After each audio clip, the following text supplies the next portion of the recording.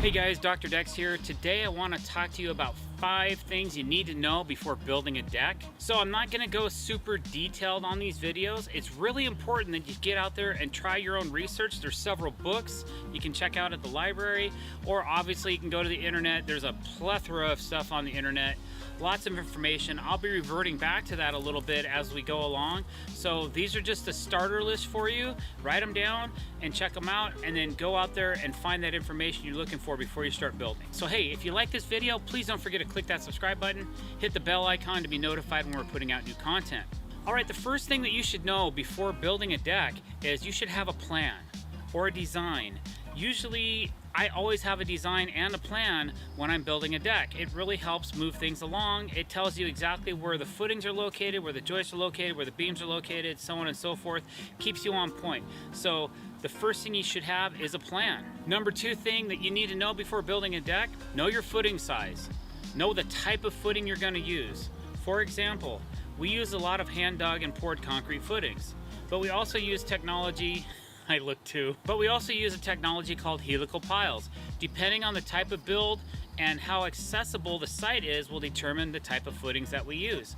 Because our load capacities are bigger in Washington State, we have to use a larger footprint. So a lot of our footings have to be sized accordingly. Sometimes I have an engineer help me. It just depends on the size of the footings. There's also information out there on the internet that you can find about footing size. So number 2, make sure you have the proper size footings and you have the proper amount of footings. The third thing you should know before building a deck is what type of framing should I use? The size of the framing, the span of the framing. There's several span charts on the internet that can help you figure out. Go to decks.com or some other span chart, just type in lumber span chart. You can look up the type of lumber that you're going to use for your region. Where I live, we use a lot of pressure treated hemlock. So we would find a species chart for pressure treated hemlock, and then depending on the size of the joist, the span of the joist, how close on center the joists are, will determine how far you can span those joists. Also, you need to know how to span the size of your beams according to how many posts and footings that you have. Everything has to be loaded correctly. So you got to make sure that you're doing your research to make sure that you get those lumber spans proper. The 4th thing you need to know before building a deck is what type of decking should I use? We use a lot of AZEK and TimberTech products. Most every single deck that we build is either PVC or cap composite. Most of my clients want a low maintenance, easy to use product that maybe you have to clean once a year, and it's easy to install and it's easy to maintain. So for us, I suppose decking would be mostly PVC. I prefer AZEK brand. That's the one I use the most. To me, it's the perfect product. I like to bend deck boards. I like to do a lot of different stuff. Again, subsequent videos will come along with some of the more of the information, but you gotta know what type of decking to use, and then you need to know how to span accordingly for that deck board. And finally, the 5th thing that you need to know before building a deck, do I need railing or not? Well, most international building code states if your deck is over 30 inches off the ground, it's required that you have railing. What type of railing should you use? Well, I use a lot of product called Regal Ideas. It's an aluminum rail system. They have aluminum picket and aluminum glass. They also have a beautiful crystal rail product. So give them a check, take a look at their products and see if that might be a fit for you. You can do lots of wood railings, but you gotta make sure that it's code compliant. So do your research. Most rail systems, you're not allowed to have more than a 3 1/15, 16th inch gap in between any space. The railing has to be at least 36 inches off the top of the deck to be considered a safety rail. In certain jurisdictions, in commercial applications, and in Canada, it has to be 42 inches tall. So just depending on where you live and your city ordinance, which I definitely suggest you check with, could be the answer that you need to what type of railing to use. Hey guys, Dr. Decks here. Today I'm going to talk to you about some things you need to start a new deck company. So if you like this video, please don't forget to hit that subscribe button. We have a lot of new people coming to our channel. A lot of them are asking for advice on how to start a company. How am I gonna start this new business I just opened, or I'm getting ready to, I'm going solo, whatever. Congratulations, guys. We have some information for you. And the first thing you need to do when you're starting a new deck company is get licensed, bonded, and insured. Okay, it's the most important thing. You gotta be reputable. The only way to start a good, reputable company and have a good reputation is by being legit. And by going legit means you're gonna get licensed in the state that you're working in. You're gonna get bonded, so in case you really screw up, the clients can come back and receive money back from a bonding agency. And you're gonna get insured by maybe a local insurance, could be maybe not local, I don't know. I have a local guy that I use, and they find me the best rate for the amount of coverage that I have, which is high, because I've represented certain clientele that have required me to have a $3 million, a $5 million bond or whatever. So my insurance agent covers that. So get yourself licensed in the state you're in, bonded and insured, and then that gives you credibility when you go out on those estimates. Now, of course, that costs more money, but it just lets everybody know that you're in it to win it, that you're legitimate, that you're not trying to fly by night or get one on and then move on. We want to be legitimate, and you can charge accordingly for that. All right, another thing you can think about as very important is having a good web page, having an ability for people to find you. A lot of people are just going to their cell phones nowadays and looking up XYZ decks, and they're going to contact you and find you through the internet versus, you know, if it's on your cellular or on a computer, doesn't matter, but they have to have a way to find you. Okay, so investing in a good website when you can afford it, or even if you're on a budget, you can put together something very quick and easy that looks nice. You know, go through some other competitors' web pages, go to my website, see how ours is, and then maybe model something after that until you can afford to hire a webmaster that does all the SEO and all that other stuff for you, that knows really how to put something together. Another thing that you can consider is social media. We use social media quite often. We've sold hundreds of thousands of dollars of decks through social media because somebody found me. And then what's cool about social media is if people really follow, if they're watching what you're doing, and then they start asking you for product by trade name when you show up for the estimate, then you know that you're delivering through that portal, because the only way that they know that it's TimberTech decking or Regal Ideas railing or G-tape or whatever other products that you're using, Fasten Master, Simpson Strong Tie, I could sit here and name them all. All those products are shown through my page. I love it when clients ask for things by name because I know they're watching, which tells me that I know that social media is working. So a very powerful one, probably in my opinion, after getting licensed and bonded, and having a good website, that is the most important way to advertise and to get your business kickstarted, is just go on social media, get yourself a nice presence on there, and it's like a digital portfolio for your clients to see. Okay, so let's say you're on a budget, you don't have a lot of things, you might need some tools. When I first started my business, I went to the pawn shop and I bought used tools. I didn't buy brand new tools. I bought used tools that I needed for various tasks or things that I wanted to have. So I think 20 years ago, the price of tools was higher than they are now. So you might be able to just go to the home center and find a sale and buy that one thing you really need and just take really good care of it. But sometimes you can find really sweet deals at the pawn shop and purchase a few used tools, get to know somebody there, and become a regular, and then they'll end up cutting you better deals because you're a repeat buyer. All right, and probably something you gotta have to start a new business is a little bit of ability. So if you don't have any skills and you just want to start a deck company without knowing what you're doing, I don't advise doing that. It's better if you gain some experience by either working with other people or practicing on your own home, or maybe a friend and family thing where, hey, I want to start building decks. I don't really know a whole lot. Can I build you a deck? But expect some possible accidents or maybe something not quite as nice as if a professional company came in and did it, or go work for a company for 6-8 months, a year. Just be honest with those people that you're going to work for and let them know, hey, probably not gonna be here for a whole lot of time, maybe a year, just so I can get my feet wet, and then I eventually want to start my own company. It's always nice to have that notification before you hire somebody or bring yourself onto a team and then just end up leaving. But it's always good to shadow somebody else and learn as much as you can so that you can go on and be a more successful business owner. And then one other thing, another piece of advice I'm gonna give you, those are some great examples of what to do to start your business.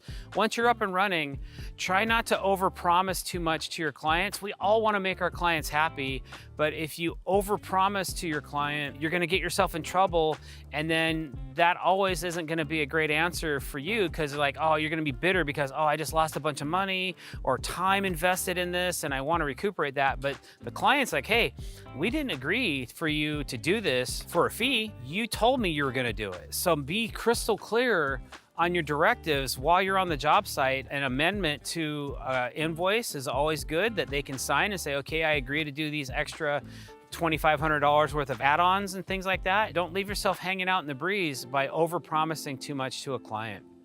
All right, guys, those are some things that I would do if I was starting my business from scratch. If you like this video, don't forget to hit the subscribe button and that bell icon to be notified when we're putting out new content. Leave some more advice below for all those newer builders out there. If you're experienced and you watch this video and you have something you want to say, put it down below. It's always appreciated.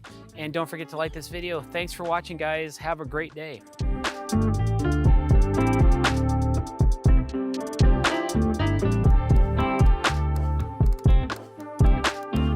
Do you want to start building decks? I've been building decks for over 30 years. I'm gonna show you everything that you need right here at our local Home Depot. Not sponsored. Let's go, guys, come on. One thing I do at Home Depot is I already know where the tool corral is. Watch out. Oh, they should put a flag on that. Shame on them. If I need to go straight to the tool corral and that's the only thing I'm going for, I always enter through the exit because it's right next to the tools. You see where it says tools? Just a quick little hack for you guys. All right, guys, so I've kind of made a list of some of the things that I use on a daily basis, the essentials. That's what this video is about, is just getting you up and running, the things you might need.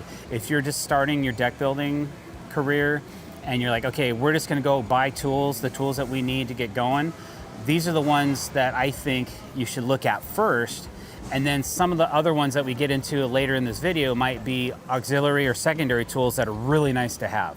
So let's start. Probably my number one now is gonna be probably a rear handle saw. And if you're gonna do cordless tools, which I think the future is all gonna be all cordless, some cordless tools I don't recommend, and we'll get into that and I'll tell you why.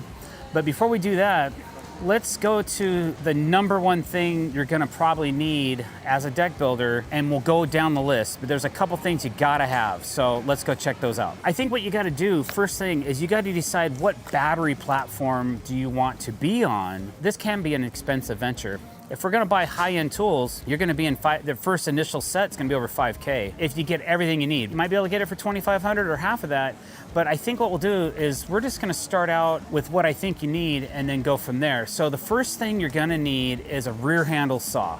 We used to call them skill saws, but that's a brand name. They used to be called worm drive saws, which they no longer are considered worm drive saws. And I've been corrected, I can't tell you how many times on the internet for saying worm drive instead of what they actually are. So for this video and all its intents and purposes, we're gonna call them rear handle saw, okay?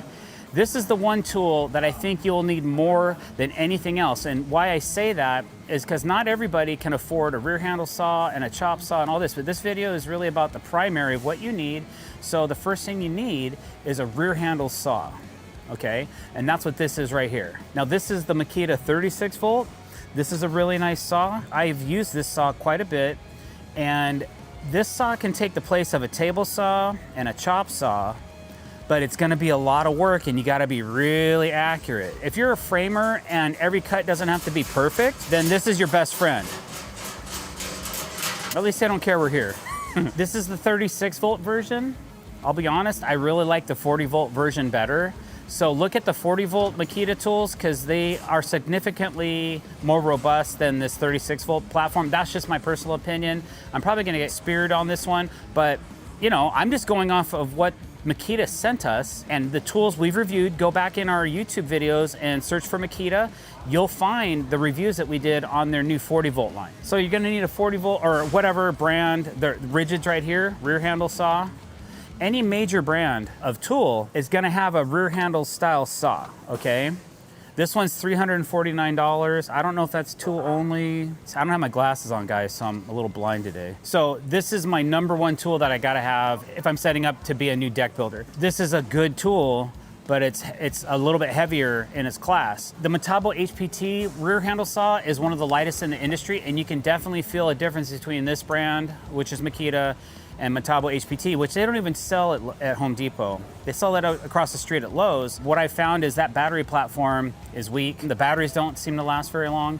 So if I were you and I was doing this professionally, I would stick it to one of three: Makita, Milwaukee, or DeWalt. Those three brands seem to have, but then again, if you're on a budget, you might consider Rigid or Ryobi, but know that you might be replacing those tools sooner than you would if you're buying the premium brand. So that's my number one tool. Let's go look at the next one. So another tool you're gonna need, it's definitely in your top 5, would be a good table saw. Now, this is where I'm conflicted personally. I've tried cordless table saws for the type of work I do and for what I need a table saw for. Not gonna work. Two disadvantages: most cordless table saws are a 8 1/4, 7 1/4, 8 1/4 inch blade. That only allows you to cut so deep into wood. I like to have a 3-inch depth of cut for those really sketchy cuts that I gotta make a lot when I'm making these custom parts and things like that for my work. But you gotta have a decent table saw. I like a rugged job site style table saw. I have this exact table saw on my site. I have for several years. It's still kicking, still working, sits out in the rain a lot, doesn't look this pretty. Now this one comes with a stand too. So you might consider this if you have the room and the space to put it. We didn't like having it on the stand, so we ditched the stand and just used the table saw because we have a thing called a cut hub. And again, cut hub's a really great tool to have. But if you're running a high budget, then consider it, because you're gonna invest $5,000 more in your cut station. We'll talk about it a little bit later. I'm sure we'll find one around here somewhere. But if you're gonna keep your chop saw and your table saw separate, a stand is a must. You might have some outfeed tables that you'll get with this. Maybe we'll find those are probably around with the sawhorses, which is another thing that you might need eventually, but not your most important thing. But a table saw is definitely something you want to consider. This one's $649. It was $699. This is a 10-inch job site table saw with stand. It's one in the box right there. That's your premium table saw. Here's your cordless version for $429. This is not a cordless version. This is actually just a compact saw. So if space is an issue, you don't have a lot of room for that, this little guy will pack into a tighter space, which is kind of cool. For me, I need as much power and as much space as I can use for the table saw. I'm ripping a lot of 2x members through the table saw, and I need a lot of power. So I'm gonna go with the biggest job site contractor table saw that I could find. Makita makes one, DeWalt makes one, I'm sure Milwaukee makes one as well. But they do have a compact version without a stand for $429. It is plug-in. Now they also have a cordless version of this saw, which I don't recommend because the size of the blade is smaller, and if I was ripping 2x10s on the table saw, I might be able to rip 2 20-footers, and then I'd be done with that battery. So unless you're gonna plug it in constantly, which is what I would do with a cordless saw. If you're doing light trim work and baseboards and just easy stuff, you're ripping only 1/2-inch thin things and doing really thin trim, then a lighter cordless table saw might be a good answer for you. I'm recommending some higher end tools, guys, because I'm a professional and I'm gonna be using them day in, day out, 5 days a week, maybe 6 days a week, and I want them to last for years. I don't wanna have to keep coming to Home Depot and buying new tools. I just want to have a tool that I can purchase once and it lasts 2 to 3, 4 years if I'm lucky, maybe 5 years, and then I replace it once it dies. This tool here, this is a 12-inch compound slide miter saw. This one's made by DeWalt. It's cordless and it's a beast. This is a workhorse. It's $700, and that doesn't probably include a battery or a charger. Tool only, okay? So for $700, you just get the saw. And that's it. But this saw, in my opinion, is worth the price. It just works. It works hard, and it actually works better on battery than it does if you plug it in. I've had 3 of these. The only thing that's gone bad is this trigger assembly up here. That's the first thing that fails on this saw because it's constantly in the rain. Well, we try to protect the entire saw with a chop saw hood, which again would be a great investment. I don't think they have those here at Home Depot, but you can look up Chop Shop and get a hood for your saw, because working out in the Pacific Northwest, we have 6 months of rain. This is gonna get wet. So we try to keep this as dry as possible to make this saw last longer. If we get 2 years out of this saw, we're doing pretty good. If we get 3, we're doing extremely well. This 12-inch compound slide miter saw is definitely something, if you're a professional deck builder, you gotta have this one. And again, guys, if you're just starting, I know that $700 may not be in your budget for one chop saw before batteries, and then you're gonna buy every 12 amp hour batteries, another $320. So you're $1,000 into your chop saw with one battery. You gotta have at least 2, in my opinion, to swap out. And you need a 12 amp hour battery really to last all day.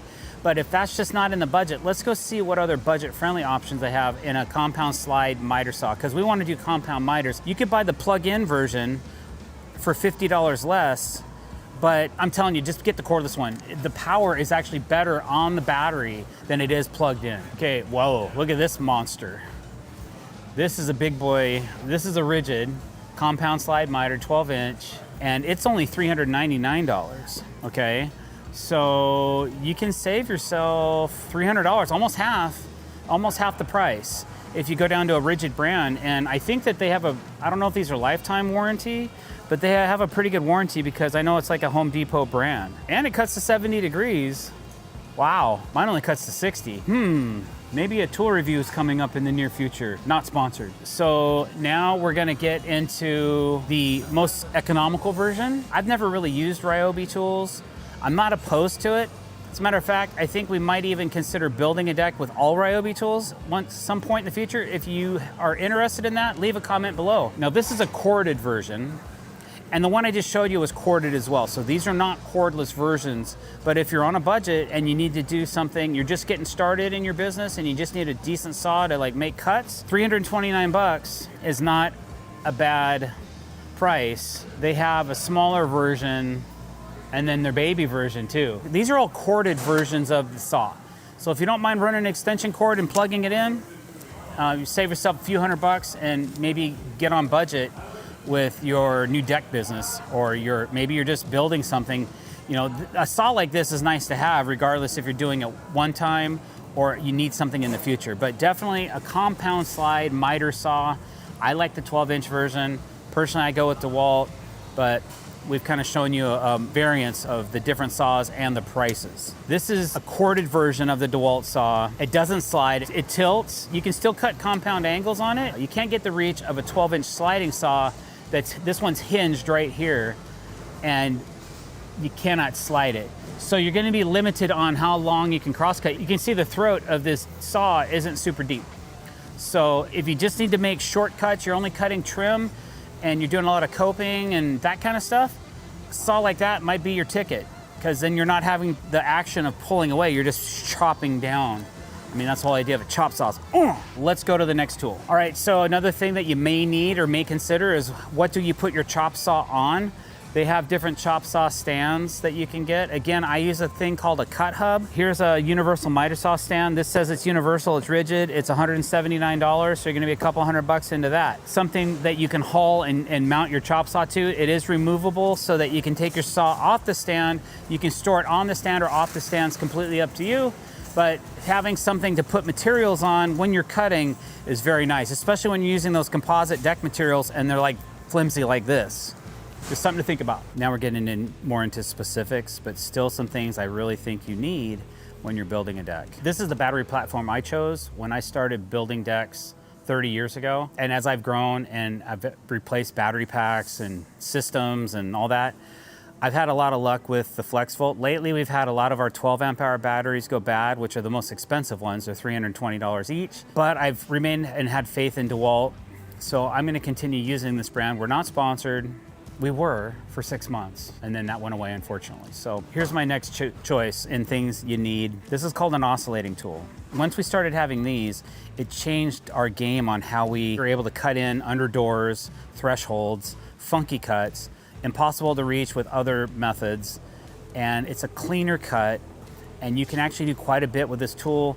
If you're cutting decking and you're running up against the house and you hit the house and there's still a half a deck board that isn't cut, we use this tool in a straight edge to plunge down. It's like a plunge cutting type saw. It's called an oscillating tool. Tool only. Never get batteries or blades or anything like that when you buy the tool. but that's how they can get it down for $149. It becomes more affordable. So you're gonna need an oscillator. Another thing, in my opinion, that is kind of a must is a jigsaw. This one here is a top handle. I kind of like the rear handle. There's a little picture right here of the rear handle saw. It does cost more, but it just works a little bit better. I own both of these. This tool that I bought is in my shop.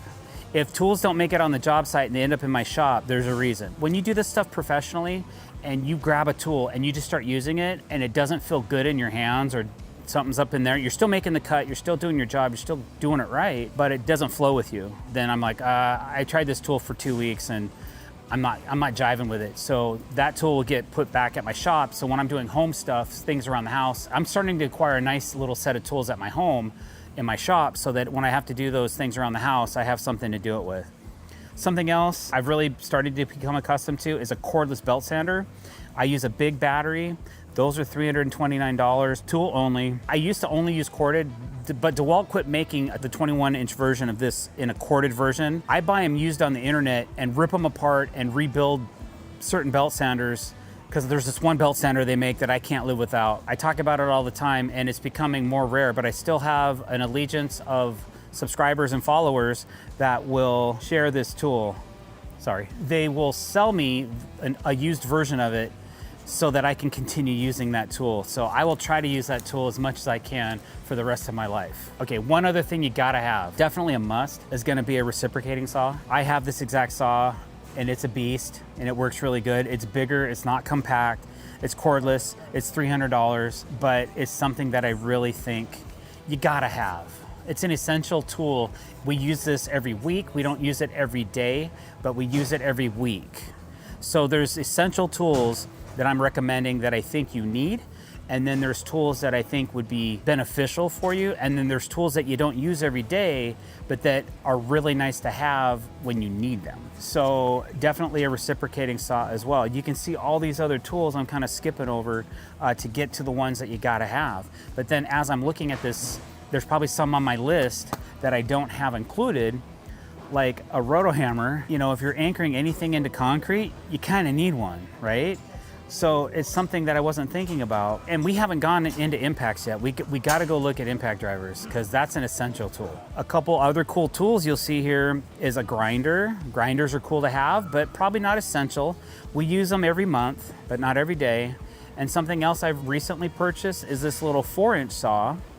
Again, this was didn't need it, didn't have to have it, but when I was cutting like a really tight radius that I can't cut with a 5 or a 6-inch blade, this is a 4-inch blade, so I've actually used this saw in replacement of some other things to get a really tight radius cut. So for that, I would say yes, but you don't have to have it. It's not mandatory. Okay, we're gonna go essential now. I've talked to a lot of people about this. There's different brands of drills. You gotta have drills. You gotta have them. If you're gonna build decks, you gotta have them. What you gotta have, in my opinion, you gotta have an impact driver. I was just here the other day talking to the DeWalt rep. This impact driver is the most powerful one they have right here. It looks like they're all about 179 bucks, which if I had to choose from this one and this one in the same price, I'm taking the most powerful one. Now this one's really cool. It's a hydraulic, so it's quiet.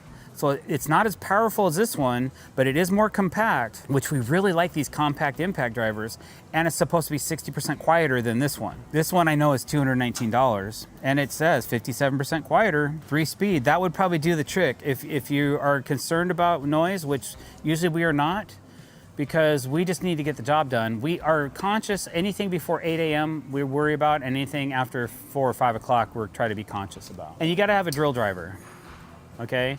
So you gotta have something that you can have a keyless chuck to mount up your tools with, but I like these speed chucks that the impact drivers have. It's easy on, easy off. So you gotta have a set, and then sometimes you can buy a combo kit that may come with these two right here, which comes with an impact driver and a drill driver. Sometimes they're selling you maybe the next best impact. It's not the latest and greatest they have. But this combo kit right here, you can get 2 4-amp-hour batteries, a 1/4-inch impact, a hammer drill, for 329 bucks. Here's one on sale that was $399. You get two amp, but I don't know, oh, you get a 5 amp hour and a 2 amp hour battery for $320 on sale. So that's not a bad deal. That might be a good starter kit. Cool, guys. So we've shown you some tools. We've given you like a good range of tools, but what else does a master deck builder need to build a deck? Well, obviously we need some lumber. You guys have heard the horror stories. Let's go over and check them out. I've been caught in here a few times picking lumber. We have treated lumber. A lot of it that comes in units, but you know, if you're not the first person to get in here to open up a fresh banded unit, you're going to end up having something that's been selected through where you may not have the best options for what you need. They do sell pressure treated hemlock here at this local Home Depot, and it's all pretty fresh. You can tell because it's kind of wet. It's a little bit damp smelling in here even when you come into this aisle. You can feel the moisture on the top of the board. And sometimes when you flip the boards, you can still see they're wet, depending on how often they're restocking the materials. So you can buy basic pressure treated materials at a home center, and you have to come in and select what you want, put it on a cart it to the cashier, pay for it, and then go load it into your vehicle. This is usually not how I buy lumber. I used to when I first started. So if you're just getting started and you get comparative pricing from different companies, usually my local lumberyard will beat the price that I'm paying here at my local Home Depot. Sometimes not. I know guys that have very successful businesses that they only buy from Home Depot. They just go straight to the pro desk. They don't even come out back and look at anything they're buying. They just have the team come together at Home Depot. They come and build the package and ship it or send it out. So it just kind of depends on how you have the relationship. If you get to know somebody at the pro desk that's been there a while, then maybe they can give you a better price, or you buy in bulk. Sometimes you can save some money that way. Let's look over here for a second. You can tell the top of this unit's been rifled through and the front of this unit has been rifled through. What you're looking for if you want to come in here is if all the tags are in one direction and they're all fairly neatly stacked, this section of this unit probably hasn't been dug through. Same thing here. You can see all this mess on top, but then over here, this is all clean. So if I was gonna start looking for lumber, I just move all this out of the way and I would start going through this here. Hey, something new for you guys, all right? This is unincised pressure treated. So you guys are used to seeing, I get this question all the time, what are those marks in the material that I see? Zoom in on here. So you can see right here, all these incisions, that's called incising or incised lumber. They have a knurling machine that creates all these incisions. So when they pressure treat the lumber, it forces a treatment deeper into the wood. What if you're building something and you don't want that ugly look? They have another way of pressure treating where it's unincised, it's smooth, pressure treated hemlock. This is done differently. I think it's pressurized longer because they gotta force the treatment into the material. I don't know if it's done in a different part of the plant or if they use the same tanks to pressurize this as they do the incised lumber, but this is for beauty. This is not for framing, because it's gonna cost more because it takes longer to make. And I don't know what the actual price variance is. We could compare, but this video is not really about lumber pricing. It was just a way for us to show you some of the lumber. But the thing that I kind of crack up is you see all those videos where, you know, you see a board and it's just like completely twisted or warped out or waned out or whatever. Sometimes the quality that you get in some of this lumber isn't as great as some of the lumber that you can get from other vendors. That's the pressure treated story, guys, but I wanna look at some more premium products. Let's see if this place has any like really beautiful clear cedars or something like that. We're gonna jump an aisle over. And if you want a deal, you can always go to the 70% off cart and get some really nice waned out tree bark. All right, so now we're kind of getting into some tight knot cedar, which, you know, that looks nice. It's not terrible. I wonder if they have any clears. It doesn't look like they do. Most of this stuff has some tight knots to it. But if I was considering buying like a tight knot pine or something for my soffit, I would consider looking at Lumber Plus and the Maximo line of their woods, because they have a high quality product. It's thermally modified. They have a 20-year warranty on it, and it's good for interior or exterior. So consider Maximo for your next fine wood purchase. Thank you, Maximo, for sponsoring this video. And if you want to check out Maximo, go to their webpage. Links in the description below. And also, if you're local, they have a lot of stores in Florida, but they're also expanding all over the nation. So check out and see where your closest location is to you. You might be able to find some really beautiful exotic hardwoods that are thermally modified or different species that we've used in some of our softening materials on our decks. Okay, and then auxiliary tools that you may need or you may not need. A cordless planer is pretty cool. I have to have this. Don't necessarily need this, but I use this to shave down high spots in joists, which comes in really handy. Buy some extra blades though, because you're gonna take some out when you're hitting joists with metal in them. And then I also have this cordless router. It's really nice. It ain't cheap. We use it for V-grooving PVCs and spoil boarding stuff. Again, it's not mandatory, but it's a cool tool to have, okay? The rest of this stuff I can live without. I think we gotta talk a little bit about hand tools. You gotta have a few hand tools when you're building decks, right? So from here across, these are all pneumatic tools, which means they need air and a hose and electric to run. But then, and here's a pneumatic tool, but then here we have cordless versions of some of the nail guns, which is what we've gone to. And you can see that just for one nail gun, like well, this is an angled finish nailer. There's roofing nailers, finish nailers, and I was just wondering if they had a framing nailer up here. Ha! Here's a framing nailer by Milwaukee for $379. Probably no batteries are included in that. Most of the Makita stuff is pneumatic. It's something to consider. You might need a nail gun if you're framing decks and joists and beams and things like that. You're gonna need a way to put it together, and so we do that quite often. Eventually you're gonna need some saw blades. Usually every saw comes with one. You can see this Home Depot's fitted out really nicely with Diablo. I always stock up at Christmas, and then I'll just draw off of those blades all year long. And then if I happen to come in and they have a Christmas in July sale or a big sale in July or August, I might grab another batch if we're low on something. Okay guys, so we're getting close. Like we have shown you mostly tools, electric, cordless, that kind of thing. Now we're into the hand tools and just a few things I like a daily carry. Let's talk about your daily carry stuff. Always gonna have a blade on me. I like this press and flip fastback by Milwaukee. This is probably my favorite blade to keep on me. Probably this one right here. It's $14.97. I have one of these, but I never use this screwdriver. Probably because I forget it's on my hip. This one, I use this all the time. So I like this particular one. They do sell a combo kit. I just wish they sold two of these instead of this one and this one. I don't, this one's a little bit cheaper, but I can get these for 10 bucks in December. So I never buy them for 20. Why buy them for 20 when you can get them for 10?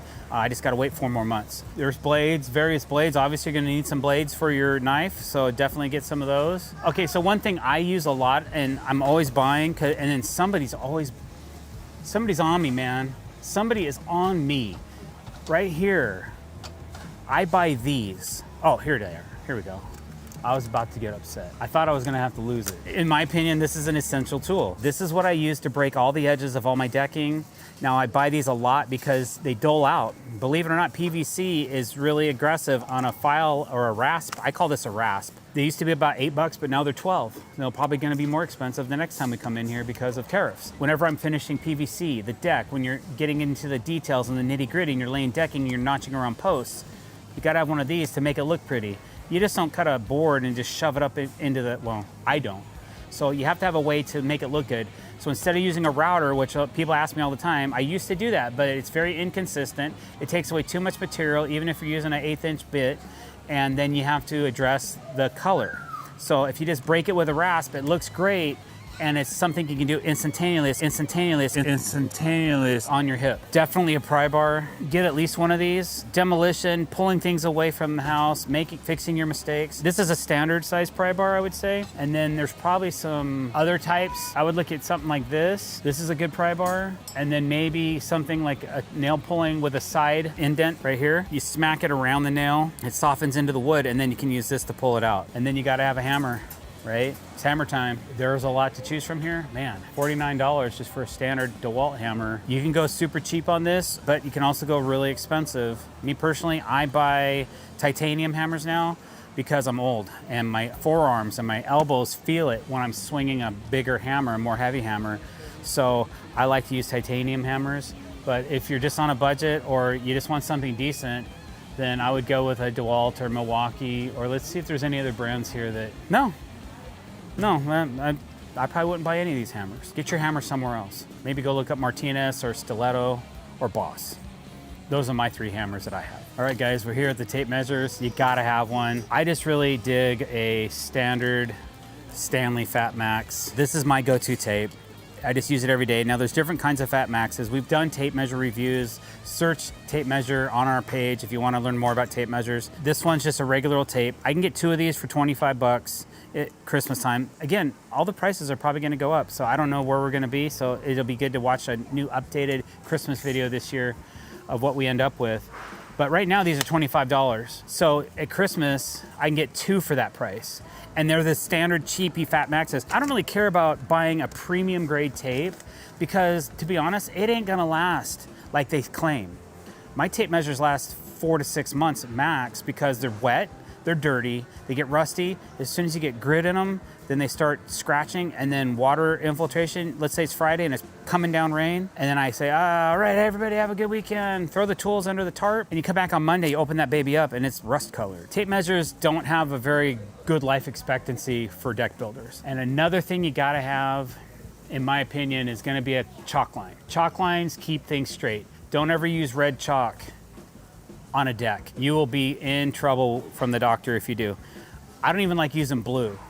So what I do is I buy the chalk line and I don't use this. I have 3 different chalk lines on my job site. I have blue, I have violet, and I have white. White and violet are for chalking the deck on top of the deck when we're trying to make straight lines on the deck.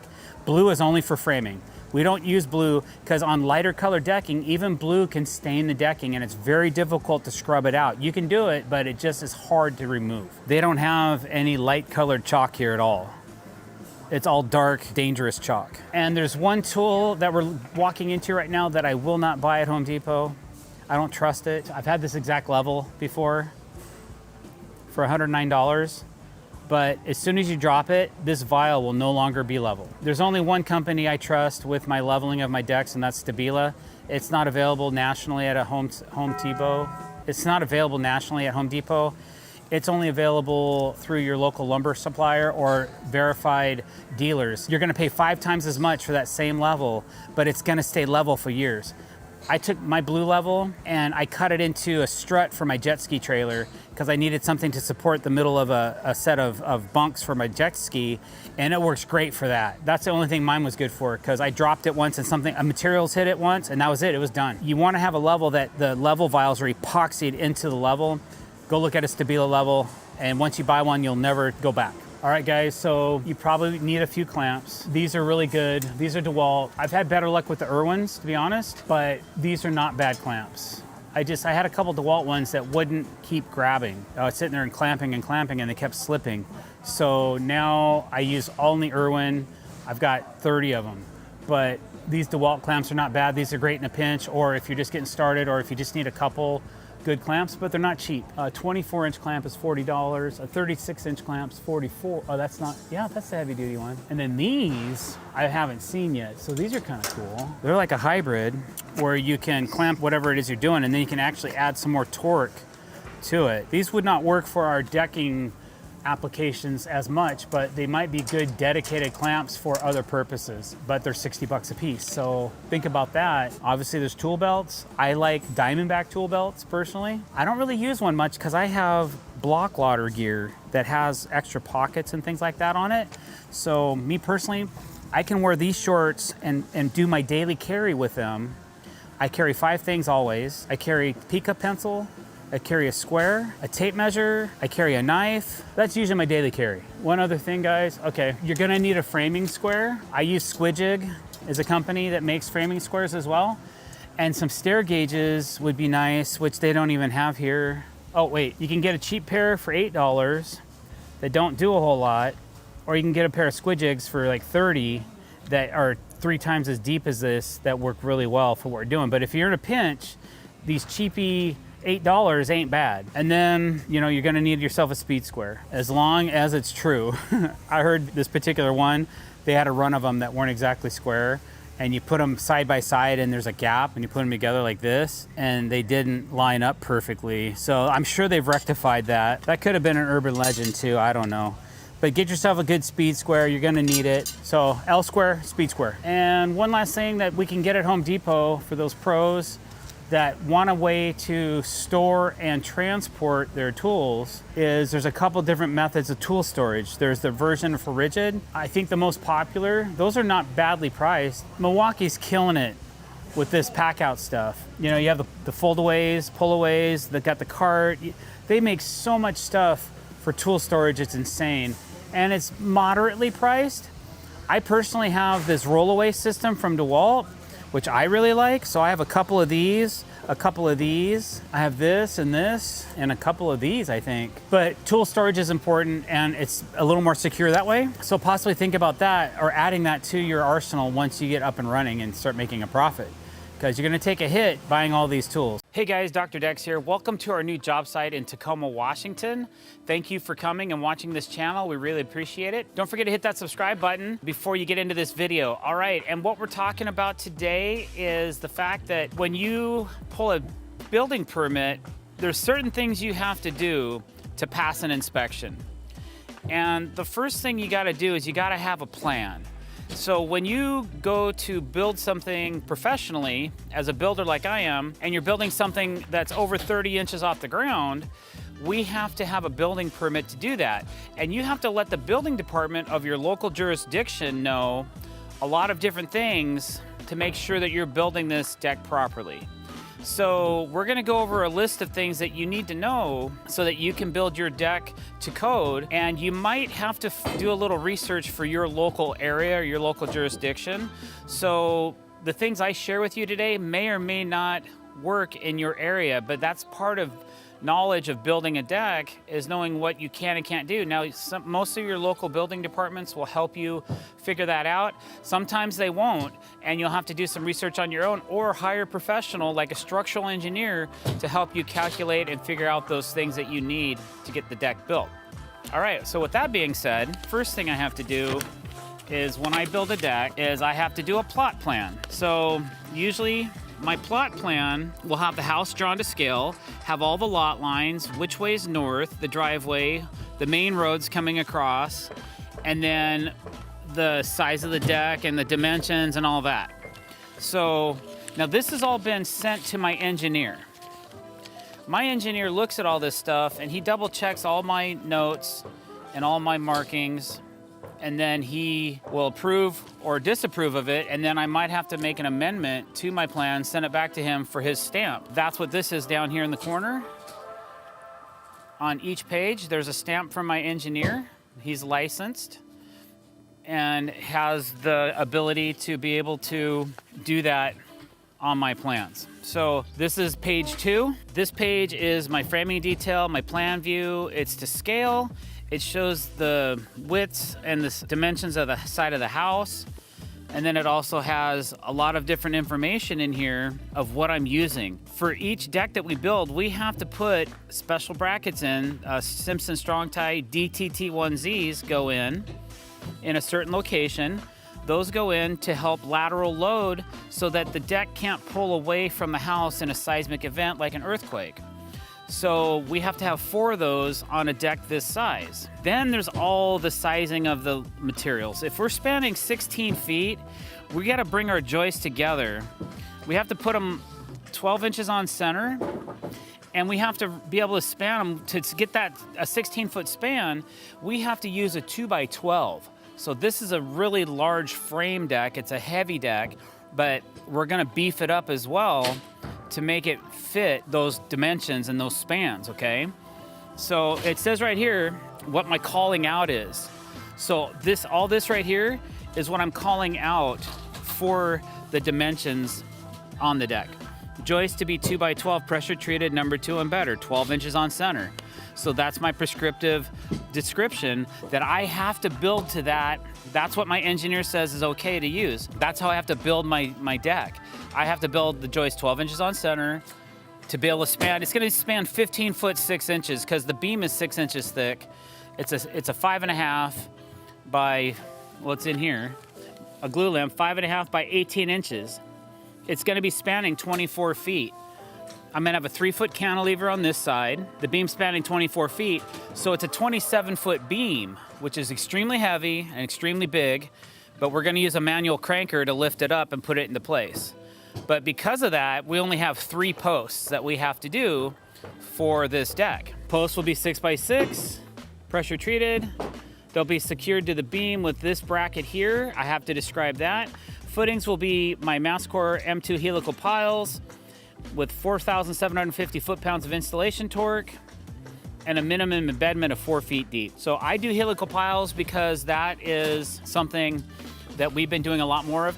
If I didn't do helical piles on this deck, I would have to dig a 3-foot by 3-foot by 2-foot deep hole and pour 2 to 3 yards of concrete, plus put rebar in it. And all that can be eliminated with a helical pile. So I have a machine, we have pressure gauges that we use to record that, and then we also have a special inspections form that we fill out, and we have a special inspection here, a witness to witness the pressures, a representative from my engineer, and then he witnesses the pile pressure. We only have to do 3 piles on this particular deck. So this is the front view. I do a lot of my stuff in color. I think it helps showcase the deck a little bit better than everything in black and white. Some of the stuff that I've called out for on this is repeat the helical piles. I repeat them on different pages just to make sure that the plans checkers understand. But here's the glue lam right here going through. There's our 6x6 posts. There's that 24-foot span right here that you can kind of see. And our positive connection from post to beam is right here, showing all this stuff. And then we talk a little bit about our rail system and how that works. You gotta make sure that you describe your railing and maybe include the engineering packet for that as well. If you don't, the building department may call out to you and say, hey, okay, we understand you want to use this type of railing, but we need the engineering for it or the proof that it's going to withstand 200 pounds of force when you push on it, that it meets our local building code for different reasons, for elevation, height, spacing. You got to make sure you don't have more than a 4-inch gap anywhere on your rail system. Then we get into a side view. So this is a little bit simpler, but basically it just shows the deck from the side. Again, talking about the helical piles or posts, our glue lam beam, the joist span, how we're connecting it, the type of railing. And then there's a side note that the city put in here for us to read.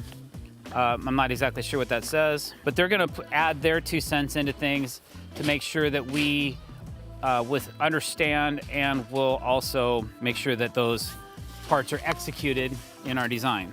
This talks about uncovered decks. So we're not putting a cover on this deck, so no big deal. So then here's a flashing detail. It kind of shows the blocking support that we're gonna have for our Regal ideas. It goes back over and talks about the glue lamp beam, the 6x6 posts. Here's our helical piles.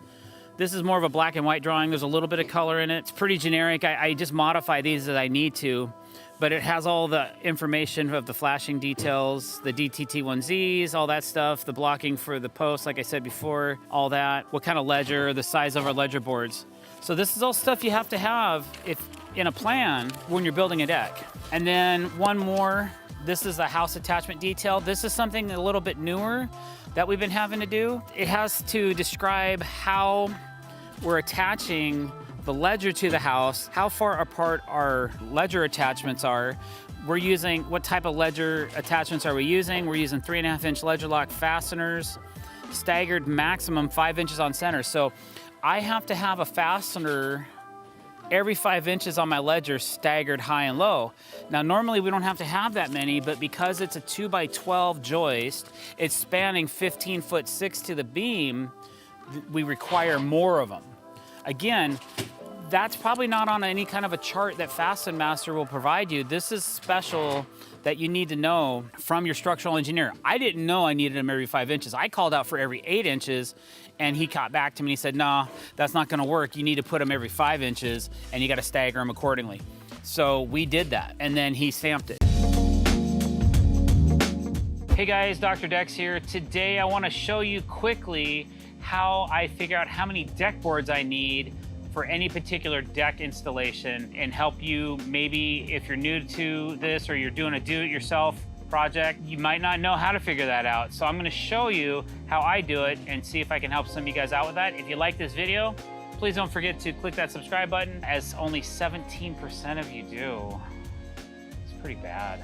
So hit that red button and hit the bell icon if you want to be notified when we're putting out new content. All right, so why don't you join me over my shoulder and I'll show you guys how I do that. All right, guys, so for all intensive purposes, let's just say we're building a 12 by 20 foot deck.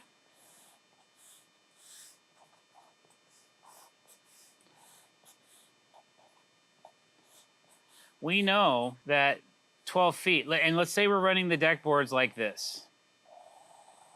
So what you got to do is you got to take the width of the deck, which is, and I'll put this in inches, so it's 144 inches. And you got to divide that by your width of your decking. And then I usually add the gap because it could save you a deck board or not. Usually I'll order a board or two extra on every project, but if I'm really tight on material or I don't want to have extra, what I'll do is I'll take that 144 inches and I'll divide it, divided by the width of your deck board, which is 5.5 inches or whatever your width of your deck board is, plus gap. Okay? And my gap is going to be 3/16. Okay? So 5.5 plus 3/16, or we'll say 5 and 11/16. Okay, so let's mathematically put that into the calculator. That's assuming that you're exactly 144 inches of width.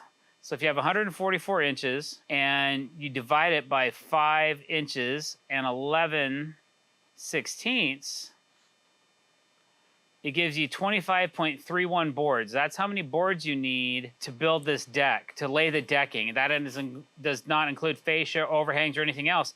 So I would buy 26 boards to complete the surface of this deck. So hopefully that makes sense to some of you. All right, guys, and that's really all there is to it. It's not a difficult mathematical quiz or anything like that, but some people have actually asked me, how do I figure out how many boards I need to install my deck? Hey guys, Dr. Decks here. Today I'm going to show you how to demolish a deck safely. Now, we've all seen it on TV, we've all seen it in the movies, how you hook it up to your truck and you just floor it. That's not how you safely remove a deck. There's nothing safe about that. I don't advise doing it that way. So we're going to show you today how we dismantle a deck. We do it in stages. So if you like this video, or maybe you learn a little something, you see a new tool that you haven't used before or that you might obtain because of this video, please don't forget to hit that subscribe button. 83% of you do not subscribe to our channel, and we're trying to raise that ratio. So do me a favor, click that button. Hit the bell icon if you want to be notified when we're putting out new content. All right, so the first thing we're going to do is, after we get everything unloaded, we're gonna have an empty truck staged and ready to go. After that, we're gonna cut all the rails off the deck. Now, since we're taking it to a recyclery, we don't really care if the railing is in good shape or not. Sometimes we'll leave it in longer lengths if we need some sidewalls to hold up for more debris, but usually we just cut it and try to compact it as much as possible. That's the secret when we're taking a deck down. Because I'm putting it in the back of my flatbed truck, we have to try to compact it as much as possible. So we don't like to leave big chunks of stuff. If we do, we put those on at the end of our day, where we already have all the flat stuff down in the bed of the truck, and then we put all the chunky stuff on top. So basically what we're gonna do, we're gonna take all the rails off, then we're going to systematically take the decking up with some tools that we have. We're gonna cut it into 6-foot lengths, take that up. After that's done, then we'll remove the framing one joist at a time safely, and then we take the beams and the posts down. Sometimes we'll tip those over if it's safe, and that's okay to do, but we're not gonna hook it up to the mini skid steer, for example. Just because it's here and it's powerful and has a lot of pulling force, we're not gonna use that to tear down the deck. We might use it to lower some stuff, but we're not gonna use it to pull it away from the house, okay? All right, so stay tuned and see how we do. All right, so first step, you gotta have a place to take it. A lot of people will have a dumpster or something like that to throw all their stuff in. That's a great way to do it too, but it's expensive. I can get rid of this load for about $150 to $200, sometimes up to $400, depending on how much things weigh, the time of year, if it's full of moisture. It's always by weight. But basically, what's left in this truck is just stuff from our last project. But I already told the guys, hey, take out any garbage because I'm not going to be able to dump it at a recyclery. We're going to just put it in the back of the truck. So all this stuff I can dump with our load that we're about to take out of here. So we got an empty truck. Time to get going. We're gonna start ripping things down and start getting them ready to go. When you're trying to take a deck down, the first thing we do is we remove all of the railing. Railings can stay up for safety reasons, but if you're demolishing or if you're comfortable with demoing something, you just need to get it out of your way. So the first thing we do is take the rail down. We're gonna take it down in sections, probably 3 or 4 feet at a section, up to 6 feet, but no longer than that. So it'll compact into our truck and fit nicely, and then when we go to dump it, it'll come out as well. So that's the first thing I gotta do is just cut up some short sections of rail.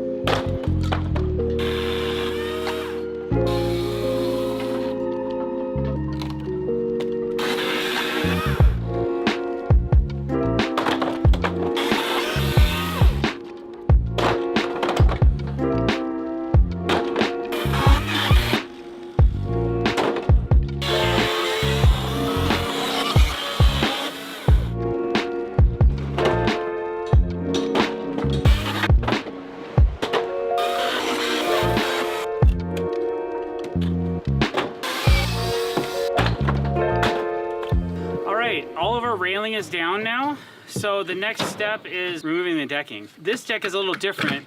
Some of it's been remodeled and has a newer composite product on it.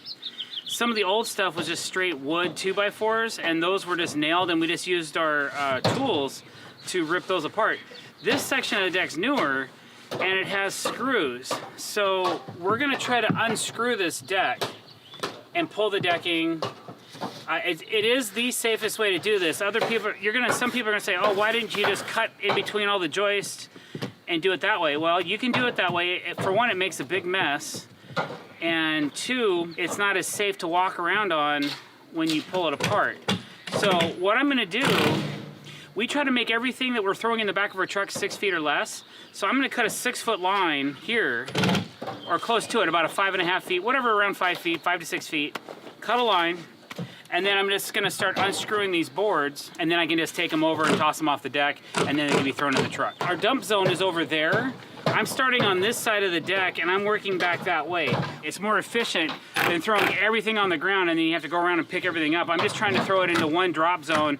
Everybody knows where that drop zone is, so we all steer clear of it as we're walking around it, so nobody throws something off the deck and knocks somebody in the head.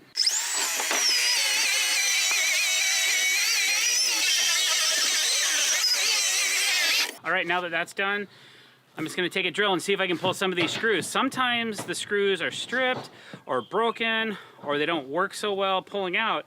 We'll go to alternate methods after that, but we're gonna start with the one we think is gonna work the best.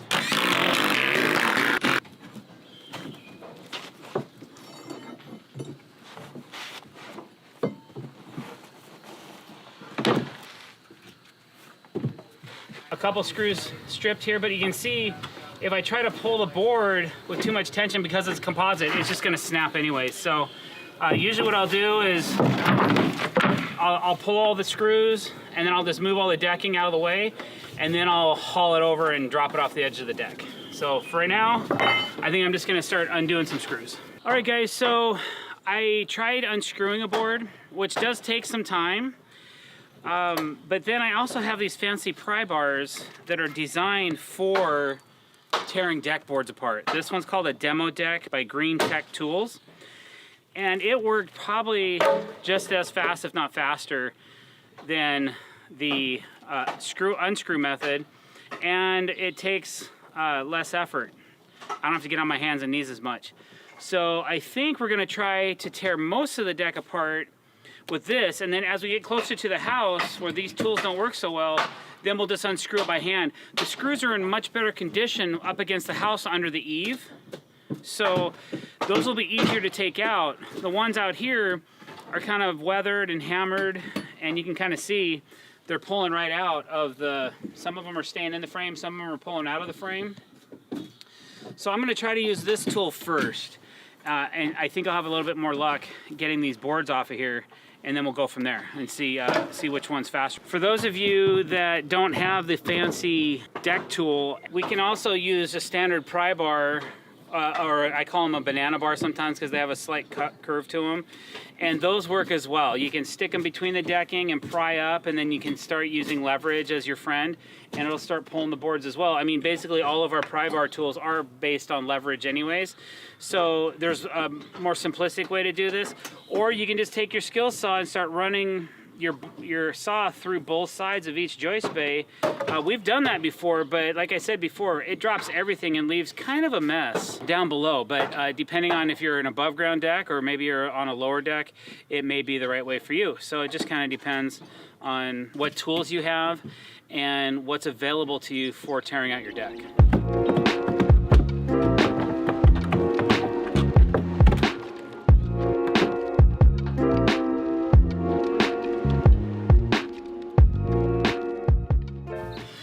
Okay, so now I'm getting close to the house.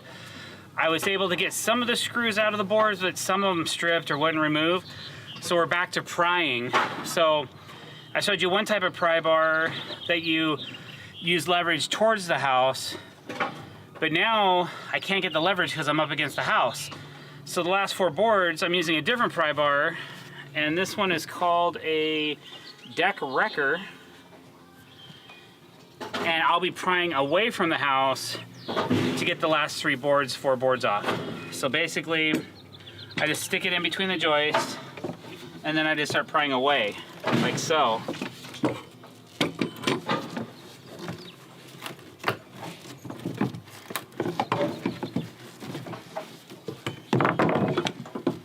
And that's how that one works.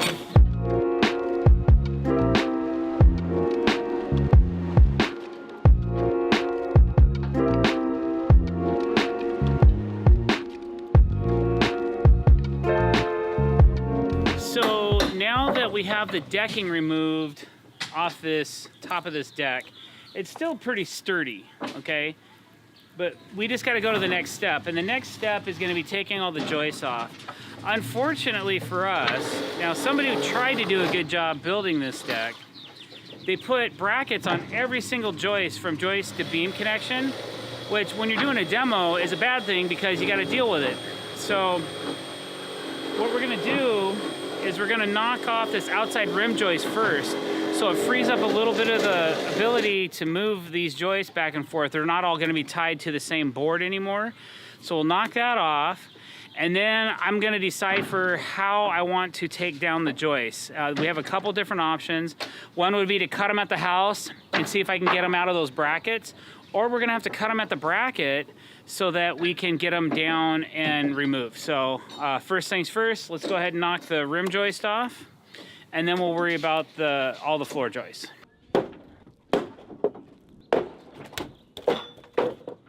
I really didn't think it was gonna come off that easy, but you can kind of see that they only had 2 screws into some 2x4s, which really wasn't holding much up.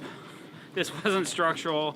So lucky for me, they weren't all attached into here. They were just attached into here, which doesn't make a whole lot of sense now, does it? But it is what it is. Looks like it was a repair.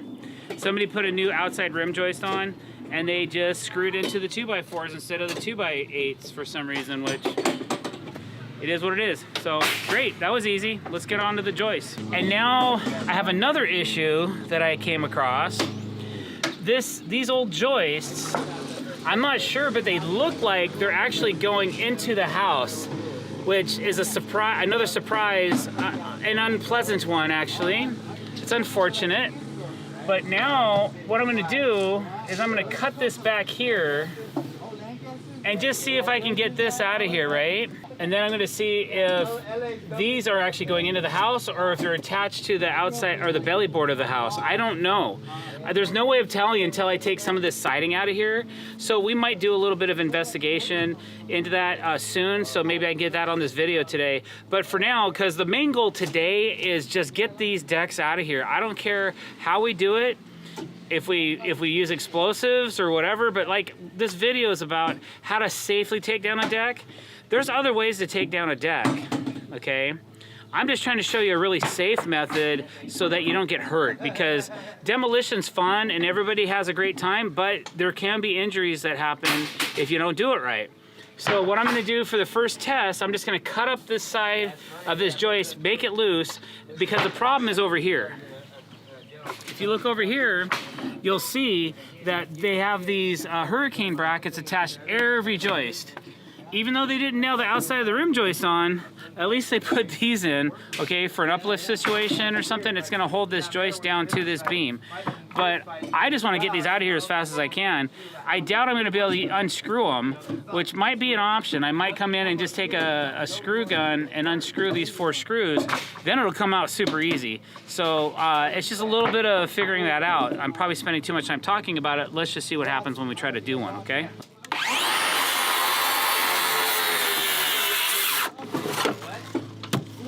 Okay, another bummer. Remember that 2x4 that everything was attached to on the outside rim joist? Unfortunately, I have to cut through that on the other side, which I don't think I can quite do. Okay, I'm gonna have to grab a Sawzall to finish my cut.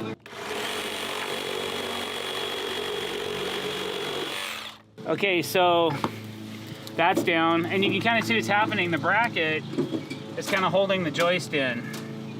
So either we got to rip this out, which is, I don't know, a little hokey. I think I'm gonna go grab a Phillips and see if I can undo these screws really quick. It'll just come apart so much faster. And then what we'll be left with, once that's done, is we'll just have this up against the house and this board. We can deal with this later, after this is demoed. While I'm setting helical piles, the guys can be over here working on the side of the house, getting things straight, getting all this material, the rest of the material off. We just want to get the chunk of the change out of here today, and then we can worry about the stuff on the house next week.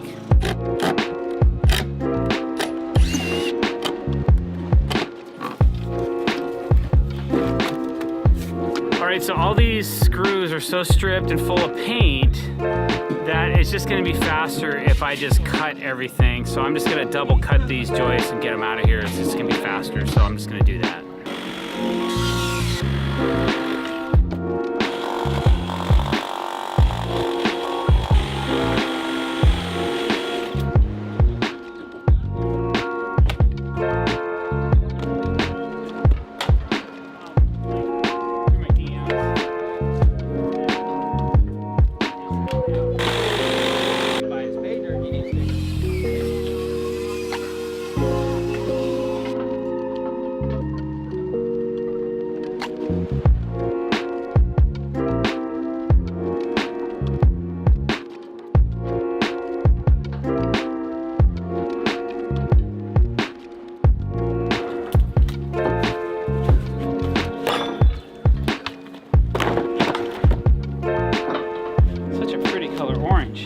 Alright guys, so now all the joists are safely removed from the house. We still have all this to deal with. It just really depends on the type of deck you're tearing down and how old it is and how decrepit it is will determine how fast it comes down and with what kind of ease or difficulties. Since these joists are protruding through the house, we have some extra work to do over here to prep the side of the house. But again, what I'm really worried about today is just getting all the materials down and out of our way so we can start rebuilding this deck. So now that all the joists are moved and all the brackets are taken off, or all the joists are removed from the brackets, this is very wobbly now. Look at that. Okay, so a little more dangerous. It's not super high off the ground, so it's not too bad of danger. The deck over there is much higher, so we'll have to be a little more careful when we take that section down. Sometimes we can, if we give it enough push, you can kind of see this deck is built on a footing block, and the entire footing block is moving when I push on this. So there's a couple ways we can do this. I can take a Sawzall and just cut through these posts and just let this thing flop over, which is probably what I'm gonna do. Sometimes we can actually just push the whole thing over and it will just flip over. But because the footing block is giving us some resistance, I'm just gonna go ahead and cut through both of these, and then this thing will just flop over, and then this section of the deck's done. It's demoed, and all I have to do is finish loading it up in the truck, and then we can leave.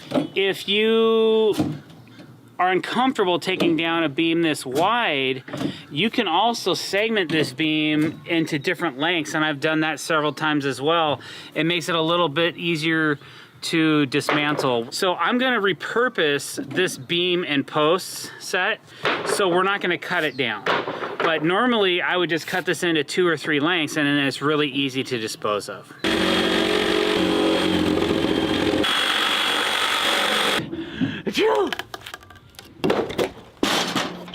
Oh man, I hit my machine.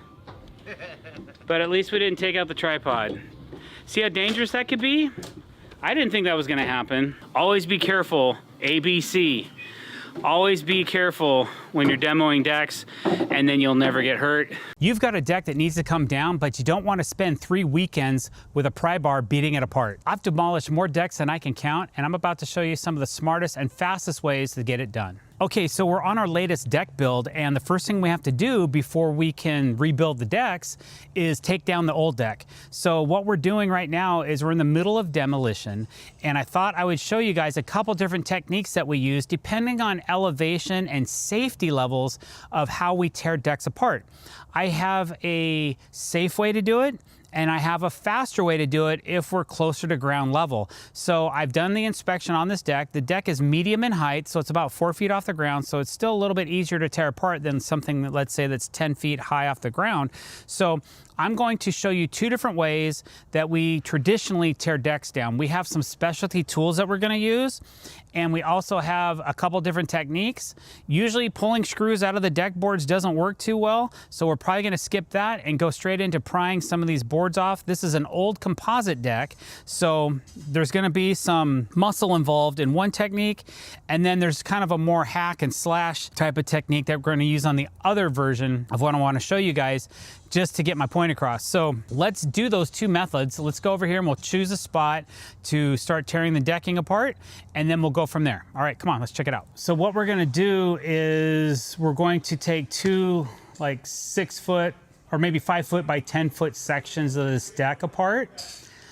And before we do that, we have to remove some railing. So that's usually what we do first. It has to be done on every project. So we're not salvaging this railing. We're not trying to save it, none of that. So we're just gonna make 4 quick cuts on it with a Sawzall. And then I'm just gonna toss the railing down here. So we have this little area that we've demoed a set of stairs and railings off of. And the guys are still working on it. But we're gonna go ahead and I'll just throw all my scrap down into this area. So it's not damaging anything. It's just a cool place for it to land. We'll drop, it's our drop zone, we'll call it. So everybody knows to steer clear when somebody's tossing something, but just a nice place to put everything and stage it and not make a mess out of the yard. So I'm just gonna grab a Sawzall and make a few cuts. If you're not trying to salvage your railing, this is pretty much the fastest method I have to do this, except maybe a chainsaw. So if you want to use a chainsaw instead of a Sawzall, I just happen to have a Sawzall handy with a brand new blade on it, so I'm gonna use that. One thing you want to remember, if you're cutting through railing, there's usually fasteners, metal nails or screws going in through these top caps, so I'll never cut my line in this first section right here. I'll come over 6 inches and I'll cut here where I have a nice clean cut where I'm not gonna be damaging the blade. I am using a Milwaukee brand blade, not sponsored, but it's called an axe and it has some carbide teeth on it, so it should cut aggressive but relatively quickly. All right, here we go.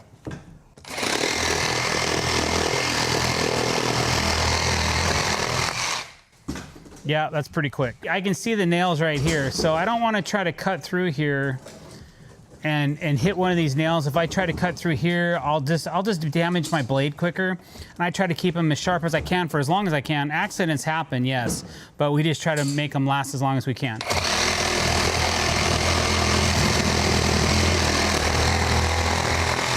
Top done.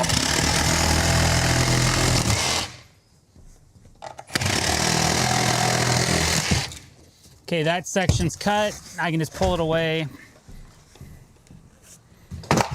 Toss it down there. It just opens things up for us. I'll do the same thing over here. We have some stuff up against the house. I'm probably gonna cut this right here, and then we'll address this later where we take a little bit more time and we're a little more fragile up against the house so we're not damaging the siding.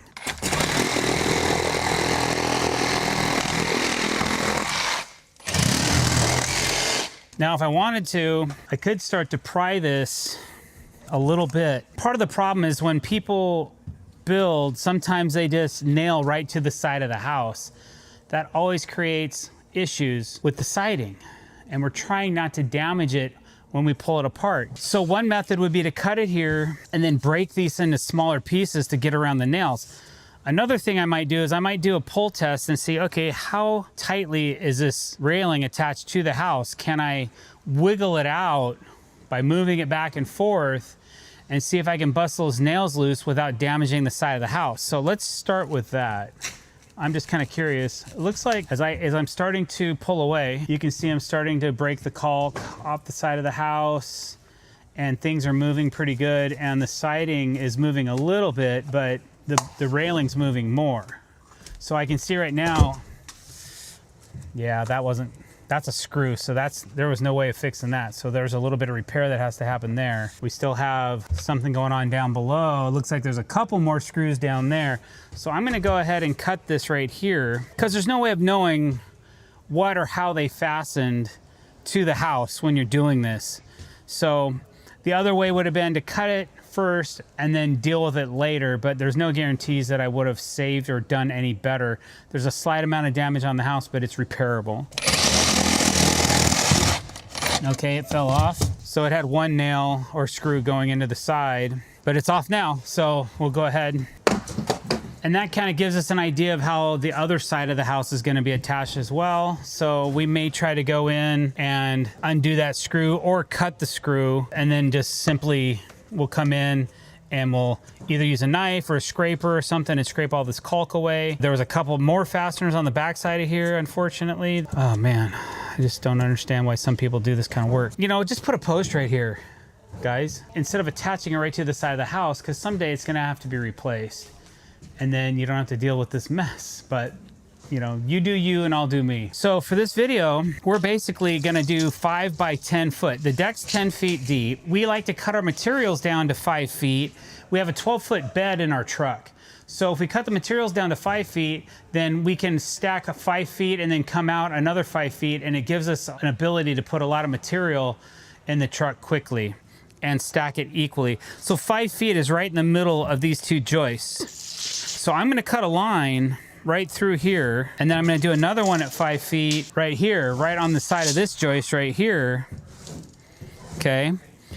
And that'll be my 2 sections for cutting apart. I'm gonna do 2 different methods. I'm gonna do one where I'm gonna pull all the deck boards off with my deck pulling tools. Usually we do that on really tall decks where we have to dismantle the deck, but then I have another method I wanna show you where I'm actually going to just cut lines in between the decking, and then I'm gonna cut the joists side by side, or then I'm gonna cut the joists on each end and just take the whole section out as decking and joist. It takes up more volume in space as far as like if we're trying to pack a truck to go to the dump.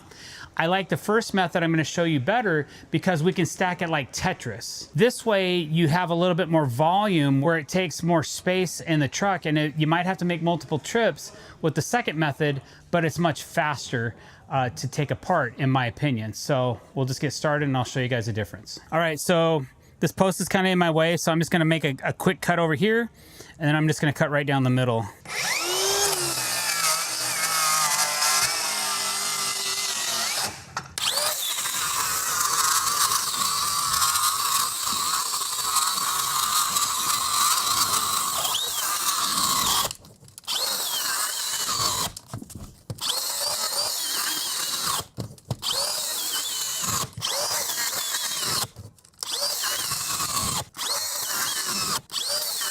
So the reason the saw kept bogging down was, I think as I'm cutting this decking, the board is pinching. It's like the deck's moving a little bit while I'm cutting the decking, and it's pinching on the blade and making it bind. So I had to keep pulling the saw out to do it. We may switch saws to a more powerful saw to see if it doesn't bog, or it just by cutting it in a different spot may not do the same thing that it did here. So all I'm doing now is I'm just getting one deck board removed so that I can start using my pry bar tools to pop all the deck boards up. So I just need to cut a little bit extra out of this one deck board to do that. Okay, there we go. Oh boy. Boy, these are really in here because this deck's covered. These are really in here. So now I'm thinking, do I possibly try to remove these deck boards? But that would be a pain in the rear. Sometimes the hardest part is getting the first one popped, and then we can use leverage as our friend. Let's see if we can just get one to pop.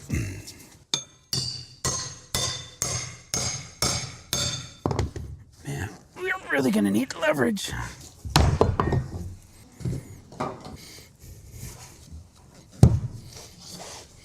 I think there's screws, okay. So this decking, it's old Trex and it's old composite.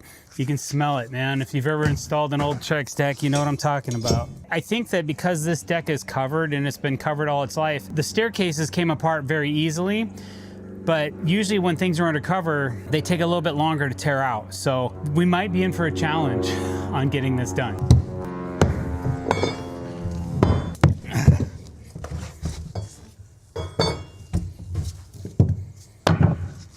Okay, now that we have the first board up, we have a couple different pry bar tools here. This is normally how we demo a deck. We come in and we use these two different removal tools.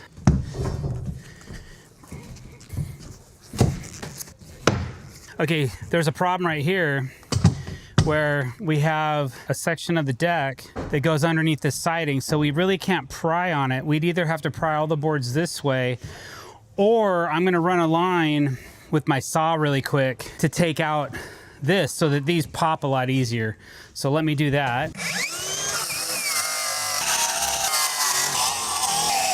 So quick tip for you, sometimes if you're experiencing that problem, I just loosened up my depth gauge on my saw for my plate and left it loose, and then it frees up the saw a little bit, the blade, and you can raise and lower the blade easier to keep it from binding so bad. Okay, let's see how that worked.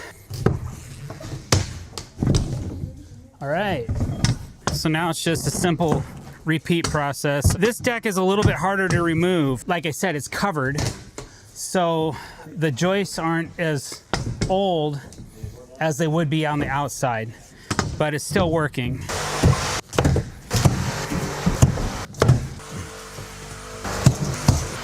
This is called a deck wrecker, I believe. This is the deck wrecker, and this is called a demo deck. And this is basically a wheelbarrow handle with a piece of metal forged to it. And these are both tools that I've used year over year demoing decks, and each one has a specific use. Let's see how this one works. It's all about leverage. So when you get closer to the house, you can't use a demo deck, but you can use one of these.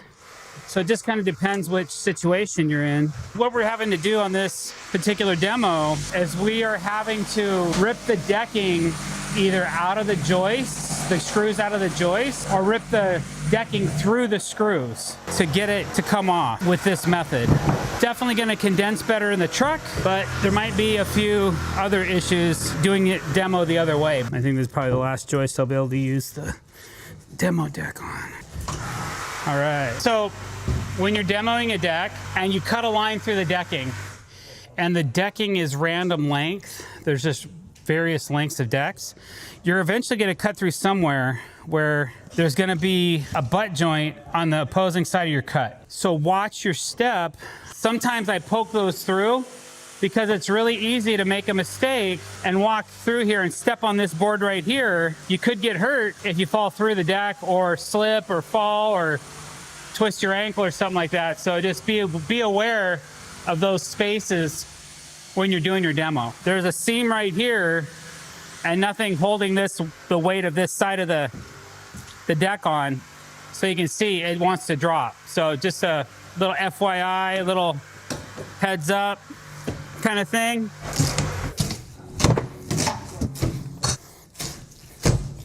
Let's get this last full deck board off of here. The last part of this deal is to get this section ready to go is I gotta cut the joists out of it. So I'm just doing that quickly with a rear handle saw, and it's just 4 joists, but I gotta get them cut to get them out of the way so that this section's pretty much demoed. Then we have this little outside section to deal with, but it's a specialty section. So we're not going to tear that apart right now. We're just trying to show you the difference between one of our traditional ways of demoing compared to what I think is a faster way.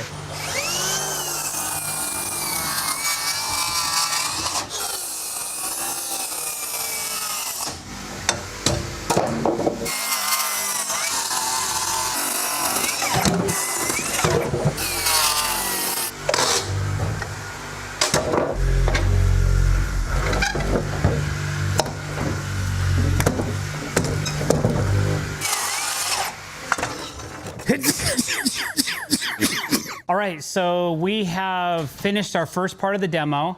I'd call that a traditional way we would demo decks. We've done it that way for many, many years. But now we're gonna do a little bit speedier demo. One thing I did do is because I noticed how weak the Metabo saw was cutting and it was binding up and getting a lot of composite gumming up the blade and pinching it, I went to a little bit more powerful saw. So I'm gonna go with this DeWalt saw. It has a skate plate on it. So the skate plate lets things ride a little bit easier. They roll easier, so it makes for an easier cut. And I'm also gonna leave the depth level gauge unlocked so that the base plate moves up and down like this. So that should hopefully make an easier cut, because now I'm going to be cutting a line through each area, each joist I'm cutting a line through, and you'll see why in a minute. But we're just going to cut one line in between each joist where the decking is, and then we're going to just cut 2 lines with the Sawzall, and we're going to drop these joists with all the decking on them and everything, and we'll see if that speeds things up a little bit. I'm pretty sure it's going to.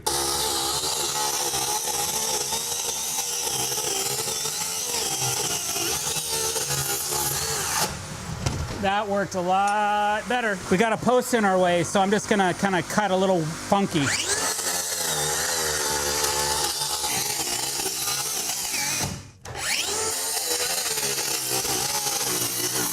I think this blade might even be a little bit dull. Seems to be still cutting all right. So now what I've done is I've cut through, you saw that? Now I'm gonna step down here and I'm just gonna use a Sawzall because I can't really fit a skill saw in here or a warm drive saw or a rear handle saw. Hey, be careful. When you cut a bunch of lines like this and you're walking across it, be very careful because you can trip and fall and everything's loose now. A little more dangerous way to do this, okay? So I'm gonna stand on the joists. You can see the decking move. Okay? So just watch it. Here we go.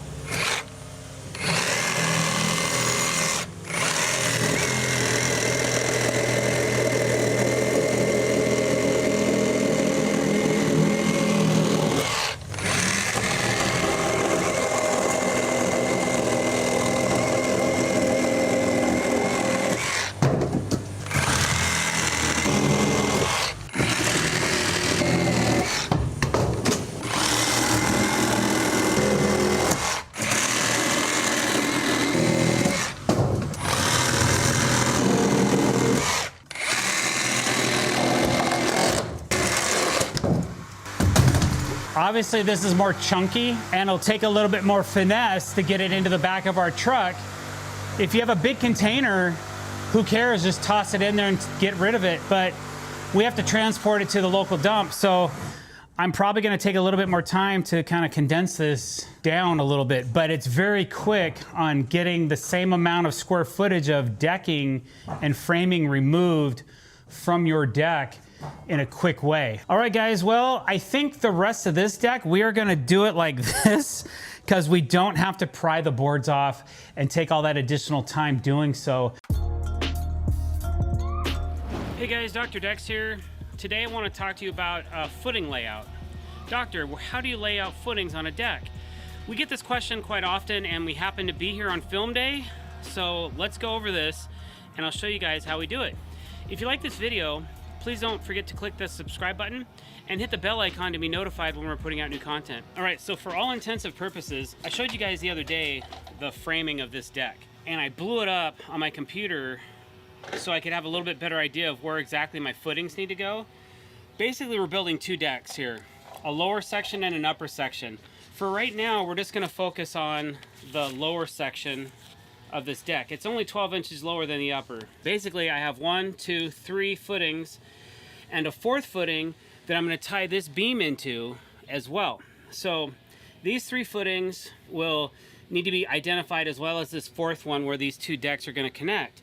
So what we did is we're calling out for a 12-inch round, which I'm just gonna do a 12-inch square, because the reason I chose to do square over the concrete is we have to cut open through the concrete, jackhammer through the concrete, and then dig 2 feet deep through the concrete to create our footing. And then we're gonna put a little bit of rebar in there and pour concrete. There's already a square pattern on this cement slab. So what we're gonna do is I cut out a piece of plywood in a 12-inch square, and we're gonna lay out the footings over the concrete slab as squares instead of circles, because there's a square pattern that's traced in all the lines in this concrete, and we just think it'll look nicer. So we're gonna take a concrete saw and cut 12-inch squares. So what I've done is I've identified, basically, here's the side wall of the house, right? We have a 4-foot landing that's coming out past the corner of the house over here. Our first footing is 2 foot 6 inches max. So I'm going 30 inches, which is 2 foot 6. 2 foot 6 inch to the center, which gives us about a 2 foot 24 inch 28 inch cantilever on a 6x12. That's great. That's plenty of structure. So our first footing is going right here. You can see it drawn as a circle on my drawings, but we're actually doing it as this square right here. So I took this 12-inch piece of plywood, 12-inch square, I marked it at 6 inches and 6 inches, so I kind of could line it up to my string. Now you can see here that there's already, it's out of square, but there's actually a line right here. So I'm gonna use that line as one of my cut lines. What I did was I took my aluminum square, I have aluminum fold-out square, and I took my Stabila plate level, and I squared the plate level up to the brick. I'm assuming the brick is gonna be basically square to the house. Train. So what I did was I squared that up to this level. So this really, right here, where I marked this piece, see this red crayon? That's the end, that's the edge of my deck, the outside edge of my deck. Okay, so from the outside edge of my deck, I came in 30 inches. Okay, so that's gonna give me about a 27-inch cantilever past the post, because I'm using a 6x6 post. Maybe 27.5 inches. It'll be somewhere in that neighborhood. And on my plans, I called up to a 2 foot 6 inch cantilever, so I'm coming inside of that a little bit, which is what I like to do. So I'm just taking a crayon, I'm gonna line up my first template, and I'm gonna go ahead and draw this. And this gives Dustin a place where he knows where to cut. And then I'm just gonna have him cut on this line right here, because it just happens to lay out so close, so I said, okay, good enough. So there's my first footing, okay? Now what I have to do is I have to figure out where this footing is, because this footing's pulling double duty. This footing's gonna hold not only this deck corner up, but that deck corner up as well. So that footing is very precise. Now this was pretty precise. This is within a 1/4 inch of where it needs to be. We still have to pour the concrete, smooth it out, put our brackets in, so on and so forth, okay? So what we're gonna do next though is we're gonna go down and identify where this footing needs to go. So let's go down here. All right, so basically, if you look at the upper, we still have some of the framing attached on the house, not a whole lot, but if you look up here, you can see where the upper deck and the lower deck kind of intersect and where they change levels. That's where the house changes level as well. So the door areas change. So what we're doing is our upper deck is going to stop right where that last joist is right now. Okay, so what I got to do is I got to take my plate level, which is over there, level down, put a mark on the brick, and then do the same thing where I square everything up, come out here, and then that's where I'll figure out where my next post is gonna go. So I'll do that, and then we'll continue on with the center markings of the other posts. So just so you know, I don't think I went over this yet. This beam on this lower deck is 10 feet away from the house. That's what this string line represents right here. 10 feet away from the house, okay? That's already set. I've double checked it, man. It is money, money. And so I'm really confident that when I lay these out, they're gonna be looking good. All I have to do now is level down and then square across, and then I can figure out where my next footing goes. So that's what I'm gonna do now. All right, so now what I'm doing is I'm taking this joist, right? And that's where the new deck is gonna end at the exact same spot. So I'm gonna level down. My plate level is pretty level. I have some lumber sitting here. Maybe I could just mark that. I just need something that won't move a whole lot so I can be accurate. Okay, so what I'm gonna do, I'm gonna put this square right up against that plate level, and that's the mark I need. I'm gonna go ahead and mark this too, just as a reference point. Okay, so now what I have is basically the end of this deck I have marked at the bottom of the house on the brick. Now I'm going to use my plate level. I'm going to pull it back out to 10 feet because that's how far I have to come out to the string. I'm going to put that under there. I'm going to put this plate level like so. And then now I need to square the plate level up to the brick so I know where my footing will land, okay? So I might grab Dustin for a sec. I need you to bring that plate level this way until it takes up this gap.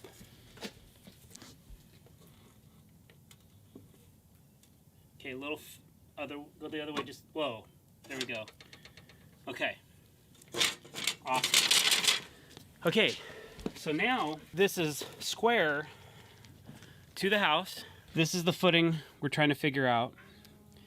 This is where the two decks change elevation, right here.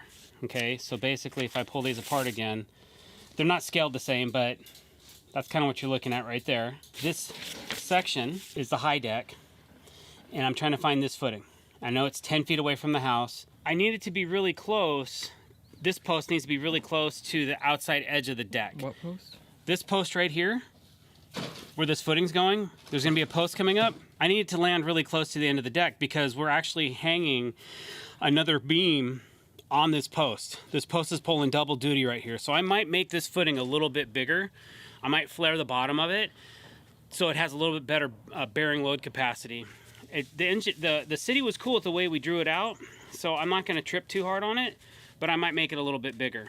Okay, so there we go. So now I know this is square to the house. This is the outside edge of my deck. Okay.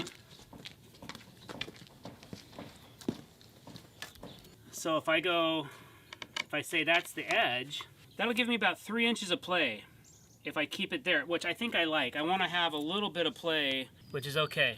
So I choose to put my next footing right here. And this is my double footing. So this footing does double duty. It's gonna hold both decks. Okay.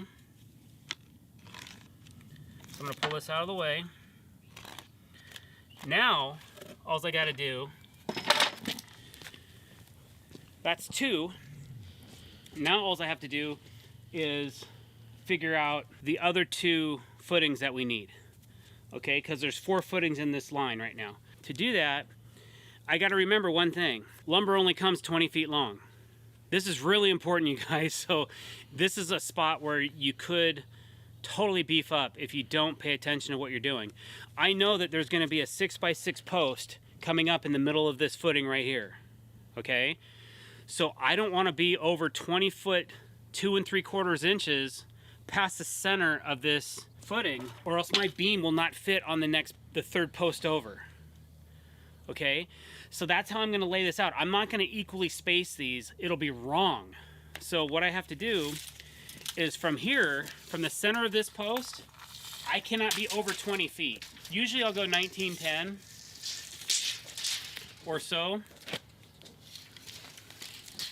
So we'll come back here, make sure we're centered over the crosshair of our plywood template, okay? Then we'll go back over here. Okay, so 19 foot 10 will be the center of our footing.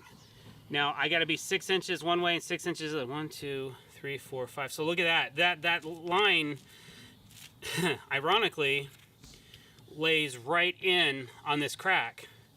So I'm gonna bring that template over here. I'm gonna go ahead and line up on this crack here. And now we are gonna cut a little bit more on this side of this one. But everything looks pretty good. I got a little bit of crayon left. Let's go ahead and draw it out. There we go.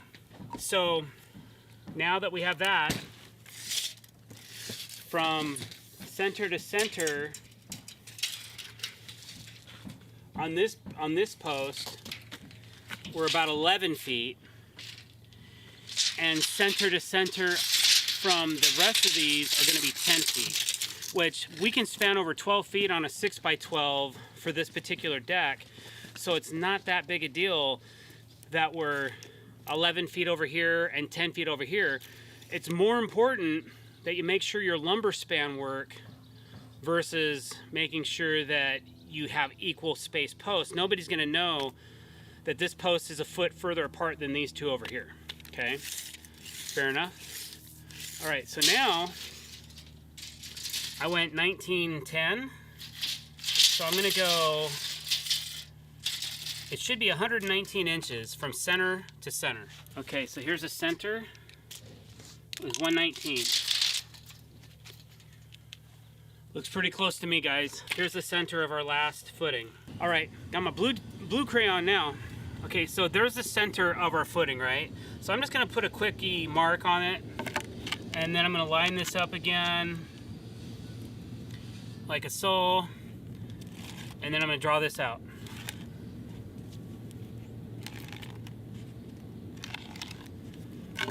All right, so there we go. That is how I figure out my layout for my footings for a deck. Hey guys, Dr. Decks here. Welcome to our current deck build. We are right in the hot and heavy section of building a curved staircase. I don't do this every day, but when I do, it is a cluster mess of figuring things out. We are problem solvers, and that's what we're gonna do today, is solve a couple right on camera. So if you like this video, or you're getting it, or you like the actual structure we're building, please don't forget to click that subscribe button. We really appreciate it. Okay, so what I'm doing right now is we poured concrete on Friday. Okay, I'm gonna start over. So last week we poured concrete, we let it set up over the weekend. Now we have to put in some support. So what I'm doing is I'm installing some 4x4 support for the staircase. Normally I use 4x6 posts, but there's a reason why I'm using 4x4 posts for this particular build, because I'm running these 4x4s all the way from our concrete footing on the ground through the stairs and up to the top, where we can use it for a rail post as well. Okay, so it's multiple purpose. It supports the staircase from the ground. It's gonna hold up beams on the underside of the stairs, and then it's gonna come through and we're gonna sleeve it for a rail post, just like we did on all the other posts on this project. If you go back and watch some of our earlier videos on the same project, you'll see that we had some blank posts, and then we put nice post sleeves over those, and then we put our rail system in. We're gonna be heat bending rail kits to fit this curve, which is going to be unique as well. So stay tuned for that. So what I'm doing today though, and the reason we're shooting this video, is I have a concrete pad that I didn't put anything in. It's just poured concrete with a smoothed off top. Then I'm going to use one of these strong tie ABA 44Z. It's a Z-Max coated elevated post bracket for a 4x4. They have a ABA 44, they have an ABA 46, and they also have an ABA 66 Z, which stands for Z-Max. It has a special coating on it that resists pressure treated lumber chemicals and things like that. So we're going to use one of Strong Tie's Titan bolts.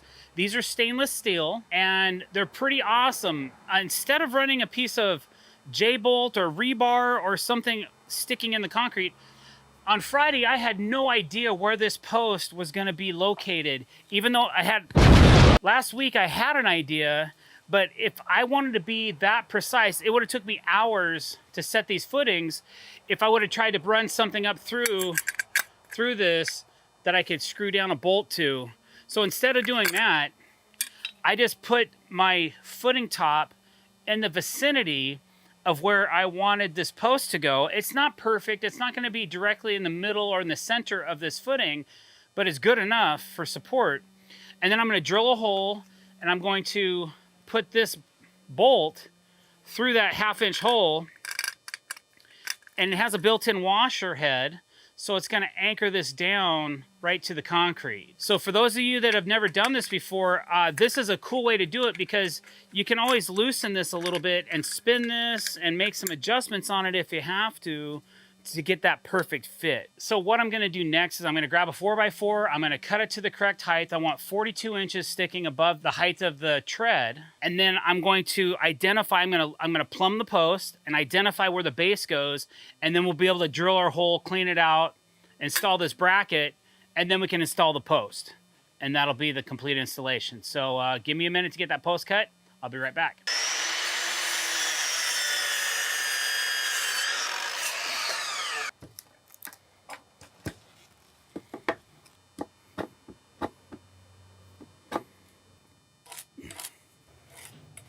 Okay, so I have identified where the 4x4 bracket needs to be installed on the concrete. So now I'm going to drill a 1/2-inch hole with this roto hammer so I can put this bolt into the concrete. So we'll get that drilled out and we'll hit the next step.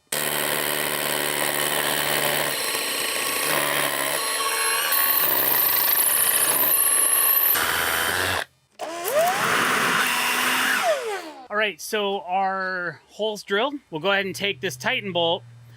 I'm going to use an impact wrench to get it close to tight, and then I'm going to take a torque wrench and torque it to recommended specs that is on the Simpson website, Simpson Strong Tie webpage, okay? You can go there, www.strongtie.com, look up the torque specifications for Titan bolts, T-I-T-E-N. Titan bolts. So here we go. I'm making sure that it's sitting pretty close to where my pencil lines are.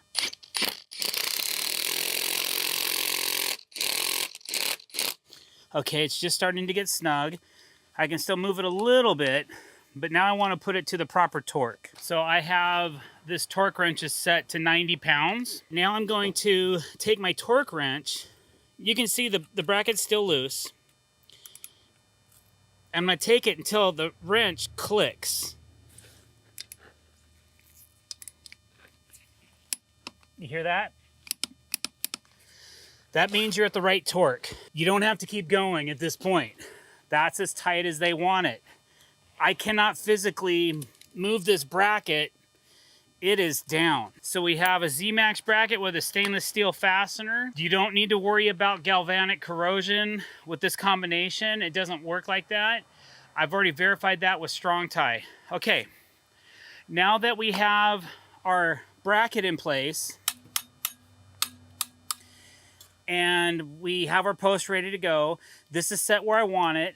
I'm gonna go ahead and set this post into the bracket. The reason I opened it up a little bit was because I want to make sure that it's sitting all the way onto the base of the bracket. Okay, I'm just going to take a clamp. I'm going to clamp this post temporarily to this stair box just to kind of hold it in place.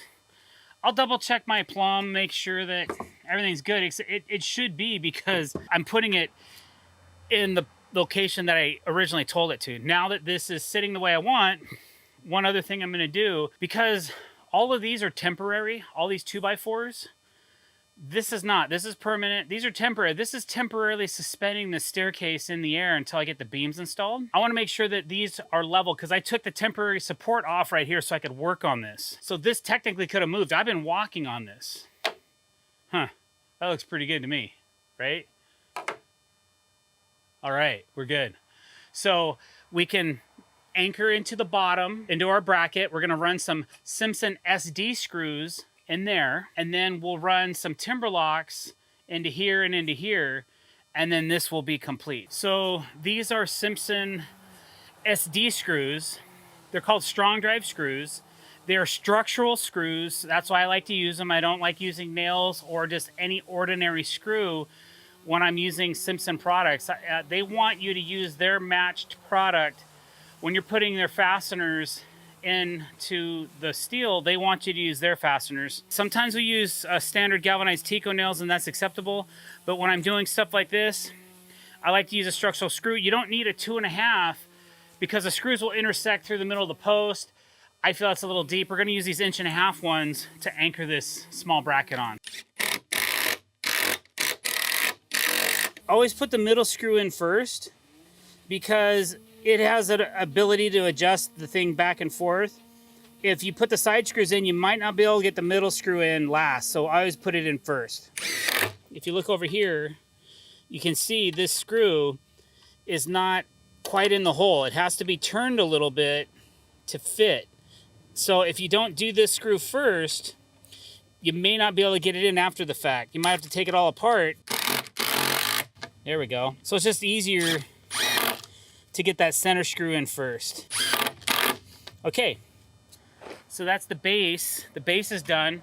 Now let's go up and install the fasteners into the post up above, and then we'll take this temporary support apart.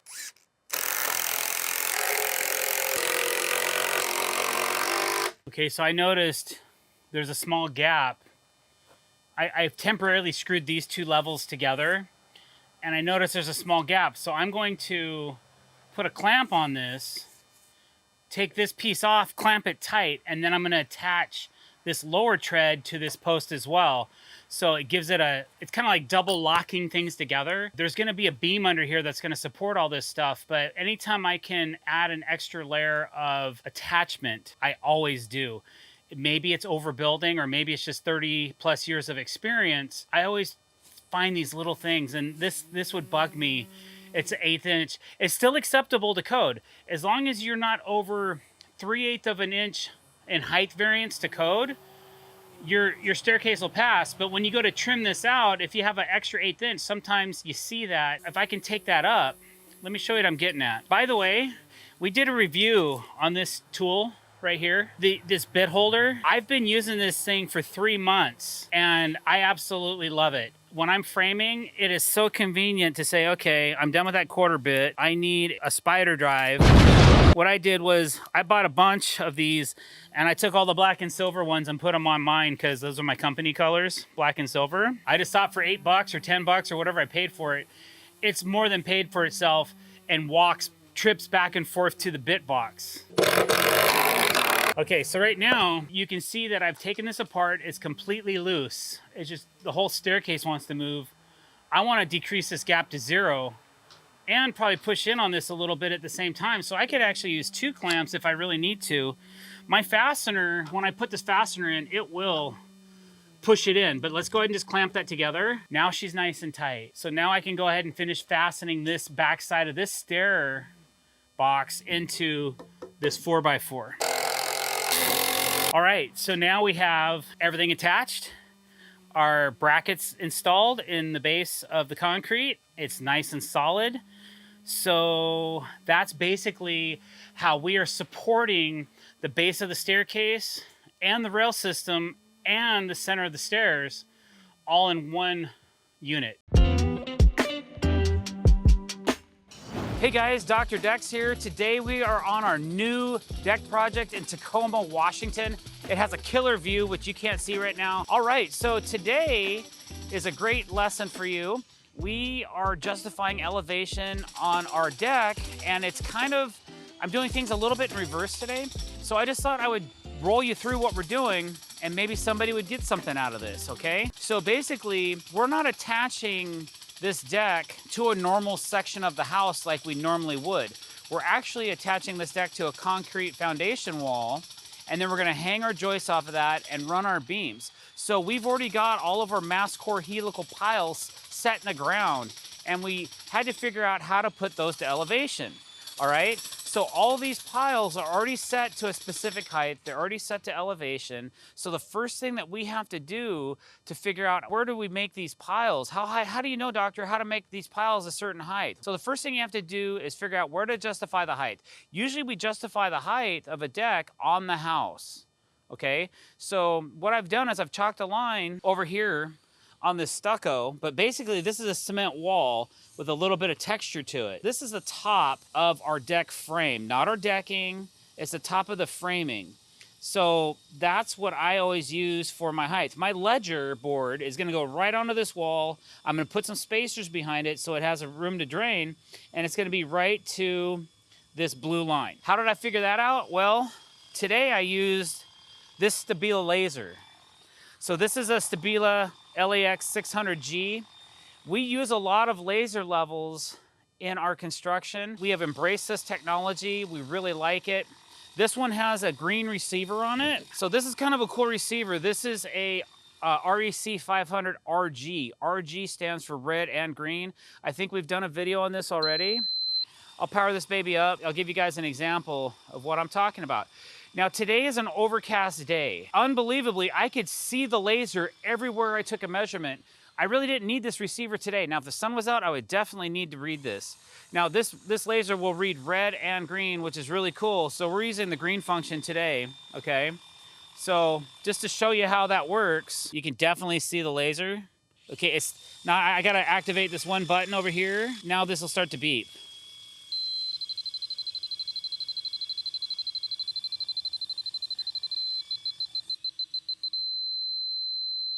So once you're on that line, this thing goes solid, and it's a solid beep. It goes from an intermittent beep to a solid beep when you're level. So as we're building, that's really one of the lines I only need. I don't need the vertical. I just need a horizontal line so I can tell how high to go. So once we drove our piles, we weren't sure if we're gonna have to use a little bit of material in between the bottom of the pile and the top of the pile and the bottom of the beam. But luckily, we're able to adjust these high and low. These are made by a company called Masterclass Helical Piles.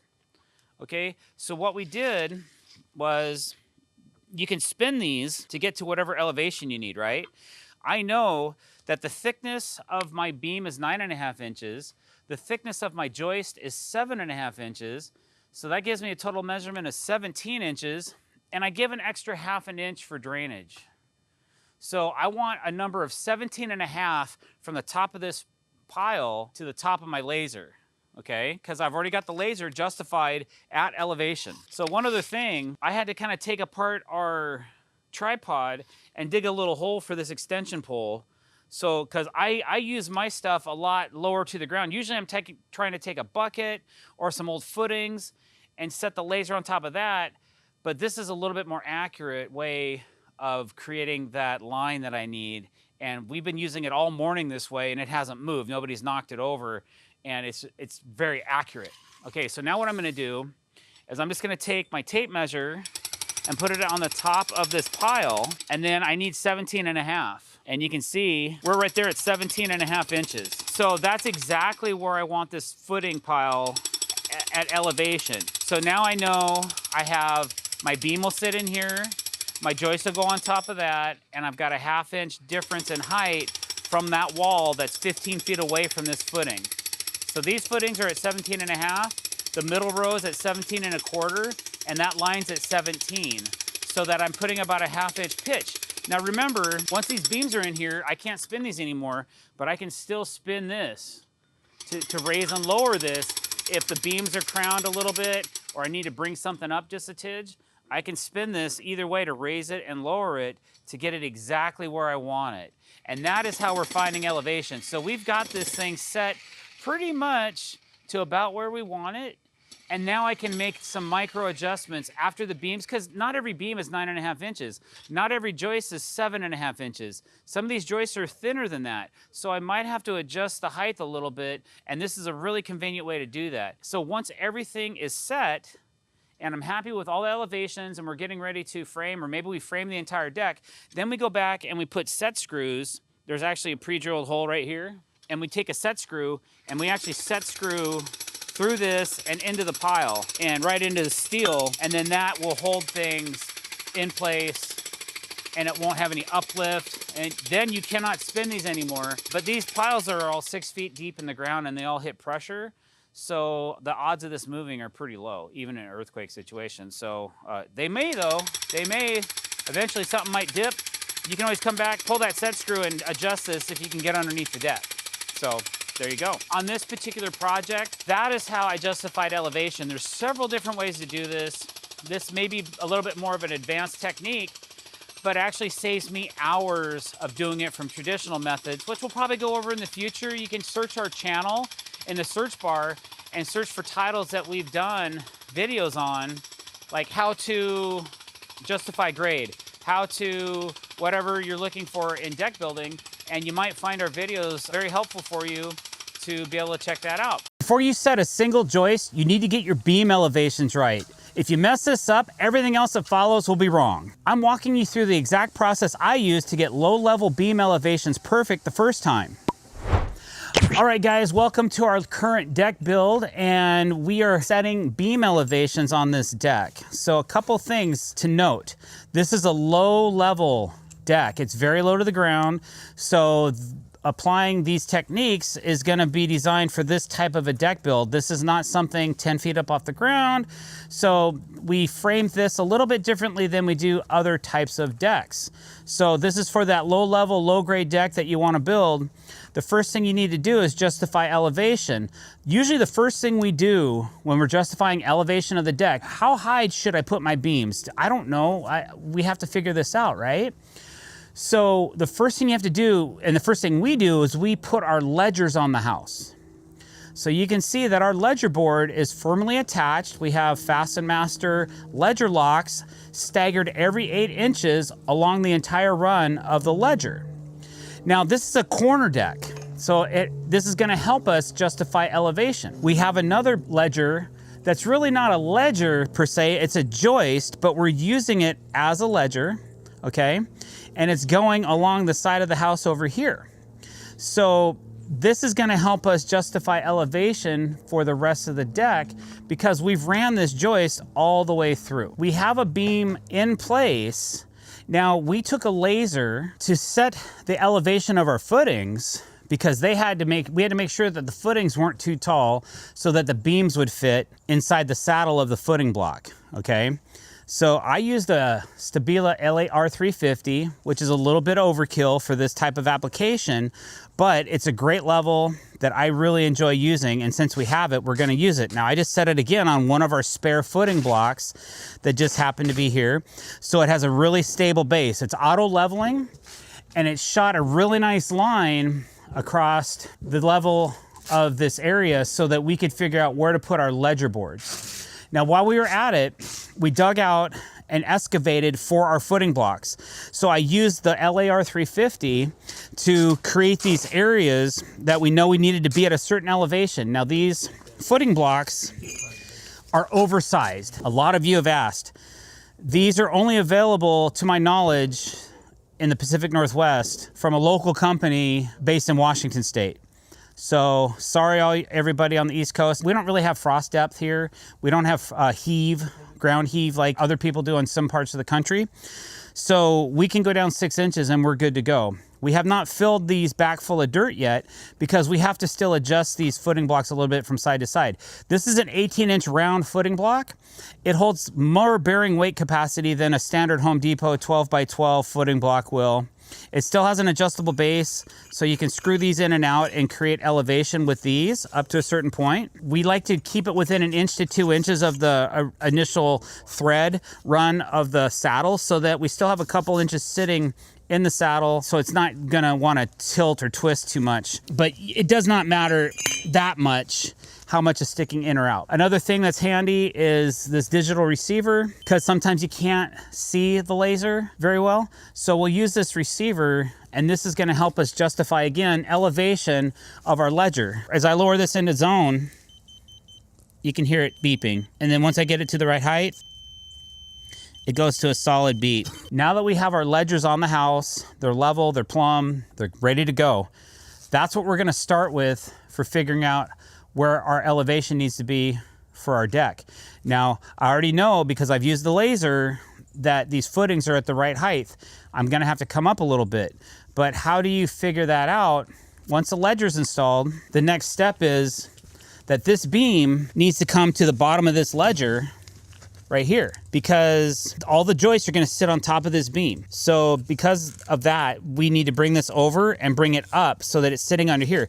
Then we've already pre-installed these brackets on the concrete in a couple places because we can't fit a footing block under here. This concrete was in good shape. It's thick, it's like 5 inches thick. We drilled holes through it to check. It also is not cracked. There's no problems with it, no issues. If this was cracked out concrete, we'd probably be busting this up and putting a footing block through it. But because it's in decent shape, I'm comfortable using a couple of these standoff bases that keeps the beam up off the concrete.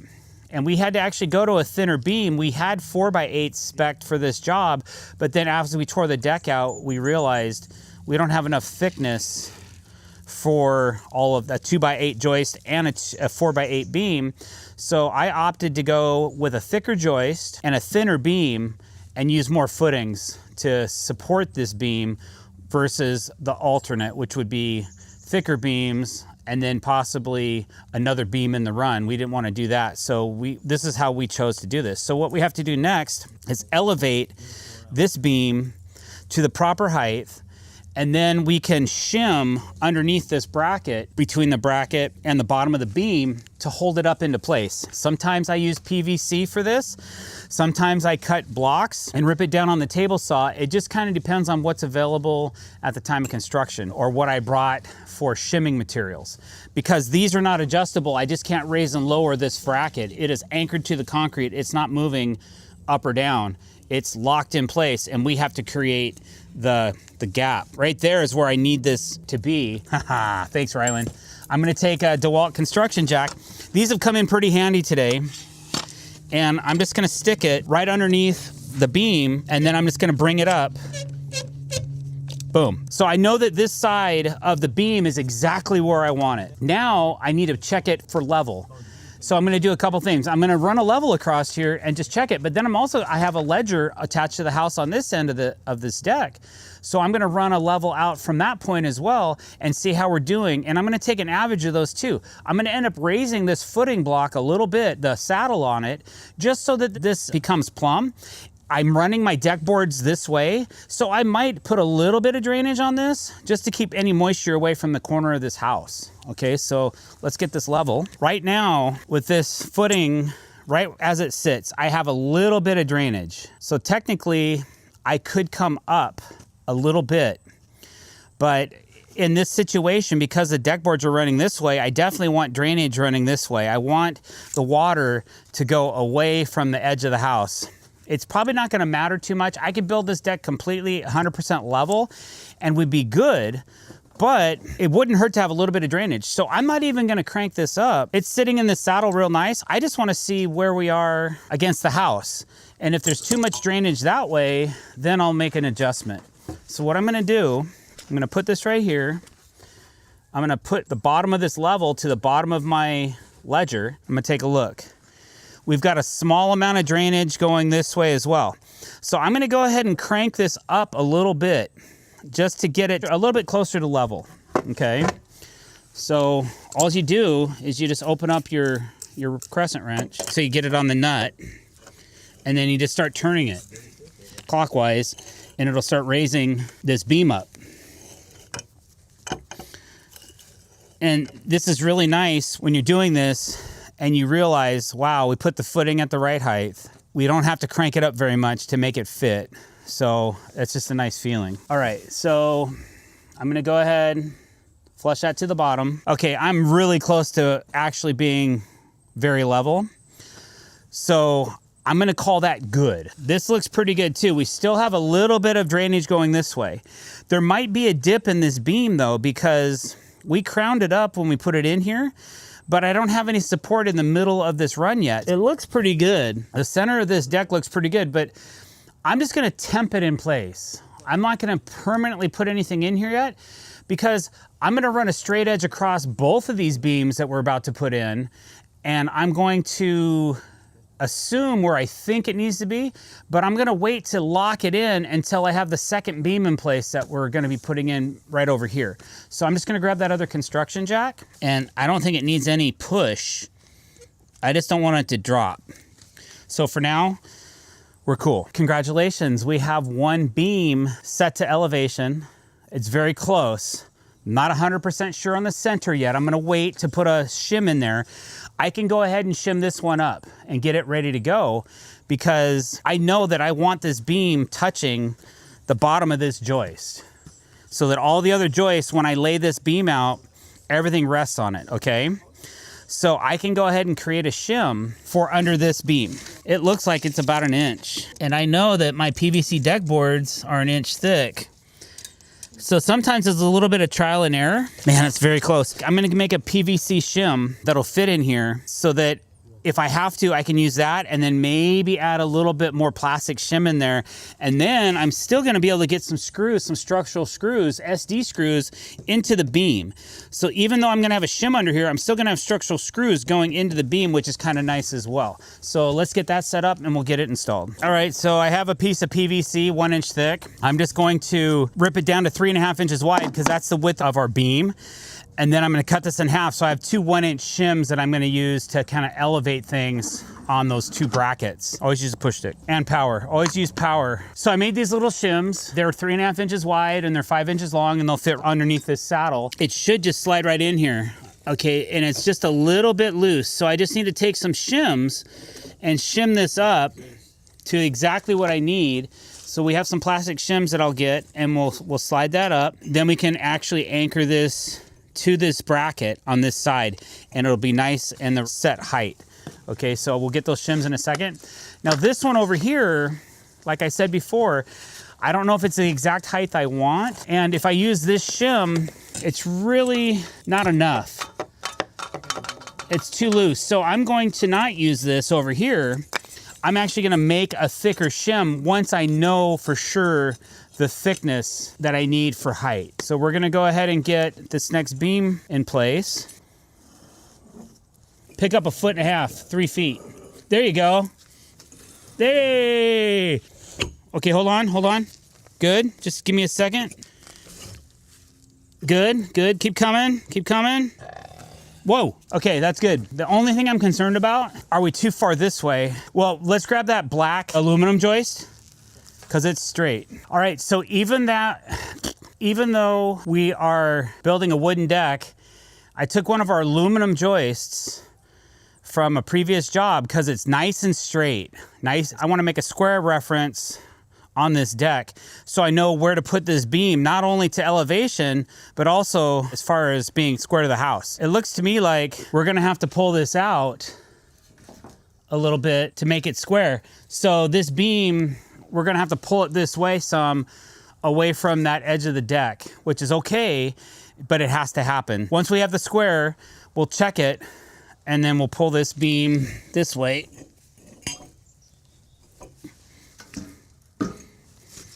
And then once we know where that needs to go, then we can use it to start figuring out our elevation. Okay, so kick the beam towards the screen room.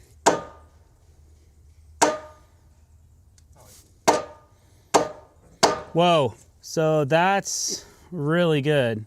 So that's where that beam has to be as far as distance. Now, let's check it for elevation. We have just an ever so slight amount of drainage going this way, which is good. This beam's a little low. So what we're gonna do is, because I know that this joist is straight and it's level, I'm just gonna bring this beam up a little bit more so that this beam and the house, everything's on the same plane. And that's how we're gonna make sure that this elevation is justified. Then on turn, we also have to go over here and make sure that the beam is touching the joist over here, or at least it's close to the right elevation. So I think what we should do next is find that crescent wrench. So we're a little low right here. So first thing I'm gonna do is I'm gonna raise this up. This side needs to come up so that this beam is at the same height as the bottom of this joist. Still a little low.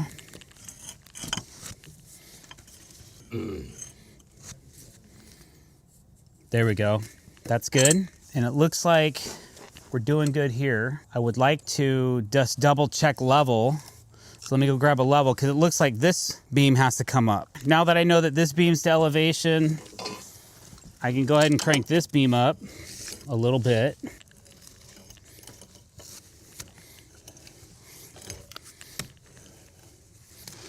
So this beam is now touching the bottom of this joist.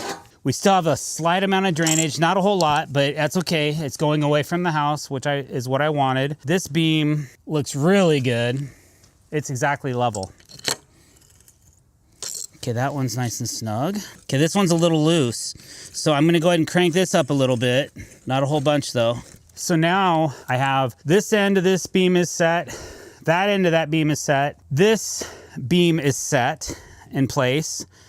I gotta set this beam now, and then I gotta set the center of the deck. So what we'll do, I'll get this beam set, and then I'll bring that aluminum joist over, and we'll check the middle of the deck. And then that'll determine what height I make that over there. Unfortunately, my beam wasn't quite long enough to sit underneath this joist over here, but this one is. So what I'm gonna do is I'm gonna move this so it sits directly underneath this joist. It's a brand new joist. And now I have to bring this up because it's too low. See the gap? See my finger? We need to bring this beam up to the bottom of this joist. So all I'm gonna do is crank this until that happens. And you can see it's starting to decrease. Pretty soon it's gonna get snug. And I just wanna keep it somewhat plumb in the neighborhood.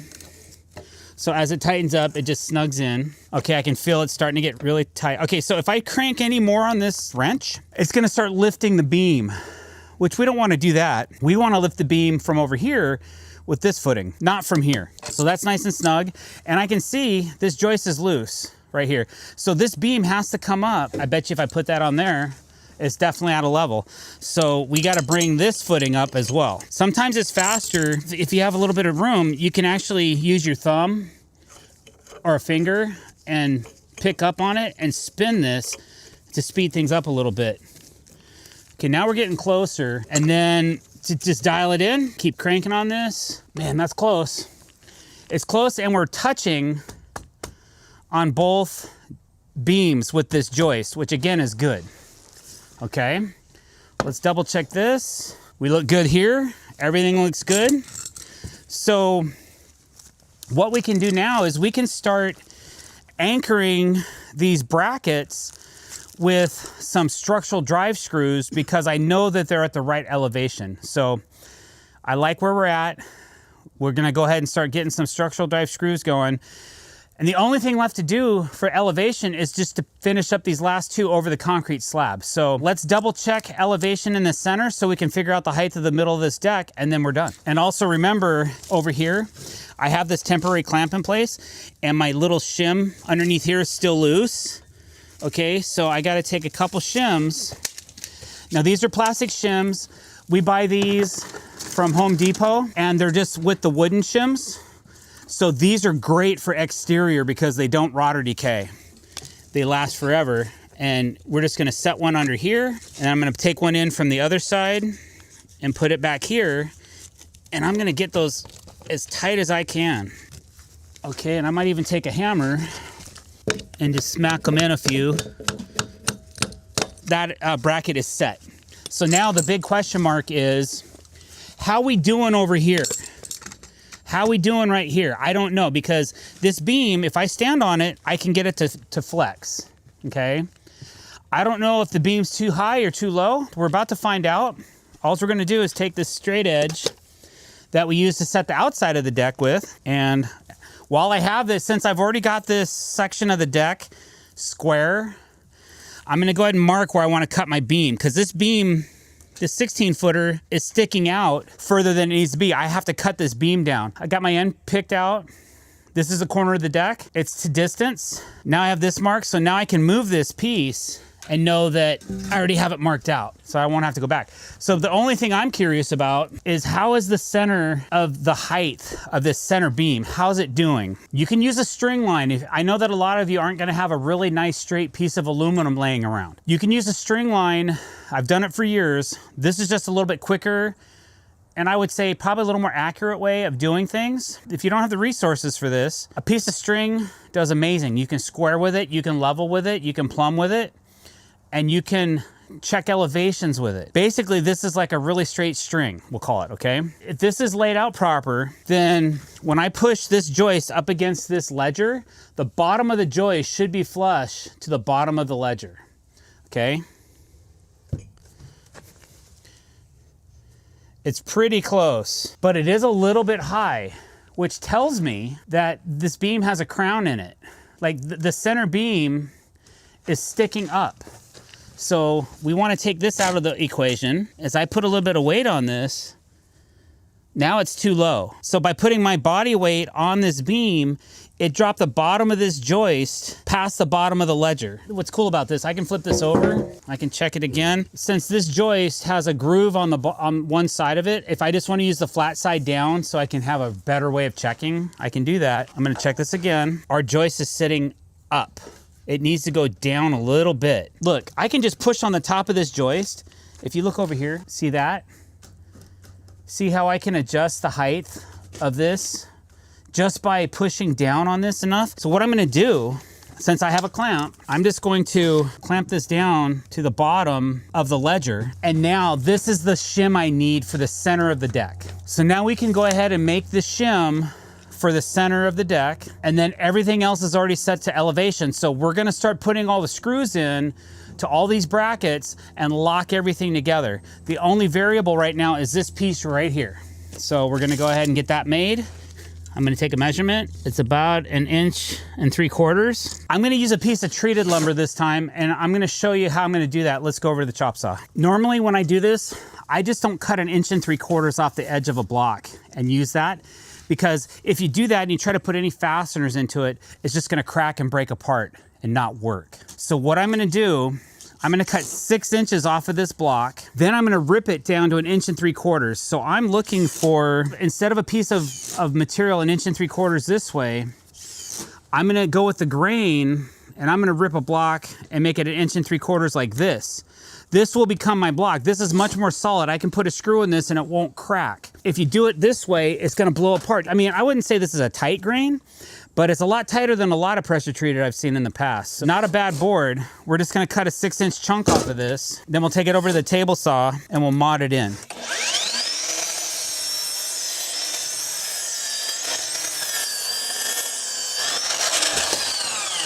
I gotta make sure I cut at least through the middle of this board, so I have to raise up my saw blade up enough to do that. Now I know I need 1 3/4 inches height, so there's 1 3/4 inches to the blade. There's my thickness, so that's good. So what I'm doing is I'm ripping it once, and then I'm gonna flip this over and rip it again, and then that gives me my solid block I need for underneath the center of that deck.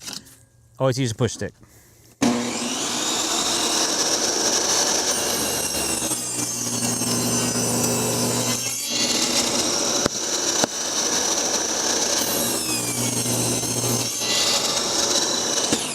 So now, instead of having the grain sticking up, it's sitting down like this. I'm gonna coat this with some Q-Tech Extreme. It's a really good oil for protecting this block. And then we'll put it in and get it installed. This is gonna sit underneath my beam. I can put some fasteners into the side of this, and then I can still put some screws down into this from the top of the beam, and then everything stays locked together. So that's what we're gonna do. All right, let's do it.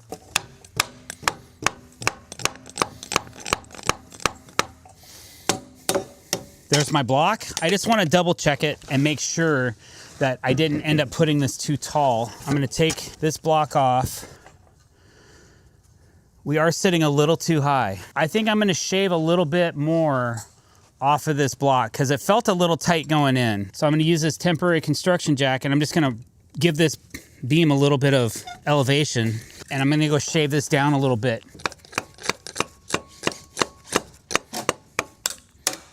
Let's see how that fits. I think I can live with that. So there we go. So I can just center this up.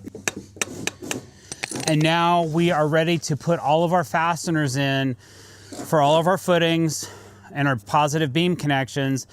And then we can get our layout done and get our joists installed. So that's it, guys. That's how we figured out the elevation of our beams in relation to the height of our deck.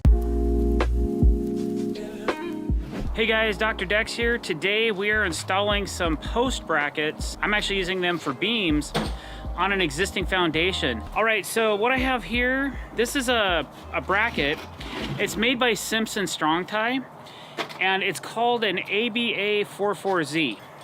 ABA 44Z, and it's basically a standoff base that'll give us a positive connection to concrete and then allow us to build up off of and have places to put structural screws in. So we're gonna use these today as part of our install for this deck.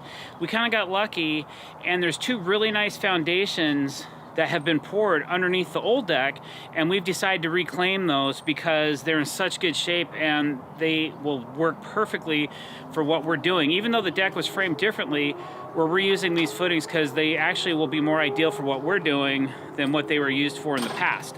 So I just wanted to show you guys how these brackets work. This particular bracket, we're running our beam like this. We could use a bigger bracket, but we don't need to because the beam's pretty much gonna rest right on top of this bracket with maybe just minimal shimming involved, okay?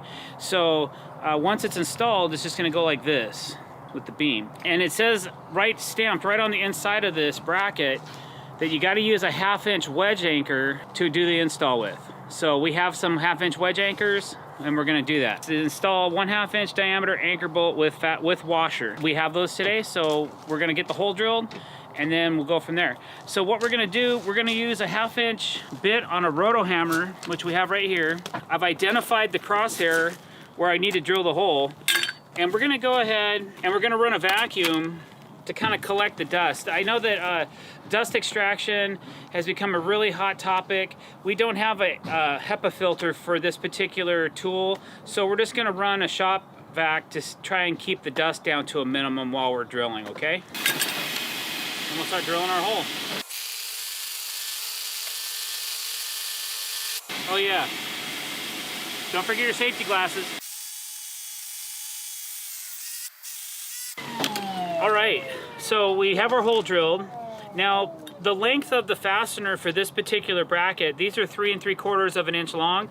So I always like to drill my hole at least a 1/2 inch deeper than the hole. Now this footing is 12 inches deep at least.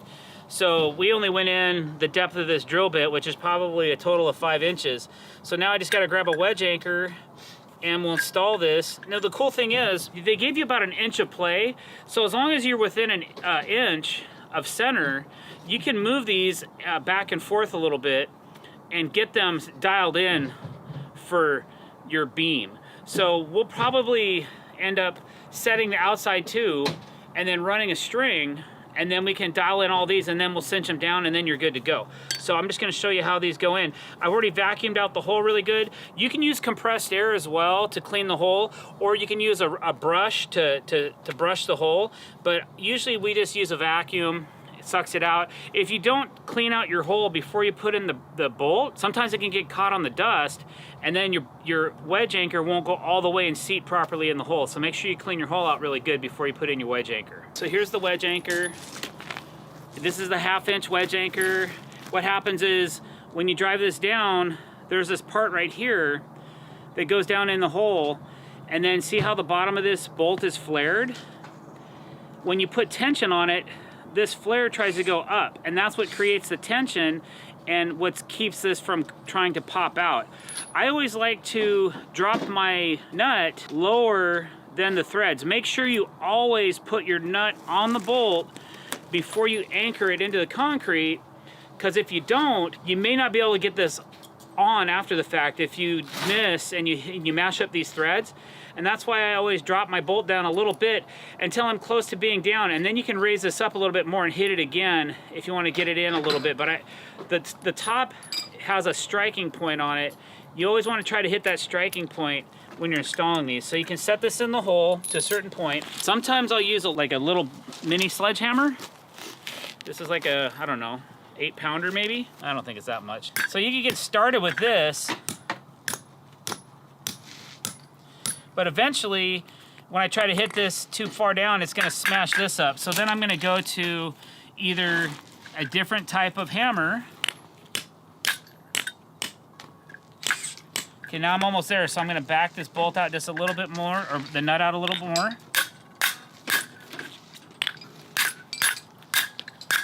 Okay, now I'm just about tight.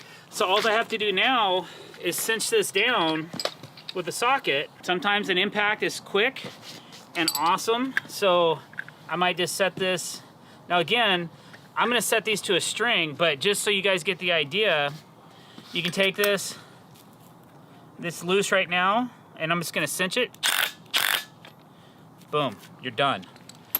And I can see I'm out of square a little bit. Well, that's what's cool about this. You can back it off, reset it, retighten it, you're back in business. And that's not moving anywhere.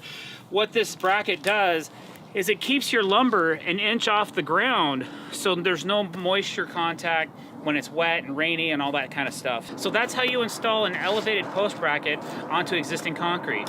Hey guys, Dr. Decks here. Today I want to show you how we're dealing with an area where we have a deck and there's some siding that is too low to our ledger board, and we want to cut it away so that our deck boards will be able to slide behind here.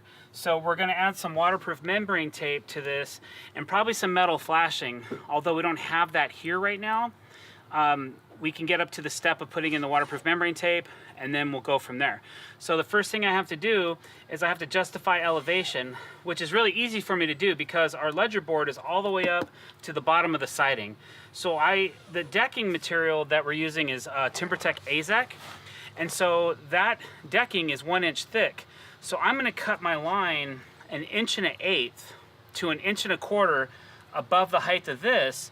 That way my decking will slide underneath here, and I have a little bit of wiggle room for drainage, caulking, all that stuff. There's nothing worse than when you're building a deck and you're trying to install deck boards and you have to try to stuff them into underneath the siding. So we're going to try to avoid that by making sure we just have a little bit of extra space. So what I'm going to do is I'm going to start my cut over here by this trim board, and I'm going to cut 1 1/8 inches up. I might hit a nail. So sometimes it's just wise to try and get rid of the path, anything that might be in your path right now.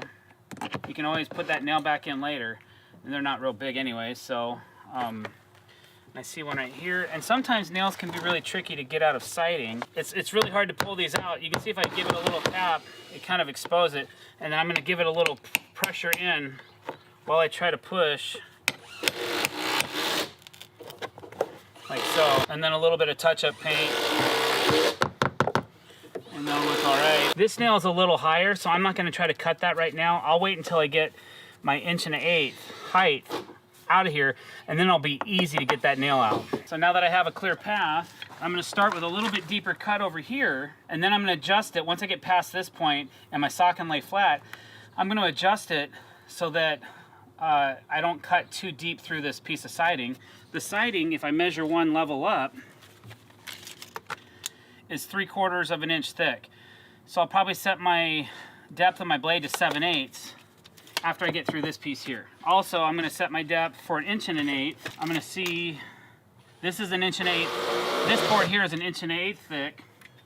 So I'm going to set my blade for 1 1/8 inches so I don't cut too deep through this as well, because I'm not sure if there's concrete behind here or if there's wood behind here 1 inch up, because this was a cement wall. This is a cement stub wall behind these two boards here. We had to cement concrete anchor our ledger, and then we screwed this piece to our ledger, but we were attaching all that to concrete.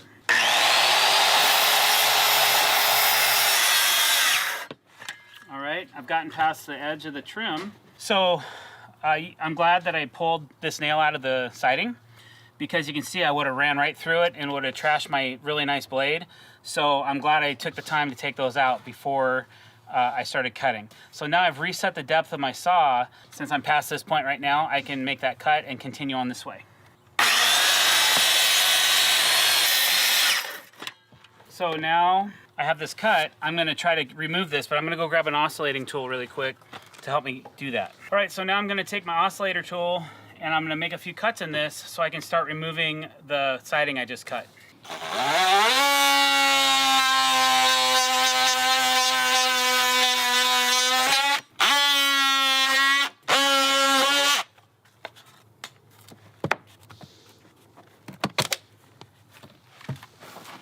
Oh, and I ended up cutting through a nail I didn't see.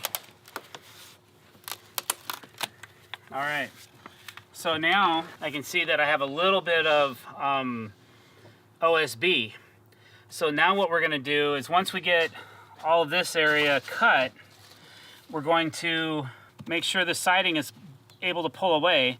We're gonna G-tape this for now, and then I'll put some metal L flashing underneath here once I get it, because I don't have any here today, to protect any moisture from going back behind here. A couple other tools that we use when we're working on siding and we're trying to preserve the siding, or we're having a hard time getting some nails or the nail heads, we can't pop them, or if we feel like we might destroy the side of the siding, this is a nail cutter that slips underneath the back side of a board. Like you could pry this out and then slip this underneath and be able to clip the nails flush. Comes in really handy in those certain circumstances. Unfortunately, today, we already have our rim joists up, so we cannot use this tool to get underneath the siding. For this one, we'd have to probably cut this caulk line and then pull this out with a pry bar, and that's how we would get those nails out. But really a handy tool if you need it. Another tool that we use is called a CUS-D straight flush saw, and this saw is set up so that it can cut basically a flush cut to the base of just about anything. And we don't use it very often, but when we do, it comes in really handy. All right, so if, let's say I needed to make a cut right above the top of these two joists, right? These ledgers right here, then I can do that with this saw. I can set the depth. It has a trigger so you can pull the guard back. I think there's some tension, there we go. And then I can let her rip. I can adjust the depth just like it's traditional skill saw. It just has some really cool features that allow me to get a lot closer to my work surface and my flow. So again, another handy tool that I keep in my arsenal, CUS-D. That's a CUZ-D, CUS-D. All right, now we have our ledger here. We have our siding cut up to the height we need, and you can see it's loose, okay? That's actually a good thing because I'm going to put some flashing up underneath here. But until I do that, I'm just going to go ahead and apply some G-tape right to the top of this and to here, just to protect all this, because flashing's great, but it doesn't really waterproof things 100%. If moisture gets behind the flashing, it could get into this crack right here, and then water can get in between these two and permeate that and rot it out. Water might travel back behind here and try to either go up the wall or down the concrete and rot out the backside of this ledger as well. So instead of that, we're going to tape it up so that that doesn't happen. So this is 4-inch tape. I have 3 inches here and an inch coming up the wall. So if I just lay this kind of right to the edge of this right here, then it should be about the right length. So that's what I'm going to try and do. I'm going to start by just tacking it kind of in place like so. Okay.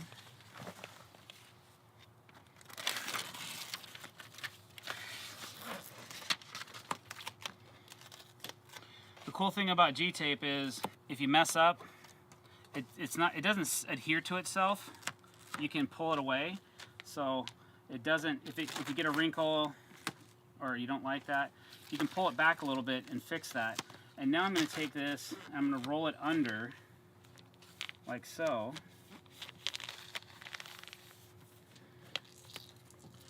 And then I'm going to tuck it up under here, like this.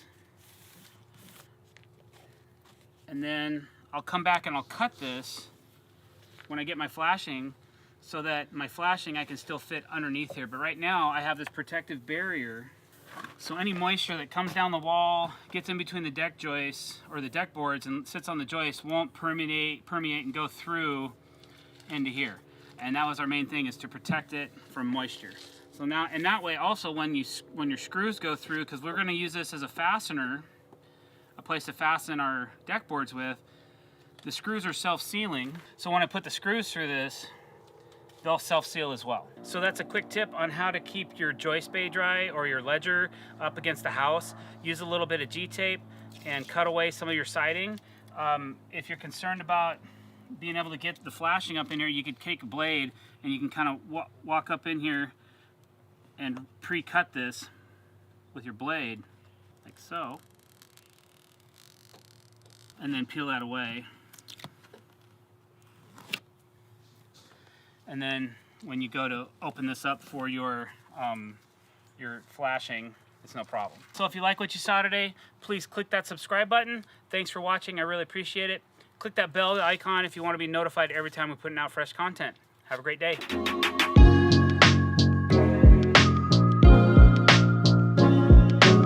Hey guys, Dr. Decks here. Today I'm going to show you how to properly flash a deck. Some of you may not even know what flashing is or have never used it before, so this is just an instructional video on why and what you need to make that happen.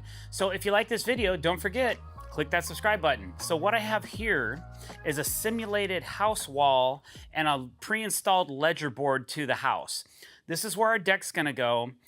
And one of the most important things that you can do to a deck, it costs the least amount to do, and it'll cost you the most amount of damage if you don't do it, is adding flashing to your deck. And what flashing does is it waterproofs the connection from your ledger to the wall. So the first thing that's not done on this wall is that there's no waterproof membrane tape behind the ledger. So what I always do on every deck build is before I mount a ledger to the wall, I install waterproof membrane tape.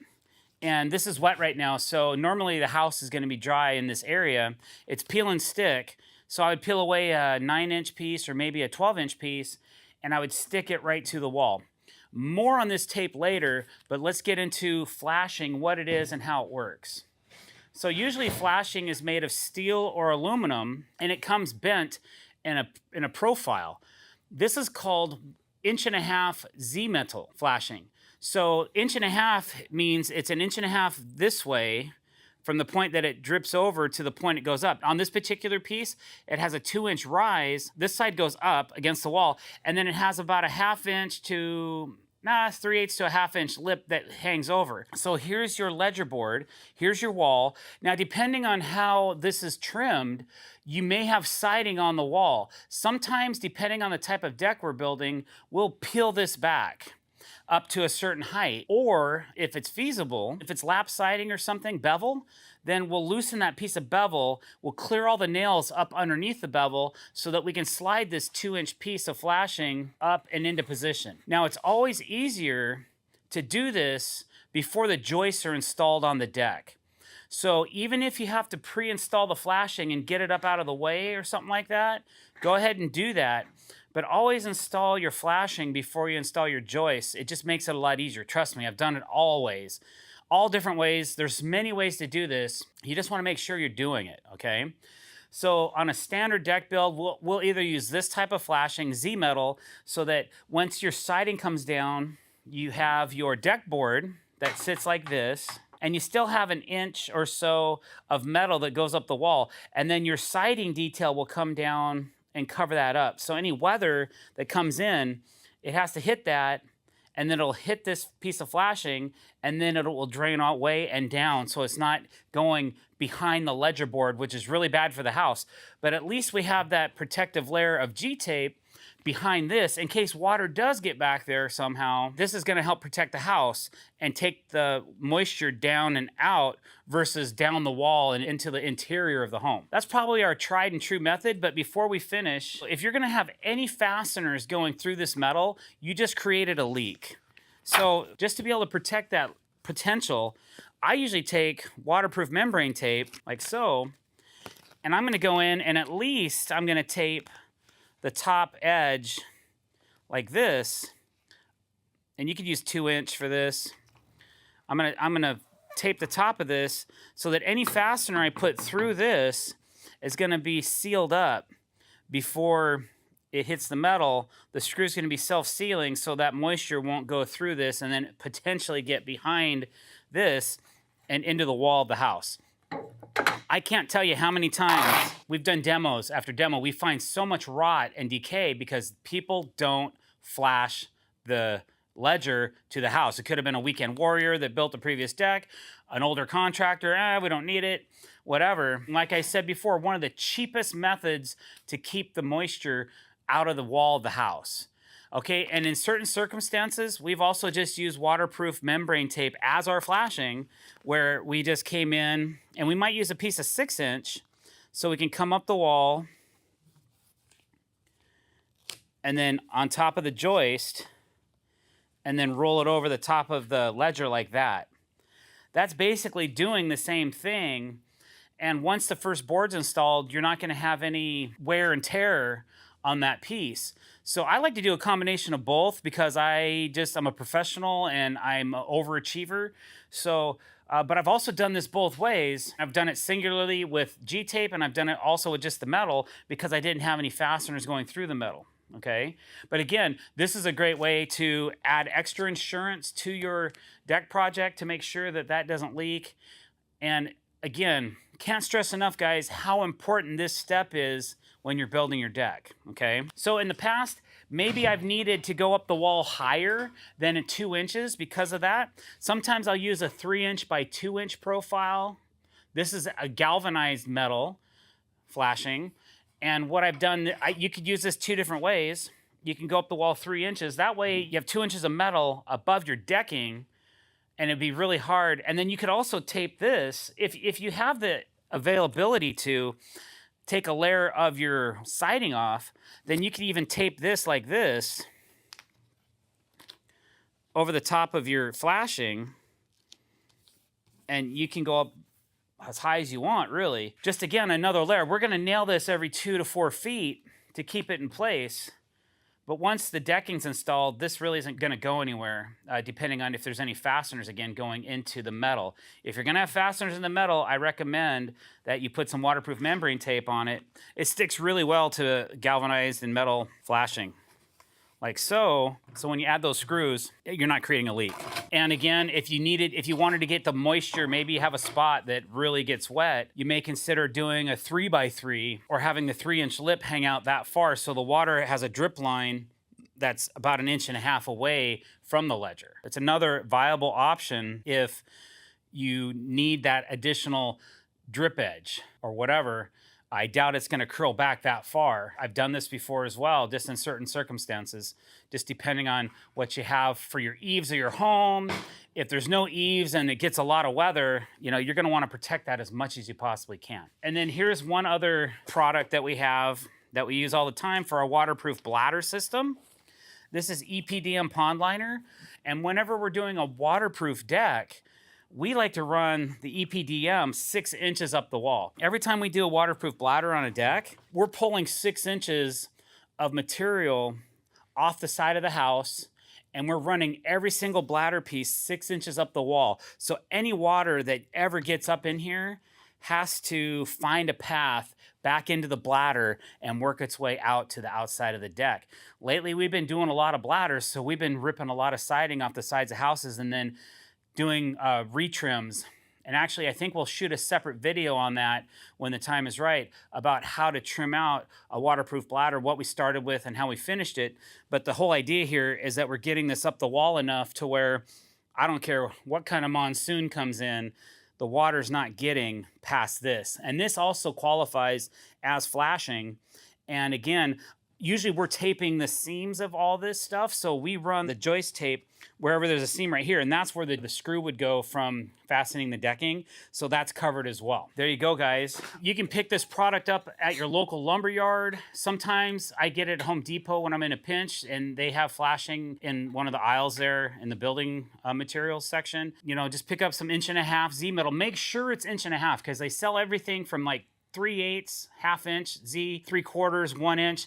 The thing that's got me before, I've even had yard guys give me 1.25 inches instead of 1.5 inches, and then 1.25 inches doesn't fit on your ledger like it's supposed to. So then you have an issue. You got to take all that back and get 1.5 inches, and that's frustrating when you're ready to build and you're ready to put the flashing in and you can't because it doesn't reach the shoulder of this board and it's short.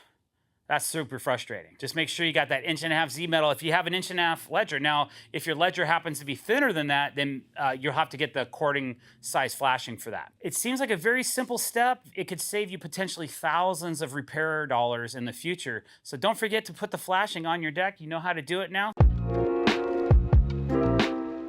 Hey guys, Dr. Decks here. Today I want to talk to you about probably one of the most important things when securing your deck is how you're going to attach it to the house and why you need to make sure of a couple of things before you do so. So if you get something out of this video or you like it, please don't forget to click that subscribe button and hit that bell icon to be notified when we're putting out new content, as 83% of you do not subscribe to this channel. So let's get that average up a little bit, okay? Thank you. Whoa, did you guys see that bug? I see this over time and time and time again when we're taking down old decks. A lot of people just nail the deck up right through the siding of the house.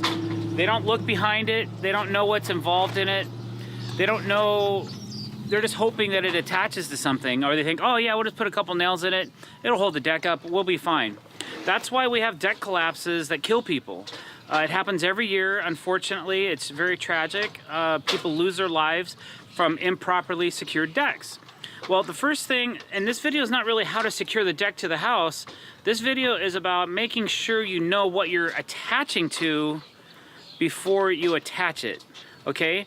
And for me, the only way to really know if I'm attaching the deck properly to the house is if I take the siding off the house and look at what's in the side of the house. Because there was no way that you would have known that there were joists that were running through the house and that they were notched and that there was blocking in here, okay? Now, this is okay to attach to, but all these joists have to be smoothed out really close to the blocks. So the only way to know how to do that and to be able to figure it out is by taking this siding off and looking at it. And that's what we did. This side of the deck had the joist sticking out. The other side of the house did not, but it's still done in the same fashion. I would have never have known that. The old guys, what they did, whoever built the deck originally, they just nailed it to the siding. And they obviously got into something structural, but I'm a licensed professional. I'm licensed and bonded and insured in the state of Washington. So I can't just slap something up on the side of the house and hope that it stays. I gotta make sure I know what's going on. So for me personally, so I can sleep better at night, I always remove the siding and expose whatever is up here. So over here, for example, we had a 2x10 floor joist that was framed into the house. These joists cantilevered 6 feet out from the outside of the house. But what they did was they notched 2 inches out of the top of the joist and left 8 inches coming out. Well, 7.25 is what the actual thickness was. And then they put a piece of 2x4 decking up here. 2x4, 2x6, I don't remember, it's gone now. But that's too thick for us anyways. We only have a 1-inch decking. And then there was a small step down below the threshold of the door. Well, we're changing all that. So what we're gonna do now is flush all this stuff out.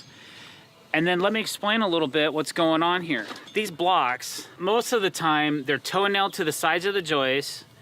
And then they're toe-nailed down into there's a double plate that's above the studs that holds the floor. And then above here, there's also more flat stud or a flat wall plate that we could attach to as well. Because as we go down the way, we're gonna have to recreate that in part of this wall.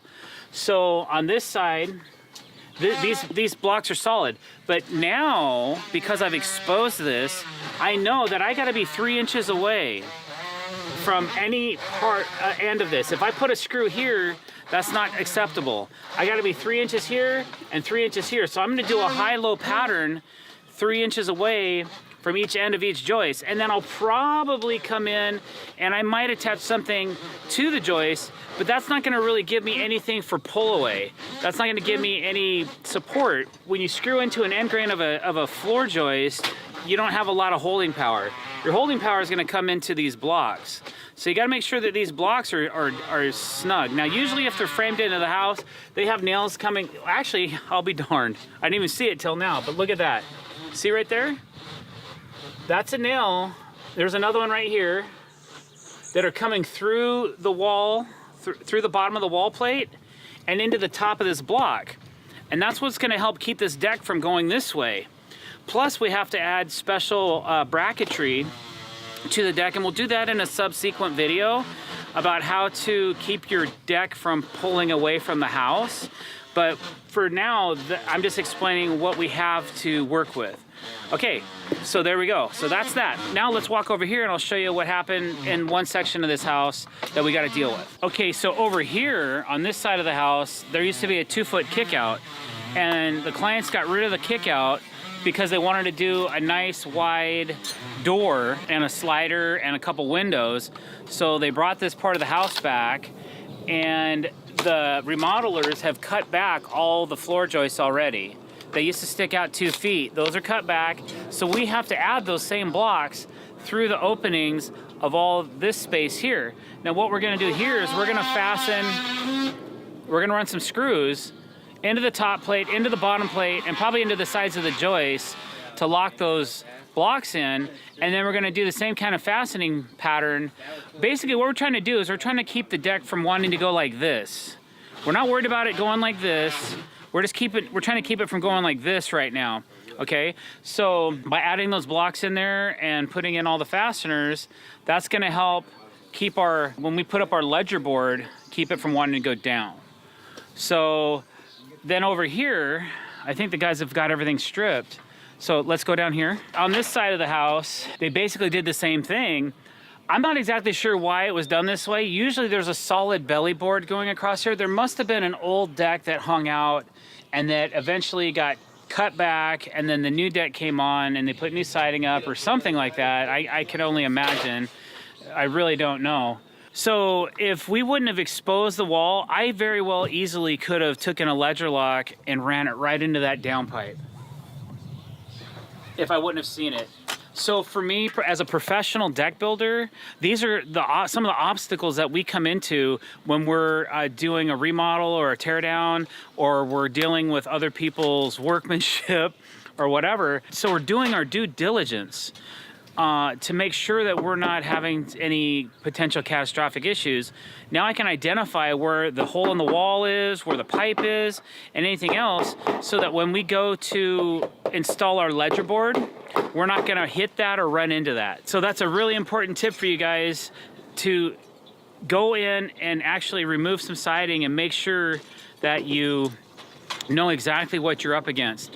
Now that you know that, now you can prepare to flash and apply some waterproof membranes to that exposed area so that you can be able to put it back together and make sure that it doesn't leak, and if it does, that you're protected. So you can watch some of our other videos for that kind of information. Just wanted to go over with you guys a little bit about how to make sure that your deck is firmly secured to your house. Hey guys, Dr. Decks here. Today I want to talk to you a little bit about hanging ledger boards onto the side of a house. That's what I'm doing right now. I've got a couple different scenarios. I wanted to share with you that information.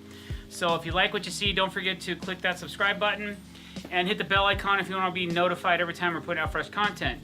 For those of you that want to learn how to bend deck boards, just like the pros, don't forget to go visit and sign up for Dr. Deck's Masterclass. Okay, so here we go. So here's my first, we're basically framing a little landing in here.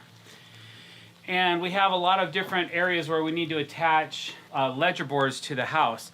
Now, ledger board can serve a couple of different purposes. Usually your ledger board goes on and then you hang your joists from your ledger for various areas on your deck. On this particular job, we not only have the ledger, which the hanging ledger is gonna go over here, and that's where we're gonna hang the joist from, because the decking is gonna run this way, parallel with this wall over here, okay? So we're doing Dextra Dry waterproof gutter spline on the landing as well as the deck. But we have to build the landing first so we can stack our upper deck onto the landing, because this area is a step lower because of the garage area, okay? So what we're gonna do is we're gonna start hanging ledger boards on the house. Now, 2 of the 3 parts of the house that I have to attach to are not considered the ledger, they're actually joists. But for all intents and purposes, I can do the same techniques I'm gonna use to hang the ledger, and I'm gonna hang these joists on the side of the wall, and they kind of become like ledgers as well. One of them I'm putting to elevation so I can figure out where my beam bracket needs to go as well. So we'll get into that in a little bit. But really what I show you is how we hang ledgers, why we do what we do, how we do it, so on and so forth. So the first thing I'm gonna do is I'm gonna do a layout. Now you're asking, well, how many fasteners do you need to put onto a ledger for your layout? Well, that depends. It depends on engineering. There's some other factors. One thing though I use all the time, I use Fasten Master ledger locks to hang my ledgers. We're using the 3 5/8 length today because I've already done some research. I know that behind where I'm hanging this, there's an 1.5 inch board installed on this wall that I can attach to. I've already verified, I've already got solid attachment. I'm not trying to hit studs, I'm just trying to hit that 2x behind the wall. So to code requirement, code requires you to go, if you're gonna, when you're hanging ledgers, with why the specific length? Because you want to get through both boards and poke through just a little bit on the back side for shear strength. Usually on a brand new bucket of Fasten Master, they include a chart of how many fasteners you should put in your run, how often to stagger them, so on and so forth. I'm going to go a little more conservative today, and I'm going to put them every so often. I'll show you where and why as we get into the layout, which I'm about to do right now. So we got ourselves some 3 5/8 ledger locks. We have our first treated board over here. I'm going to start laying that out. All right, so basically you want to be about 3 to 4 inches in from the end. Since this side of this board has a 45-degree angle, I'm going to come in 4 inches because I want to be about 2.5 inches from the short point back, okay? So, and also another code requirement, they want you 2 inches down from the top of your ledger board and 2 inches up when you're putting in these fasteners. So I'm going to go ahead and lay my first 2 ledger locks at 2 and 5.5. Okay, that's where they're going to go. It's pretty wet out today, so you may not be able to see that very well, those lines. But once I see that, then I'm going to lay out this side, and I got a big knot right here, so I'm going to come back 4 inches on this side as well so I can avoid this big ugly knot in this board. I'm going to come down 2 inches and up 2 inches. So I've got a double right here as well. All right, so we're using the old school style ledger locks today. They have 2 different styles. They have one with a 5/16 hex head and one with a T40 style bit. They have their own proprietary bit though, so we like them both, but for now, these are the ones we have, these are the ones we're using. All right. So you don't have to pre-drill these. I like to prep my ledgers before I install them. That way I'm not fumbling with a bunch of fasteners when I'm installing the board. I can actually have them all installed. Now that I've got my 2 ends laid out, I kind of check out and see where I'm at as far as distances. Now sometimes I may hang a ledger, I might lay out the whole thing, all the joists, figure all that out, and then I'll put all my fasteners in between the joist bays so the inspector can really get a good look at them and make sure that he likes what he sees. But today, this whole board's gonna be seen. I'm gonna just put in what I think I need and go from there. I'm 49.5. So if I wanna put ledger locks every 12 inches, 1, 2, 3, 4 feet, I could do them every 12.5 inches, or I can stagger them every 6 inches, and that would be sufficient. So now that I know that, I'm gonna do this. I'm gonna go 12.5, 25, and then I might double check and go, okay, what's my distance here? I got 24.5 inches, so 12 1/4. put one at 12 1/4.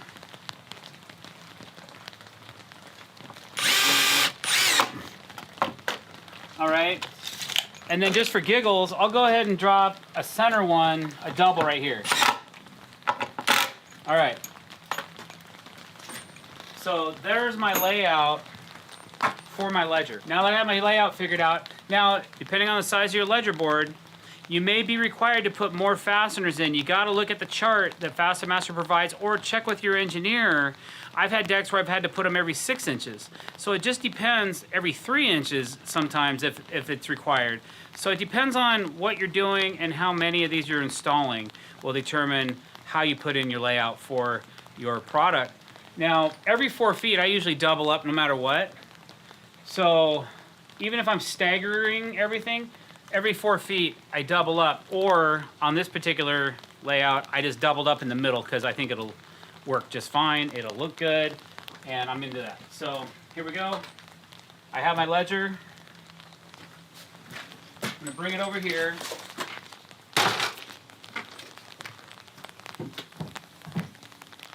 I'm gonna kind of set this up and prep it. Now, I know that this siding's not level, but I need about an inch, a little over an inch. I've got about 1 1/16 below this trim board. That's actually just about perfect for me. I have a line drawn kind of where I think I need this board. And usually I would just have somebody come over here and hold this for me. But I'm going to go ahead and put one fastener in. So here we go. Awesome. Okay, now I can double check level and make sure that I'm happy with the height of my ledger. Normally I mark the tops. I usually don't mark the bottoms. This is just a guide that got me from point A to point B because I already had elevation justified right here for the bottom of this board. But I'm going to double check the top because that's what's really important. And that looks pretty darn good. So I'm happy with that. I'm going to go ahead and put in another one. And I like to kind of get them flush. You don't have to suck them super deep though into the material. You don't have to go gung it in on them. Don't try to drive them through the board. Just get them nice and snug. All right. All right, that looks really good. So I'm happy with that. So that's our first ledger board. It's hung, it's secure to the wall, it's never coming off. It'll last for a long time sitting up there like that. And that is how you install a ledger board. From there I can do my layout. If I was running my joists this way, I'd be able to lay them out 12 inches, 14, 16 inches on center, whatever you're calling out for your deck boards. Hey guys, Dr. Decks here. Today I want to show you how we are creating and installing a ledger board onto the house. It's a really important step, and there's different regulations for different types of builds. So I'm going to explain to you all that information today. And if you like what you see or you learned something today, don't forget to click that subscribe button and hit the bell icon if you want to be notified when we're putting out new content. All right, so what you see here is we're using 2x12 framing on this deck. So it's usually a little bit bigger than what we traditionally would use, but we have long spans and it's a really tall deck.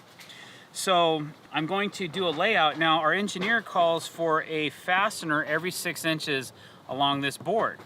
Now I'm using Fasten Master ledger locks to install this ledger to the house. I already know I have a solid piece of material that I can attach to. We've exposed it, we've seen it, and now we've covered it with waterproof membrane tape so it protects it in case any moisture gets in between this ledger and the belly board of the house.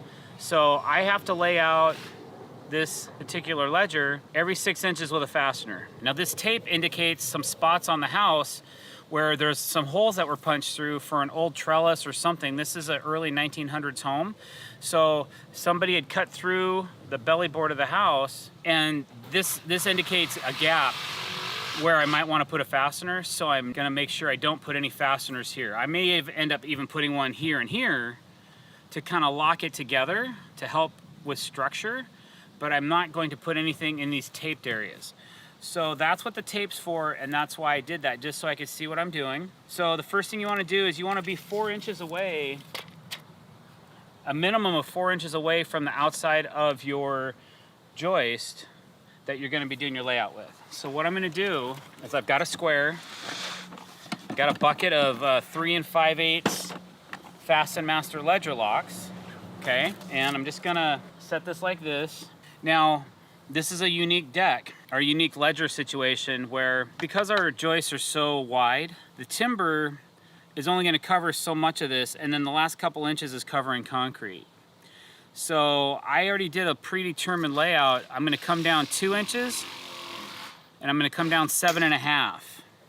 So sometimes what I'll do is if I have a lot of fasteners to lay out, I'll just come down and I'll mark 2 inches on my square, and I'll mark 7.5 on my square with a Sharpie, just so I know exactly where I'm putting those fasteners. So that's what I've done. And now I'm back 4 inches. And I always start, even though the engineer called for staggered fasteners, I'm gonna double them up every 4 feet. That's just what I do. And I always double up every end. So I'm gonna put 2 fasteners on the end. One down 2 inches and one down 7.5.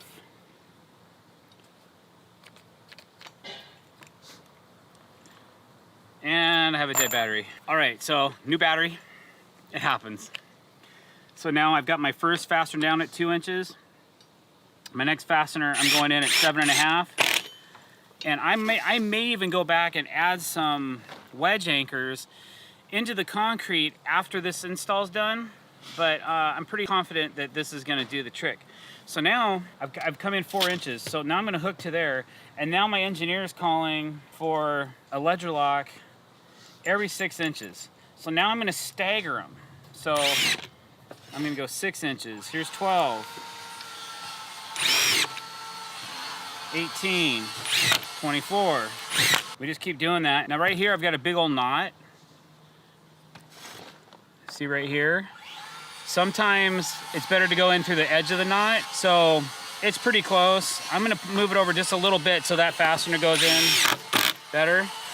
And then I'll just pick up my layout. And as far as staggering or how many fasteners you need to use, it really depends on your loading. And because this one was done through an engineer, I let the engineer decide how many fasteners.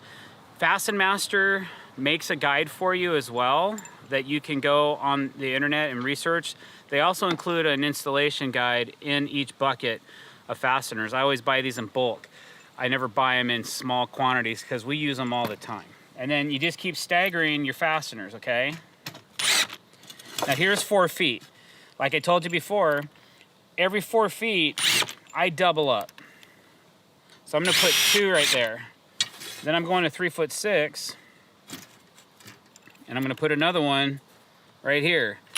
That seems like overkill, but if you sit here and you stagger these and you go dut, dut, dut, dut, dut, dut, this is what here. That's why I put my next one up high, because I'm just following this web pattern or this V or W pattern, whatever you want to call it. But I'm adding an extra one at 4 feet. That's just something I do. It's probably not necessary, but you know, whatever. All right, so here's where my hole is in the house. So if I go every 6 inches at 5 feet, I'm going to be right near that hole. So I want to come in a couple inches from the edge. There's 2 inches. I'm gonna put my next fastener right here. And then I'm gonna go 2 inches from this side. I'm gonna put my next fastener right here. And then I'm just gonna continue on with my 6 inches until I get to my next opening to try and figure out. Normally I wouldn't have this issue, but that's what the tape was for. And I'm really glad that we took the time to lay that out. Now this one, the 36 mark is gonna be 2 inches away from my hole, so it actually works out perfect. How ironic, okay. So there's 6 inches. Oops, that one got a little sideways on me. Sometimes they do that. You can pre-drill these, but pre-drilling is not mandatory or necessary with these ledger locks. And I'm staking my build on this product. So I totally trust this company, and I totally trust this product to totally hold this board up. And I mean totally. Okay, so now I'm gonna go back and double check at where's my 4 foot mark? Okay, so here's my 4 foot mark. So again, I'm gonna double up right here. And then my web goes like this, so I'll go a high one 2 inches away from this mark. Okay. And that's where I'll pick up my layout again, is from right here. And this time, when I do that, I'm gonna have a fastener that's gonna be right on the hole. So I'm just gonna have to make an adjustment for that as I get to this next section of tape. But it is what it is. We have so many fasteners going into this particular ledger that I'm not concerned too much if I'm off an inch or two with 1 or 2 fasteners. I don't think it's gonna matter whatsoever. It's probably a little overkill, but these are easy to install. They don't take a lot of time. So in my opinion, a few extra fasteners ain't gonna hurt, all right?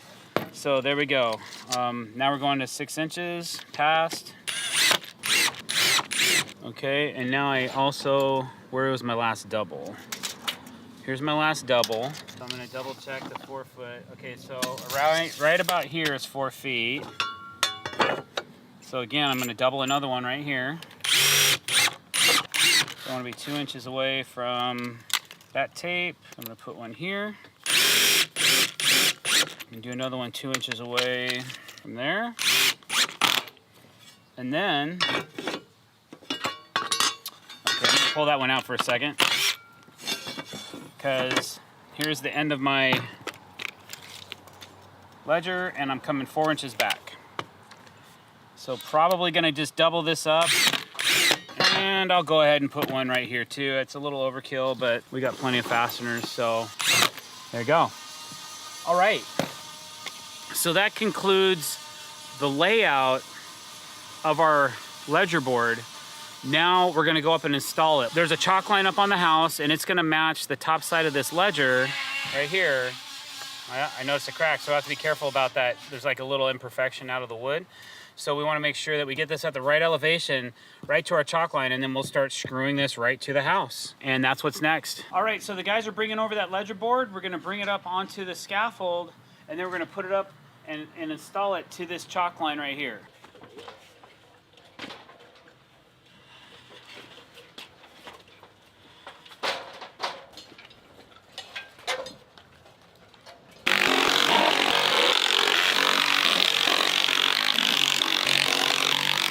Okay, so sometimes the boards are bowed and we're trying to keep the line as straight as possible. So this is just a little bit too low.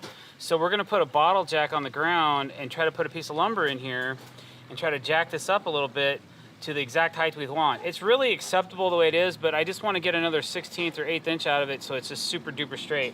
I might pull a couple screws out once we get the tension set on the jack before he starts pumping it. And then I'll put all these fasteners in and kind of lock this board into place. Okay, whoa. That was it? That's it.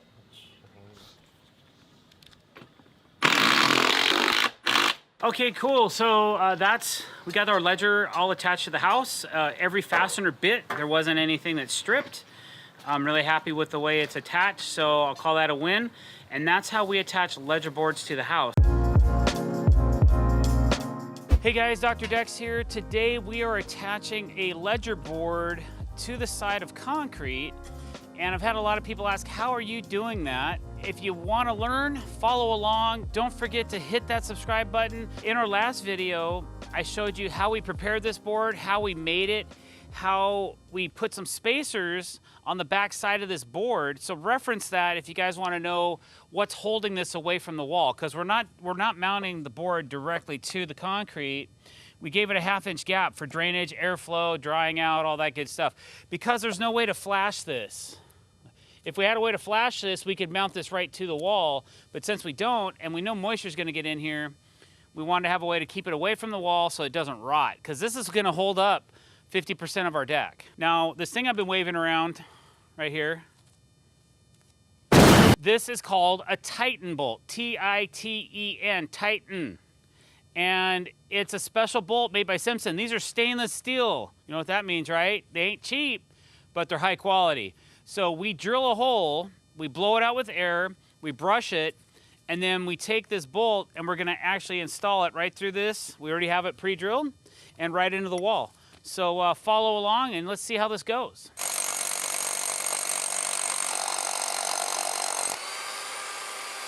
What we're gonna do is we got to blow this hole out, get all the dust out of it, and then we're gonna go ahead and brush it as well and have it nice and clean, so when we put our Titan bolt, it'll go into the right spec. Not only are we doing that, but when we get it almost to where we want it, we're gonna use a torque wrench to tighten it up. So there's a specification on Strong-Tie's webpage that tells you what the torque is for what size Titan bolt you're using. Okay, once you come around me, I'll just hold the board.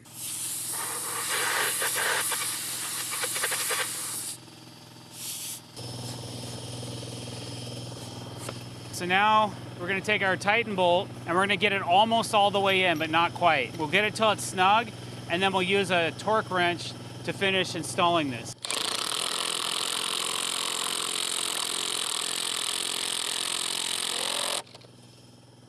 I believe I've already had this set from the last time I did this. I know I'm not using an impact rated socket, guys. We don't have one today, so sorry. Okay, forgive me. All right, so it says 65. So I'm gonna set my torque wrench to 65 pounds, and then we'll finish snugging this up with our torque wrench. As soon as this clicks, we're tight enough. You hear that? So that's all the torque we need for that bolt. Now that that one's installed and we're at the proper height, we'll go down the line, pick another one, drill another hole, install that, and then we'll just do it for the rest of this line.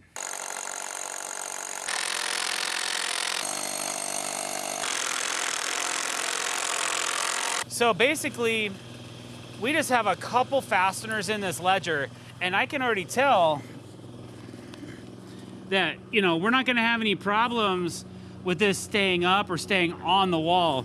These are really awesome fasteners. Like I said before, they're made by Strong-Tie, and this is a 6-inch. They're even stamped. Can you see that? There's a stamp of a 6, and then it says there is no equal. That's Strong-Tie's thing. And I think it's stamped the type of stainless steel it is as well. Hey guys, drdecks here. Today we are on a new project in Gig Harbor, Washington, and we are moving all of our lumber and framing off the driveway and into the backyard. So we thought it might be a good time to show you guys how we actually grade our lumber. There's a lot of you out there that don't do this professionally, or that have never built a deck or have never touched a stick of wood, and we thought it might be good information for you. And if you get something out of this video, please don't forget to click that subscribe button, as we're trying to get our 17% average up to 18%. Let's go for that. So basically, when you're building a deck, you want everything to be as flat as possible across the plane. That's what the definition, one of the definitions of deck is an equal level plane, P-L-A-I-N, like flat, okay? So for us to be able to make that happen, when we're using traditional pressure treated hemlock, a lot of boards are not exactly straight. A lot of them will have a crown in them. A crown is what we call when a board bows, and we call the crown up. So the board will bow up, and so we try to grade all that information as we're stacking our lumber in a pile. Like right here, we're gonna set all these together and we're gonna crown everything up. If you don't crown a board up, what happens is, let's say all the joists are running towards you like this, and you have one board that's crowned up, and then if you have one board that's crowned down, and then your next board's crowned up, then your decking is gonna go like this. And we try to avoid that type of motion in the deck as much as possible because we want it to be flat. Okay, so we have a board over here that we've rejected out of our grading, and you can kind of see if you look at it. And the way I grade lumber is I'll take this board and I'll look down the line. I'll look down the line from this angle, put my eye right on this corner of the board, and you can see how much crown this particular board has, and it's very bad. So usually we'll cut this into blocking or something like that because it's just not acceptable. It has too much crown. I would say this board has almost probably 3/4 of an inch to an inch. What I'm gonna do is I'm gonna go grab a string line. We're gonna show you an example by pulling a straight edge against this board, and we'll show you how much crown it actually has. That's over an inch of crown in that one board. You can really see it now. So we try to avoid using this type of lumber. We ordered like 65 of these for this job, which is over a unit, or maybe 64s in a unit. So we can afford to kick out some of this lumber. Let's just say, even if I cut this in half, we'd still have a 1/2 inch of crown and 8 feet, which is unacceptable, in my opinion. Let me tie this off and let's see how much crown that is. That's about 1.25 inches, I would say. It's 1 inch. So we have about 1 inch of crown and 16 feet. So that's what grading does, is when you are able to look at a board and go, oof, that's really bad, and already know, we'll kick it to the side. Usually there's just a slight bow where we might be able to pick that up on camera, maybe not. And then that's okay, because we know that once we get our beam set, we can actually pull it down to level. But this one, we would really have to use a clamp and really make it work. So either we'll cut this into shorter blocks or we'll just return it for a credit. That's basically what we do. Now, once we have all of our joists over here with them all crowned up, then we'll go ahead and grade our frame. When grading our frame, what we're looking for is the highest board, the thickest board, because our lumber can change in thickness from 7 1/8 inches to 7 3/4 of an inch. So it can vary up to 5/8 of an inch in thickness. Again, you'll get this kind of a wavy motion in your deck if you just start installing this like it is. So what we like to do is we'll take a level and we'll come in here, and I can see right now, I can see a really high joist right here. Okay, I can tell that that board is like super high. So that's probably the thickest joist we're gonna have in this entire unit. So we'll pull that joist first and we'll put it to the side, and then that becomes our thickest joist, and then we'll pick the next thickest one. And it's just visually, I can tell right here, here's a high one, here's a high one, there's a couple high ones over here, and then there's some low ones. So what we're trying to do is just get an average thickness going from right to left or left to right, so that when we install all of our joists over the beams, we have 2 beam sets in this particular deck. So we have the house where we mount to, go over one beam and land on another beam. So we want to try to keep this motion from happening. And then if there's any high spots after that, we may take a planer, a hand planer, and plane out the high spots, and then we G-tape the deck. That's how we grade our framing on every single deck. It starts by crowning the boards, and then we grade them to thickness, and then we install them, and then we go from there. All right, so we've got all of our framing stacked and crowned, and we're gonna go ahead and grade a little bit of it for you, just so you kind of see what we do and how we do it. Some people say this is a waste of time, but I can guarantee you it's not. I suggest anybody that's doing this professionally, or first timer, or do-it-yourselfer, doctors, lawyers, and attorneys, whoever you are, grade your frame, man. It'll save you time in the future as you're building this deck, and it'll become more flatter. Remember, we just want an equal plane, everything flat, okay? So that's what we're gonna do now, is take all the highest boards out, and we're gonna start stacking them in a row. It's gonna be high to low.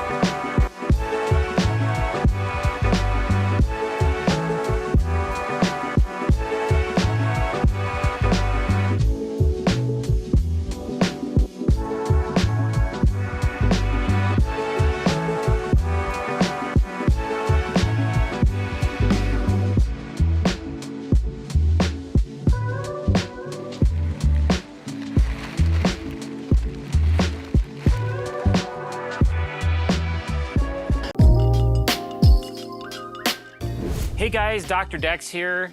Wanted to talk to you a little bit today about how to lay out joists equally. So I see a lot of decks that I tear out, and I'll even show you an example in a minute about somebody else's work and how they did not equally lay out their joist spacing. we'll get into reasonings in a second, but before I get into that, will you please click the subscribe button? Only 17% of our audience does, and we're really trying to boost that up a little bit. So hit the subscribe button if you get something out of this video or you just like what we're saying, okay? Thank you so much. So I've been on so many teardowns of decks where somebody knows the joist spacing has to be 16 inches on center. So they go 16, 16, 16, 12, 13 and a half, 17, whatever. And that always drives me crazy. I like to have equal joist spacing on all of my layouts. Whenever I do a layout, I want it to make sense to me. Unless you're specifically having to put your joist on a certain joist center for some reason, maybe you're doing an underdeck drainage system or something, okay, then I get it why you would put it exactly on 16 centers and then have one odd bay. But for me, I want everything to appear to have the same spacing, even though you may not even see it or ever see it. It doesn't matter to me. I want it to be equal anyways. So I'm gonna show you guys how I do it. I use a little bit of a cheat as well on my phone. It's a little calculator app that does construction calculations and breaks things down into fractions, imperial fractions, so that I can understand them, which is awesome. And I'm gonna share that with you today. Okay, so I have these boards pre-laid out, but I'm just gonna show you how I did that. So the first thing you gotta do is you gotta take a measurement of your board.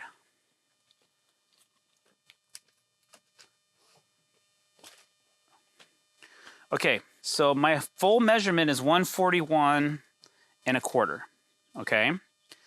But before I take that measurement and start dividing, you gotta do something. It's just like reading a book. When you lay out your joists, I lay everything out from left to right, usually, just like I'm reading a book.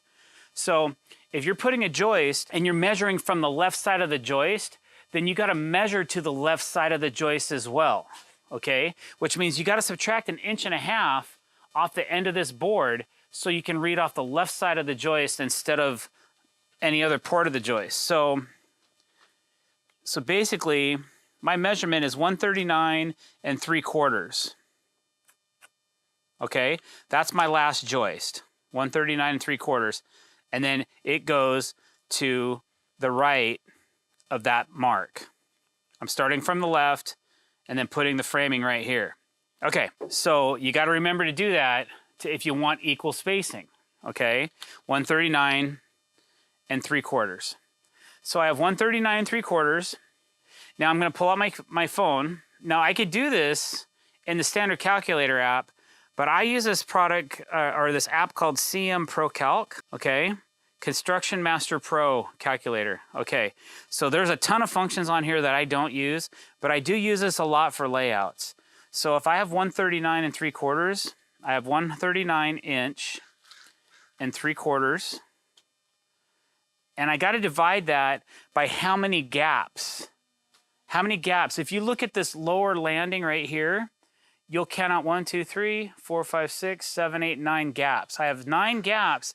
I need 10 joists, but I have 9 gaps. So I have to take 139 3/4 and divide it by 9, and that gives me 15.5 inches. Now, that is an average.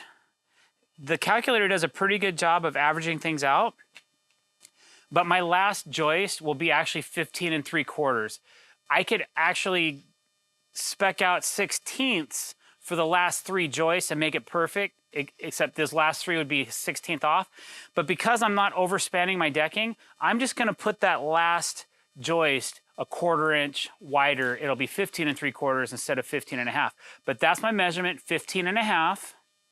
Okay, so let's go back over here. And since I'm laying out a box frame of stairs, I'm gonna double up my joist and I'm gonna mark 2, okay? So, but just to get started, here's my first mark at 15.5. Now what I'm gonna do is I'm gonna add 15 inch and 1/2, and that gives me 31. So then I put my next mark at 31 inches, and then I just hit the equal sign after that, and I'm at 46.5, and then 62, and then 77.5, all the way out until I get up to where it would have been 139.5, but remember we're at 139 3/4. So there's your last mark. So this last joist bay is a 1/4 inch wider than the rest. But I don't think anybody on earth would be able to tell that from 6 feet away. So that gets you very close to equal spacing on your joists. So basically, with a calculator, and you can figure this all out in your head as well, it just might take you a minute. I prefer to use this because it's a quick cheat, but it did cost 25 bucks, I think, and that's the most expensive app I've ever paid for on my cell phone, but I know I've gotten over $25 worth of use out of it. I've laid out 60, 70 feet of deck joists that way before. So it's a really handy app to have on your iPhone or your Android phone, just so you can do these type of construction calculations. Hey guys, Dr. Decks here. Today I'm going to talk to you about some of the most commonly used brackets in our deck construction and some of my favorites. So if you like this video, don't forget to click that subscribe button and hit that bell icon to be notified when we're putting out new content. So what you see here is just a very small percentage of what a company called Simpson Strong-Tie makes to support deck construction. They actually make thousands of different types of brackets and connectors for different applications. A lot of it is for the commercial and housing development sector of construction, but they also have a pretty healthy section just for decks, believe it or not.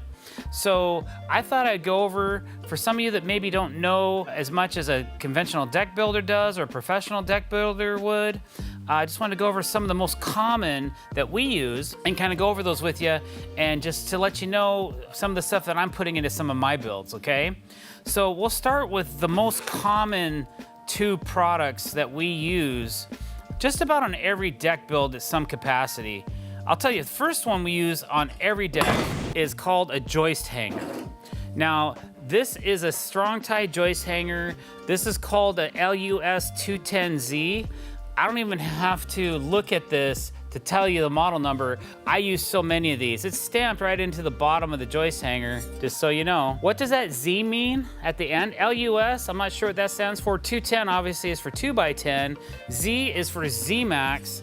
So basically this joist hanger has 8 points of attachment to your ledger, which is 1, 2, 3, 4, 5, 6, 7, 8, and then 4 points of attachment through the ledger and into the wall plate, which you got to use a longer fastener for these 4 screws right here. 1, 2, 3, 4. You can use nails, or you can use Simpson's Strong-Tie SD connector screws to attach these joist hangers. Usually we're doing a mix. We're using a joist hanger nail into these 4 over here and these 4 over here, and then we're using a 2.5 inch SD screw, connector screw, which is structurally rated to help hold the joist to the wall. What it's doing is called double shear. So it's going through this hanger, through the corner of the joist, and into the back wall, through the plywood siding or whatever siding is on there, or sheathing, excuse me, through the sheathing of the wall and into the back plate or the belly board, or hopefully some kind of structure behind that, okay? So they call that a double shear. Now this particular bracket is good for a 2x8 or a 2x10 joist.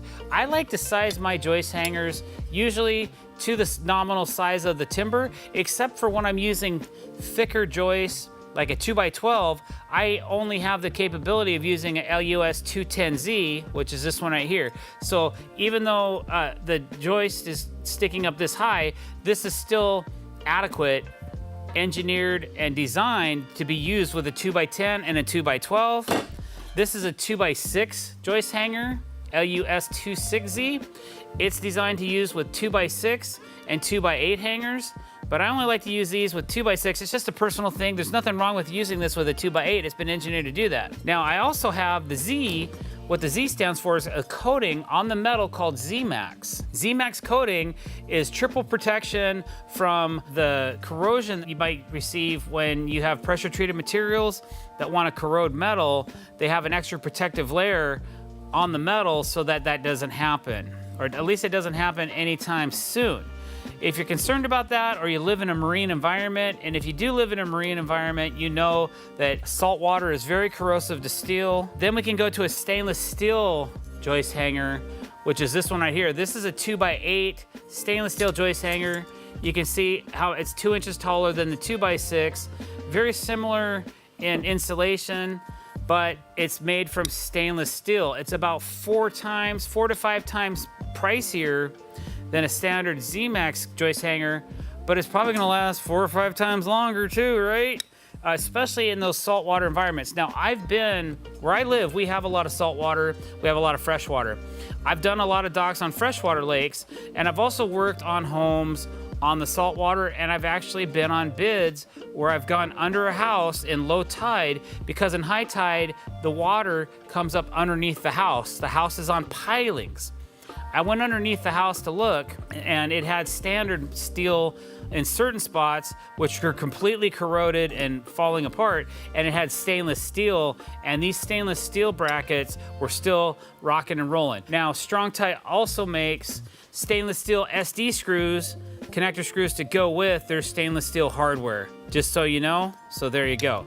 So that is my #1 fastener that we use all the time with every deck that we build. We use joist hangers. Okay, these right here, this is an elevated post bracket. It has a 1-inch standoff base. So I use these a lot on top of concrete, where I just need to maybe put a 1/2-inch bolt fastener, and it'll tell you right on the stamps, it says use a 1/2-inch fastener with this particular brand. And Strong-Tie also makes all their own concrete fasteners. They make Titan bolts and wedge anchors that you can use to lock this down to cement concrete. Sometimes we pour a footing hole, we make a nice flat top. This goes on top of that. That gives you your positive connection from your beam or your post to the concrete. So there's no uplift, no wind uplift. You can use the same SD structural screws in both sides of this. You can use 2.5s or 1.5s, and that'll lock it all together. That's an ABA 4.4, which means it's good for a 4x4, but you can, I've also used these in different instances where I'm actually just sticking a beam on here and locking the beam right to the side of this. So we use these a lot. We don't use them on every deck, but we do use them a lot in our construction. And I think these are great. Now, so far, everything I've shown you, you can pretty much get at Home Depot or your local lumber supplier. Now this, I call this a hurricane clip. It's called a H1Z. This is a positive connection from your beam to your joists. Using toenails on an inspection isn't gonna be good enough. That's not gonna pass code. So you gotta have a way to tie the joists that are going from here on top of your beam like this, okay? So this satisfies that code. They aren't the most beautiful thing in the world, so we also use some other special ties that are available. I didn't happen to have one here today, but this is also a very commonly used bracket for deck building. All right, here's a beam hanger. This is like a 4x8 beam hanger. This is an exterior flange beam hanger.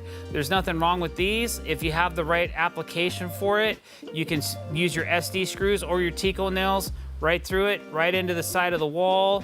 And then again, similar as a joist hanger, you're gonna use 4 fasteners, either a 3.5-inch like joist hanging nail, or those 3-inch SD screws work really great.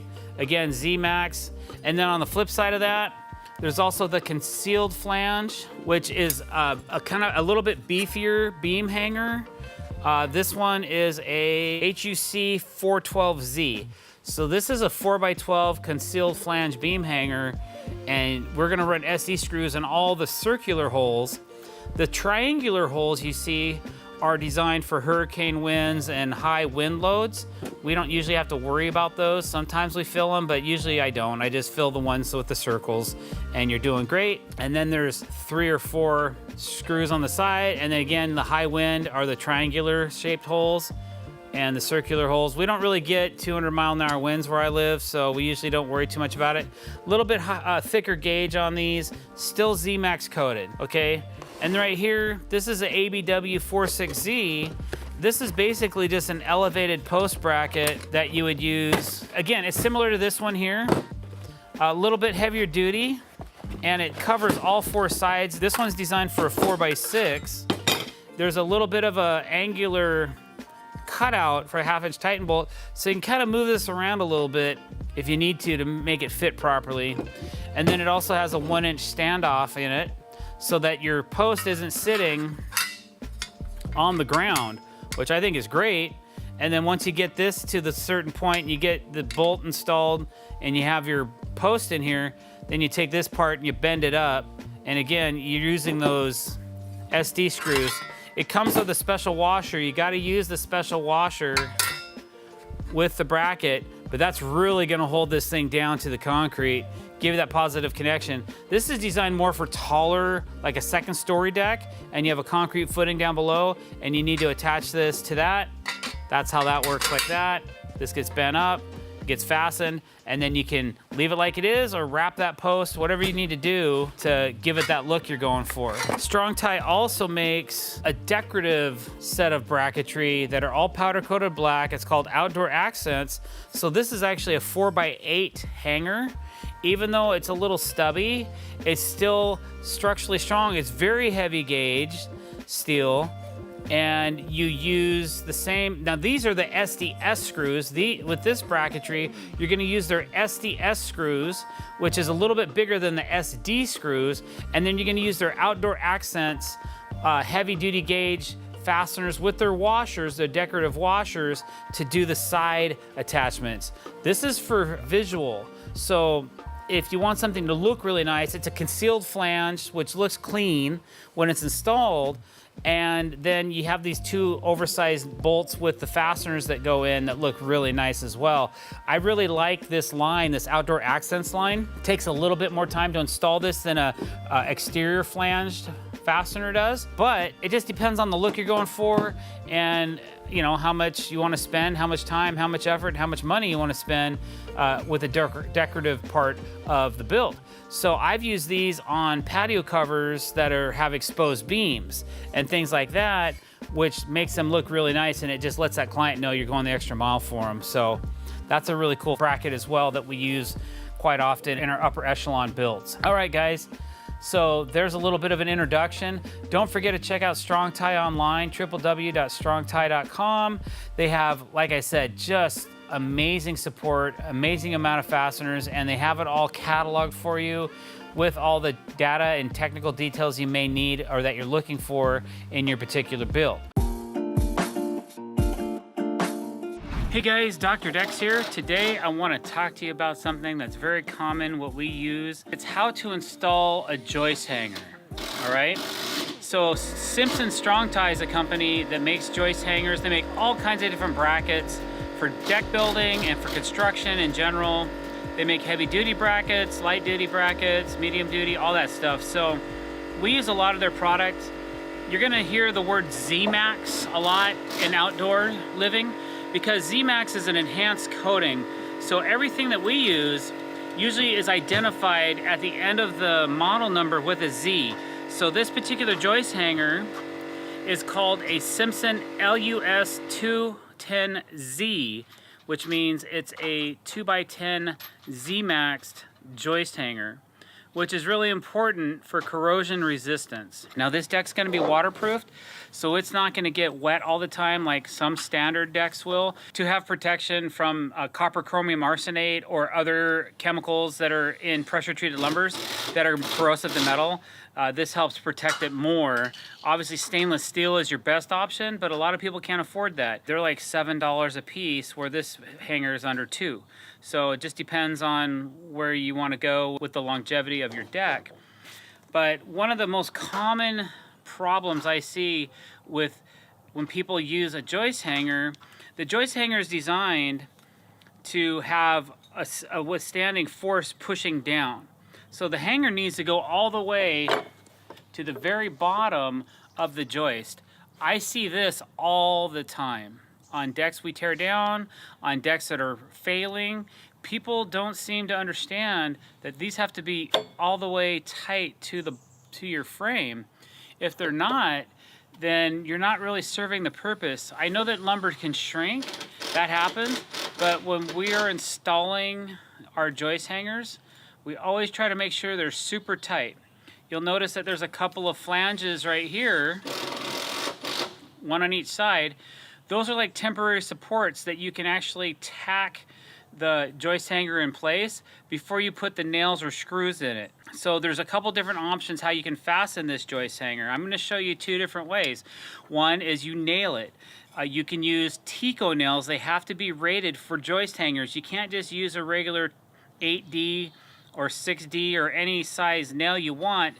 It needs to be a special sized shank that's designed to withstand loads. So we have ours loaded into a nail gun, but these are 2.5-inch nails. A lot of people put 1.5-inch nails through these holes right here, and then they put a 2.5 to a 3-inch nail through the side. But what we do, we put 2.5-inch nails through here, and then we use a 2.5-inch structural screw made by Simpson. It's called an SD screw, 2.5 inches long, and they're structural, which means they're gonna be able to withstand an earthquake better than a standard screw would. Those go in through the side, so you get a double shear holding power because you're going through the joist hanger, you're going through the joist, and then you're going into the ledger board. These are approved to use with this hanger in this particular instance. Now these joist hangers come in a 2x4, 2x6, 2x8, and 2x10 sizing, which is LUS 24, 26, 28, and 210. You can use a 2x10 joist hanger on a 2x12 as well. It's engineered to be that way, so they actually will sell you a 2x10 joist hangers for your 2x12 joists in case you're running 2x12s and you weren't sure. They don't make a 212Z. They used to, but they don't anymore. So it's LUS 210Z for your 2x10s and your 2x12s, and then your LUS 28Z you can actually use for 2x8 and 2x10, but I prefer to go with the 2x10 joist hanger if I'm running 2x10 joists. That's just the way I am. All right, so we'll get to these in a minute, but these again are stamped. I don't know if you can see this, but there's actually a stamp on every single screw with there is no equal symbol on it. That's Simpson symbol. Plus there's identifier like 2.5 on there, I believe, to let the inspectors know. Because if you put in the wrong length screw, if you put an 1.5-inch screw through here, and the inspector can see it, go, wait a minute, man, what are you guys doing? Putting an 1.5-inch screw through the side of it? That's not going to do any good. It's just sitting. It's not even going into the ledger. So when you go to put your joist hanger in, okay, you got to make sure that you have the bottom of your plate, bottom of the joist plate, the joist hanger, tight to the bottom of your joist. Then I'll hold it like this, and I'll put my first tab in. Now you'll notice all these joists are hanging on this wall, but they are not, there's no joist hangers on them yet. That's because we just put all these up. I've put them all to grade. Now, when you're installing joists on your house, the joists can vary in thickness up to 1/2 inch. So we never pre-install our joist hangers on the ledger before we put in our joists, because there's gonna be problems if you try to do that. You would never be able to know where this goes if every joist is a different thickness. You're gonna be trying to shave them or shim them. You're not supposed to shim them with anything. You're supposed to have a nice tight fit, just like this, every time, okay? Nice tight fit. So now that my fit is tight, I went to the other side, I put my little nail in. So now my joist hanger is sitting exactly where I want it. It's ready to go. So now I can nail all of my nail holes. Now for us, because we're deck builders and we're production guys, we're gonna use the nail gun to install these 8 nails that go into the side of the ledger. So here we go.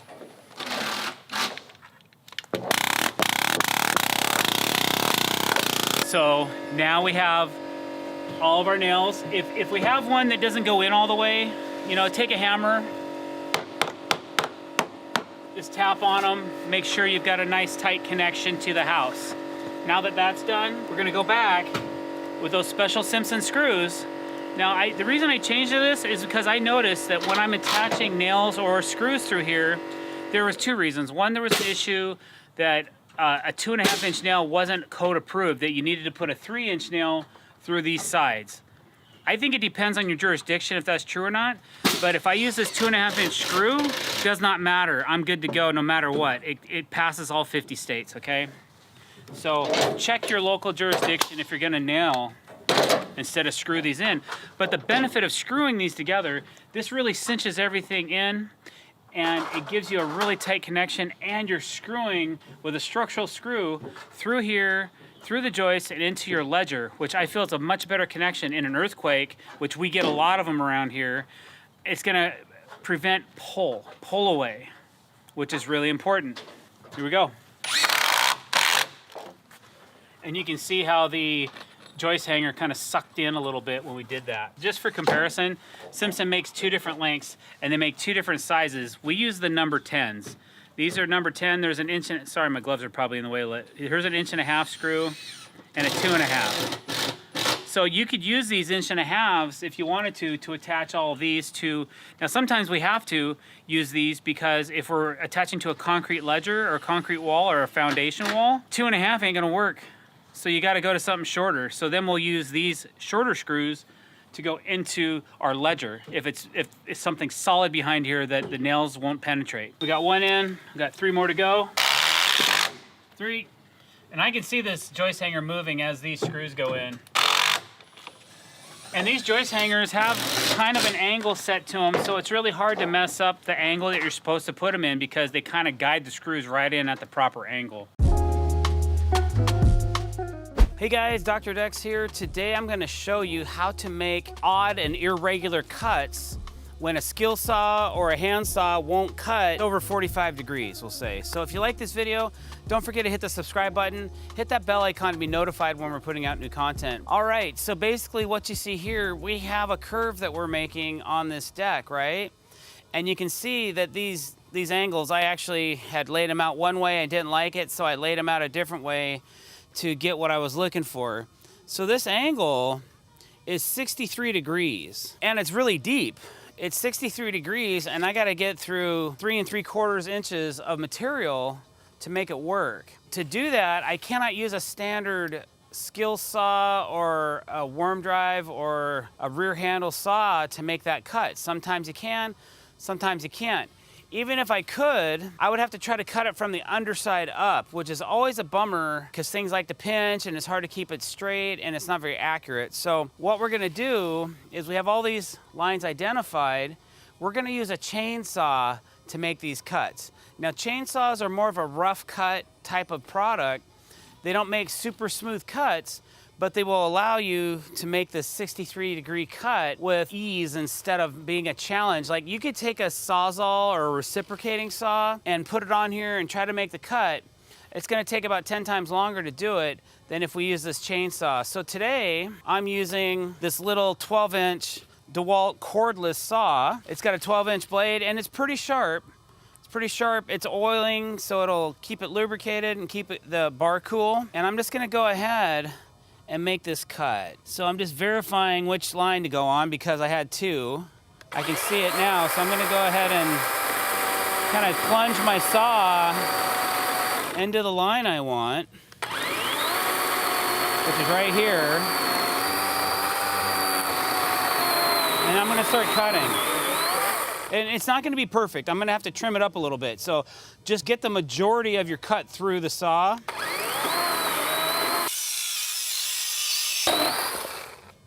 Okay, I'm gonna check both sides. I'm actually shooting for this line right here, so I actually overshot the bottom just a little bit. I have a little bit of fatness right here that I need to trim up. The back side is really off. It kind of goes like this at this angle, so I'm gonna start by cleaning up this side of the cut. Okay, that's pretty close.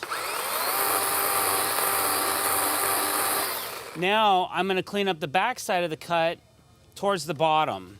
Sometimes I go from the bottom up and sometimes I go from the top down. It just depends. All right, that's looking pretty good. So from there, we'll just put on some end grain solution and kind of tighten it up. Once that point's done, we'll get the rest of these cut. And then we can actually install a curved board. I use PVC as a guide, and we'll put those in, and then we can put in the rest of our flat blocking and continue on from there. So I'm gonna go ahead and finish these cuts up, and we'll go from there.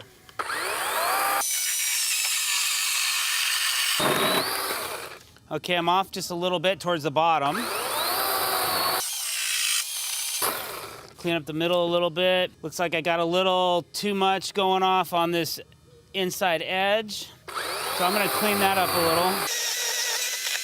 There we go. It's not a perfect science, guys, but once it's all framed in, once we have all of our parts together, it's gonna lock in and it's gonna be just fine. I've done this 100 times. So now we'll keep going. Also, one thing I try to do, there's these little teeth right here. I'll try to grab those onto the joist. That's why I've kind of rough cut all these joists sideways, is so that I can get the teeth of the chainsaw close to it, so I can kind of bite in and it helps me make the cut.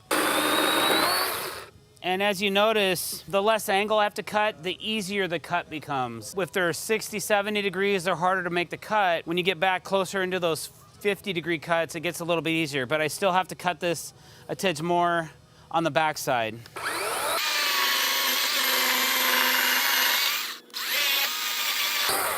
All right, that one looks pretty good. 2 more to go. We're probably getting close into skill saw range with our angles, but let's see. I'm still 49 degrees, so skill saw may or may not make that cut. I know some skill saws will overturn into those 50-degree range, but since we got the chainsaw out and it's cutting pretty good, we're just gonna keep going. Okay, the front's good, the back's off a little bit. All right, last one, still over a 45.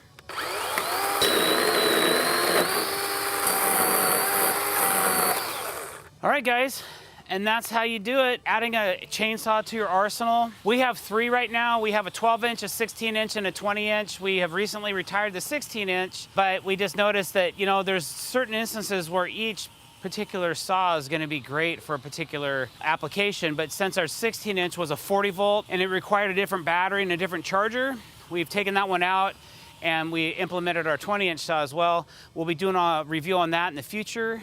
Have we done a review on that yet? Hey guys, drdecks here. Today, I want to show you how to add auxiliary support into a staircase or a deck, depending on what you're doing. We have a staircase, we're remodeling this deck, and we're keeping the staircase frame, but the staircase it's wobbly, and it deflects really bad when you're using the staircase. There's a double 2x12 that's been cut out into a staircase pattern here, but in my opinion, it's just not enough. It's just too bouncy. So we are going to go in the middle of the run and we're gonna add a pre-made footing block into the ground as additional support. Now, it's always wise to check with a local building official or your local building department or a structural engineer if you're not sure about what size footing to use or how many. For this particular video, I'm just using a precast, pre-made footing block that I bought at Home Depot with an adjustable saddle that you can raise and lower with this nut and this washer that's welded onto it, and then it's all galvanized. And that'll sit right in the top of this block, like so. It's not really designed for uplift unless you end up epoxying it, but if you put epoxy in this hole, then you can't adjust it up or down. So what we're gonna do is we're gonna install this block and then install this 4x4 into the block and attach it to the staircase, and then we're going to compress it a little bit and give it a little bit of uplift, because you can see right here that this stair sags a little bit on this far end, okay? So we're gonna give this a little bit of push this way to take some of that out of it. All right, some of it's just the framing of the staircase. There's not a whole lot I can do about that unless I want to start shaving things and cutting and all that. We don't want to do that. We're just going to get the post installed, the footing base in the ground, and it's just, this is for people that maybe have never done this before, but they realize, hey, I got a really spongy part of my deck or my staircase is really bouncy, and we want to add some more support. Now, lucky for us, there's a post support for the deck on the other side of the staircase over here. So we are also going to attach the staircase to that, because right now it's not. This thing's just loose, okay? It's not supported. We're gonna give it additional support on the other side of the staircase as well. Now, if this deck post wasn't there, we'd be adding another one of these on the other side as well. But like I said, lucky for us. That's why we've decided to put this post where we're gonna put it, which is right here, so that it's in line with the existing post from the other side of the deck. It may not be exactly in the middle of this run, but it's really gonna help add a lot of extra support when we go to lock this all down and finish framing it. So here we go. All right. So I know where I want my post. If I just look behind me, the post basically runs up the side. The edge of the post runs up the side of this stair right here. So I'm just gonna pull that in and make sure that it's semi-level. It doesn't have to be 100. It just got to be close. Okay, that's pretty close. We'll look down here. We'll kick it over a little bit. So there's the center of my post where I need it to be. Now that we know where the base is, we basically need to put this cement block underneath where this post is.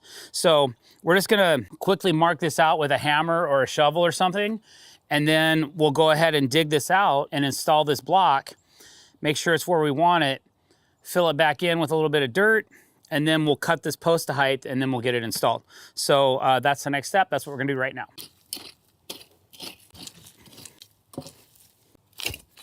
Kind of center that over that hole.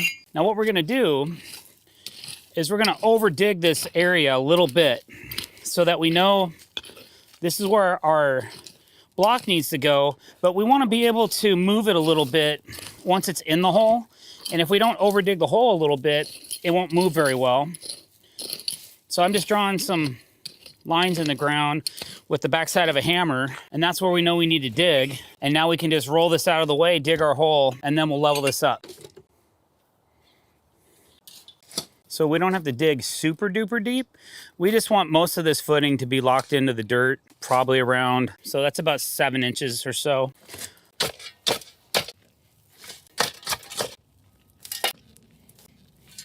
You basically want to get all your loose dirt out of the way. And I know there's going to be a lot of comments, oh, this would never fly in my jurisdiction. We never get a buy with these because we have a 4-foot frost depth. Our frost depth in Washington State is negligent. It's very short. It could be 12 inches. It's not deep. We hardly ever get any heave here.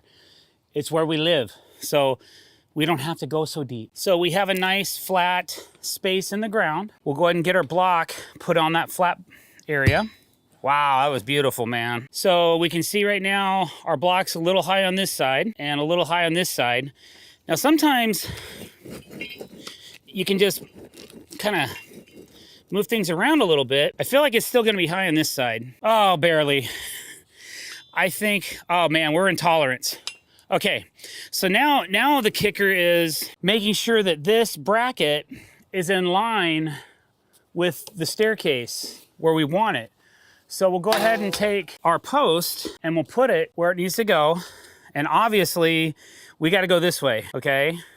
I know this. And we gotta go this way a little bit. Let's dig that hole a little bit more so that we can achieve that. There you go.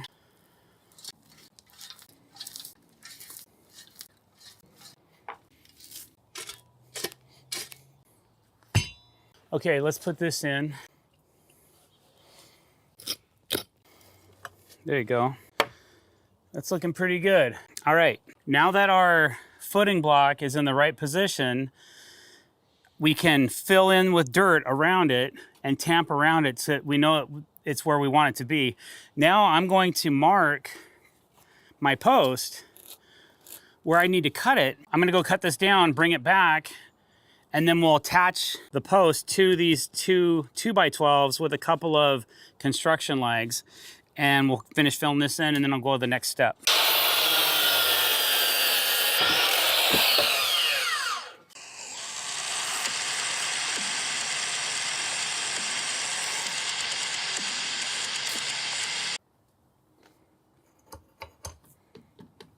All right, so now we need to pick a couple fasteners. Well, ST's for the bottom, right. Correct. For here though, this is what we want to lock in right now. So we could do anything that's a 5 or a 6 inch fastener. We could use a couple of timber locks.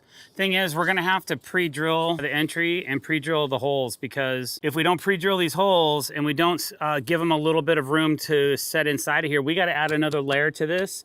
And if we don't do that, it's gonna crack the heck out of these because they're old and they're dry. So we're gonna go ahead and prep that and get these installed next. And then we'll install some fasteners into the base of this.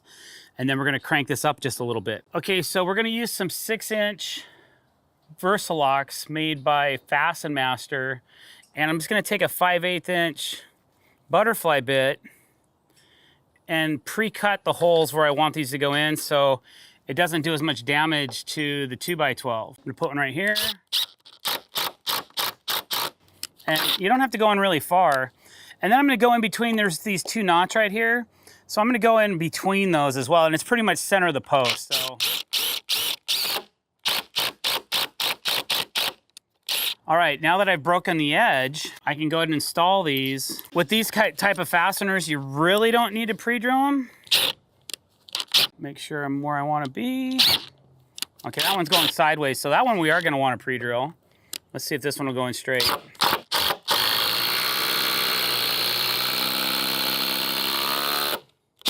That one went in pretty straight. I'll be right back. I'm gonna grab a pre-drill. This is a standard pre-drill bit for us. It's a hex shank and it tapers at the top. I like these because they have a really sharp point you can start with, and then it kind of opens up the hole as you go in. So I'm gonna go ahead, try to pre-drill this hole. There we go. Now it should go in a little bit straighter. All right, now we're nice and stable, sturdy, and we're gonna go ahead and put our fasteners in down here, and we're using some strong tie SD screws to do that task. And then once that's all together, I'm gonna put some compression onto this staircase to make sure that everything's nice and tight. So we'll get that done, and I think that's about it.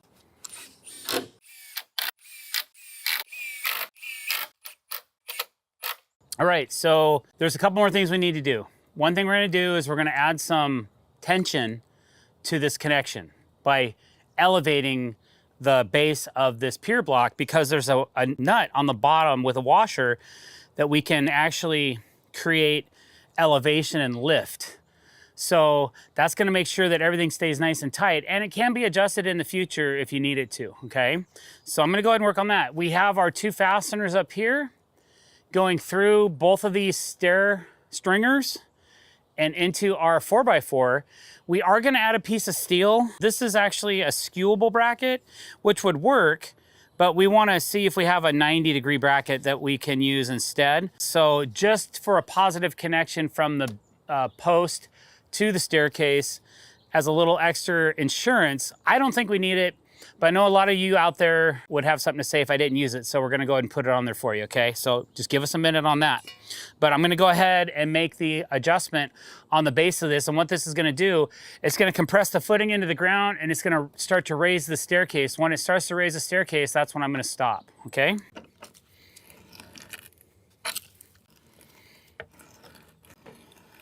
Okay, I can kind of hear things moving a little bit.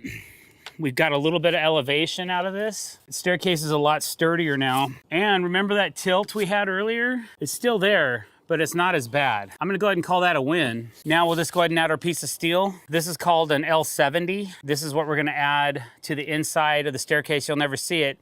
It's just a positive connection. Besides those two fasteners, these Versalocks that are going through, we're gonna toss this on the inside of the staircase like so, okay?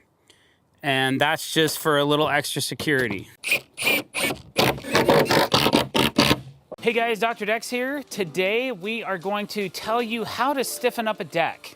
So if you like this video, don't forget to hit that subscribe button. Thanks for coming to our channel, and hope that somebody gets something out of this video. So we have a large deck that we're building. It has a 16-foot span from the house to the beam, and they're 2x12 joists. So they're very thick joists. As a matter of fact, we really can't get much thicker product unless we go to an engineered product, okay? So the problem with that is if you just run those joists, the 16 feet, they're super wobbly. When you're trying to run your decking up there, none of the joists will be straight. There's gonna be all kinds of issues trying to keep the framing looking good, keeping it intact, and keeping straight lines. So what we're gonna do is we're gonna add some mid-span pressure blocking to the middle of the deck to keep it from the joist from moving this way, but also for deflection purposes to help keep it from wanting to dip, because we are spanning a really long distance. So with those two things in mind, we are going to run a 2x6. Instead of running a full 2x12, we can't do that because we are running a waterproof bladder inside of these joist bays as well. So we're only gonna use half the thickness of the joist bay for our pressure blocking, and we're gonna hang it low. While we do that, we're also gonna use some structural fasteners, some Fasten Master timber locks, so that we can have a nice tight fit and things won't squeak in the future. So that's what we're up to today. We're gonna start getting some measurements and start cutting down some materials and start getting those installed. Okay, so basically what I've done is I've taken a 2x6 and I've put it on the top of all the joists. And I've put one screw in the top of each joist, and I've completely done my layout. So the layout that's on the house and the layout that's on the far beam is what I did for the center of the deck. So all the joists now are nice and straight and ready to go. Then I marked the center line down the middle of this deck, and then I drew a line on each side of the joist. And I did that because I'm gonna use that as my center line, and then I'm gonna stagger the blocking in between all of these joists as we go down the line. So basically, I'm ready to go. All the prep work's been done. I just have to get some measurements now, and I'm just gonna measure out a few boards and show you how we install those to really stiffen this thing up. So the tops are all locked in. That's a temporary board. That board will be coming off a little bit later today once we get all the blocking in, and I'm happy with the way it's sitting. So we'll get to that, and then we'll get going on cutting the blocks in and getting them installed. So you'll see as I tighten up the clamp, it really tightens up this bottom edge. So now that I've cut this block the same distance as up here, I know that these joists are gonna be plumb to one another a little bit closer than if I just would have guessed on where to put the screws. Another thing this will do is it'll help tighten up the outside rim joist. We might add a few more blocks like this to tighten it up where our railing's gonna go, but it's a good start for us to keep that going as well. So just really trying to lock this deck together and keep it from being so wobbly in the middle. And again, like I said before, to help with some deflection when there's more weight towards the middle of the deck or bouncing going on, or people are walking or jumping, you're gonna get a little bit of deflection in the deck. So these blocks are gonna help with that, keeping the deflection from wanting to be as bouncy as it is normally. Okay, I kinda like that. I'm on my lines because I've already pre-drawn all these lines, so you don't have to put a square up in here to do this. Then I have my 4-inch Fasten Master timber locks. So I'm using a 4-inch structural screw, 2 per side per block to install this, okay? Sometimes I'll use a shaved bit like this. If I'm trying to get the screw to countersink into the side of the board, the only place I really have to worry about that is on this very outside of this first outside rim joist. Because you can see it's just sticking out a little bit, and that might affect us when we go to put our fascia boards on. So we might have to come back and pre-drill these outside 2 screws. All right, so I got half that in. When you're putting in these blocks, we are putting softening underneath this as well. So we wanna make sure that these blocks do not hang down. That would be bad. If they're hanging up a little bit, that's okay, but if they're hanging too far down, that's gonna be an issue. So we just gotta make sure that we're up high enough, and we are. All right, I can bust the clamp loose. That block's installed, and we just go to the next one. And we just keep doing that. We just keep installing these blocks all the way down the line, and then that will help stiffen our deck. Now, because these screws aren't buried, I'm not gonna put these blocks in the exact same line. I'm gonna stagger them right and left of the center line so that it makes it easier for installation. So this one's just gonna go over here like so. I'll go ahead and clamp. This one's very loose. Like I said before, you're gonna have a little bit different widths on the bottom of your joists than you would at the top of your joist because the bottoms aren't locked in. So that's a great example right there of why you might need a clamp or an additional hand to help you put these together. But a clamp like this Irwin Quick Grip, is really gonna help you keep these positioned properly. You can see I'm really out of square, so I just gotta knock the top. I might drop it a little. Okay, that side's ready to go. There's my line. I'm a little high. Sometimes you may have to wait to do one side, because if you keep banging both sides, one side might be too low. So you might have to fasten one side together and then come back and fasten the other side after the fact, after you bang it back in place. I'm gonna grab 2 screws. So now that these 2 boards are staggered, I can easily get my screw into this side as well.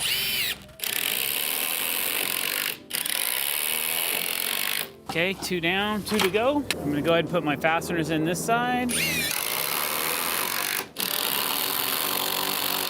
All right, that one's in. Let's do one more. This one's a little bit more snug, but it's still kind of loose compared to some of the other ones we've installed where they're nice and snug or tight. But that's not a bad fit. So I'm gonna go ahead and bring my clamp over, tighten it up, and I can see already that, like I was talking about earlier, this side of this board is really low. So if I try to bang it up, it might raise the other side a little too tall. It did not. Okay, I'm gonna go ahead and fasten this side first, and then I'll finish this side off over here. Okay, that side's done. That's nice and flat. 2 more screws and that block will be done. Like I said before, you really don't want these hanging down too far. And if you can't get it to go up, you might have to change your clamp. There we go. Now it's high enough where I know it's not hanging down too low. When you put all these lines and draw them in, it gives you an indicator of where to put the fasteners as well. All right, and we'll just keep doing that over and over and over again until we finish our entire line of blocks. And then that's going to really solidify the center of this deck. Then on top of that, we will be doing some internal V-bracing as well. Hey guys, drdecks here. Today we are talking to you about pressure blocking. There's a lot of different reasons why we pressure block, but there's some specific ones in Washington State why we pressure block, so we're gonna get into that. So don't forget to like, comment, and subscribe, please. I really appreciate it. Click that subscribe button and be notified every time we get put out fresh content. Okay, so pressure blocking is basically blocking that goes in between joists to keep things racked straight. A lot of times when you pin a joist to a beam and you're sitting on the house, you pin it to a beam, the inside of the joist may have some kind of a funky wow to it.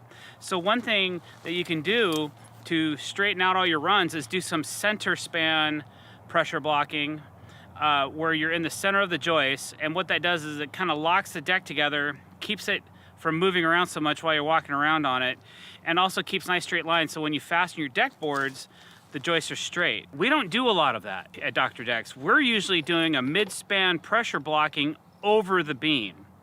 And the reason we do that is because in Washington, there's a lot of earthquakes. And earthquakes shake a deck. So what pressure blocking does is it helps keep the joists from doing this in an earthquake. Okay? So you can see right here, I've got a block. Now this is kind of a unique example that I'm showing you guys today because these are 4x8, so these are all beams. Usually I wouldn't need to pressure block a beam, but because this is a dock, it's a special instance, so I'm gonna go ahead and explain to you what we're doing and why. So what we did was we put a 2x8 underneath all these 4x8s and we locked it all together with some Fasten Master timber locks, right? So once that was established, we still have this is a really long span. It's 16 feet in between bulkhead to the first beam on this dock. So I wanted to stiffen the middle of the run. So we put in our bottom piece, plate. Then I'm having the guys put in some blocking. Now this one's a little short for right here, but we're gonna recut this and make it tighter. And what this does is once it's all locked in, we're also putting some screws from underneath here into the bottom of these blocks, so that what it does is this whole run will act as a simultaneous beam. And as you're walking and you're abusing this dock, because docks take way more abuse than a deck will, it compresses as one instead of an individual beam. And that was my goal, was to make this thing as sturdy as I possibly could. And we've done quite a bit of work to it, and it's amazing how well that this frame is turning out. So that's why we're adding the mid-span pressure blocking. It's not so much to keep these beams from rolling, because they have a wider stance. They're really not gonna wanna roll over the top of this board, but it's gonna help keep this thing from bouncing like this, okay? So that's my thought on why we're doing pressure blocking on this dock, is to keep all these acting as one and all together to give it more strength. Now we'll go up to the upper deck and I'll show you traditional midspan pressure blocking and over beams and why we do it and why we did it this way. On this particular set, we're staggering them because we don't have to have them in a straight line. So it gives us a little bit more room to work on the parts when they're not in a direct line. All right, so now we're at the main deck. And the reason for pressure blocking here is more traditional Washington State. We have a 2x10 right here. We have a waterproof ladder going inside of here, so we cut these down a little bit to get our returns to be able to come back over the top of our bladder. And all of our pressure block are in the exact same line.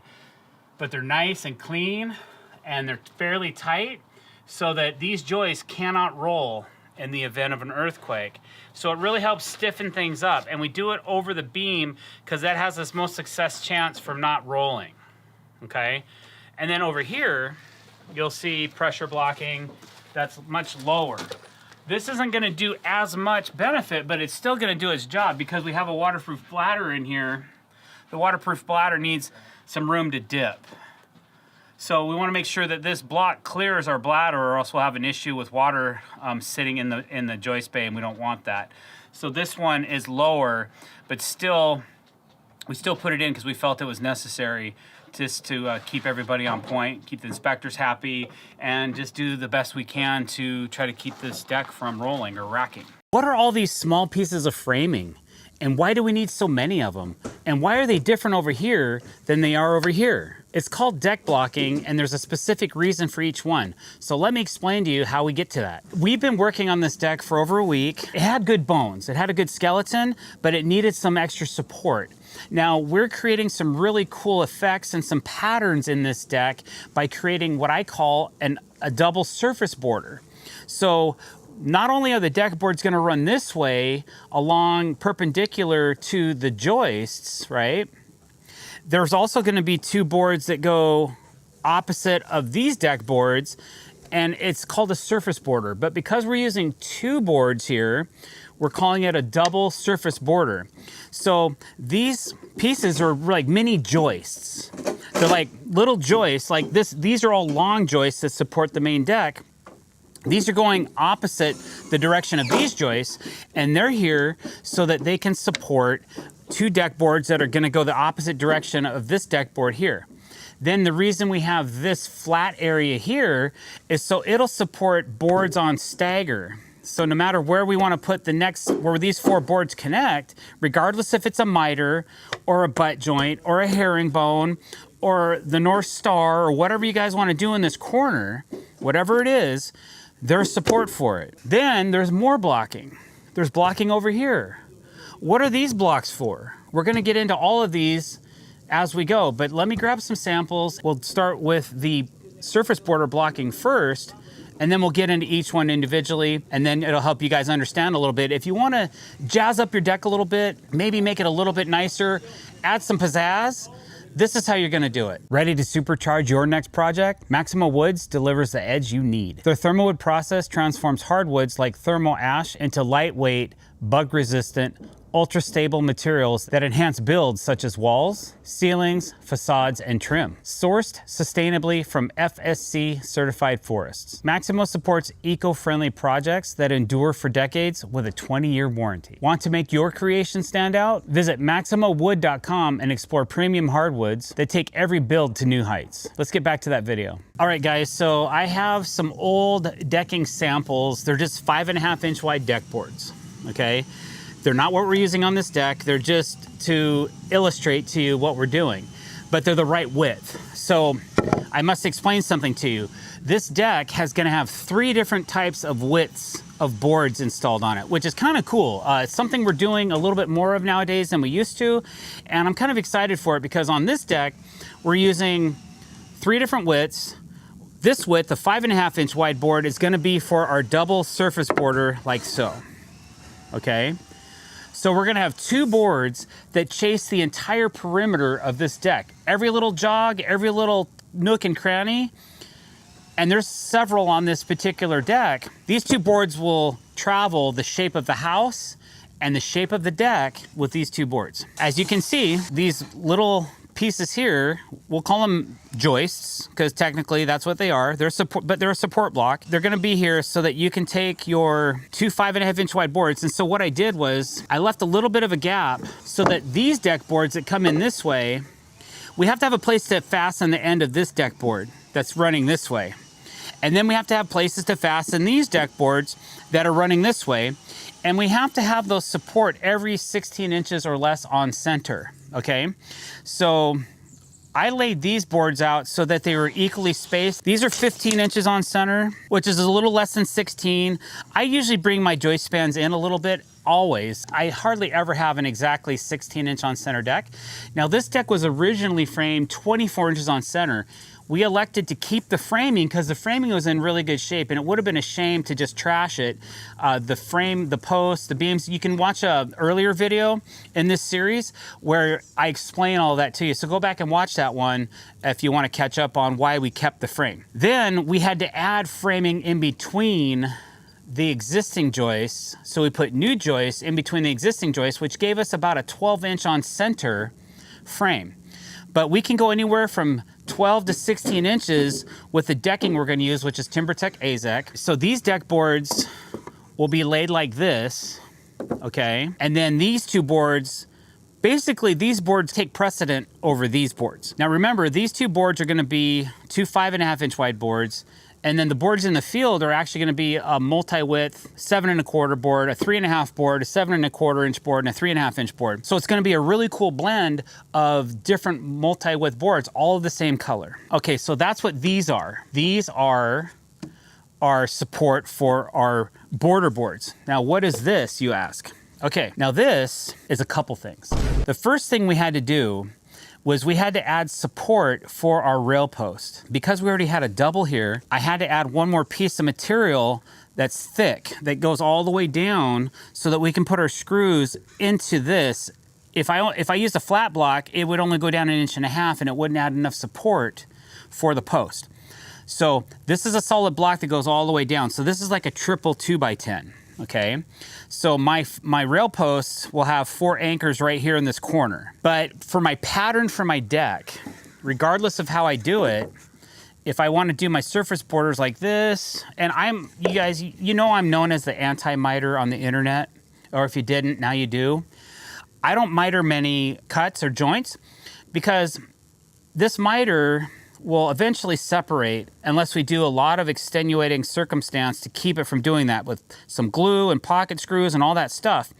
But instead of doing all that, I just prefer to install my boards this way, like in a herringbone pattern. This deck will be done like this, and then the decking will come in. So it's kind of similar to what I was just explaining earlier, where you have the nailer, or the place we're gonna put screws for the end grains of these two deck boards, but then your corner will look something like this. And the reason for that flat block is now I can put screws through here anywhere I want. Okay, and so that flat block will catch this, this, and this. As I tear these away, you'll see, okay, so like these two screws go into this board. So that flat block took care of that board. These two screws will also be taken care of by that flat block. This one, depending on where I put the screw, on this one, I might end up screwing into the solid block, or I might be able to catch this block, but I doubt it. I'll probably put the screw here. Now, all these screws are gonna be cortexed with a Fasten Master Cortex stainless steel screw and a Cortex plug. So regardless if I put the screw over here, you're not gonna see it once it's corked. So then this deck board will get fastened here and here, and then we'll start fastening it to these mini joists or these support blocks I put in for the surface borders, the surface border blocking. So that's why this has a flat surface, because how else are you gonna catch all those screws unless you just have something, and I like having this flat block so that I can put the screws wherever I want. Now, if I don't protect this block, it's gonna rot. Even though it's pressure treated, when water sits on something flat like this, it's gonna create a problem. So we're gonna use waterproof membrane tape called G-tape over the top of all of this before we lay any decking down. So now I'll show you how we do that. If you go to our channel and you search for G-tape, you're gonna find other videos about this product. Now, we haven't been using as much of it lately because we've been building so many decks out of aluminum, but we still build decks out of pressure-treated hemlock. It's our staple, it's our bread and butter, blah, blah, blah. It's good product, okay? One other comment, you'll notice we have a high spot in this blocking. I recognize that and I realize that. We're gonna be shaving these down so that the decking lays really nice and flat in these areas that are high. I'm just gonna show you how I apply the tape. We're gonna be taking this tape back off and shaving all this down later, but for the video and for demonstration purposes, I'm just gonna lay down some tape, okay? Today I have some 12-inch, which actually is not gonna capture the entire flat block, but it'll get us close and give you guys the idea. And then I've got some 4-inch G-tape that we can use to do this double, because anywhere that moisture can penetrate, we wanna protect this line right here. We want to make sure that moisture is not getting down in between this double joist, so that's what, even with pressure treated lumber, if you let water just infiltrate this year after year after year, it's going to become nothing but problems. It'll rot. It'll rot in 8 years, 7 years, maybe less, maybe more. But if you put a layer of tape on here so the water doesn't get through here, then it's going to last 30, 40, 50 years. So it's a much better application before we lay decking down to just cover all this stuff up. We're gonna cover every single surface of every joist, the old ones, the new ones, everything on the tops, because that's where the moisture sits and that's where sediment sits and that's where the rot and decay starts, okay? So basically, I'll just take a piece of this 12-inch and I'll give myself a little overhang and I'll rip it, and then you gotta get it started. So this one, the 12-inch has a paper backer. So usually when I'm doing my G-tape, I'll get a piece started, but I won't completely strip this paper all the way off of the tape. I'll get a piece started and I'll get it so it's one clean peel away. And then I'll just start by saying, okay, I might want to have a little bit of overhang on the edges, like so. And I'll probably want to start in this corner, so I'll kind of give it a little rub. It's still tacky, but you can kind of move it around if you want to decide, okay, that's kind of where I want it. That looks good, but I have a little bit of wrinkling right here. I'll just peel that back real quick, and then I'll smooth it into this space. And you can see there's some elevations right here, guys, that we haven't planed the joist. We haven't planed this down, so we'll take it and we'll shave the top of this joist before we apply this tape to make this a little bit flatter surface. It's a little bit of work, but it definitely makes it nice when you're finished. And notice how nicely we're covering up this hole. So water will still sit here, but it won't penetrate and it will not go into this joist. So then once I have it like that, then I'll take the paper and I'll start peeling it away, and then I'll just kind of squeeze it out, squeeze the air out of it so it has a nice smooth application so there's less wrinkles. Now it looks like there's something under here. Oh no, it's just a hole where a screw went in. So sometimes you just got to work around those obstacles, right?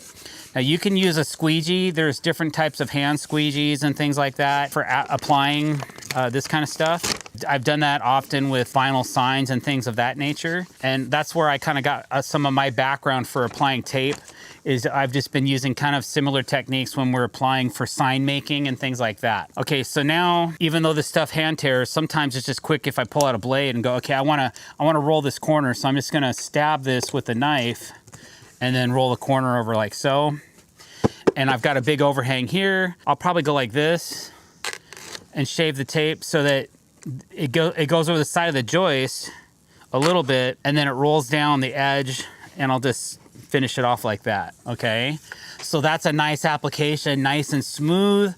And then when we put in all of our boards, and so this stuff is self-sealing, so it will allow you to put your screws in, it'll seal those up, and the screws won't even leak. So here's an example of what happens over time when fasteners are screwed into the bottom of something without protection.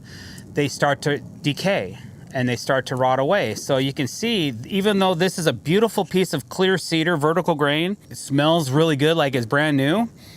We just cut it, but you can see right here where the cancer is. from the penetration of the screw hole, and moisture over the years just keeps going up in here and it'll just rot it out. And this one is probably the worst example, but you can see how it travels, decay travels when moisture goes into something, and then it has a way to get in there and infiltrate the material and then destroy it. So we're just trying to combat that as much as possible. Again, here's another example. Here's a couple holes, and you can see exactly where these were. These are a couple inches back, and you can see how wood cracks and water travels, and it becomes decay. So we're just trying to keep that from happening on a vertical surface or a horizontal surface or a flat surface or whatever you want to call it. Just trying to keep things protected, okay? And that's the way we do it. All right, so now that you have that figured out, what are these, you ask? These are called roll blocking. They're over the beams of the deck. So these are over beam roll blocking, and these are designed for a couple reasons. It helps keep your joists square. Sometimes when things start to dry out and move around and things want to warp and twist, it'll help keep the joist straight while you're installing the deck. Another thing it does, it helps with your cantilevers. So this deck has a large cantilever over this side. It's a 2x10, it's cantilevering almost 3 feet. The roll blocking helps stiffen the cantilever for the deck. Another thing it does, and this is the main thing that it does, and we have these a lot where I live, is called an earthquake. So these blocks help from the deck from pancaking in an earthquake. That's the main reason for them. Roll blocking is so the deck can't roll over and just flatten itself out. I've actually seen this happen before, not in an earthquake, but I've seen a poorly constructed deck basically just fold over like this before it collapsed. So it's just something that would prevent that from happening when things are shaking around and moving, because some of these earthquakes we've had in the past have been pretty strong, and it's quite impressive to see how much things move in a situation like that. To measure these, because the deck was old and then we added these joists in between, to measure these, we always measure at the bottom of the beam where the joists are attached to the beam itself, so that usually if you try to measure from the top, you're gonna have the wrong measurement. You need to measure from down here, and then you commit to that measurement. Usually we cut a 1/16 shorter than this distance. And then regardless if the joists are too tight or too loose, we use clamps to kind of move things back and forth to be able to drop our block in. Then we square it up, then we attach it to both sides of the joist, and that really locks it together. So the joists are now attached to the beam, and then this block is attached in between the joists. So that's gonna eliminate any rolling or movement this way in a seismic event. So those are kind of mandatory. Now there's one other block that we don't really have installed on this particular deck because we have a double beam situation. It's just the way that this particular deck happened to work out. There's mid-span pressure blocking. And mid-span pressure blocking works when you have let's say you're attached to the house, and then you come out 12 feet to a beam, and then you cantilever a couple feet past that. So mid-span pressure blocking is where you take the blocks and you put them half distance between the house and the beam to help sturdy up the center of the deck. It helps with deflection. So up and down motion, it'll help with your deflection. It also helps keep your joist in line so that when you're fastening down your decking, it keeps the joist in a straight line. So that, like, let's say the joist might be cupped like this, or they're doing this or whatever. You kind of get them all locked together. When you're walking around on longer spans, the joists are kind of wobbly back and forth. Once you put in your pressure blocking, it locks everything together. So it all has to move as one, and it doesn't want to move very much. So your mid-span pressure blocking really works for those longer joists from the house to a beam. Now, because we have a separate beam near the house, and then we have a beam maybe 10 feet or less away from it, we don't have to really do the mid-span pressure blocking on this job. We kind of skipped it on this one because the deck is really tight compared to how it was a week ago when we first got here. The joists were 24 inches on center.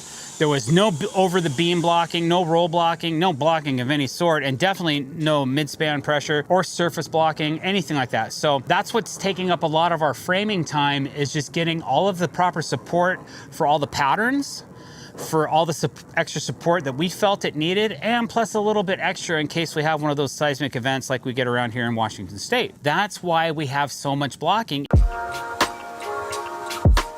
Hey guys, Dr. Dex here. Today I'm going to talk to you a little bit about how to apply a bead of caulk. And I just got back from Colorado from a company named Sashco, and they make some really great products. We're going to explain one of them to you and give you a few tips and tricks on how to use their product. Okay, so if you like this video or you learned something, which I did, I learned a little bit when I was there, click that subscribe button. 83% of you don't, and we want to raise that average. Don't forget to like these videos. Hit the bell icon if you want to be notified when we're putting out new content. So what I have here is I have a tube of stuff called Big Stretch.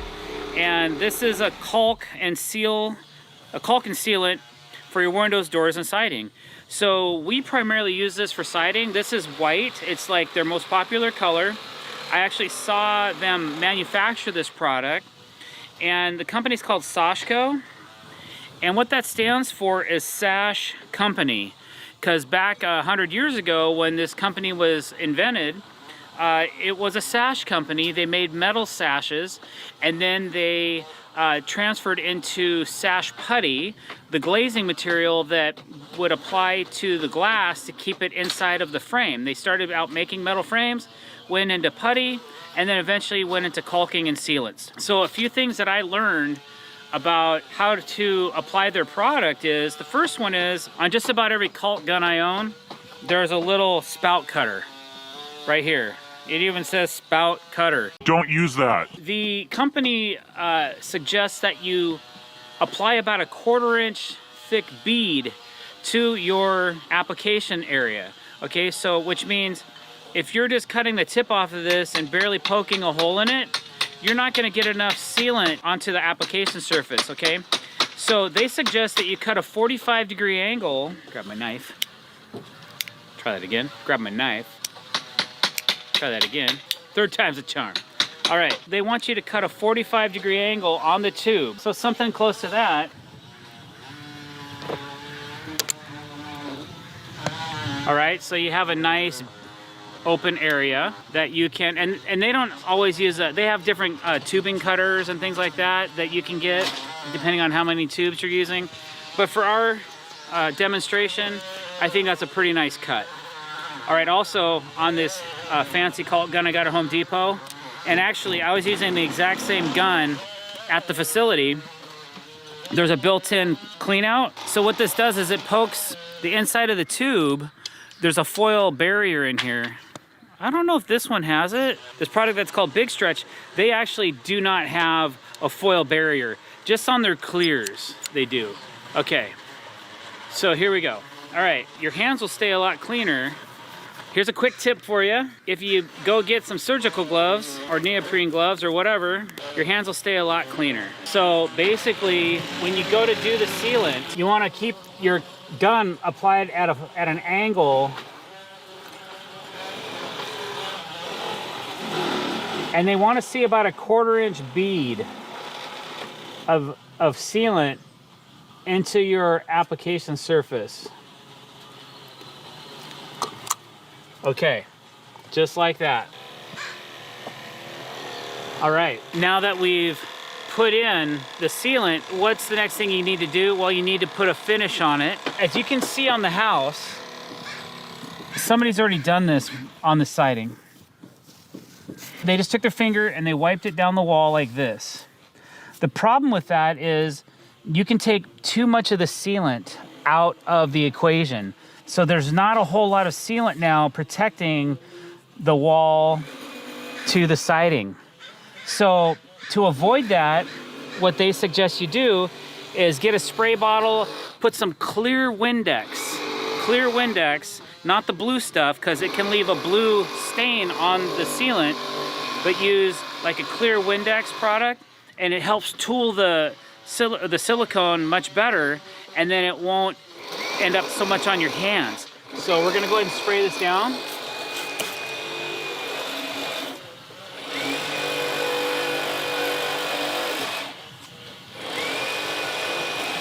There you go. And now you're left with a 1/4 inch bead and only a little bit of silicone on my finger. Okay? And it's not on my finger because it's on the glove. So that's how they suggest. That way, when this is cured, you have a nice protected bead of silicone left on the wall or on the siding. This obviously is just for demonstration purposes because we're going to cover that up with some deck boards and stuff.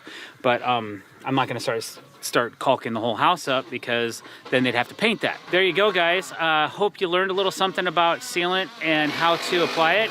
Big Stretch is a really high quality product, so if that's in your area, you can look up Sashko online, look up Big Stretch, see if you can find that product in your local area. Hey guys, Dr. Decks here. Thinking of building a deck and wondering if PVC decking is right for you?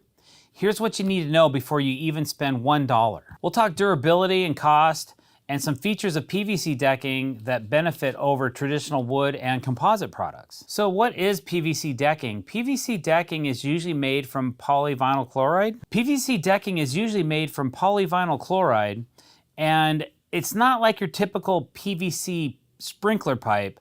It's actually a really beautiful product that has a lot of energy and technology put into it. This is a product called AZEK. This is my decking of choice. I love PVC. It's my favorite product to use.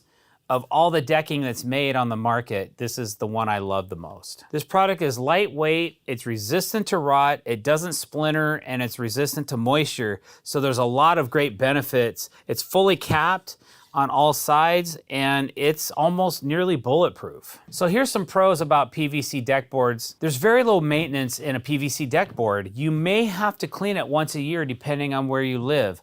And you can buy a simple deck cleaner, like 30 seconds cleaner, and clean it once a year, spray it on. You can hose it off, or you can use a light pressure washer on it. You don't need a hard pressure washer unless you're trying to clean in between the deck boards or something like that. So it's easy maintenance. I'm not saying no maintenance because there's really not much out there that's zero maintenance, but it's a great product for that type of application. It's weather resistant. This product will not absorb any moisture whatsoever. There's no wood fiber in this product at all, so it doesn't absorb moisture like some potential composites could. This particular brand has a really high-end architectural scraped grain.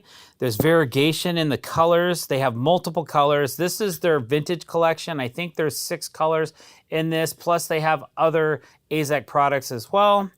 It's easy to install, to carry, to craft, and to cortex, which is a hidden fastener system, depending on the board width. If you get this is a wider board, so there's no grooves in it. They don't have available grooves in this particular board. But if you buy a narrower board, a 5.5 inch wide board, they do have a groove board, so you can use hidden fasteners with that as well. I've gone back on PVC decks that are over 10 years old, and they still look as good as the day I installed them. Okay, a couple cons. I've talked about some of the benefits and the niceties of the product.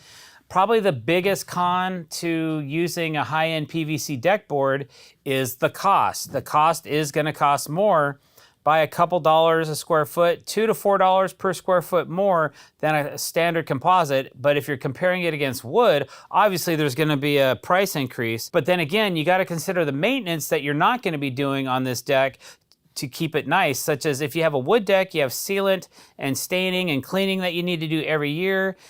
Plus, over the years, even if you keep a good sealant on it, you're still gonna get decay, and naturally it's gonna start breaking down. Another thing that you need to know about PVC deck boards is they can expand and contract. So the board, when it gets warmer, it can expand a little bit, so you need to be aware of that. So you can put the proper fasteners in the decking, you can put the certain breaks in the deck where you need to, and that is also something you need to do is follow the manufacturer's installation recommendations just by reviewing it on their website, or actually you can even have a local rep come out and give you those pointers that you need to make sure you're doing a successful installation. Another con might be, depending on the color you choose, if you choose a darker color in PVC, it can get hot. So you gotta think about that. Like this color here, it's light gray. It's not gonna be as warm as if you choose a dark gray color, such as dark hickory or something like that.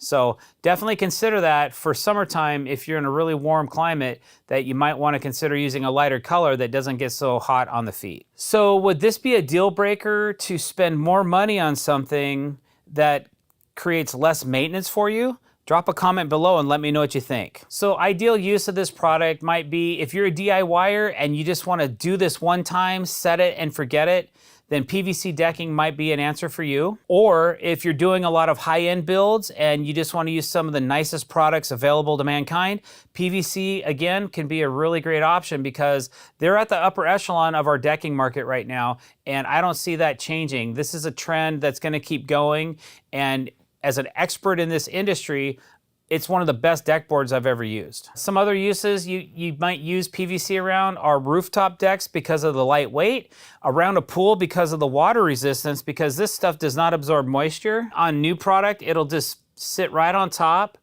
and beat up. And that's kind of a releasing agent that's sitting on the decking. After the releasing agent goes away, this water will sheet out. Right now, it's still gonna wanna beat up though, because there's this releasing agent when they make it and they run it through the die, they want to make sure it doesn't stick. But that will go away. And after a rain, like I'll tell my clients, because what can happen, like if it's heavy pollen season in the spring and it rains, and then the pollen lands on the deck, and then the water dries, it can leave like round pollen spots all over the deck. But that's not gonna be common after the releasing agent goes away. But you can see how well this product resists water. It just does not absorb into the decking. All right, so we have a little chart on screen for you right now, so you can kind of compare the differences between PVC, composite, and wood, and make a better educated decision on which one might be best for you. Okay, and here's a few things as a DIYer or maybe a beginner. You've never built a deck before, or maybe you built a deck with somebody in the past and you want to build a nice PVC deck for your new house. Some things, some pitfalls that you might want to try to avoid or don't get trapped into. You got to make sure that you leave some room for expansion and contraction. Most of the installation tips are going to be on the web page of the decking that you choose. So definitely make sure that you leave room for boards to move back and forth. And you're gonna really be mostly concerned about contraction more than expansion. But if you are building on a very hot summer day and you don't take into account for contraction, you might find that your deck board gaps are gonna be a lot bigger than you want them to be, especially in the winter time. So remember that contraction is just as important as the expansion factor when you're installing these deck boards. Definitely use the proper recommended fasteners for your PVC decking. I only use stainless steel fasteners regardless if I'm using a face screw, a hidden clip, or whatever. I always use stainless steel, and I recommend you do the same. I wouldn't use any carbon type steel in these particular boards. The best way to attach a deck board to a frame is face screwing it. So if you're gonna face screw, either you put a nice flush screw, which is stainless steel, and you could do a color match screw, or my preference, using a cortex hidden fastening system where you're screwing through the board, setting the screw to depth, and then putting a nice plug or a cap into that hole and then flushing it out, and then you don't have to worry about it anymore. Also, you might want to pay attention to your joist centers.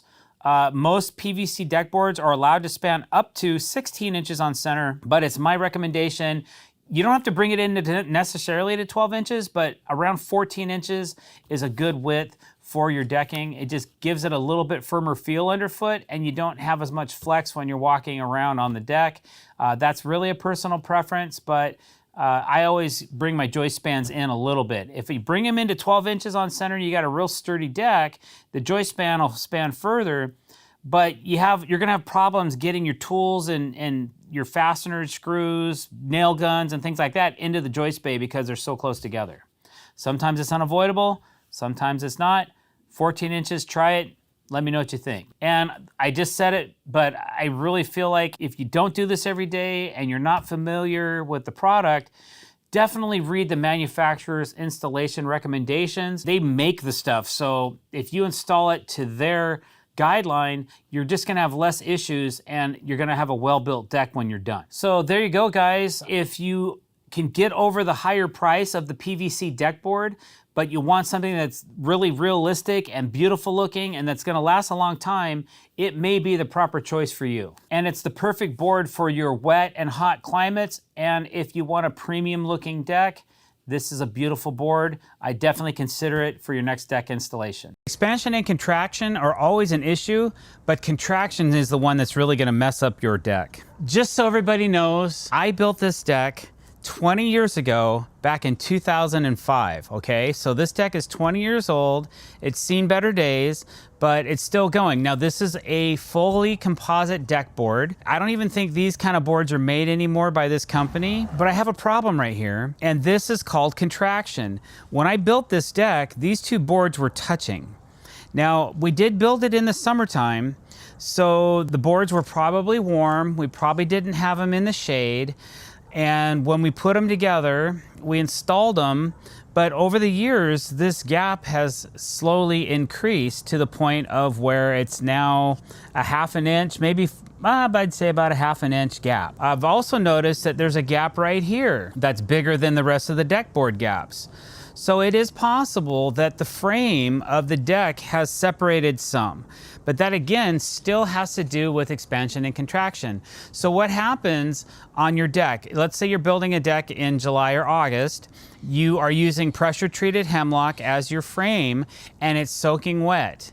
So you're putting a soaking wet frame or a wet frame. There is lumber out there now that is called KDAT, which is kiln dried after treatment, which would help minimize or possibly avoid what's going on here, where you have the framing, which is shrinking, and then you have the composite, which was expanding. So what happens with that is when the frame is shrinking and the composite is expanding, your fasteners are starting to twist. So that's why we use a lot of stainless steel fasteners in our finish work now, because carbon screws have a tendency to snap.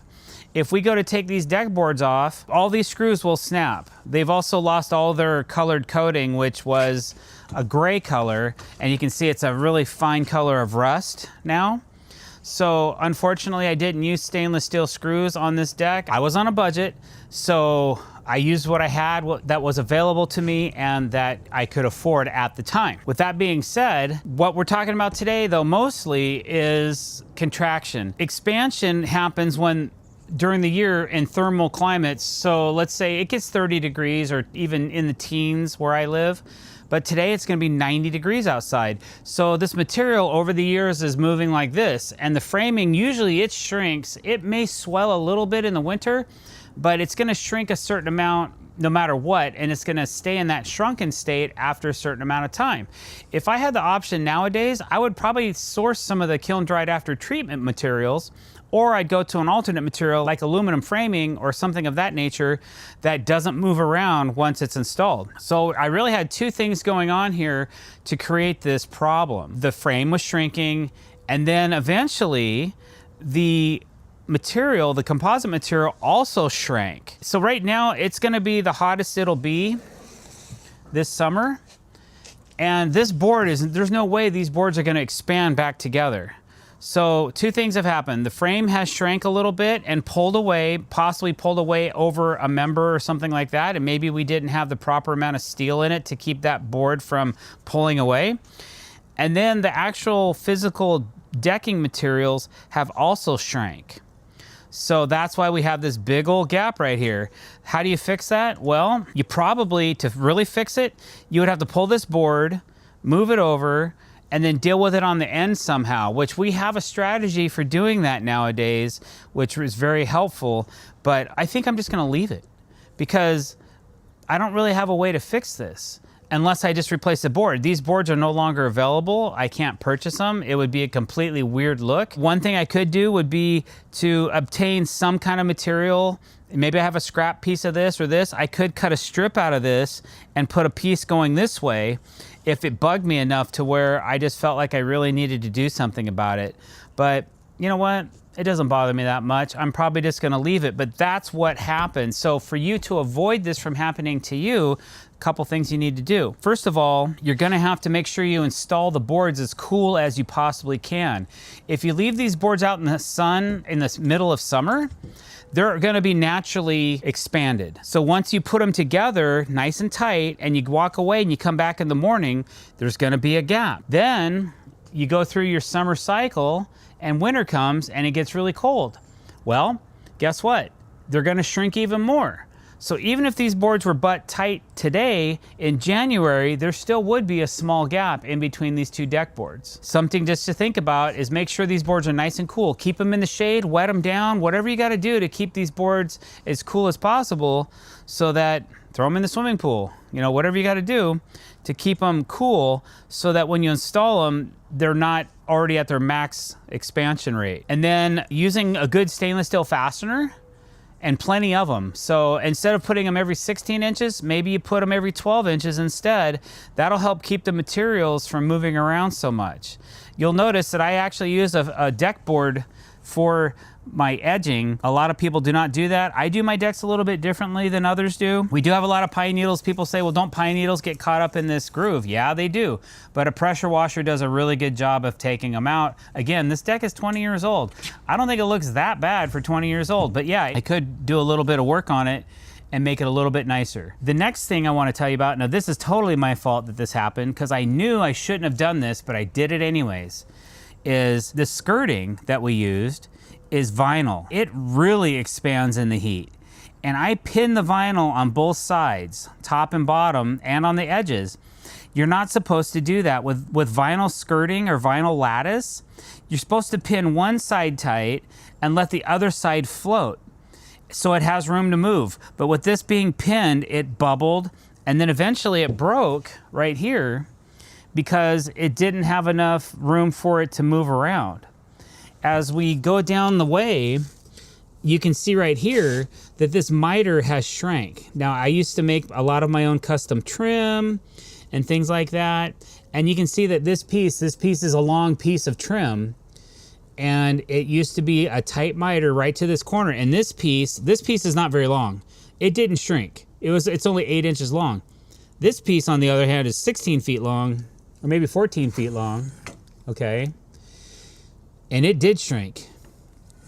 And it's kind of crazy that this little piece of composite shrank this much over the last few years, but it does. So the only way to avoid this is to make sure that you're putting these materials in when it's cool. It's either that or you butt joint this instead of putting in this miter, which might not look quite as nice. So, you know, you gotta weigh your options. Even if I glued and which you can't pocket screw some thin trim like this, there's gonna be some problems of this happening, of these separations, okay? Obviously shorter pieces. Now, another way to combat some of this would be to possibly put a seam right here where you cut this piece and then you bring the miter together, put it together, nail it together, whatever. And then you put another piece right here that gives the room to move back and forth, expanding and contracting, so that this miter would stay nice. It's always my opinion, whenever you have a miter like this, it's gonna look better if this stays tight and that you pick up the slack somewhere else in the run. But then again, just like up here, you can see that this piece also has shrank, and we have a big old gap right here. It's not quite as big as this side over here, but it's still quite large. So if I had some more of this material, it wouldn't be really hard for me to take this piece off and cut a longer board and just replace it. Again, now we're dealing on a curve, so there's a few more circumstances that happen when you start doing that as well. So that could be another issue, just trying to get the right length of the board because you're on a curve instead of on a straight. So that's why there's such a short piece here originally. But I think, again, I was working in the heat, and maybe our materials, this composite material absorbs a lot of heat. It gets a lot warmer than some of your other PVC boards do and other types of decking materials that you have. Hey guys, Dr. Dex here. Today I wanted to talk to you about a question I keep getting from some of the newer builders out there and even some pros is, Doctor, how do you square up a deck? So I thought I would show you guys a couple different techniques of how we do it, and then you can take your pick and maybe learn a little something today. If you do, don't forget to click that subscribe button and hit that bell icon to be notified every time we're putting out new content. Okay? All right, let's go. All right, so what I have here is I have the end of the deck. The deck ends over here. See that? All the joists are run wild right now. What I want to do is I'm trying to figure out where to cut that, because this is where I'm going to start laying my first deck board, over here. So what I'm doing is my deck run over here is a little over 20 feet. So I took a really nice straight 20-foot 2x6 and I laid it on the deck. And then unfortunately, there's a lot of vents on the side of this house. There's a septic thing in the way. All these wires and piping and all this stuff's in my way. I'm using a fold-out square. This square is made by Stanley. Now I've had this question a jillion times. Okay, so here you go. I've had mine for a minute. I don't even know what this says, but I think it says Stanley folding square. Okay, I actually value this square so much, I wrote Stabila on it so people would stop stepping on it. Okay, so it's a Stabila in Stanley's clothing. So don't step on my Stabila. So you can see the arrow right here. That's how you open this thing up. So you can't, if you open it this way, it's not gonna work. You gotta open it like the arrow says. All right, and we actually have two different versions of this. This is a true 45 version, and I have another version that's more like a 345. I'm sure, how many of you have heard about a 345 before? I'll go over that in a minute, but that's another way to square up a deck. You measure 3 feet one way, 4 feet the other way, and then the diagonal should be at 5 feet. We'll double check this with that technique once I show you how to do this. All right, but I have this. This is like cheating, okay? This is a great tool. It's probably 50 bucks. I think I got mine at McClendon Hardware. You can check them out online, I suppose. I think they're a local hardware chain. All you East Coasters, I'm sure there's somebody else that carries these things, man. But I don't know, whatever. All right, so what I did is since I have so much garbage on the house, I took another straight board and I'm doing an average. Okay, I'm just averaging out what I think square is because I'm up against all these pipes and all this other stuff. But what I'm gonna do is I'm gonna take my square, I'm gonna put it up against my average board, and then I'm gonna run it up to this 2x6. And you can see I've got a gap here, and I'm tight over here. So that means I gotta move this board that way a little bit to try and average this out to square. So I'm gonna move it a little. I'm just gonna take my square until I like the way this looks. Wow, that looks pretty good. Okay. Most guys use a speed square to do this. Oh, that looks good. Yeah, we're square. No, don't do that. All right. So now, just to double check my method, okay, let's go. We're gonna measure from this point 3 feet this way. Put a mark on the board. Okay, I'm gonna measure 4 feet this way. Put a mark on this board. And then when I measure that mark to this mark, I should have 5 feet.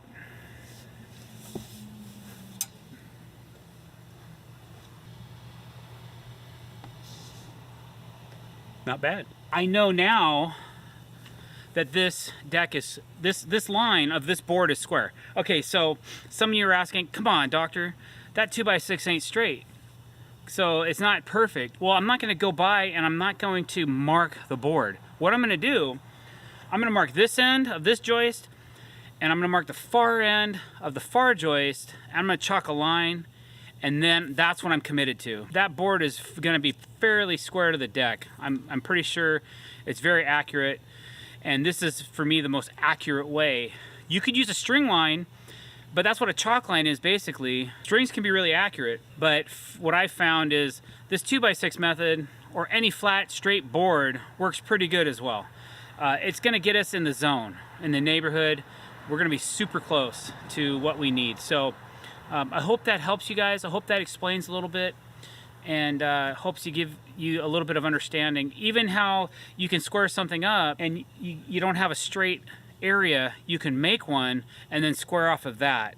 It'll get you very close to where you need to be. If I'm still concerned, I could take this square, I could pull it out on some joists that maybe I have ran, and I could check it, and man, in my opinion, like, that's cash.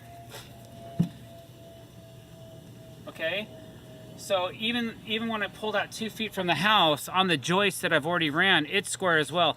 Normally I always try to square off a foundation of the house or the first layer, but I don't like to square off siding too much because I found siding is not very accurate. It's usually wavy. Like this. Okay, so that's why it's always nice to get something else that's straight that you trust. That's all I got for you today, guys. If you like what you saw, don't forget to click that subscribe button and hit that bell icon to be notified when we're putting out fresh content. Thanks for watching. Don't forget to comment below and like our videos. Share them around. Give them as Christmas presents to all your friends. Christmas is coming soon, so, you know, don't forget to click subscribe. Thanks for watching. Have a great day.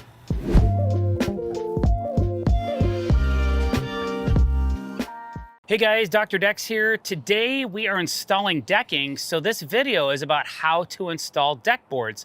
Now there's several different ways you can install decking, but the one way I know of that is the absolute best way to fasten a deck board is by screwing through the decking into the framing and then plugging the hole that you make or leaving the screw flush to the top of the deck board, okay?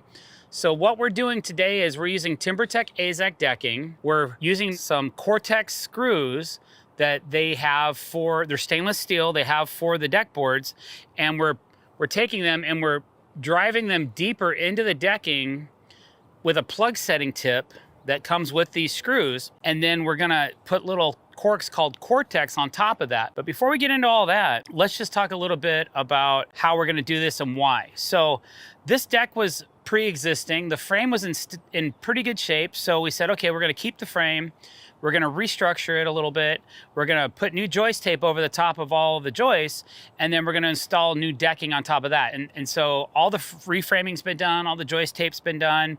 We're into the point of installing the deck boards, and we have some installed. So we're well on our way to completing this deck, but now's a good time to introduce you guys to how we're gonna do this particular method of installing decking. So this is, I would call this a face screw method, a cortex method of deck board installing. Some people, maybe it's not for you. A lot of people use clips. I do too. But when I do use clips, I always pin the ends with the same techniques that I'm doing with this entire deck. But the reason we're not doing clips here is because we want these boards to be pinned completely to this frame. Because it's an older frame, we want to make sure that there's no movement laterally, right, left, backwards, forward, whatever. So we're gonna go ahead and face screw everything, cortex it, and then we'll put the plugs in once we have all the face screws installed. I thought we'd just go through this technique with 5 boards so you guys get the idea, and then we'll go from there. All right, so the first thing you have to have when you're doing this is some way to space your deck boards. We're using 2 different methods and at the same time. We're using one thing called a deck divider, and this deck divider has 5 adjustable parts that are adapted over to an Irwin clamp, okay? And they move back and forth. And if you've seen my videos, you kind of know we just started using this tool, and we thought, okay, well, let's do it professionally as if we're installing a deck. You know, I gotta be honest, it's a little more convenient to use one of these than it is to use random orange spacers like the ones behind me, and our other alternate clamping method, which is basically this clamp with a couple of deck adapters on the ends without any of these, and then we use these other orange spacers to make up the gap. So there's a couple different ways. There's other companies that are selling different types of spacers and different types of clamps. There's another one called Viking Arm. There's a few others on the market, but for today, we're gonna use what we have, and it's gonna be the deck divider, which is adapted to an Irwin clamp. And then we're gonna use also some of our orange deckmate spacers with the Deckmaster J clips. We also have some adapted over on our Irwin clamps that were made by Irwin, but they no longer make or sell those. So if you have some of those are oldies and goodies. I have several sets of those as well. We've also used some new clamps with the Deckmaster J clamp system as well. So you can reach out to him on the internet and get your own sets made for those Irwin clamps, or DeWalt clamps as well, I believe. We lay 5 deck boards at a time. That's what I like about this method is sometimes with a clip system, certain clip systems, you can only lay 1 deck board at a time. This one's very quick. we're gonna lay out 5 boards, we're gonna get all the clamps set, we're gonna cinch everything together, we're gonna pin the ends, and then we're gonna chalk a line so we have nice straight lines, and then we'll go on to the next set of boards. So that's what the next step is. So here we go.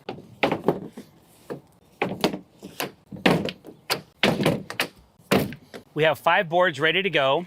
We already have a board that's pinned, it's face screwed, it's already installed. So that's gonna be our leverage board. This last board that's already installed, it's not gonna move when we put clamps against it. So we're gonna use that as our leverage board. So we're gonna be basically installing 5 boards, but we're clamping 6 boards together because you have to have a way to install these 5 boards here, and you have to have a way to be able to clamp it with something that's already straight and that's tight. So that's what we're gonna do, is use this board as leverage, and we're gonna install these every other joist. So I like to put a little bit of a gap in between my deck boards, and then I'll just bring this tool out like so, and then I can shove these down in between, and now I have nice equal gaps. But the trick is, the gaps are good, but they're not perfect yet. So once I cinch on this clamp, like so, it just brought everything together in this set. So now this area for these 2 joists is perfectly gapped, perfectly spaced, and ready to be installed. So now we just have to go back and do that with the rest of our system. Now, with this system over here, and you might be asking me, well, why aren't you just using these? Well, we could. We could just use these only, but we only have 4 of them. And we need 8 to do a 20-foot board. So instead of using 4 and moving them, we're going ahead and clamping up the entire run, because the gap that this tool leaves and the gap that this tool leaves is the same size gap. It's 3/16 of an inch. Okay, it even says it right here on the plate of the deck mate, 3/16. If I put this gap right here, it's the same gap. And that goes for each one of these. So has a pretty nice fit. And it's gonna be minimally different, possibly a little bit different using these versus these. In the future, we'll probably use all of these because they are just more convenient where you're not crawling around and having to install. Let me show you, for example. So we'll take these and we'll have to pull them all out of the decking and then replace them like so. Then we take one of these clamps. This is an older clamp, but it has those old school Irwin deck adapter kit. I think that's what they called it, a deck adapter kit. And then I'm gonna put that, and same technique. You can see this gap right here is way too big, right here. So as I cinch on this, it's gonna bring all the deck boards together, and then I'm gonna give it just a little more love. If you give it too much force, it'll try to pull that outside board up. We don't really wanna do that, but we just wanna have a nice equal cinched gap so that all these boards stay tight. Now we're gonna move over here, and we're gonna grab this. And I've been told by the manufacturer to take these out, you can just roll them over and they just pull right out. So then I'm gonna take this and I'm gonna start feeding these and pull my clamp back a little bit to make sure that it's in the gap. These are all dropped in the gap, and then I'll go ahead and cinch the board. And you can see this board starting to lift a little bit because we got a lot of pressure on it, but these are nice and snug. Okay, all of our areas are equally spaced and we're ready to start fastening. So what we're gonna do is we're gonna put 1 screw in the very front board, the leading edge, I'll call it. We're gonna put 1 screw here on each spot, each joist. What that does is it pins everything together. So even if the clamp wants to come loose, it won't, because the board's gonna be pinned on this far end, okay? We're gonna go ahead and pin it, and then after each joist is pinned, we're gonna chalk a line. And why do we chalk lines when we're cortexing a deck? Because I still want a really accurate looking line. So if you're laying on the deck and you look down, you're like, oh wow, those lines are really straight. They're not all jig and jagged and looking bad. They're like nice, clean, crisp lines. So as a professional, we take a lot of pride in the finer things, the finer details of the deck build. We're gonna go ahead and pin this end. That's the next step in our journey of laying this deck. So we'll get that done, and then we'll go ahead and start chalking.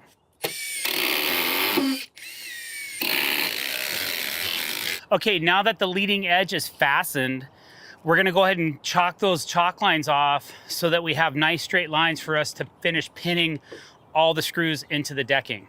So we'll get that done, and then we'll start screwing this whole thing off.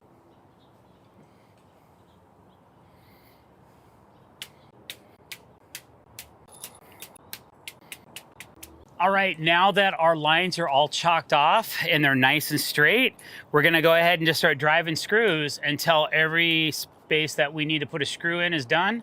And then we'll just continue that process over and over and over until we're done laying the decking.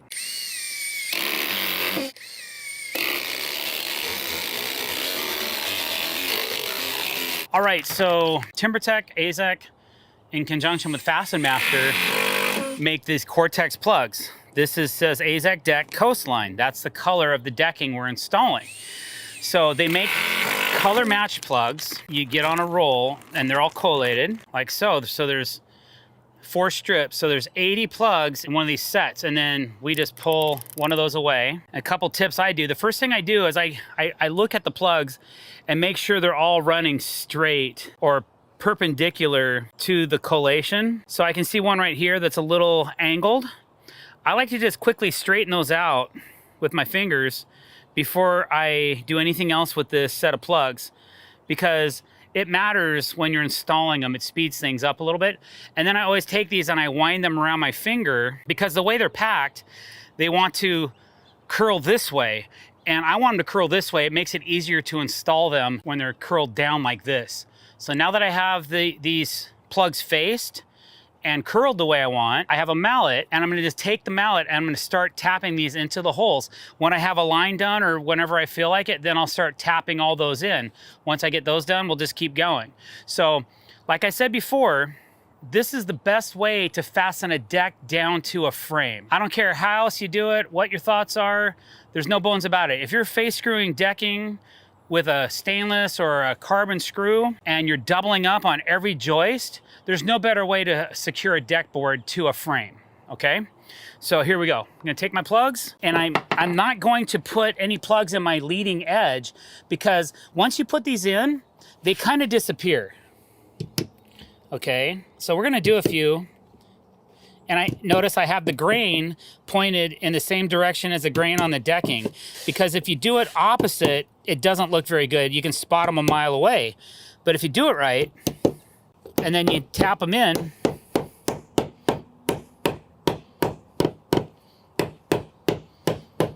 they pretty much disappear, okay? Now we're within a foot of the plugs, and I can barely see them.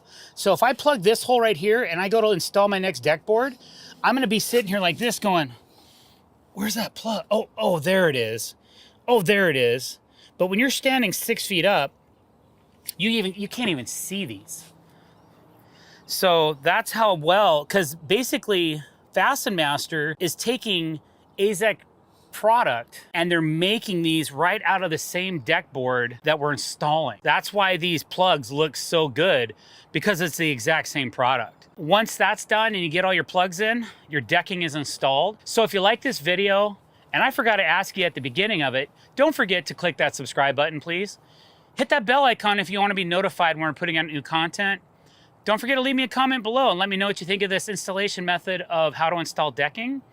And thanks for watching, guys. We really appreciate it. Have a great day.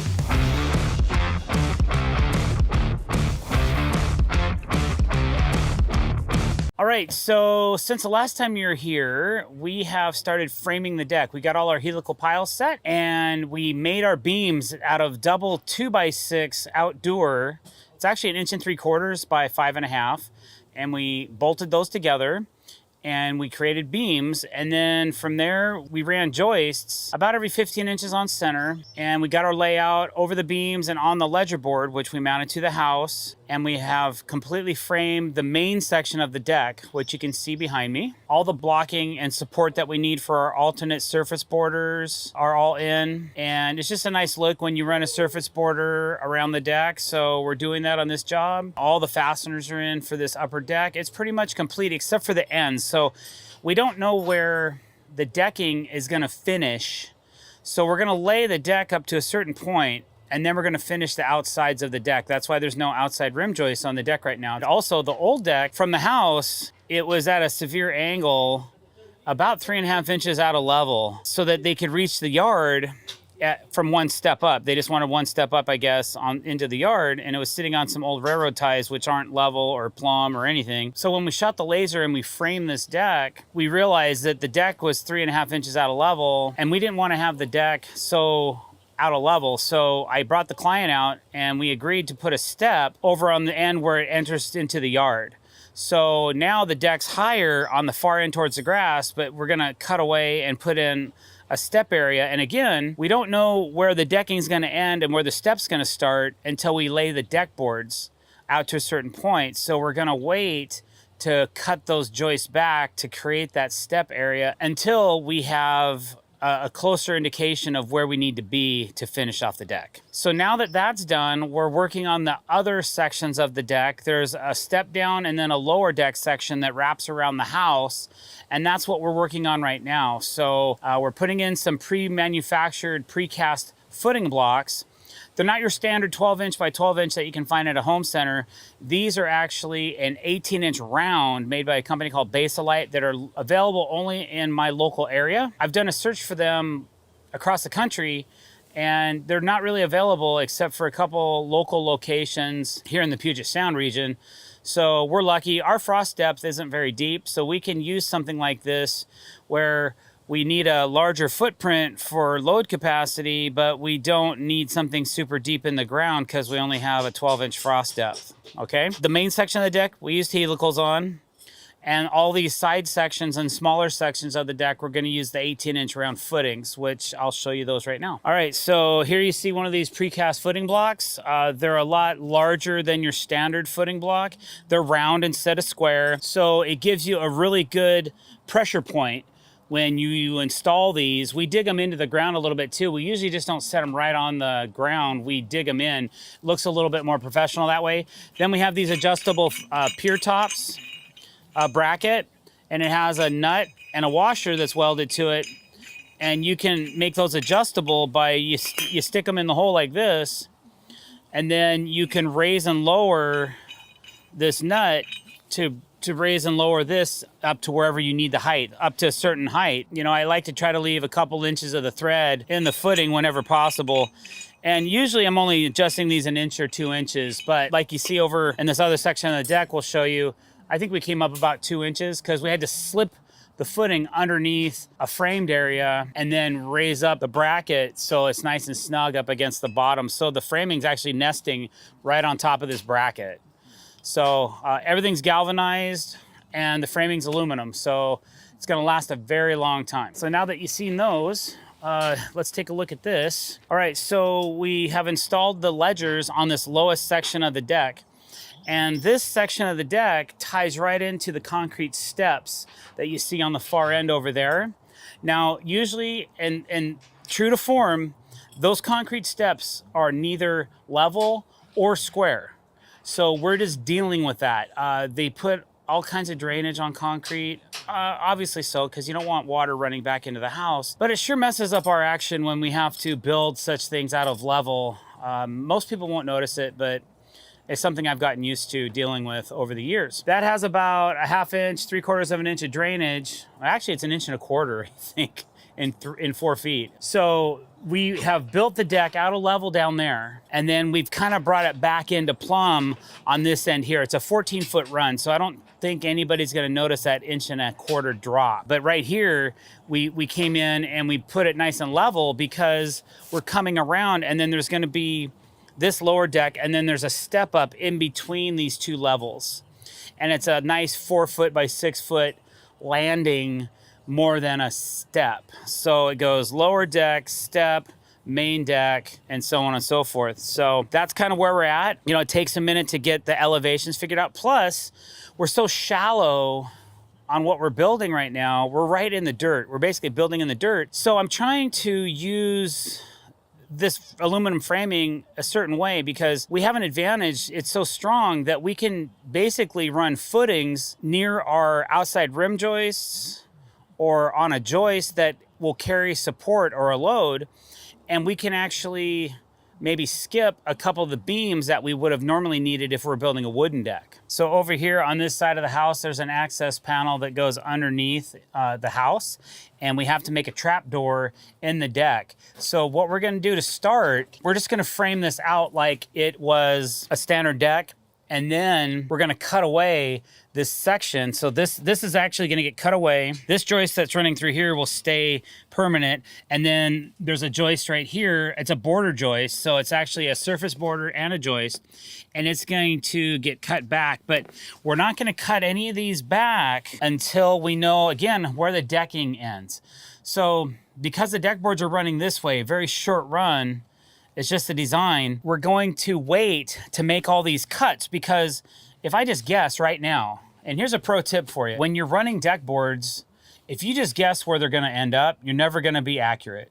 And if you don't mind having multiple cuts and lines in a deck, that's fine. But as a professional, my goal is always to start on a full piece board, finish on a full piece board whenever possible, and anytime I have an access panel or something like that, to make those panels all with full boards as well. It just looks cleaner. It's a nicer look, so that there's just one clean seam right here where this is obviously a panel and it needs to come out of the deck, right? But I don't have, let's just say the boards are running this way, and then I don't have a half piece that's ripped here, and then another half piece that's ripped here. That can kind of be dangerous, because what if you have only a 1/2 inch or a 3/4 of an inch? For one, it doesn't look good, and you could have adjusted that out if you just would have waited. You got to be patient sometimes. It's always eager to build and framing. Okay, let's get the frame done so that we can get the decking laid. That's great until you start laying the deck and you're like, wait a minute, this sucks. What am I gonna do about this? Then you're sistering boards to other boards, you're ripping things apart to try and fix something that you could have avoided. Plus, what if your decking isn't as square as what the frame is that you already framed in? So take your time and just be patient. Get the decking laid to a certain point, stop laying the decking, go back into framing mode, and do your math and go, okay, cool, here's where this deck board is gonna end. I'm gonna cut my frame back to here. I gotta put a piece in right here. That has to subtract that 1 3/4. And I say 1 3/4 because that's the width of these joists. It's not 1 1/2 like a traditional lumber, it's 1 3/4.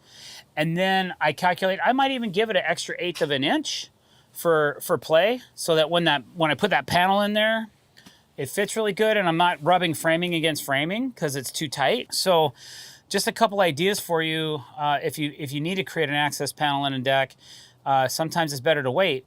If you were gonna cut an access panel in a deck and it was already laid, I'm sure you wouldn't say, hey, I'm gonna go from the center of this board and go over to the center of this board and rip those boards out and make it. You would probably say, okay, I'm gonna start at this full width piece here, I'm gonna end on this full width piece here because it looks better. And that's what I'm trying to do. But to do that, you got to be calculated in how you plan it out. So just a thought for those of you that are new to the channel, or that are beginners or mid-level carpenters, and you've never built a deck before and you're going to, some of the things that I think about while I'm building. Don't bring it in yet. Okay, I'm gonna cut this away and take it closer to the, look at that though. Huh? Hey, that looks good. But we need it all flat. Basically, let's bring it all the way. Big old rock. Come on now. Oh, old concrete? What was that? That looks good. That looks pretty good. A little high in the back. Let's scrape that down.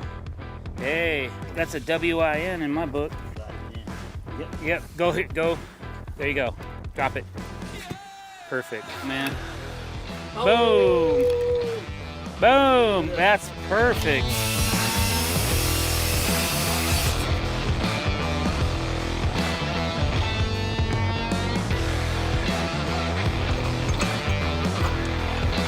Go grab a clamp.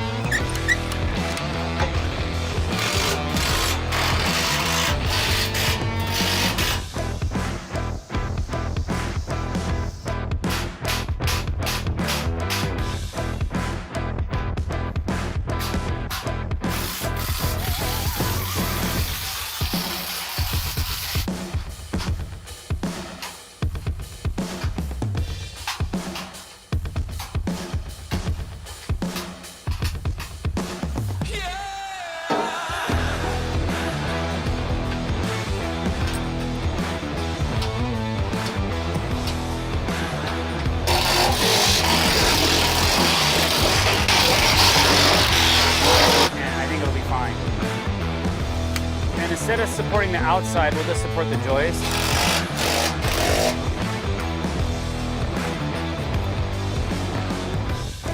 Hold it there for a sec.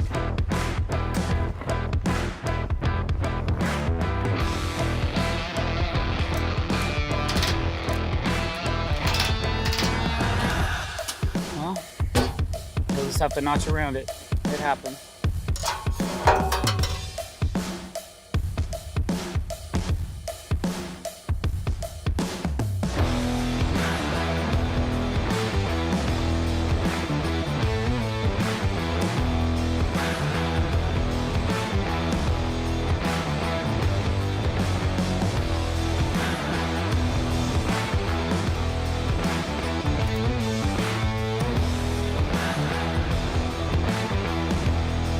This 45 is cutting in on my action a little bit. I gotta yank all the brackets off this side.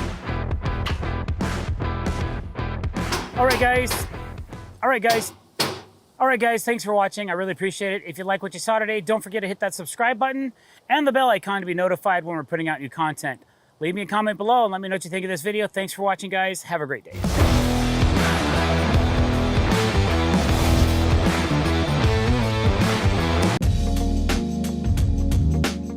Hey guys, Dr. Decks here. Today we're installing some TimberTech AZEK deck boards, and I know you've seen us do this a jillion times on this channel, but I don't think I've ever actually explained to you what we're doing and how we're doing it. So if you like this video, don't forget to click that subscribe button. Only 17% of you subscribe to our channel. Click that button, the subscribe button, and you're done. And we would really be grateful and appreciate you for doing that. So anyways, enough of that. Basically, what we have here is we have a TimberTech AZEK deck. We have our first board installed, and we're running the deck from the outside of the deck in because we have already cut the ends of the decking down. I've mathematically calculated I wanted this deck to start on a full width board and finish on a full width board, so we didn't have to rip anything down. So I mathematically figured it out. Left a 3/4 inch extra gap, which grew a little bit to about an inch, inch and a quarter, depending on what part of the deck you're on and if the wall is straight or not. So we have our first section installed, but I thought maybe it'd be kind of cool to kind of show you what we're doing. Now, we're in a section of the deck that is a part bladder, and then the bladder stops. You can kind of see it over here. Then the bladder stops, and then it just goes to a standard deck. So there's a couple different reasons why we're doing what we're doing today, and I'm just going to explain to you. For this particular deck, we're installing it, we're face screwing it with a Fasten Master Cortex product called top lock stainless steel screws that are made for AZEK, and we're going to install the decking that way today. There's other ways to do it. There's groove boards with hidden clips. There's a lot of different ways you can install decking. This just happens to be one way we're doing it today, for this particular build. So you can go ahead and leave questions below, but yeah, we do use clips. We do different techniques. If we are doing a clip system, we still add screws to the ends of every deck. And that's just how we do our installation. So if you do have questions, don't hesitate to leave them below, and I'll try to get back to you in a timely fashion. Okay, so the first thing we did was we set our outside board. And sometimes we'll set that with a string line, but because we already have the outside of the deck installed, we have the outside rim joist on, it's nice and straight. I went ahead and just went off my outside rim joist. If there's a bobble in it, then there's gonna be a bobble in the decking. We could have ran a string and kind of adjusted that if we had to, but it looked pretty straight in my eye, so I figured, I think I'll go with that. If we have any more issues with the decking as we're installing this, if it goes in or out or wobbles, we can adjust that with the gap, and we can take that out and make it nice and straight again. So the first thing we do is, now that our outside board's pinned, because we need something that we can clamp against. We have these special clamps that we use to tighten the decking together. So we're just gonna add all of our spacers where we need them, and then we'll clamp all these deck boards together, and then we'll go to the next step. So we're gonna do that, and then I'll hit you back. So these deck board spacers, they have two different sizes. There's 3/16, that's the side we want, and then if you flip them over, there's an 1/8 inch on the other side. So we always gap our decks at 3/16. If you are building a deck and you want some of these spacers, you can find them on the TimberTech webpage. Just go to timbertech.com and look them up, and you can purchase these straight from them. So I don't know where else you get them. You can find them online. They're called DeckMate spacers. I'm sure there's other places you can purchase them as well. So what we're gonna do is we're gonna put one spacer in between each deck board, and we're gonna put it not on top of the joist, in the middle of the joists. So we might need a little extra room, like that.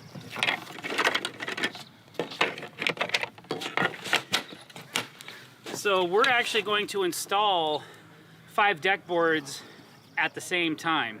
For us, it's a more convenient, a little bit faster way to do what we do. You know, we're custom deck builders, but we're also production people. So we want to do it in a way that we can do it quickly and efficiently. So we're going to go ahead and finish laying out all these spacers, and then I'll show you what we're going to do next.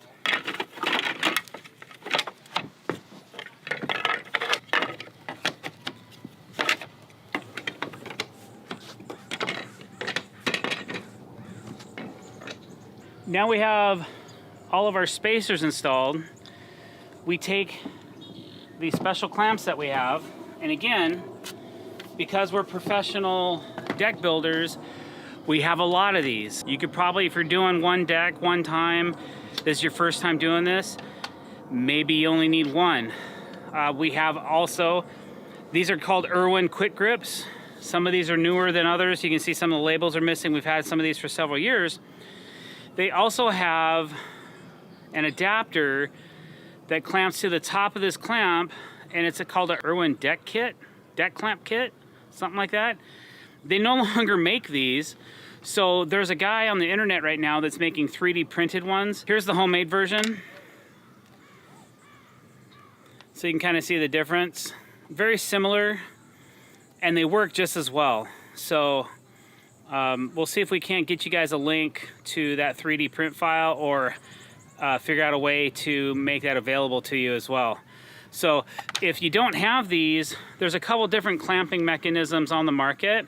One you can actually use as a cinching tool. Now if you go back in our videos, you'll find the like different ways to cinch a deck board, and you'll see different tools that you can purchase that will work for doing the same thing that we're about to do with these clamps. It's just a little bit, these you can clamp them and walk away and they stay clamped. Some of the other products that are on the market, you have to hold them in place while you're putting in the screws, which just takes a little bit more time. I found this method to be the most efficient. So what we're gonna do now is take these clamps and we're gonna put them on top of everywhere that there's spacers, and we'll cinch them all tight. So right now, the boards don't come straight. They're never gonna be straight. So you can see this board has a little bit of a gap, this one has a gap. These all have a little bit of a gap. They're all pretty loose. But once I take this, I put it on like this, and then I start cinching on it, you'll watch that these boards will move. Okay, now they're all tight. They're all nice and snug. Now I know that each one of these boards has a 3/16 inch gap or very close to it. May not be perfect, but it's close enough so nobody else could tell with the eye that it's any different. So now we're just gonna go ahead and clamp up every single one of these in all these spots where we have these spacers, and then we'll start identifying the joists with some screws. Oh, we need one more, don't we?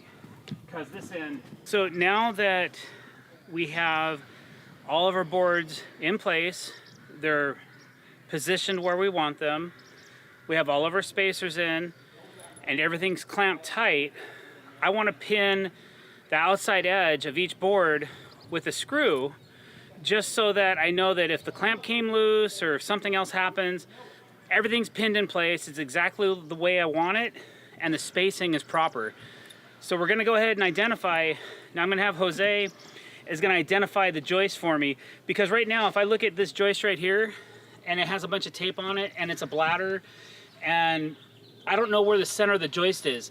We're gonna identify that, and I'm gonna put a screw so that I know where the center of that joist is.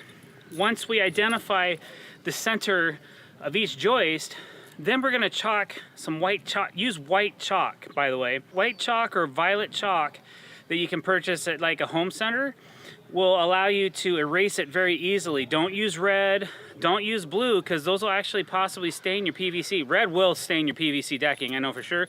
Blue is extremely hard to get out, especially out of light colors. So that's a pro tip for you. Don't ever use blue or red chalk on a PVC or cap composite deck. Always use a light color that can easily be erased, okay? So we're gonna identify where these, now obviously if you come over here, the bladder stops right here, okay? So once I get over to this side, I know exactly where the center of this joist is. I can see it, it's very easily identifiable. No problem.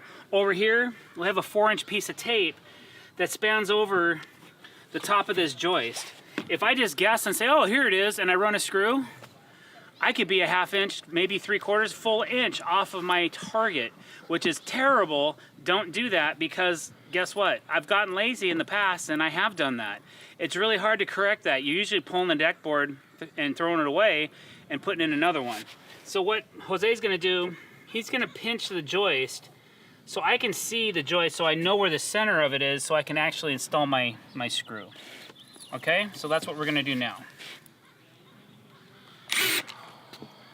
Now when I install my screws, I'm using a Fasten Master Cortex hidden fastening system.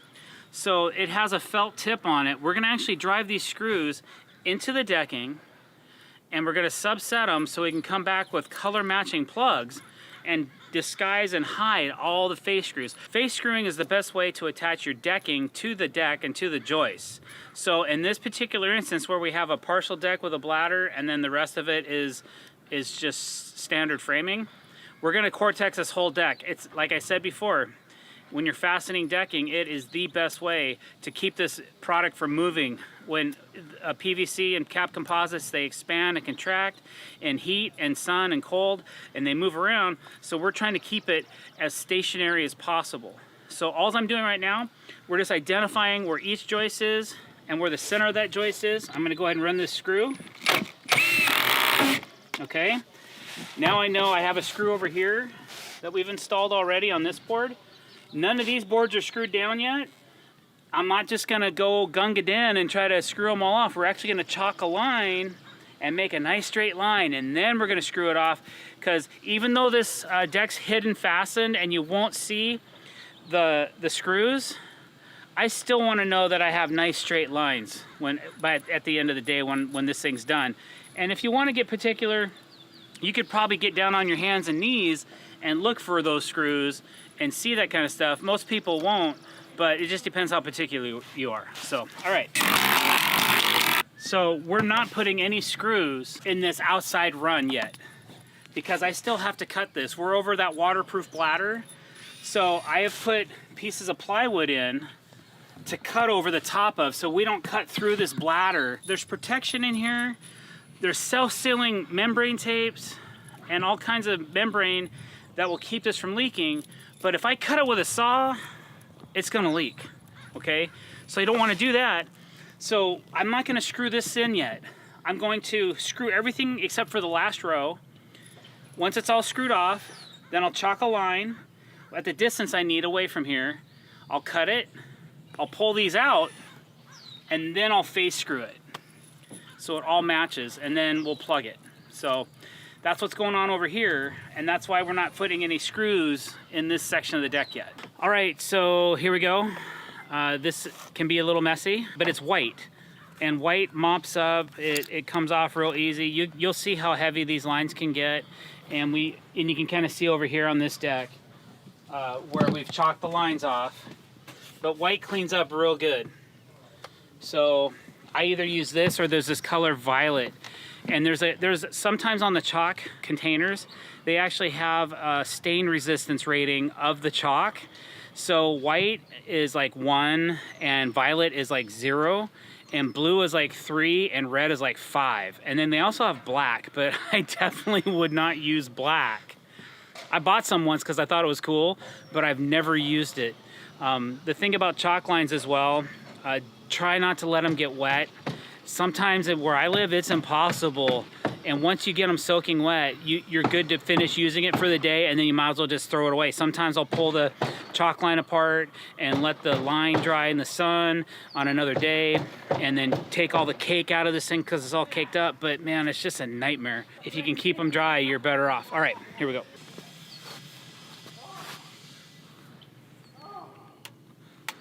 Usually about after 3 uses, you gotta reset your chalk line and do it again. Sometimes we keep pulling on the chalk line, it's a little faster, but it can get messy. Once you get past the bladder, you can kind of see in between the joists, but this is still, in my opinion, a faster way and more accurate way to make sure you're nailing the center of that joist every time you're putting in a screw. When you get a fresh line of chalk, if you snap a little bit lighter, you can usually get an extra row. Okay, so now that we have all of our lines chalked and we know exactly where the screws need to go, we're gonna take some stainless steel star drive screws that are meant for cortex plugging, okay? And we're gonna drive 2 screws per joist per board. So we have 5 boards to attach, so we're gonna screw, and we already have 1 screw in them, so we're gonna be putting in 9 screws per joist to lock this thing down. So that's what's next, and that's what we're gonna do. Something else that we do quite often is we face our screws. It just makes fastening go a lot faster. Mine got jumbled up in my pocket, but if you have all your screws facing one direction, you can easily feed them every time you need to put a screw in, like so. And it just makes things go quicker. So we actually take the time to sit down and face a whole bucket of screws, and we put them in a special box, and then we just grab them as we need them. And we'll go through, like, 2,000 screws a day when we're running decking. It just depends on how many screws we need to finish the square feet of decking we're laying. So here we go. When you're screwing down your decking, there's a couple different thoughts on that as far as where to put the screws. I try to put my screws about 1 inch from the outside edge of the decking material. So if you come over here, I just freehanded these because I've done it so many times.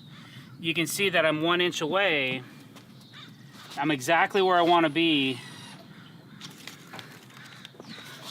I'm a 1/16 off on that one. I'm about a 1/16 off there. I'm pretty close on that one. I usually tell the guys, just use your finger. Like, if you're within a finger width of the board, that's pretty good. It's better that you're closer in than too far out. You don't want to put your screws too far to the outside of the decking. That's not good.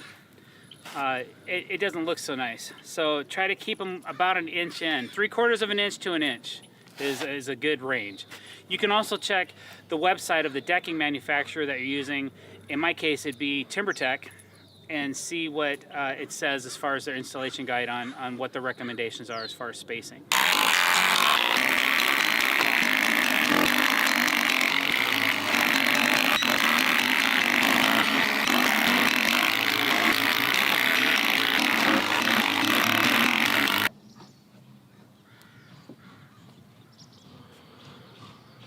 All right, so now we have basically, we just installed 5 boards, I don't know, maybe in about 10 minutes, and they're fully screwed off, they're fully fastened, they're locked in. Usually we'd continue running decking, but for the demonstration purposes of this video, the next step for us would be putting in some cortex plugs. So I'm gonna do a couple of those for you just to kind of show you what the finished look is, and then that'll conclude our video. All right, so as part of the cortex hidden fastening system, they have these collated plugs. Now, I know you've seen this video several times on our channel, but again, since we're doing a how-to on how to install this decking, I'm gonna go over it again. Basically, these come in a strip, and there's, I don't know, 20 or 25 on a strip, and they're all all the grains are pointing in the same direction, which usually is perpendicular to the strip. So all I have to do is take this, well actually here's one, okay, if you zoom in on this one right here, it's a little bit crooked. I'm just gonna go and turn that straight. So you can do a quick visual on these and go, oh, that one's crooked, straighten it out, and now the rest of them are straight. So basically what we do, and because I still have to go this way, I'm not gonna fill this first hole so that I can easily see where the center of my joist is, but then the rest of these, you can just go in and lightly tap these in. Now they're not fully installed yet, I'm just getting them set in place. And then once I'm happy with that, I'll go back and hammer them down.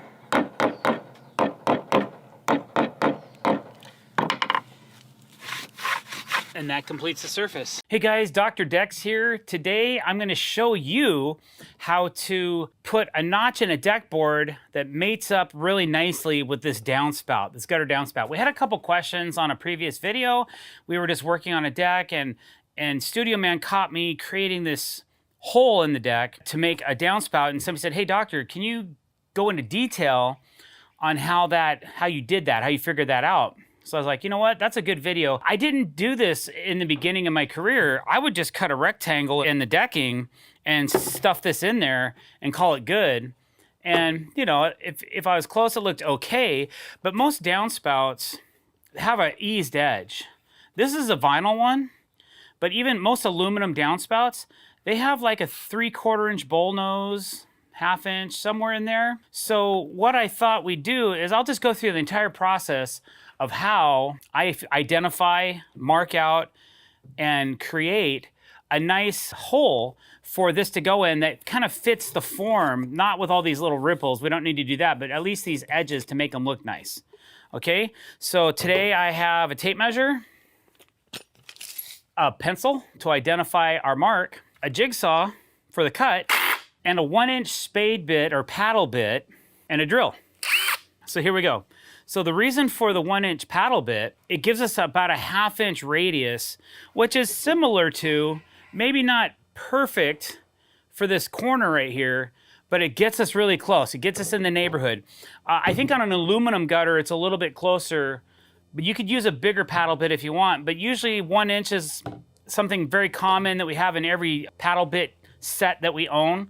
So I just usually grab that. So the first thing you got to do is identify where your notch needs to be in the deck board. Usually there's a 1.5 inch ledger board in the way before the downspout can go through the deck. So I usually will put my decking wherever I need to place it, which is normally 1.5 inches away, right? If you push the deck board all the way against the house and you have 1.5 inch ledger, then that's where your hole would start for the gutter. Most downspouts are usually around 2¼ thick and 3¼ wide.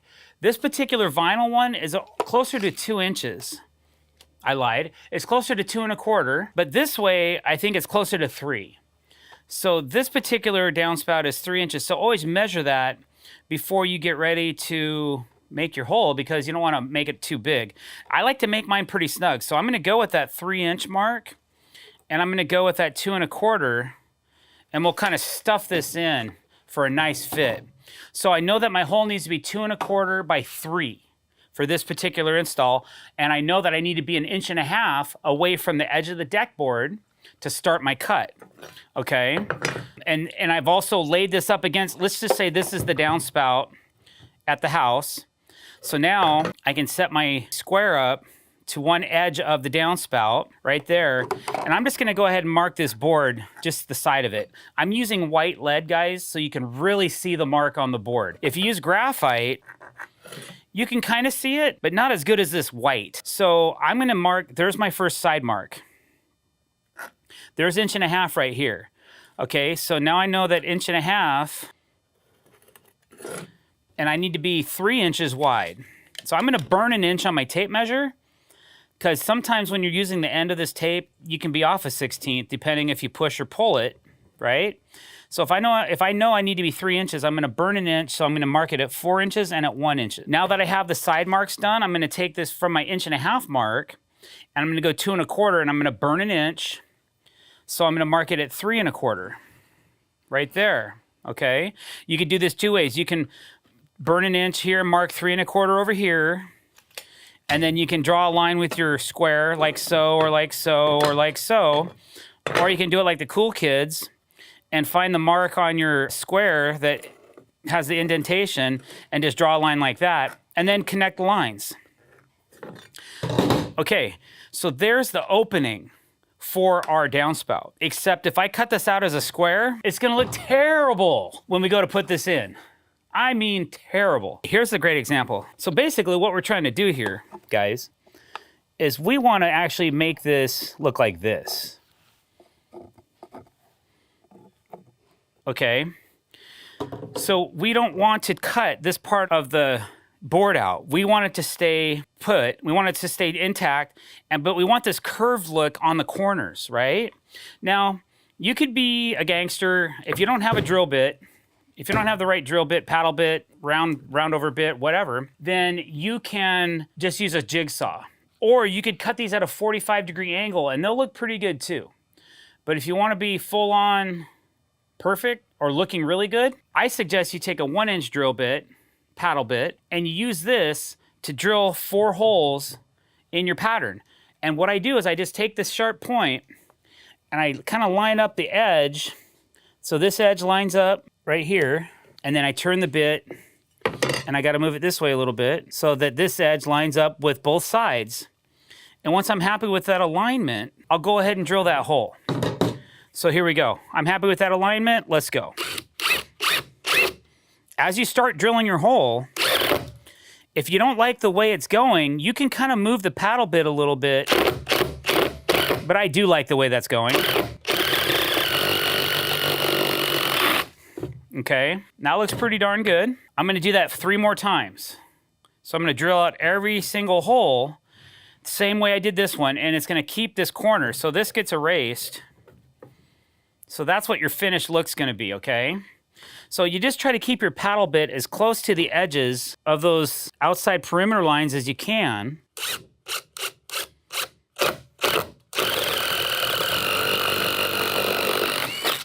And if you get over a little bit, it's okay. You can kind of use a jigsaw to adjust those lines just a little bit, and nobody's gonna know the difference. I'm not gonna tell. Are you gonna tell? Probably not.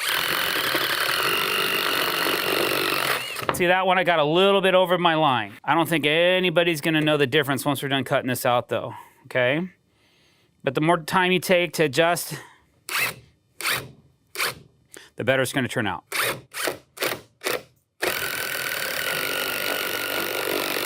Now we have all 4 of our holes drilled.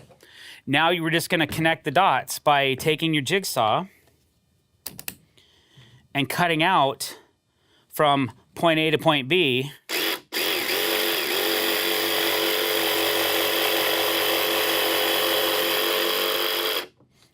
There's 1. There's 2. There's 3. And remember, this one was a little over drilled, so I pulled the blade back into that section that was a little deep and started my cut there, and it looks really good. I'll do the same thing here. You can see I'm obviously too far back on this hole from my line, so I'm gonna open this hole up just a little bit. And I went ahead and took the white line on that side.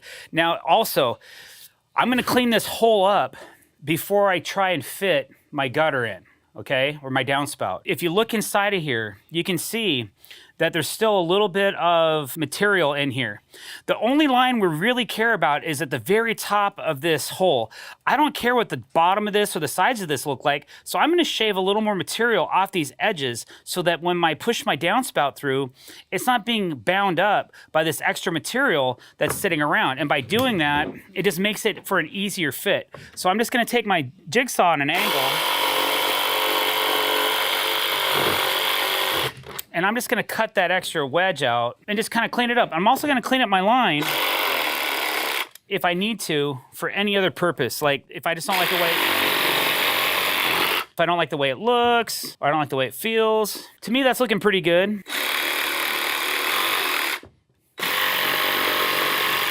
I think our downspout's ready. There's one more thing that I need to do before I test fit this, because I'm so confident that it's gonna fit right, I might as well just finish it off, right?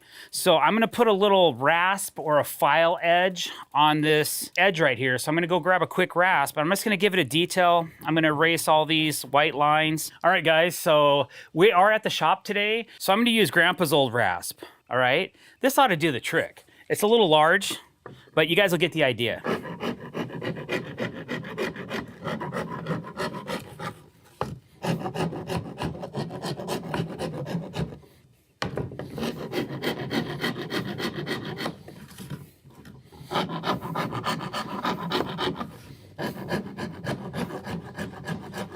Okay, it's not much, guys, but it's in the details. Just a little tiny bit of extra detail. Maybe you don't notice it now, but let's see what it looks like when we put this down. Okay, so before you fasten this deck board down, test fit this and make sure it fits the way you need it to. Just a simple piece of advice from the doctor, okay? Okay, here we go. So my board's still loose.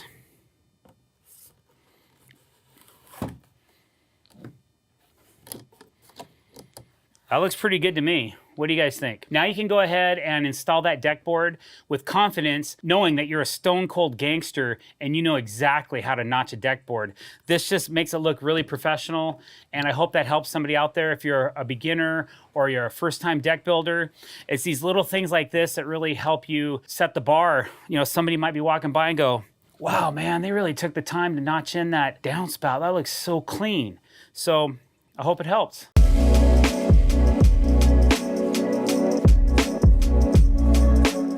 Hey guys, Dr. Decks here. Today I want to show you how I cut a straight line in a deck and make it very simple and easy and also accurate. If you like this video, don't forget to hit that subscribe button. Only 17% of you actually subscribe to this channel, so please hit it before you finish watching this video. We really appreciate it. All right, so as you can see here, we have a jagged edge of a deck that we just finished laying, and we need to trim it up and make it nice. Normally, I used to take a corded finish saw and I would chalk a line and I would just cut it to the best of my ability. Then I would go back with a long level, check it for straightness, and then I would belt sand it and check it for straightness and belt sand it and check it for straightness. And that's how I would get a nice straight cut on any deck that I had to cut. On this particular deck, I'm using a tool called a track saw.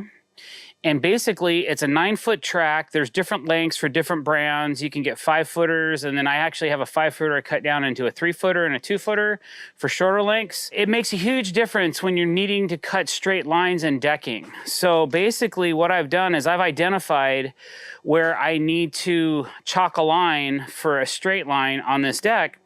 And I also have already pre-cut my first board up against the house, because I'm not going to be able to get the track saw all the way to this trim. So I've already cut this one board to length. It's ready to go. And now the rest of my boards are ready to be cut. So the first thing I'm going to do is I'm going to chalk a line so that I can snap this line so I know exactly where I need to make my cut. Then I'll line the track saw up to that, and then I'll make my cut. So basically all I got to do, get my chalk line in here, right on the edge of that board. Sometimes it's a little tricky. You might need somebody to come over and hold it for you. And then I have my pencil mark right here, and I'm gonna go ahead and snap this. All right. Now, before I make this cut, sometimes if your outside rim joist has any cup or bow or curve in it, you could be in trouble if you cut a straight line if you're trying to cut close to the edge and the board's bowed like this. So I'm just gonna go through here and make sure that my framing doesn't stick out past my cut line. And it's very close, but if I come over here, you can actually see that I'm gonna leave a little bit extra on the outside of the deck. So that's good news, okay? But we already double checked to make sure this is straight. But if you're new to this, or you're doing your first deck, or maybe you've done a couple and you haven't ever checked, if you have a really bad bow in this and you screw all those boards off, you might consider cutting your end grains long so that when you trim it, you're not cutting into that joist, into the top of it, because when you go to trim it out, it's not going to look too good. Okay, so now that I have my track saw ready to go, I have my track right here. I'm going to line my track up on the chalk line like this. So basically, this black rubber, that's basically where the blade's going to go, right next to this black rubber. Now, you can see this track's old. I might need to replace the rubber eventually, but I kind of know where to put it. So I'm just going to lay it in like that. That looks really good.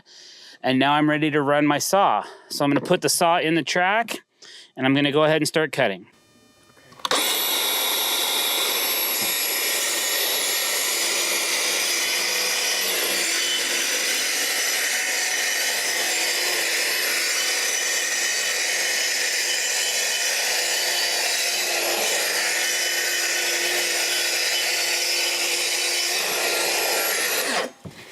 Now, obviously, my track's not quite long enough. It's a 9-foot track, so it is pretty long, but I happen to have 10 feet to cut right here. So I'm gonna move my track.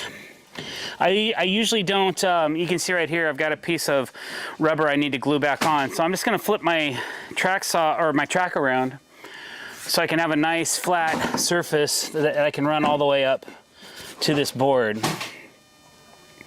I'm gonna line that back up. And line that up to there. So I have a nice clean cut. Then I'm gonna double check and make sure that I'm not misaligned, and I'm not. This blade's gonna go right into this space right here, which is perfect. Okay, I like that. I'm right where I wanna be over here. So I'm gonna finish my cut.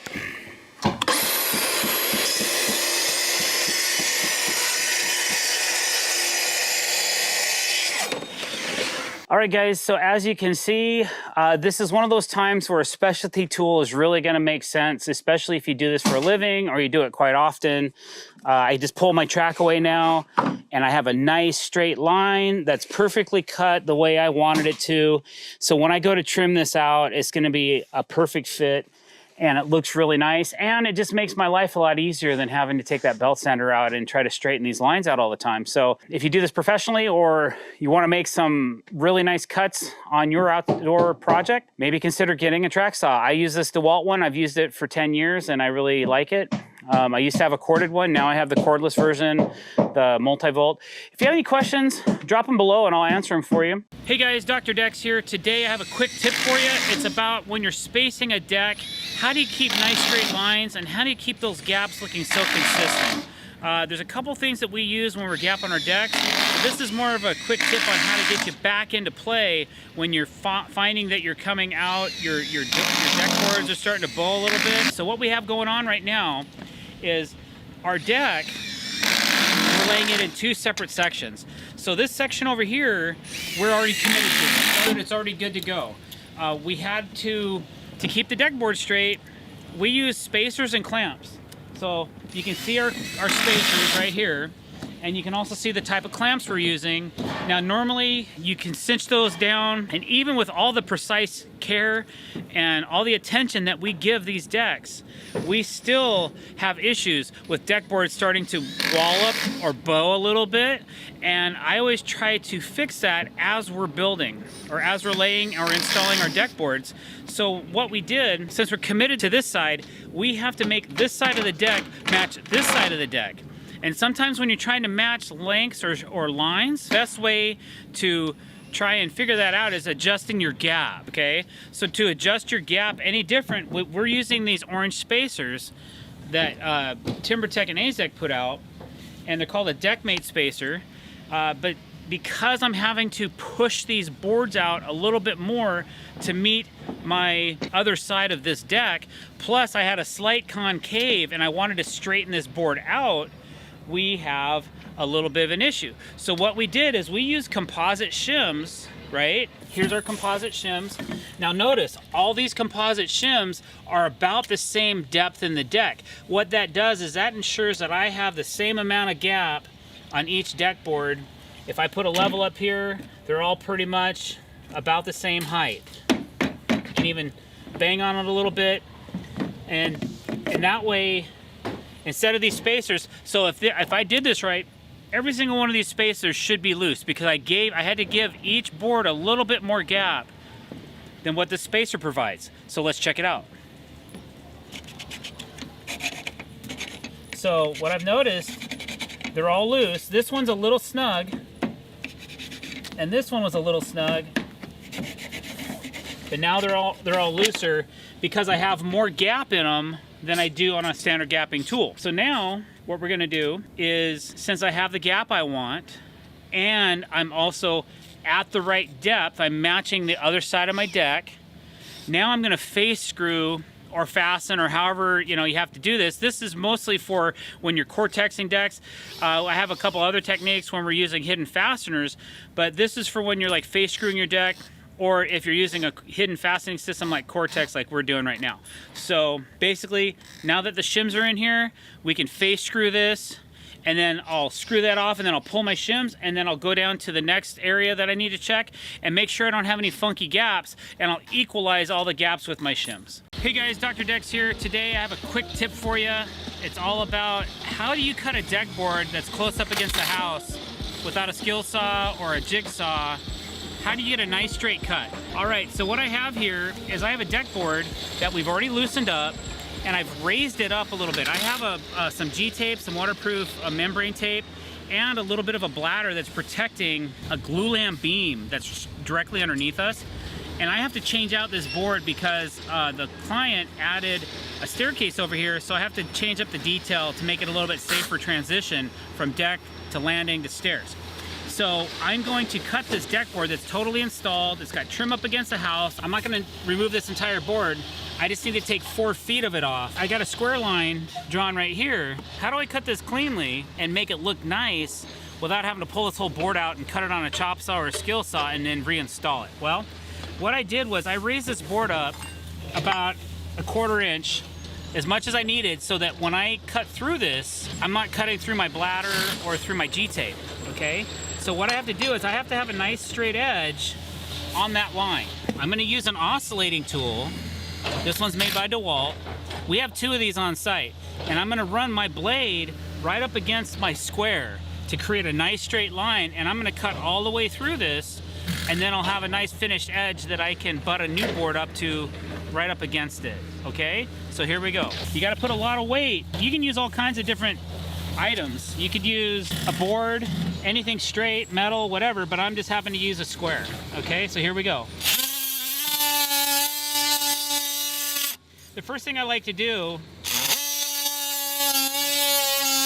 is kind of get my straight edge going all the way across the board.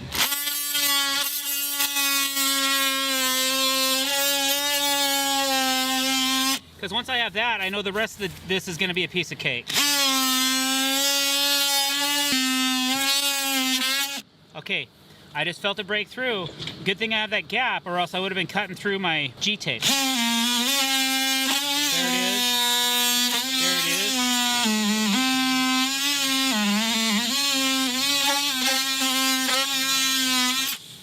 is. Okay, now the tricky part is when we get closer to the house, I may have to move my square away so I can get in there. What's cool about an oscillator, you can also change the angle of your blade to get the tool away from the house. Okay, that board's almost there. I'm gonna have to flip this tool around. It's hot. Because this trim is getting in the way. I'm actually marring it up just a little bit. You can kind of see we're getting close. The funny thing about PVC is that it'll build up when you're cutting it with an oscillator. It'll start to build up and leave some chunks in it. That stuff all cleans up pretty easy. Let's see if we can't get through this without damaging our G-tape. I know we're close. So I'm gonna try and snap this board off right now, and then I can finish my cleanup. You hear that? All right, so now you can see all the residue that was left from my cut. Now I can go back and finish cutting that. You can see how it's building up on the side of the board right here. Okay, see how it just kind of fell off? So let's see if we can't clean that up a little bit. Okay, so right now I'm concerned though, if I take too much of an aggressive angle, I'm gonna cut through all my tape.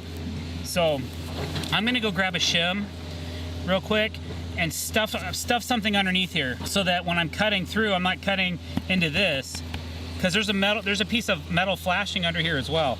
So there's a lot I can mess up if I go too deep. So now I'm gonna try to stuff something underneath here to protect it. Usually I'm grabbing whatever I can to protect. The thing is this side of the board's raised up a 1/4 inch. This side of the board maybe a 1/16 to an 1/8. It's not as high. So I'm hoping I can stuff a shim in here. There we go. Use my hammer real quick. Okay. So now I'm protected.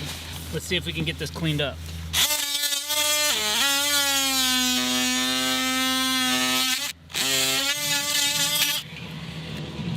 All right, so now if I put my square up against here, the board is going this way a little bit.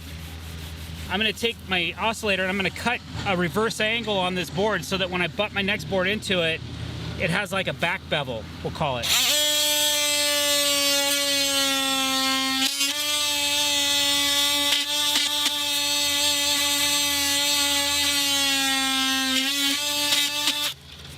There you go.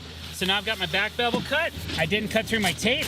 And once I bring the new board in, it'll have a nice look. Now I'll go back and I'll take this and I'll take a rasp, right? You don't probably see me doing a whole lot of this on video, so this is kind of a cool trick. I just buy these 8-inch rasps at Home Depot or whatever. And that cleans up the surface. And now I'm ready for my next board to come in here and butt in here. It's nice and square, and it's nice and clean and straight. All right, guys, so that's a quick tip for you on how to cut something up against the house and keep it nice and square. Obviously, it is gonna trash your square a little bit, so if you don't wanna trash your square, use a piece of PVC, use a piece of lumber or something straight. And I just wanted to use the square because I was able to keep it nice and square against my work surface, so I know that my next piece that comes in will fit as well. Board, and we're gonna use a string to pull into that to make sure that this board is straight. If you don't start with a straight board on your first board, the rest of your deck's not gonna be straight either. So it's important that you get the first plank nice and straight, right up against the house, depending on how you lay your deck. Usually we start from the house out. Sometimes when we have a frame already pre-framed, we'll start from the house in. It always looks better to have a rip board against the house than it does on the outside of the deck. Little tip for you guys, okay? All right, so what I'm gonna do is I'm just going to clamp this board on this edge, and I'm also going to put a little slip knot in this edge, and I'm gonna put it over this board like so, and then I'm gonna bring it back around this corner, and you'll see what I'm getting at here in a minute. Okay, there it is. All right, now we're gonna go ahead and put the clamp on. Okay, I'm gonna run this down like this. Just for giggles, I'm gonna clamp this side down like this, and then I'm gonna take your string. Now, if you don't make your string tight, this isn't gonna work for you, okay? You can come down in the middle here. Okay, just to be fair, I don't even want the thickness of the string to impede what we're doing here. So I'm going to actually run the string on the inside of this so that it's touching the corner when I tighten this all down. So that's snug, that's snug, that's snug. Okay, let's just assume this clamp is actually, the board is screwed down, maybe pinned right here.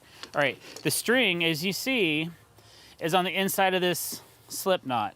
So I'm telling you right now that this board has a curve in it. Now I've got my string that's really super tight, and I'm gonna bring it to this outside corner. Now you can see how much, there's a 1/4 inch variance in the center of this board, okay? So that's unacceptable. So now we're assuming both ends are pinned. All I gotta do is pull this board to the string, like that. Now I know I have a nice straight deck board that I can start building my deck off of. All right, and that's how we start every job building these really amazing decks, is by using a $5 spool of this to make sure we have a straight board. Hey guys, Dr. Decks here. Today we had an accident. We knocked something off the upper deck and it came down 12 feet and hit the lower deck, and it took a pretty sizable chunk out of the deck board. Accidents do happen. It's unfortunate. The good news is we're gonna show you how to repair this. Now, this is a deck that has a waterproof bladder and it's face screwed with cortex screws. So we have to basically take this board up, throw it away, cut a new one, and put a new board in. So that's what we're gonna do. And we just wanna get it done and out of the way. So this happened about an hour ago. We kind of buttoned up some things we needed to do upstairs. Now we wanna show you how we're dealing with this. So now what we need to do is pull all the cortex plugs out of the decking and then pull all the screws out, and hopefully we don't strip any of those. And then we can remove the board. Then we have to patch the waterproof bladder with some sealant and G-tape, and then cut a new board, fit it, make sure it fits right, drop it in, and then reattach it, replug it, and then you'll never know this ever happened. So follow along and see how we do. Before we get any further into this video, please don't forget to click that subscribe button. We really appreciate it. And let's get into this video. All right, so we're getting some supplies set up right now. We're gonna get some drills up here, a few fasteners so we can remove the plugs, and we'll go from there. So stay tuned and let's see how long it takes us to get this done. All right, so the first thing we have to do is pull the plugs out of the board because everything is face screwed in cortex. So basically I'm gonna take just a standard construction screw. These happen to be Simpson SD screws. And I'm just gonna find where the plugs are, and I'm gonna drop one in the hole and pull the plug. I'm gonna reverse it out so I can reuse this screw multiple times. If I use a stainless steel screw, then I have to throw that one away. I wouldn't be able to keep reusing it. So that would be 20, 30 screws on one board at 25 cents a piece. You know, you're spending $3 or $4. It's easier just to use one screw that you can just pull all the plugs with and not have to throw away. So just gonna go in and try to find those plugs and pull them out. And it's that easy. The way I do it, I just put it in. I just keep driving the screw until it pulls the plug. Then I just hit reverse. Some people actually only drive in so far and then they wiggle them out. But I think it's actually a little bit faster if you just go like that.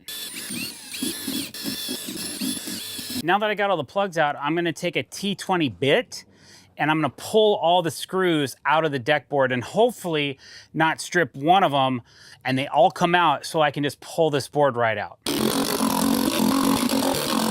Well, it's my lucky day. We got every single screw out without any stripping. So now this board will come right out of the deck. So that's the next step. Take the board out, and then we have to patch all of those holes that we just exposed.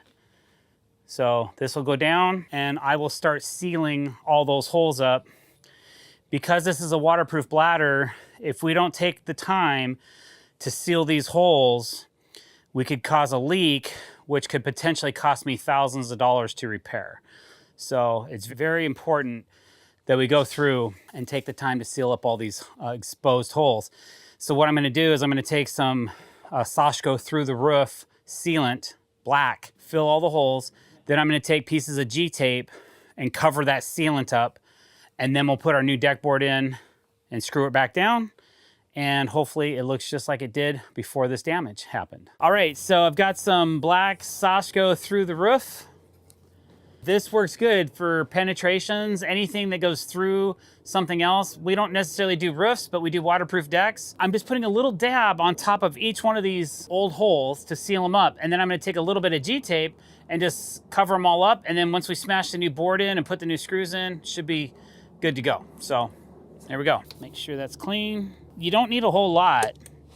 You don't wanna make a big old mess out of this, but you do wanna make sure that it seals properly, because that's the most important thing. See, there's multiple layers of waterproof membrane tape and this sealant, and you don't want to put a big, humongous lump on there because we just want it to kind of flatten out as well. You don't want it to sit too high when you're going to put your new board in. And when you put the tape on there, you could get a little bit of compression on there, or hydraulicing, or whatever you want to call it. It is a possibility, so we don't want that to happen either. So that's why I try to flatten it out with my finger a little bit. and that kind of helps keep it from being too tall. The last thing we want is this board to end up looking too tall compared to the ones that were right next to it, right? Okay, so there's the through the roof. Awesome. And I always like to put something in the end. This stuff's pretty good. Even if you don't seal it, you can unscrew this cap and put a new cap on it and just keep going. But I'm gonna go ahead and put this in there like so. All right, so now all of our sealant's down. We're just gonna take some strips of G-tape and just make little squares. I just need to cover that hole where the new screw may penetrate. I'd rather do this and be super safe than just run the sealant on there and say, oh, it's probably good. Probably ain't gonna work for me. I gotta make sure that these holes are never gonna leak. So I'm gonna go ahead and just cover up everywhere I put sealant with a piece of tape, just to make sure that we don't get a leak. A lot has to happen. The water's gonna find a path of least resistance, and it's not gonna be where these holes were, because there's a lot of resistance going in where those fasteners were. Okay, so now that all of our tape is down, I just need to file the edges of this board. We've cut it to the same length as the last board. And I'll put it in here and make sure the spacing's all correct, and we're happy with that. And once that is done, then I can go ahead and put the new fasteners back in the board.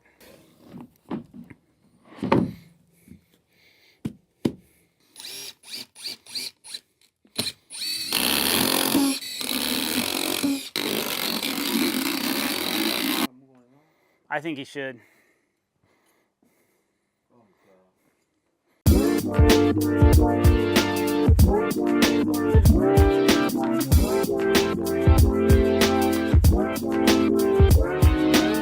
Hey guys, drdecks here. Today I want to talk to you a little bit about construction fasteners, screws and legs and that kind of thing. If you find this information useful, will you please click that subscribe button? And if you want to be notified every time we put out new content, click the bell icon as well. All right. So this is these fasteners. We've been using a lot of a company called Fasten Master, and we really like their products.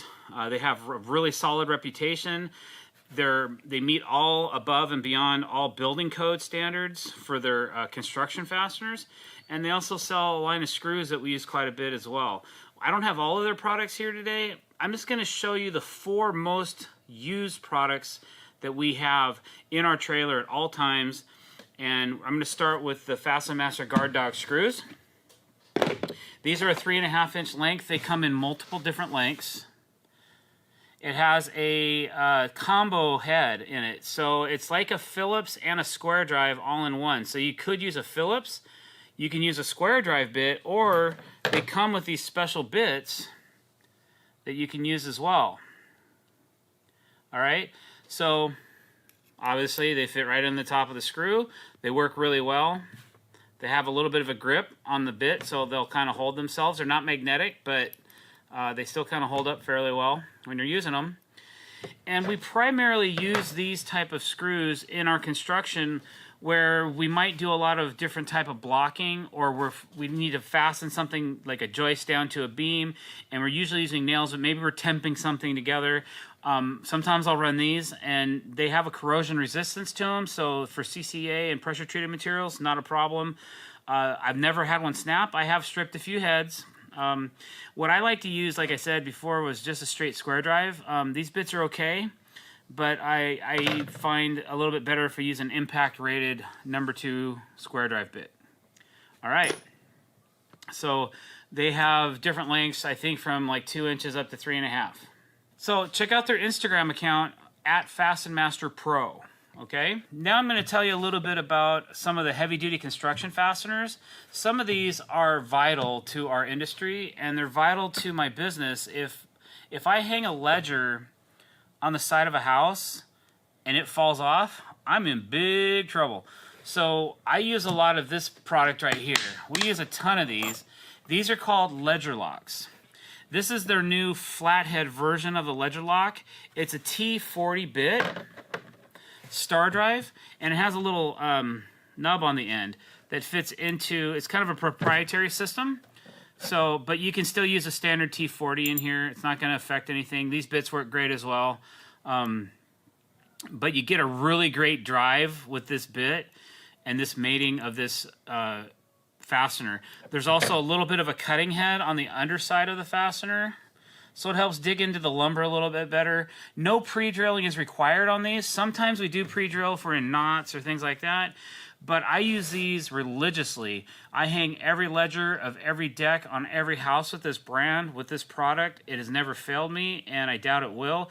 It's code compliant and rated, and you can check out all that stuff on their webpage, or you can hit them up through their Instagram page and ask questions there as well. So I'll be driving these into some timber in a minute, but I'm just going to get through all of the fasteners first, okay? So these come in a 3 5/8 inch length and also a 5-inch length. This will replace a 1/2 inch lag bolt that goes into a ledger. So I'm in. These look cool too when they're installed, all right? All right, here we have some headlocks. That's a 4 1/2 inch. So headlock comes in some different lengths from like 2 1/2, 3, 4 1/2, 6. So they're all the same. Now, I call these a spider drive because they have a spider drive head. These are similar to the ledger locks, but you'll notice they're a little bit thinner in size. So I use these primarily when I'm fastening timber together. I'm using these when I'm anchoring something to something else, when I'm putting a ledger to a house, when I'm installing a Regal Ideas rail pod down to the deck, or if I'm putting aluminum railing in, I use this. This is still structural, but not as structural as this, okay? So this is a little bit lighter than a timber lock, and there's more variance in lengths. You can get different lengths of this product where the ledger locks only come in those 2 lengths. These come in multiple lengths. I have some 2 1/2s, which are kind of handy when you're screwing together 3-inch stuff. What other, I can't remember all the lengths. They have a lot of stuff. You can check out their webpage and get all the information. But again, kind of a proprietary bit. Now this one, if you lose these bits, you're in trouble because there's nothing you can go buy at a home center or at your local lumberyard unless they carry Fasten Master brand that's going to fit into this spider drive. But I got to say, they did it for a reason because it grabs and it attaches and it drives. And I'll show you guys that again in a few minutes on our sample treated lumber, okay? So there's the bit. That's what that looks like. Another cool thing, these are cool for finishing off projects because they have a unique look and they're black. So you can finish them off and have, if you're looking to do something that's going to be exposed, that you're going to be using for a trellis or maybe something, a project where you want something that looks really nice, this is a great way to finish off that timber, okay? Now, probably the one we use the most is called a timber lock.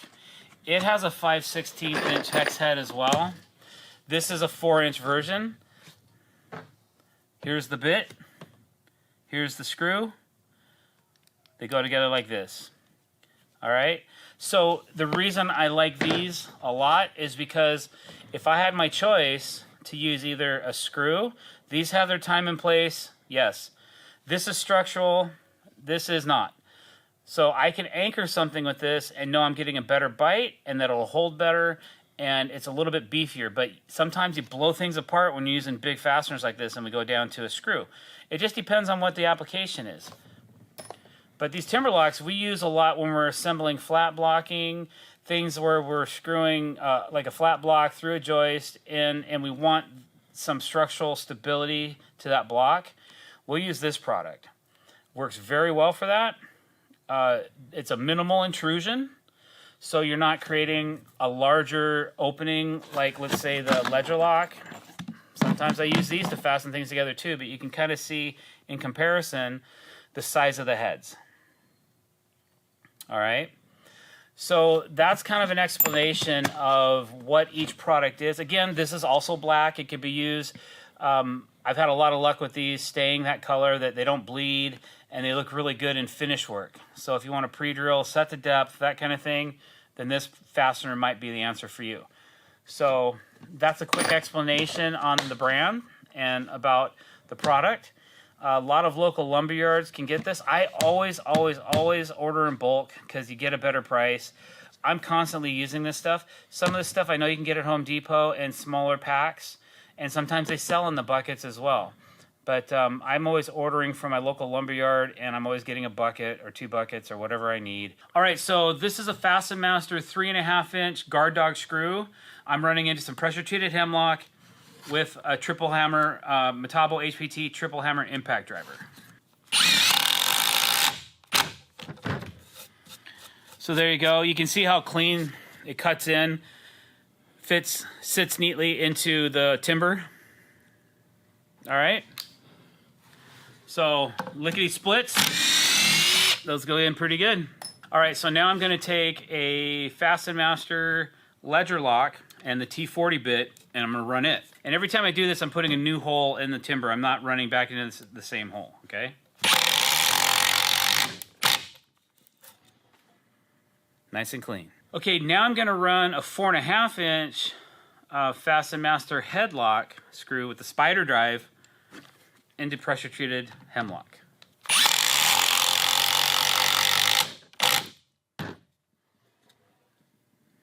And at last, but certainly not least, Fasten Master's Timberlock 4-inch screw into treated hemlock. So you can either leave the head subset out, but usually we drive them a little deeper than that, so they completely flush out.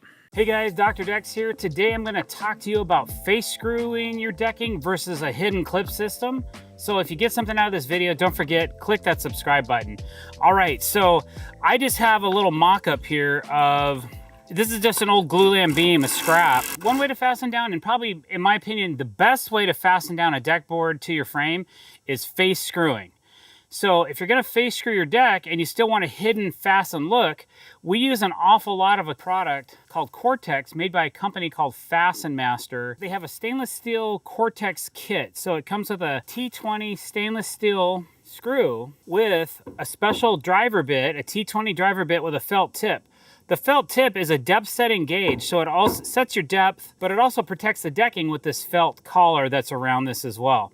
So as you drive the screw into the board, this stops it from damaging the decking, and it puts it at the correct depth. So you can use combinations of these in a lot of settings when you're building a deck in case you can't decide or you're not sure which one to use. I'm just gonna help guide things along. So anytime I'm doing a waterproof bladder on a deck, I always use Cortex no matter what, because if I use a clip system, I'm going through additional thicknesses of rubber, silicone, caulking, sealants, and tape, and that could be up to 1/4 inch more material, and I want something that's gonna really smash it down and be tight and hold it. Now, I didn't have any groove boards with me today, so I just grooved some real quick on the table saw, so it's not 100% accurate as far as the actual size of the groove, but I think you'll get the idea of the difference. Let's just say you're building this deck, and this is your joist system, and you're up against the house, or maybe you're starting your decking at the outside of the deck.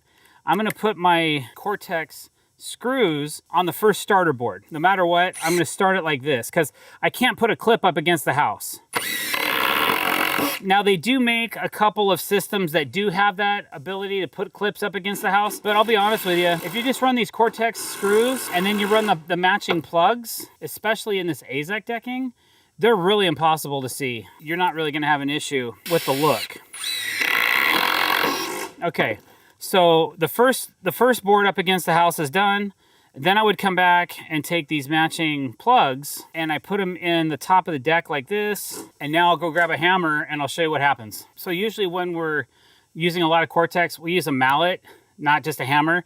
If you use a hammer and you have a heavy hand, you're gonna put shiny marks everywhere you hit these Cortex plugs down. And when the sun hits the decking a certain way, you'll actually be able to see all those light spots. So I consider using a mallet instead. You can get one for 14 bucks at Home Depot. There's 2 different compounds. There's a harder side and a softer side. So we usually go with the softer side. And if I need to, I can go back and turn it around with the harder side, just knock it down. So there's your first 2, okay? First 2 screws are in, and now we're gonna go to a clip. So this is the Fasten Master 5-shot. There's several different clips on the market. There's manual clips, there's automatic shooting clips. Man, I can't tell you how many there are, but there's Tiger Claw, there's this system here, the Fusion Lock. They call this the 5-shot because it holds 5 clips. And you can see right here, on the tip of this gun, the clip is ready to go, and then it actually shoots a scrail, which is a screw nail. So it shoots in like a nail, and it comes up like a screw, and it's in a coil that sits inside this gun in this basket. I'll come up, I'll get my first clip ready to go. I'll shoot that in. I'll get it on my next joist. I'll shoot that in, and then I'll put the next board in. Now these clips kind of have an automatic spacing of about 3/16 of an inch, but I will usually use spacers along with these boards so that I'm not over or under spacing the boards together. So because I have a deeper groove in my deck board, these clips are going down a little deeper, so it's giving me a little bit wider gap, but you get the idea. So then we'll go ahead and get the next board. Once this is tight, that goes in, and you just keep building your decking so on and so on throughout. When you're done and you're at the last board, again, you're gonna have to use a cortex screw to finish your last board on the deck. And it's also my recommendation, if you're gonna do a clip system on a deck, you still wanna cortex all of your ends, because if not, you might get movement back and forth. Like, I don't know if I can do it, but if I hit this board hard enough, I can probably get it to move this way. Yeah. So I know this is just a small sample, but because you might get movement, when you're putting 10 or 12 clips, it's grabbing this board a lot better. This board's moving pretty easy. Usually they don't move that easy, but since I want to make sure those boards don't move at all, I'm going to go through, and I've seen people like put one in the middle, but I usually double up on my ends. Even if my screws aren't completely in a straight line, once I cortex these, you're really not going to see them.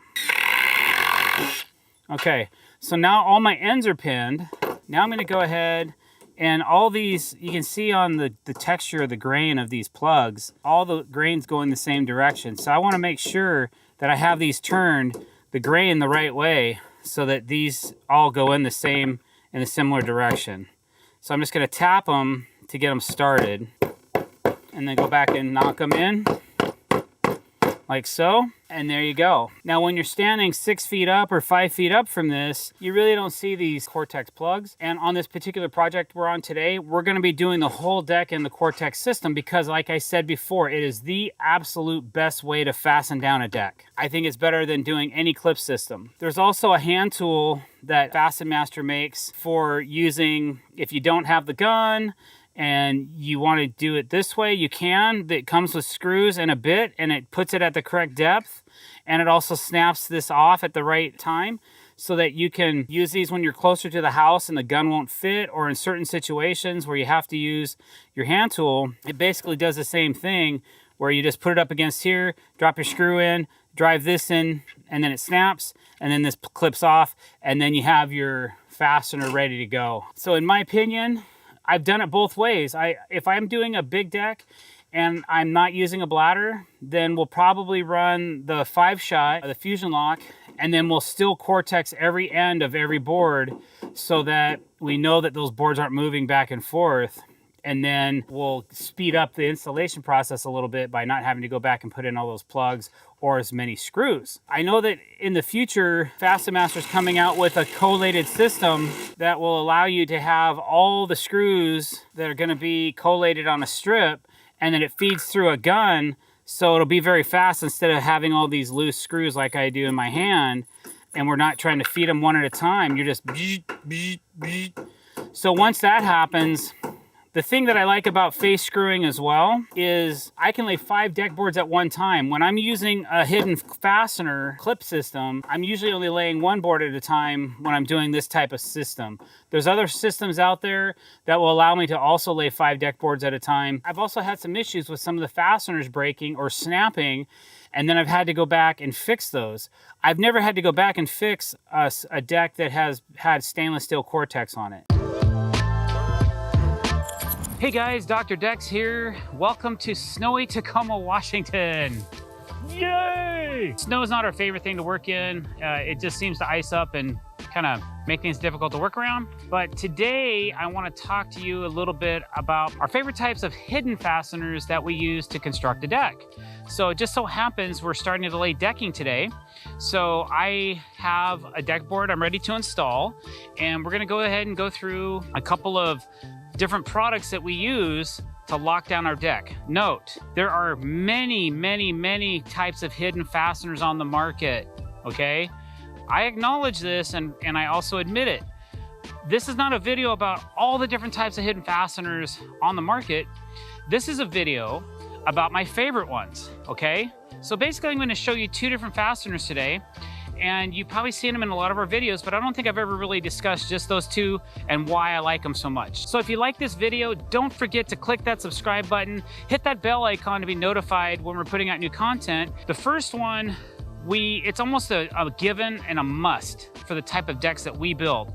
We build a lot of, basically every deck we build has a hidden fastener. So what I have here is a stainless steel screw made by a company called Fastenmaster. It's branded for TimberTech AZEK decking, and it's called a top lock screw. It's 2.5 inches, it's stainless steel. It's a T20 star drive. It's meant for exposed or a product called Cortex. So my number one favorite of all time of hidden fasteners that's made on Earth is Fastenmaster Cortex hidden plugging system. This screw is vital. So a lot of Cortex you purchase comes with a carbon screw. We just set those to the side. We like to use stainless steel screws in all of our construction as far as our decking goes when we're attaching decking to framing. So the Cortex screw basically comes in a kit. There's color matching plugs. They actually cut these plugs right out of the same material that is used as the decking. It comes with a special T20 bit with a little felt stopper that doesn't damage the decking, and then there's a hard plastic piece below that to keep the depth proper. So when you use this screw with this bit, you drive this down into the decking, and it goes in about a little more than 1/4 inch deep. So it leaves an exposed hole. Once you finish fastening that screw into the hole, it leaves an exposed area that you need to cover with the included corks that come with the system. Those hidden Cortex plugs basically disappear in this TimberTech AZEK vintage decking, and we'll show you how that works here in a minute. So I just wanted to describe to you what I'm doing and why. The reason I like this so much, this fastening method, is you can pull the corks, you can pull the screws, you can pull a board if you absolutely have to, and it disappears so good. When you're standing 5 feet up, 6 feet up, and look down, you really can't find the corks unless you're really looking for them. We've Cortexed entire AZEK decks, and we've also just Cortex perimeters. On this particular install that we're doing right now, we're just gonna Cortex the perimeter boards and the one side of the first groove board, and then we'll go to our next favorite hidden fastening system, which I'll tell you about in a few minutes. Let's go over this one and give you the full detail on it, then we'll get into the next one, okay? I've got everything set up. I've got my drill, my impact driver, I've got my special Cortex bit, I've got my screw. So for this particular build, I need a 1/2 inch overhang because we're doing a special fascia detail. This is what's really cool about this fastener. You can just start it. You don't even have to pre-drill. There you go. Now you can see the hole it made right here. That screw is fully installed.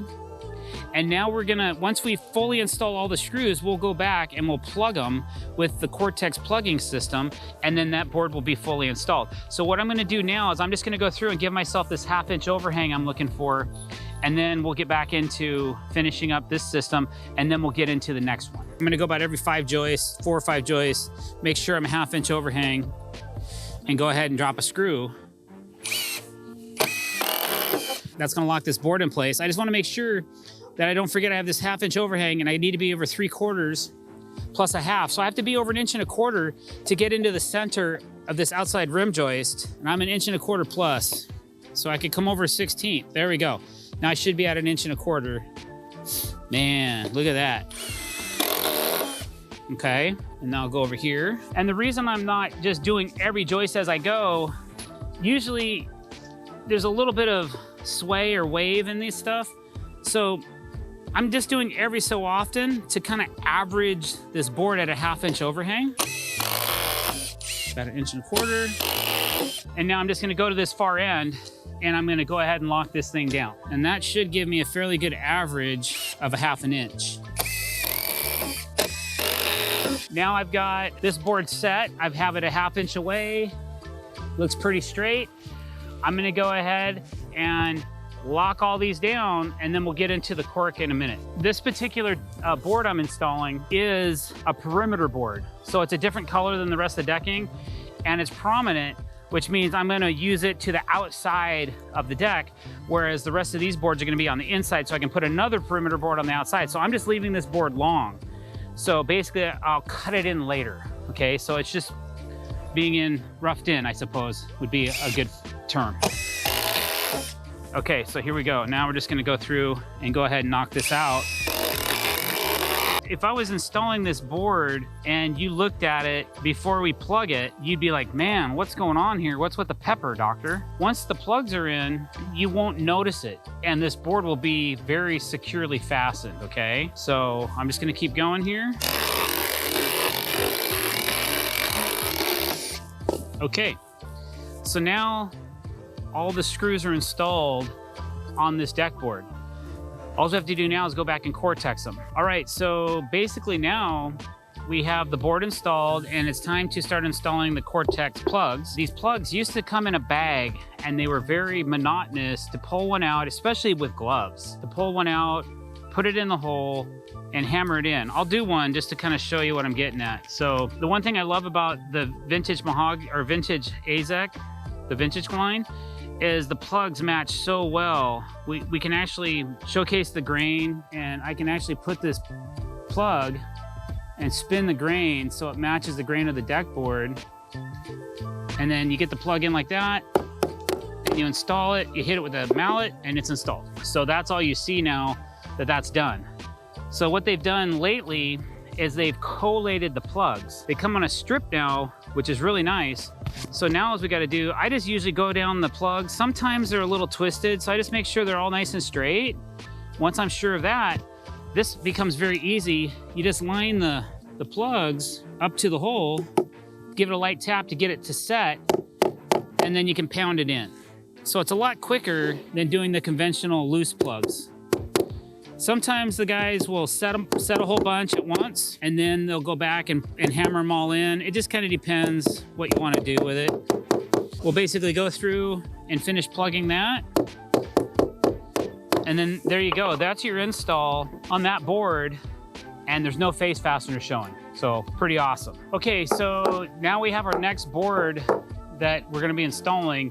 We're gonna be moving from a face fastener and a plug system into a clip system, but the first side of the first board, since we don't have the ability to clip the first board in, we have to also cortex that as well.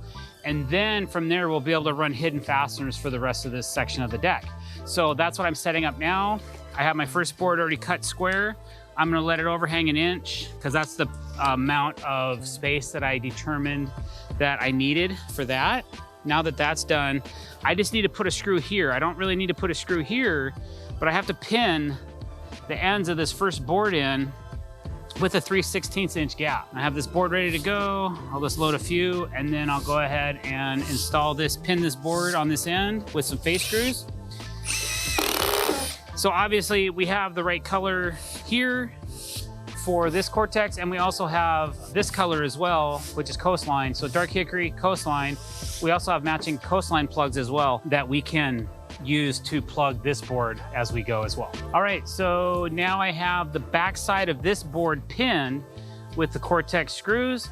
We can actually plug this and then go ahead and start adding our next favorite hidden fastener, which is called a Fasten Master Fusion Lock 5-shot gun. And I'll explain that to you in a minute. I just gotta clean my feet so I can get up on the deck and show you how that works. So, I don't know what I should say. All right, so my next favorite hidden fastener is the Fasten Master 5-shot. Basically, it shoots a stainless steel clip. They're attached 5 at a time, and they load up into this gun like so. You just drop them in. There's an arrow indicating which way they go. And you can actually load 5 into the gun, and then you can have 5 more behind it. It comes with a set of scrails A scrail is a screw nail, and we're almost out, so we'll have to load another one in a minute. But they go in like a nail, and then they back out like a screw. So those are loaded. There's like 300 in a roll, so you don't have to reload a whole bunch of times. You're just reloading clips every so often, like after every 5 shots. So basically, this deck is now grooved. These boards are grooved intentionally so that we can use this system. There's other hidden clip systems like I've mentioned before, but for this particular install, and I like using this gun. The reason I like using this gun is because it shoots it straight down in between the deck board cracks, so that if we ever need to pull a deck board, we can actually unscrew the scrails and pull the deck board out and replace it, or whatever we have to get to it. I've actually had to do it a couple times so far, but not too often, but it's just a nice feature. I like the fact that they're stainless steel and it's really easy to use. I'm gonna show you guys right now. I'm gonna take the gun and I'm basically just gonna run these 5-shot fasteners all across this deck board, and then I'll show you how that works as far as putting the next deck board in, okay? So basically you're just taking this gun and you're taking this rail and you're setting it right down on top of the joist, and you're putting it right across that top of that 1.5 inches, and that puts you right in the middle of the joist, and then you push down and fire. We just ran 5, we'll load 5 more. And you can see if you have 2 guys with guns or 3 guys with guns, this can go really fast. All right, so those clips are all installed. I'm gonna go ahead and set my gun down, and then you just take your next deck board and run it over here. What we've found is it's a little bit easier to install the board if you put it at an angle like this and then bring it in and just set it down. So now that this board is in, we're gonna go ahead and use some spacers just to make sure that we have a consistent space throughout this plank. Then we're gonna use some clamps to clamp it all down, and then we'll just run our next set of clips, and we'll just keep doing that over and over until we're done with the deck. Hey guys, Dr. Decks here. Today I'm going to talk to you about how to lay out a staircase, from calculations of elevation to rise and run, all the stuff you need to know to be able to build a staircase, not actually physically building the staircase, just the mathematics behind it and the concept. So if you like this video, please click the subscribe button, as only 17% of you guys do, and I don't understand that. It's right below, I think, right there, right there. Hit the bell icon if you want to be notified when we're putting out new content. All right, guys, so what I'm gonna do is I'm gonna drop a scenario on this cardboard. We're just gonna put the camera up over my shoulder, and I'm just gonna ramble and see if I can make some sense out of this and hopefully help some people. And also, there are some things you need to realize. The way I build stairs is not the way everybody else does. So there's some technique and tips and tricks that I'm gonna show you that's to my build style. It may not be to your build style. You may have to make an adjustment or two on the way you do your stairs if you're not going to build them the way I'm going to explain it to you. That's all I'm saying. If you find this information useful, great. All right, let's get going. All right, guys, so we have a completely blank canvas here, but let's lay out some examples. So here's your house. All right, here's your deck. Here's the ground. And you want to build a set of stairs to get you to the ground level. Let's just say from the ground. Now, if your ground tapers or slopes or whatever it does, you need to get a measurement accurately at your finished point of your staircase. It will make a difference. So, imaginary line, if you're up 120 inches, that's 10 feet, okay? That's our fictitious height. We got to figure out how many stairs we're going to need. So what I'm going to start with is your average height step is going to be 7.5 inches. That's your average. I try not to make my steps any higher than that, okay? That's a comfortable height. So what I'm gonna do is I have a construction calculator. It's called Construction Master Pro. I have 120 inches. And I'm gonna divide it by 7.5 inches, 7 inch and 1/2. So I need exactly 16 steps, assuming that my height over here is still 120 inches to the top of your deck. So knowing that I need 16 rises to get me to the top of the deck, that's if I was gonna put a rise at the very top level of the deck. I never do that. I always put my first rise one step down from the level of the deck. So we need 15 rises to get us from the top of this deck to the ground, okay? So I'm just gonna draw this out, and I know we don't have 15. That doesn't matter at the moment. Okay, there's your staircase. We know we need 16 rises. So our projection, each step, we're gonna use 2 deck boards. Each deck board is 5.5 inches. I'm putting a 1/4 inch gap in between those 2 boards right there. And I'm gonna leave a 1/4 inch gap behind it, behind the staircase. Okay, for clearance. I like to have a little bit of play. Now, the way I do my stairs is I flush this deck board to the front of my staircase or let it overhang just a little bit, and then I actually take a piece of multi-width and I cover it up with fascia, okay? So the overall width of my stair is this 5.5 plus this 5.5, which is 11, and a 1/4 here and a 1/4 there. So it's 11.5 inches. I'm adding this kicker to the front of every stair, so that negates. That doesn't matter, okay? It doesn't matter. I'm not adding that extra 1 inch, okay? So this is 11.5 inches depth.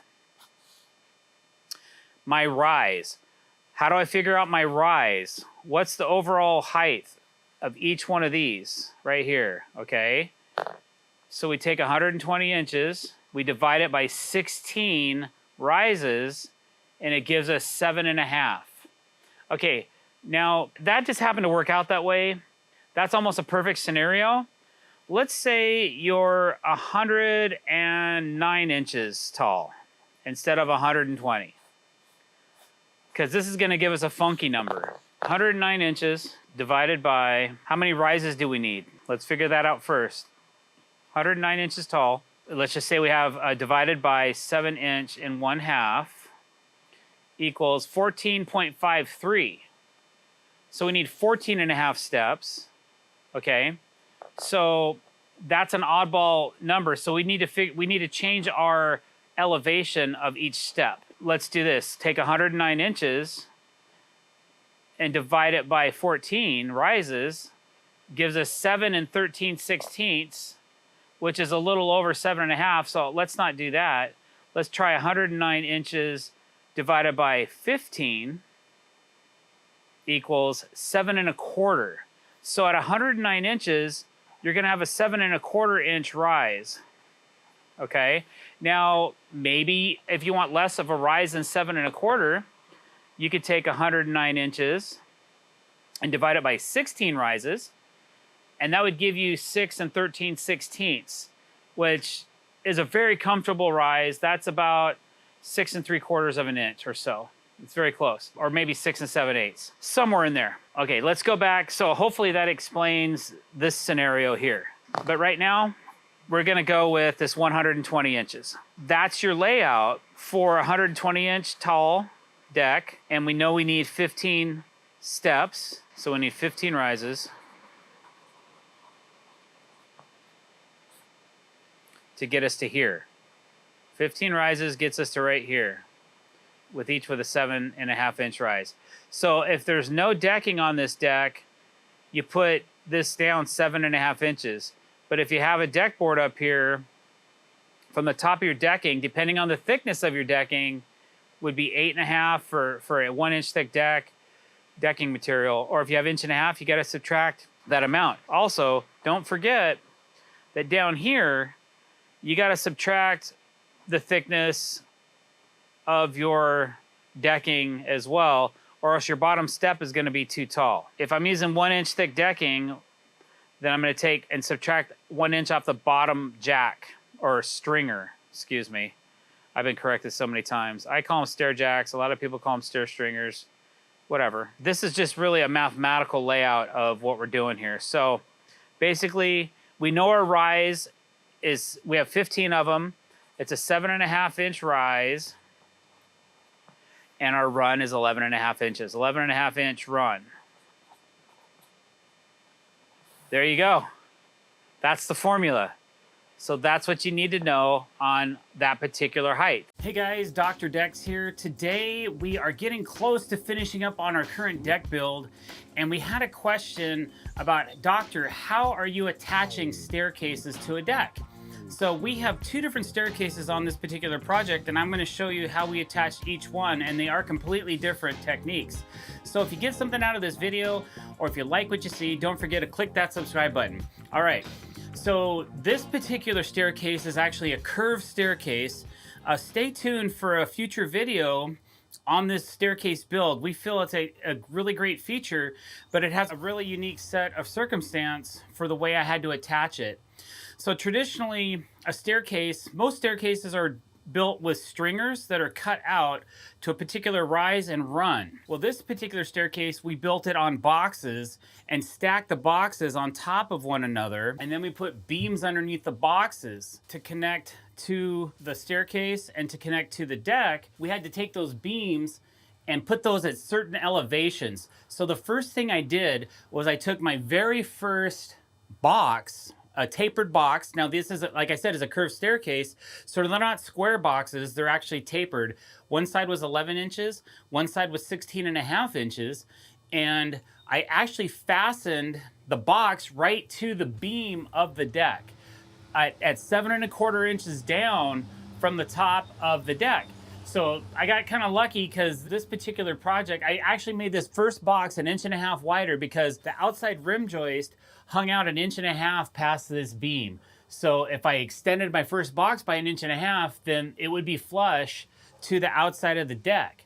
So I was able to just use Fasten Master ledger locks, and I went ahead and ledger locked the first box to the beam, and in between every set of joists, pieces right here, the supports for the decking. Once that was done, I continued building my staircase out, and you can see some of our shorts where I'm actually building this thing out. To obtain the rigidity that we needed, we had to put beam supports underneath each rise of these stairs. And those are multiple angles at multiple locations, but that's what gives this the support so that this doesn't want to drop once it's stationary. So to do that, we had to pour some concrete, put in some posts, and then attach the beams to those posts. On this side, there's an existing post right here. So I was able to take this beam, cut it in to match the angle of this post, and then I'd used some timber locks and some construction screws temporarily hold it in place, which actually a lot of people would just do that and say, okay, we're good. But then I went ahead and put some bracketry on as well, some steel. This is a Simpson LS50, so it is skewable. And then we used some 2.5 inch SD screws, which are structural screws by Simpson, to hold that together so that if things shrink or expand or contract, we know that it's gonna stay fastened. On this side, this beam, I had to do a little bit differently. It came in at a point where I wasn't going to put it near a post. I decided to go ahead and attach it to the beam, and I used these angle brackets with some 2.5 inch Simpson SDS screws. These are 2.5 inches. And I put one of these on each side, and then you can also see right here that I used some like 4 or 6 inch timber locks to go up into the beam. And that's usually what I'm doing to kind of hold it in place first. And once I have it positioned where I want, then I put my steel on it, and then it's good to go. So this is a little bit unorthodox on how this particular set of posts and beams were attached to this deck, but it definitely works. So sometimes you got to think a little bit outside the box when you're building, but you got to make sure it also will hold up and withstand the weight and time that you're going to be installing it for. All right, so that's one way to attach a staircase to a deck. Let's go look at a little bit more traditional way that we attach a staircase to a deck on the other side of the house. All right, guys, so here we are on the other side of the house. We have this front entry deck that we built, and this is a more traditional way that I would install a staircase to a deck. So this was actually an existing landing, but it doesn't really matter if it's new or old or whatever. There is framing for the deck up here. This is framing for my staircase down here.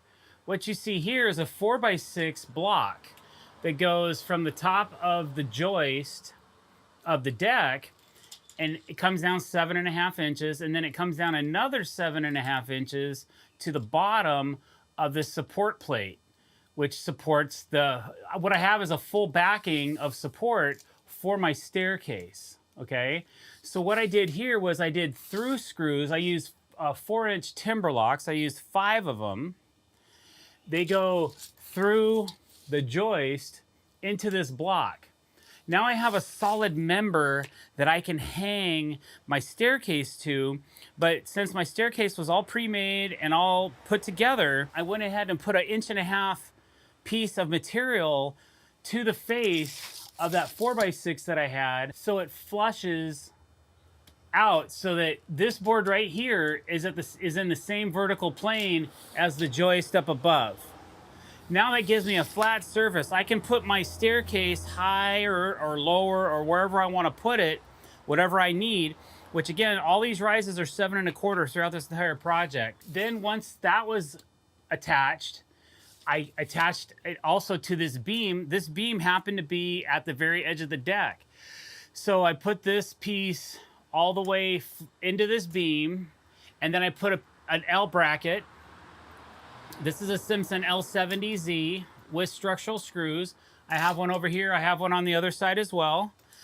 You can see that in a minute. And then once my support was complete, I was able to take the staircase and install it to this board here. So what I used to do that was I used some 2 7/8 inch Fastenmaster headlocks, which are structural and they suck things together really nice and tight.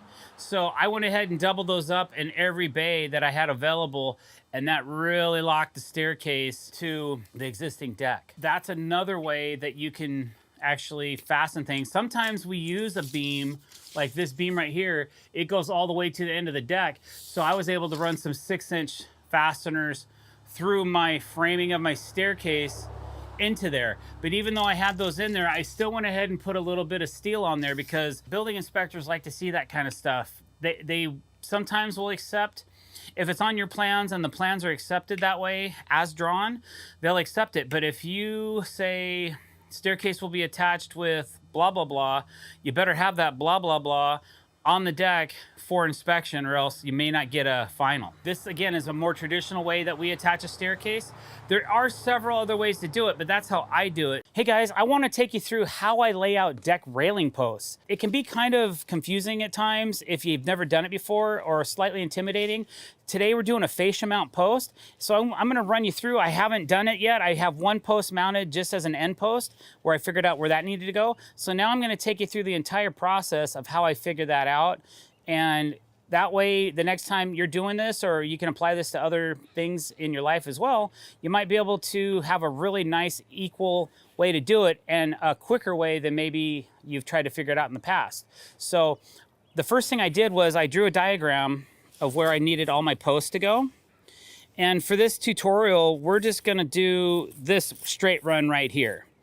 There's 2 end posts and 5 line posts. It's a 30-foot run, okay? So we're gonna go ahead and lay those out and figure out exactly in real time how we do this. So the first thing I had to do was get more than a 25-foot tape measure. So I got my old 40-footer out, and we're gonna figure out the distance from where the first post is to where the outside post is down here, okay? So the first thing I have to do is get my layout of my far end going, and that's what I'm gonna do right now. And then I'll figure out how all the center posts will go in between these 2 end posts. So I always figure out my ends first. So let's do that first. All right, for this particular rail, since it's cable rail, we don't want more than a 5-foot span in between posts. Why? Because cable will only span 5 feet or less. If you span more than 5 feet, either you gotta have a center tensioner, which I don't like those. I don't think they look that great, or the cable can sag and it can make it so that children can squeeze through it if it's too loose. So that's why we like to go 5 feet or less, so that there's no question that it meets all the safety standards and building codes of our local jurisdiction. If this wasn't cable rail, I would go with the manufacturer's recommendation. For picket railing, Regal Ideas, we can go up to 8 feet, but I like to go around 6 feet in between posts. And for glass, we can go up to 66 inches, which is about 5'6". Again, that's all determined by the manufacturer and what will pass their stringent building codes for their products. So they have national distribution, so it has to meet all 50 states when they make these products. So for example, one brand of cable, you might be able to span so far, but one brand with pickets, you can span a little bit further, but not more than a certain amount of feet. So check with your manufacturer and make sure that you're putting your posts in the proper locations for that particular product you're putting in. Okay, so now I have my diagram. So now I need to figure out the distance between my two end posts. So I'm gonna start by measuring right here and taking this tape all the way down to the other end of the deck, which I need somebody to step on that.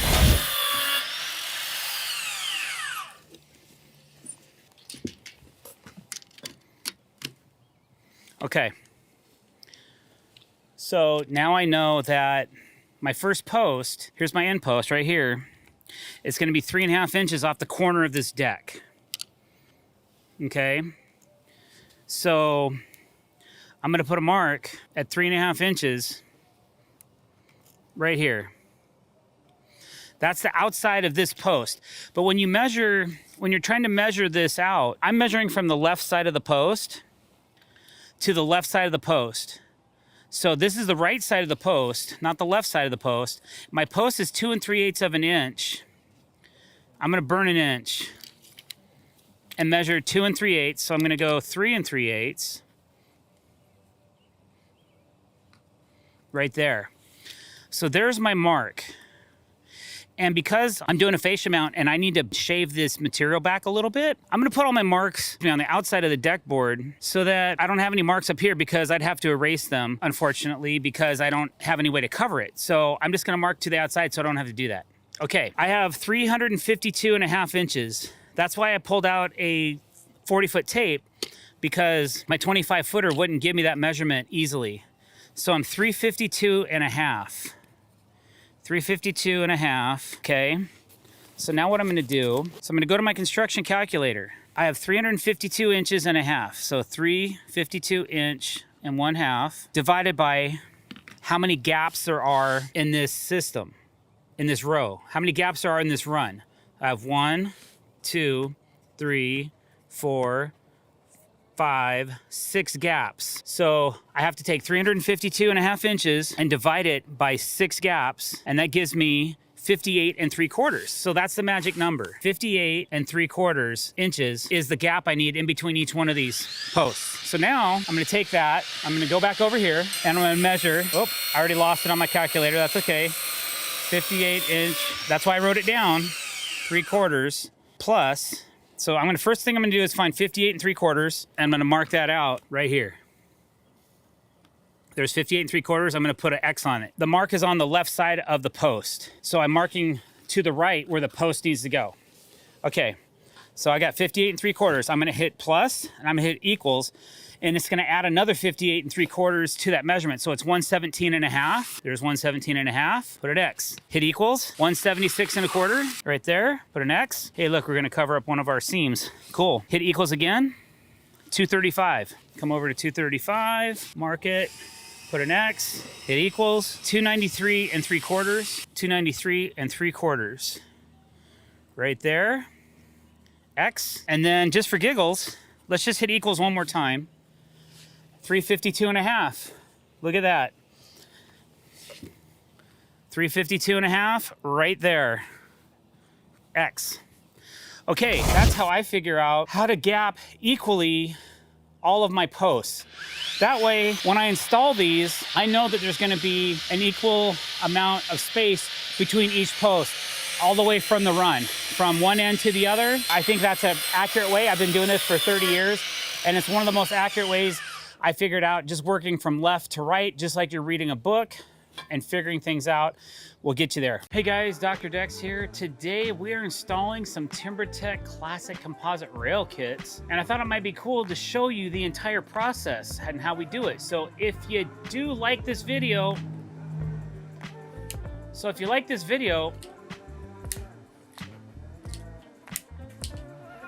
click the subscribe button. What we have here is a couple different lengths. We have an 8-foot and a 6-foot composite series kit. Depending on the length of the rail sections you have, that you might need a 6-foot and 8-foot. They do make a 10-foot kit, but be warned, if you're gonna use 10-foot rail kits, they come with an aluminum insert, which becomes a little bit more of a challenge to work with. So just remember that if you're gonna go to a 10-foot kit. All right, so what's inside of this is a top and a bottom rail and a top rail insert and a bottom rail cover. And then your top caps are sold separately, so you can choose different types. They have different styles of top caps.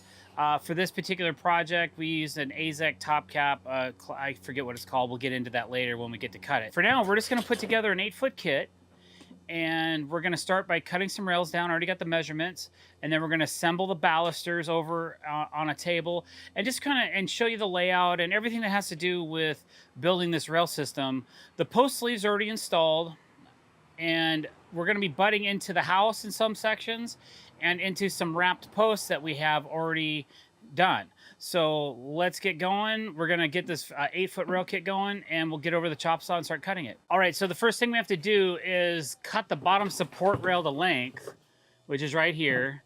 And then we have to install a couple of crush blocks on it and a couple of hardware components, and then we'll go upstairs, we can get that installed, and then we can get to the next step. So we're gonna go ahead and cut this to length, take it over the chop saw, and go from there.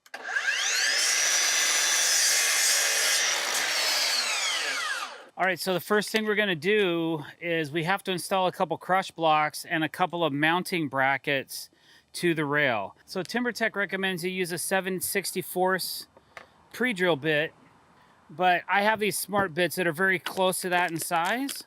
So all the hardware comes in a hardware kit with each rail kit. So what we're gonna do is we're gonna take one of these rail mounts, and I usually keep mine about a 1/16 to an 1/8 inch away from the end. That way it really sucks it tight. And I'll pre-drill one hole first. And I'll go ahead and take one screw and get it installed. And I don't go crazy hard because you can strip it out. Then I go ahead and drill the other 3 holes. And these are a universal bracket, so they work on angles.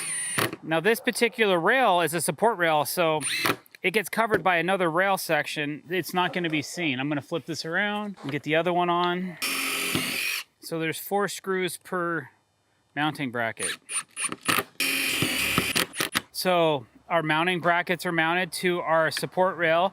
Now we gotta divide this into thirds because we have to put, on an 8-foot section of rail, we have to put 2 crush blocks. So this is a little over 6 feet. So at 6 feet, we could use 1 crush block, but because it's over 6 feet, we have to use 2. So we got to take this measurement and divide it by 3, put it into thirds. So 87 divided by 3, 29 inches. Okay, so every 29 inches, we're gonna put a crush block. So I have my 2 29-inch marks. I'm gonna just go ahead and check this for giggles. Boom. All right, so quick tip, when you're working with darker colored materials, sometimes graphite's hard to see, so I use a white lead infill on a Pica marker, and I can see that very good, and it also erases really easy too, so just so you know. So I'm gonna pre-drill that hole, and then just to make it a little bit easier for the screws, I'm gonna go ahead and pre-drill the center of this picket. These come with the kit, so they're pre-cut. That just makes it a little bit easier for the screws to find the holes. And then I'm gonna use these 3-inch screws come with the kit so we can get these started. You wanna make sure that you put the crush blocks on the proper side of the bottom rail, the bottom support rail. Obviously, if I put them on the same side as our support bracket, That's not gonna work. So now that I have this hole drilled, they go right in. You can actually thread this through.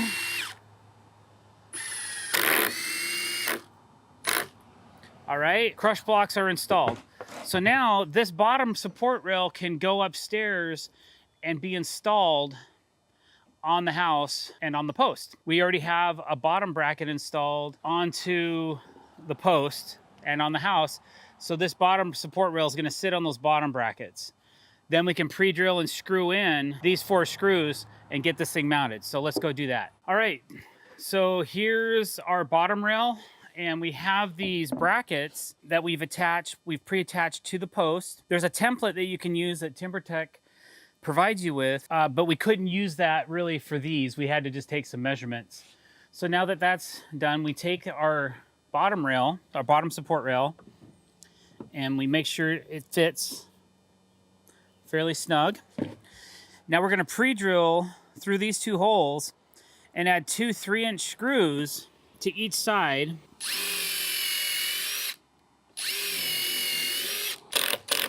Again, you don't have to make these super tight. I guess what I'm saying is you don't want to overdrive the screws. You want them snug, but you don't want to drive them so much that it crushes this bracket into oblivion, okay? So I got 2 more screws I got to drop in over here. Sometimes I'll wait to cinch the last, or the first one until I get the second one installed. I'll kind of trade back and forth. There we go. Okay, so that's installed. So now that that's in, we can go back downstairs and we will assemble the bottom rail that goes, it slides right over the top of this, and the top support rail, and we'll assemble all the balusters together with those 2 parts. Because we're using a metal aluminum, we have to pre-drill, mark out and pre-drill all our own holes. So we're gonna go ahead and cut the top and bottom rail, pre-drill them all, and then we will install the balusters. And then once that's done, we'll assemble it all together and then bring it up here and slide it in place and then lock the top support rail down, and then we can cut the top cap. All right, so my top and bottom rail are cut out to length. Now I have to lay out where all the balusters are gonna go. So I've chosen to lay them out at 4.5 inches on center. That gives me a little bit less than a 4-inch gap in between each picket, which will pass any local building code, okay? So I've already done a layout on a stick that's gonna help me figure out what my gaps need to be on each side. So basically, for these sections, we're gonna have equal gaps of pickets all the way through, except my ends will be a different measurement, but they're gonna be equal. I want the same distance on this end as I do on that end. So for example, this rail section right here is very similar to the one we're building right now. These all have a little under 4-inch gap, but then this gap right here and this gap down here have a different measurement than the rest of these. It's the only way to make it look symmetrical, okay? So that's what we're gonna do, is we're gonna figure out what these 2 gaps are gonna be. Then we can do our layout and pre-drill all of our holes. I'll show you that next. So let's get back to our table and we'll do that. Okay, so the first thing I'm gonna do is take my layout stick and I'm just gonna stick it in this bottom rail. I'm gonna flush it out to this edge. And then I'm gonna come down here, and I know that this ends on a picket. So I'm just gonna make a quick mark here. So there's the layout. So my last picket ends right here. So that leaves me a residual of 1.5 inches. So I have 1.5 inches on this end, and this end I have 4.5 inches. So if I take 4.5 inches and add 1.5 inches to it, that gives me 6 inches. That's for both sides. So I divide 6 in half, and I start my layout at 3 inches away from the end of this side of the bottom rail. And then that will give me a 3-inch gap on the other side as well. Now all I gotta do is go through and mark each place where I have a line, and that's where I need to drill a hole. And in the middle of this rail, there's a center indicator, which makes it really easy for me to figure out where to put my drill. Once I have this mark, I basically have a crosshair, and it's gonna be perfectly centered. Okay, So I'm just gonna go through and mark all these out. A layout stick can save you a lot of time, especially when you have 100 feet of railing to do. Once you kind of get in a rhythm, it makes things go pretty quick. And now all I have to do is lay this out to my finish. There, there, and there. Now I should have somewhere in a 3-inch measurement for this other end. 3 1/16. So I'm a 16th off this side from that side, but nobody's gonna know that, okay? All right, so now that my layout's done, I can go ahead and drill all these holes, and I need to use a special size bit for that. So I need to go grab a 9/64 drill bit really quick, and then we'll drill all these holes. All right, now that we have our bottom rail drilled, now we have to identify where those same holes need to go in our top rail as well. So what we're gonna do next is we're gonna put the top rail on the inside of the bottom rail, because if we mark this hole and we drill all the holes again, we can identify where the holes need to go in our top rail. So these are flush. So I'm gonna go ahead and drill the first hole. Now I'm gonna drill through this. Okay, there's our first hole. Now to keep these from moving around, I'm just gonna take a simple screw, doesn't really matter what kind it is, and I'm gonna run this screw into both the top and bottom rail. There. Okay, now these rails cannot move, okay? Now that these rails are stuck together, I'm gonna drill each hole for the bottom piece, which is actually your top rail. So here we go. All right. Now that we have our top and bottom rail drilled out, now it's time to install the balusters. What we're gonna do, that's your bottom rail. Here's your top infill for your top rail. We're going to install the pickets on this piece first. Okay, so these metal balusters come in a pack. There's 20 in a pack. You'll see in the center, there's a race. That's where the screw attaches to the baluster. So what I'm gonna do is I'm gonna pre-thread. I always start with the support rail first. They take a 3-inch screw, and then the bottom rail takes a 2-inch screw. They're all included in one bag, and you need to separate the lengths. Once you do that, then you can kind of pre-install. These are a square drive screw. You can start, I usually pre-install all my screws into the rail, just so I don't have to do it looking sideways. And I've found it to be easier to actually install the pickets on this side first. And then it makes it a little easier to install the bottom rail. It's a thinner profile. It makes it easier to install those. So I have all my screws pre-installed. Now I'm just gonna grab a picket. I'm gonna go ahead and run the screw through it. I'm gonna hook the screw into the race of the picket.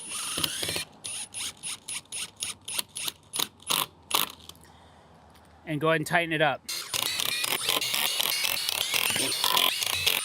So now I have all my pickets attached to the top rail. Now I got to attach them to the bottom rail. We're going to use a 2-inch stainless steel screw. Now this time we do this, each screw has to be set in place. You got to find the race on the inside, but if you tighten it up, it's going to want to suck the rail to it, and it's going to take a lot of time to get all these together. So my suggestion is you start by threading each screw in a certain depth, and then once you get that one to a certain depth, stop, do the next one until you have all of the screws started, and then tighten them up. It's faster if you wait to do this as your second step and attach that side first, your top rail first. So I'm gonna go ahead, grab my drill, grab a screw, get my first one going. I could pre-tap these too if I want, but I'm only gonna take this in to right there. So I still have a lot of room to move, but that's gonna let me get the next piece started where I'm not trying to make a perfect fit. If you try to make it too tight too quick, you're gonna have a problem trying to get the next one to fit in. So now I can find it, thread it in, only take it in so far, go to the next one until you get all these threaded, and you just keep doing that. All right, so now that everything is locked in, I can go ahead and tighten this up. and then we're ready to take this upstairs and start installing it. Okay, so we have our rail assembly put together. The last thing we have to do is add a couple mounting pieces to the top of the top support rail. So I'm gonna do that. It's exactly the same as the bottom support rail that we did earlier. And then once we do that, we can take this upstairs and install it on the bottom rail. All right, so we have our rail section up here. It's ready to go. We're gonna go slide it into place, and then we're gonna lock it to the house, and we're gonna lock it to this post, and then we're gonna double check the measurement of our top cap, and then we'll cut our top cap and install it, and we'll be done. So let's get this over here, and I'll show you how quick and easy it is to drop this in.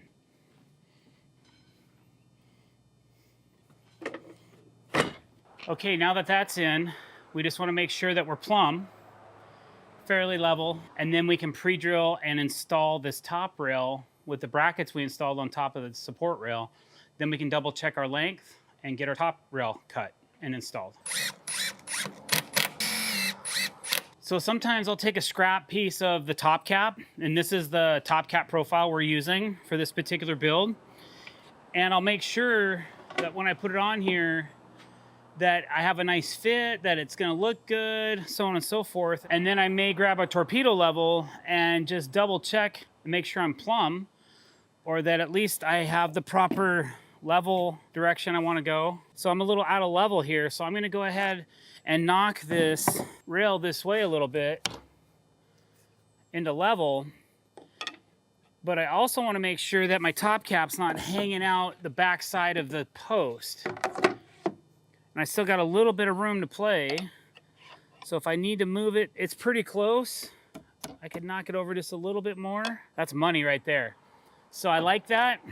That's where I'm gonna install it. I'm gonna grab my pre-drill, tapered pre-drill bit. Okay, so now our bottom rail's installed. Our bottom support rail, our bottom rail, and our top support rail are all installed. All the pickets are installed. Now all we have to do to finish this is install our top cap. So I'm gonna double check my measurement really quick, make sure it's exactly the way I want it. We'll go down and cut that, bring it back up, and then I'll show you how we install that. I have my top rail cut, but before I install it, TimberTech sends out two different types of screws. They have a straight rail and a stair rail set of screws for the top cap. Make sure you use the straight rail when you're using regular deck railing screws, or else, I've actually had somebody do this once, they used the wrong screw, and when they brought it through, they pushed it right through the top cap. You don't want to do that. So this screw will stop short of the top cap when it's screwed through the top support rail. You got to pre-drill those holes before you put this in. So we're going to do a quick layout and use a 3/16 bit and drill. I usually go right through the middle of where the pickets are. There's one. And on an 8-foot section of rail, you want to use at least 4 screws to screw it down. Since it's over 2 foot, if we only use 2, we're going to use 3 in the middle of the run, which gives us 4 gaps, about every 19 inches. Now that those holes are drilled, we can go ahead and get our top rail installed, and then we can screw it together and we'll be done.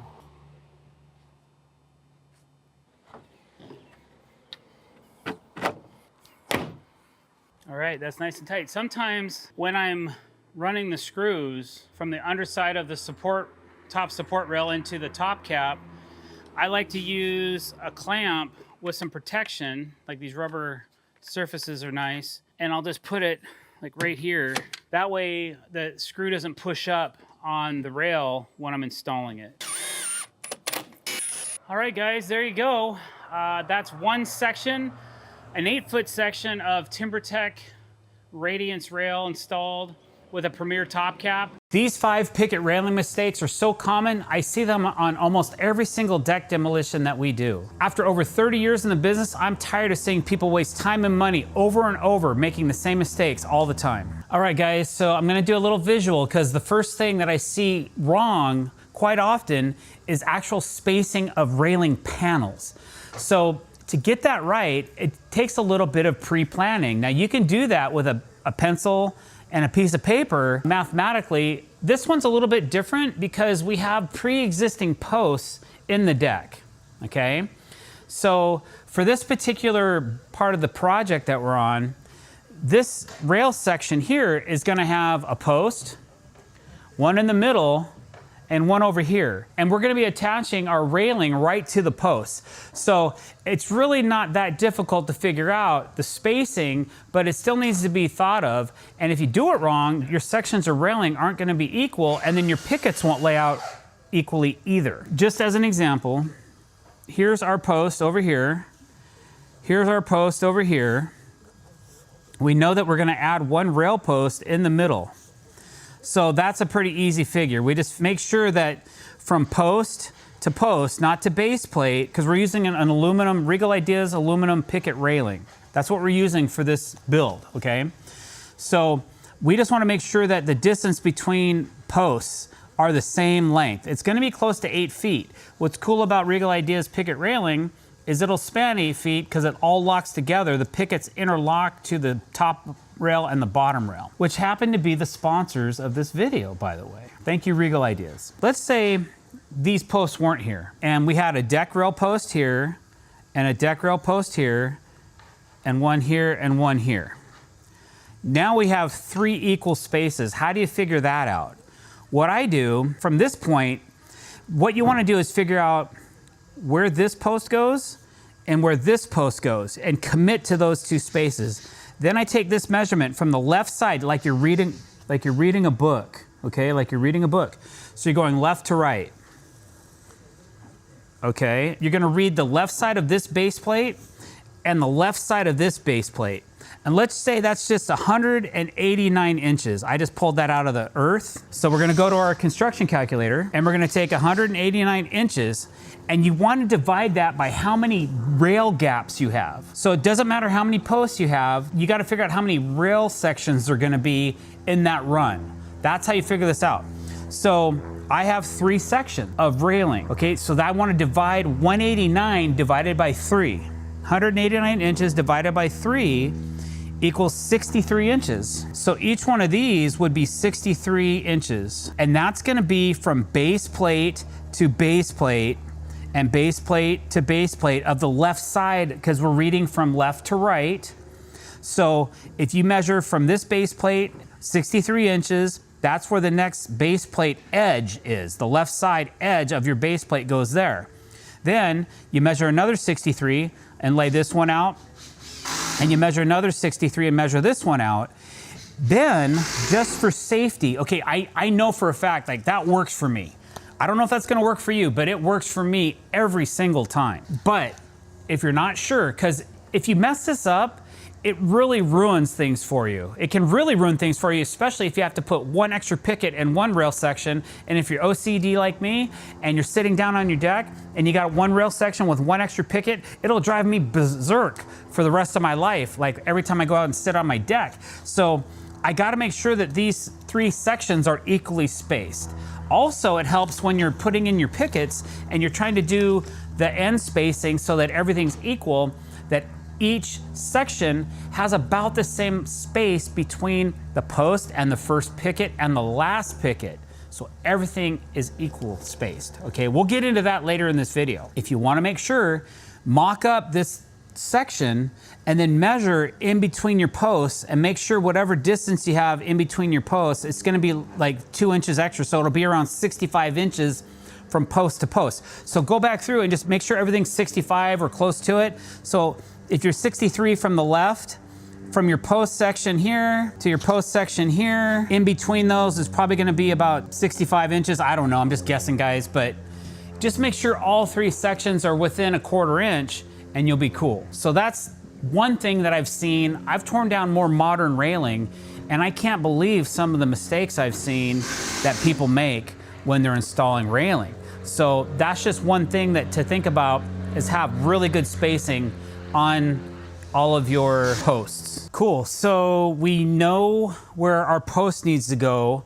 So another common mistake or issues that I've seen in the past is where you put your fasteners, how you're fastening, what you're fastening into are all questions that you need to have answers for. So what we're doing is we're doing a hybrid deck. Most of the deck's aluminum. Some of it is wood. So we have to have fasteners that can go into aluminum framing and some fasteners that can go into wood framing. So this again is gonna be a little bit different than your particular circumstance, but it's always good to pre-drill your holes with the proper size of pre-drill so that you can make sure that the fasteners go in where you want them and that you're not overboring the hole or underboring the hole and creating splits, cracks, or a potential catastrophic failure. I went under the deck and pre-measured. We had the luxury of being able to get under the deck. I kind of pre-measured some stuff. I know where the post needs to go. I know that I want to be about 1/4 inch away from the inside of this fascia board. So I'm gonna go ahead and just draw a line like so. Just something for reference. Now my post is gonna be on this side because I have a section of rail going from this post here to this post here and then down the stairs. So this post has to go to that side of that line and I need to be 1 inch away from the edge, not from the fascia, but from the edge of the decking. Again, a little bit different type of deck because we have this flashing detail here. We didn't put fascia on a lot of the deck. So I'm measuring to the outside of this board and not all this fascia and things like that. If I was, it'd be 2 inches instead of 1 inch, okay? But as long as we get it close. So there's my 1 inch. Here's a line. I'm gonna draw another line here. And there's a couple different ways that you can go about marking holes. Sometimes we just pre-drill and put in our fasteners, but also there's different types of, like I got a pico marker here. You could go in and draw circles, something with a narrow throat on it that will get inside of these holes. So this is kind of like a Sharpie, but a little bit more accurate, okay? So if I pull this post, there's my holes. I could go ahead and pre-drill these holes now if I want to go ahead and knock them out before I put in my fasteners. So let's go ahead and do that. Now these two holes are going to be into aluminum. These two holes are going to be into wood. So I'm using a 3/16 drill bit to knock those out. Okay. You can see the aluminum coming out. Now it should be into wood. Yep, there's the wood. Okay, so now I have nice clean drilled holes. I'm not gonna plumb this post yet because it's not ready for it, but we can go ahead and get the fasteners installed. And then again, we're using two different types of fasteners. We're using a stainless steel 2.5 inch into our aluminum. It's threaded all the way up. So this will be able to lock down this side of the post and attach to the aluminum properly since we've pre-drilled the right diameter hole. Thing is, you can't go too hot and heavy on those fasteners because you can overdrive the fastener and strip it. So I'm only doing one of those. I'm gonna go ahead and plumb my post out, or excuse me, square my post out, not plumb it, just square it out. And now that I have that ready, for the wood, I'm using a Fasten Master ledger lock, and that takes a different bit. I'm gonna do an opposing side.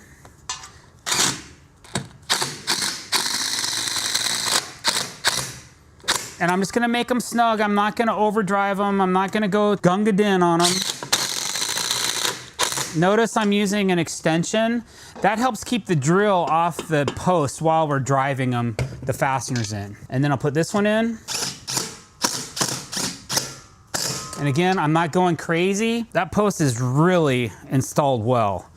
And it's in the right spot. We have a little base plate cover that will go over the top of this and cover all these fasteners up. So it doesn't matter they're mismatched or that they're the wrong color. None of that matters right now. We will go back and plumb this post, which means we'll make it level both ways once we have the top rail and the bottom rail installed on this post here. That is another thing though that I see all the time that's a fail is people, they don't have enough support underneath the deck. They're just putting the screws into decking and then the screws poking right through the bottom of the deck board. There's no additional support. So make sure that you're supporting the underside of this post and that it has something solid to attach to and that you have a positive connection, because that's something that you can get called out on a building inspection and possibly fail because you didn't have the proper blocking and support you needed for the post. All right guys, and while I have you on the topic of the fasteners, that's something else I've seen is people using inferior fasteners or fasteners that won't hold up over time or that corrode or that don't work with certain pressure treated lumber. Well, the fasteners that we're installing into the aluminum are stainless steel. Now, we've had people ask, hey, doctor, isn't that galvanic corrosion? Isn't that dissimilar metals? Isn't that gonna have a problem?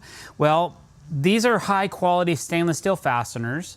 They are also powder coated on top of being stainless steel. And it's kind of like when you're using a little bit of stainless into aluminum, it's not as catastrophic as if you're using a lot of aluminum into stainless. Like, how do they make Boeing airplanes? They have lots of aluminum and a lot of stainless steel rivets.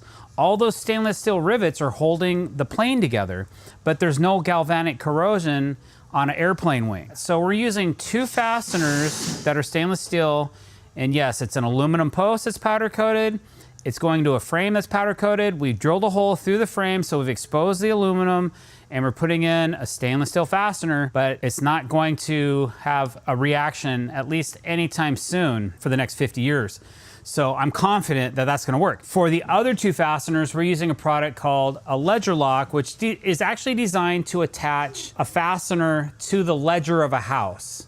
It's designed to keep the ledger attached to the house, and in an earthquake or any kind of seismic motion or just thermal cycles, all that stuff, to keep the fastener from ripping off the house and to keep it from shearing in any type of seismic activity. So if these fasteners are designed for that, and they also have a special coating that's resistant to pressure treated materials, these fasteners work very well. I wholeheartedly will hold any deck off of this brand and this type of fastener. I also like to use them for any wood intrusion that we're gonna do for our posts. So just having products with a great coating on them that's gonna last a very long time, regardless if they're stainless steel or carbon steel, just depends on what you're doing with it, and how you're doing it will determine what type of fasteners we're gonna use for our posts.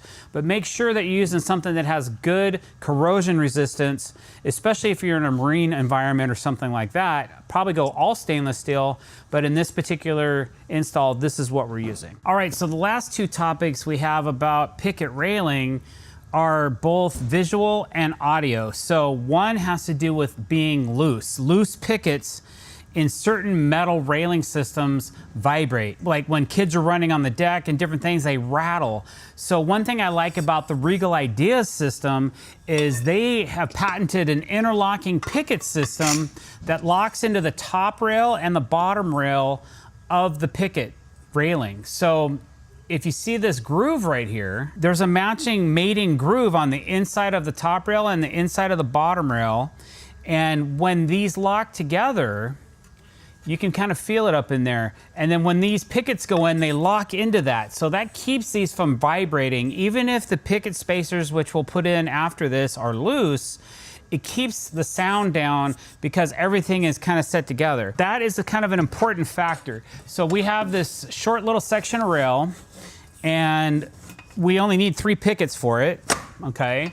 So we're gonna go ahead and knock these in, and you can kind of tell when the pickets are installed properly because they'll move back and forth quite easily in the track. This is a little bit more work than a standard aluminum rail system because we're mounting to the side of a post and then we're mounting a rail post, but it's still a lot quicker than if we're doing a wood rail system where we had to come up with a way to mount the post to the deck, and then top rails, bottom rails, a top cap, and then side rails. This is all pretty much integrated. So the one thing that I'm gonna talk about next is definitely picket spacing, okay? See how that kind of just moves back and forth? It's nice and loose, but it still will not move up and down. You can go up to 8 feet wide on this rail system and it'll still meet the code, okay? So what I had to do, I had to get these 3 pickets in here so I could figure out my spacing. Now, when I do a picket rail system, I like to make sure that all my pickets are spaced equally. It comes with pre-cut picket spacers. So these picket spacers go in between the pickets like this. They snap in. We're working on a really narrow section of railing, but you can apply this technique and all these techniques to any length you have. But what you have to do is you have to install the picket spacers, right? And these snap on, so they'll go on like so, okay? And those go on top and bottom. Now on a wider section, we would actually start from left to right, just like we did earlier with the post layout. And we would start with a standard width picket right up against the post. But because we have such a narrow space, that's obviously not an answer for this particular install. So we're just gonna lock down the 2 picket spacers that we need, and then we're gonna figure out our gap, because all the field pickets are spaced the same. And then the N2 gaps are spaced the same. So I need to make this gap and this gap the same width, okay? And that's what I'm gonna do right now. And usually, if your posts are plumb, then the bottom opening is gonna be about the same as the top opening as far as width. I'm not gonna measure from this wrap, I'm gonna measure from the post, because this gap and this gap I want the same. If I'm not too worried about this little gap right here, I know it's gonna be narrower. But I have 13 7/8 here and 13 7/8 plus. So I'm a 1/16 wider on top than I am on the bottom, but that's pretty good. I'm not gonna be tripping on that at all. So now what I want is, now that I have these 2 pickets tight together, regardless if this is 2 pickets or 20 pickets, does not matter, we want them tight. Then we have to figure out our gaps. So if I have 2 inches over here and I have 1 3/4 inches over here, I wanna move this over to 1 7/8 because I want both sides to be about 1 7/8 away. So there's 1 7 inches. Now let's knock this over and make sure I've got 1 7 inches over here. It's very close. Okay, and then I'll go ahead and give myself 1 7/8 here, which I just gotta come 1/8 inch this way, okay? There's 1 7 inches there, and then I'm gonna knock these over. I'm 1 7/8 there. I'm 1 7/8 there. So now that I have an equal gap, now I can fill in these lower spaces where there's missing picket spacers to cap this off, okay? So that's what I'm gonna do next. And again, because I have an obstacle here, this is gonna have a narrower space than everything else, but we have a nice equal gap here and a nice equal gap here. And that's the important part to me. I've seen it where guys have just taken 2 pickets because they needed an extra thickness of a picket and just put them together. And it totally ruined the look of the rail. I just feel that if you're gonna do this, you might as well do it with a little panache, a little pizzazz, and give it a really nice look. So all I have left to do is make these little caps, and then this section of the rail's done, and I can just move on to the next one. All right, so now I'm just gonna take some measurements, and there's a couple different ways I've done this in the past, but usually a tape measure works pretty good because I'm not up against anything here, but you'll notice, even though the gap is equal here and here, these 2 lengths are gonna be different because on this side, I'm going up to the post, but on this side, I have to go up to this bracket. So I'm losing 1/4 inch of my spacer. Everything I'm doing is gonna have a little bit different distance in it. I think what I'm gonna do is I'm gonna go cut the top and bottom picket spacer for here, and I'm gonna move everything tight to that side. Then I'll finish my measurements for here and here. So that way, this is exactly the same width. Okay, so I'm gonna go cut 2 at 1 7 inches, and once you come over to the chop socks, I'm gonna show you a little trick how I cut these without cutting my fingers off. The safest way to cut these picket spacers without them flinging out of your hands, without danger to yourself, is take a scrap piece of bottom rail that comes in your kit and you just snap on the picket spacer right onto the bottom rail. Now this is not a scrap, but we're gonna use it as a scrap because it's more of a scrap than my fingers are. So there's 1 7 inches and there's 1 7 inches. So if I cut this right, that's kind of odd and ironic, but if I cut this right, the thickness of the blade, I'll have 2 7/8 pieces that I can use for our first 2 picket spacers.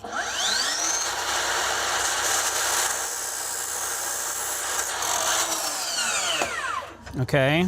And then these just slide right off. Okay, I'm gonna double check them for height. Oh, this one's a little bit taller than this one. So I'm gonna go ahead and shave that just a little tiny bit, just to make them equal.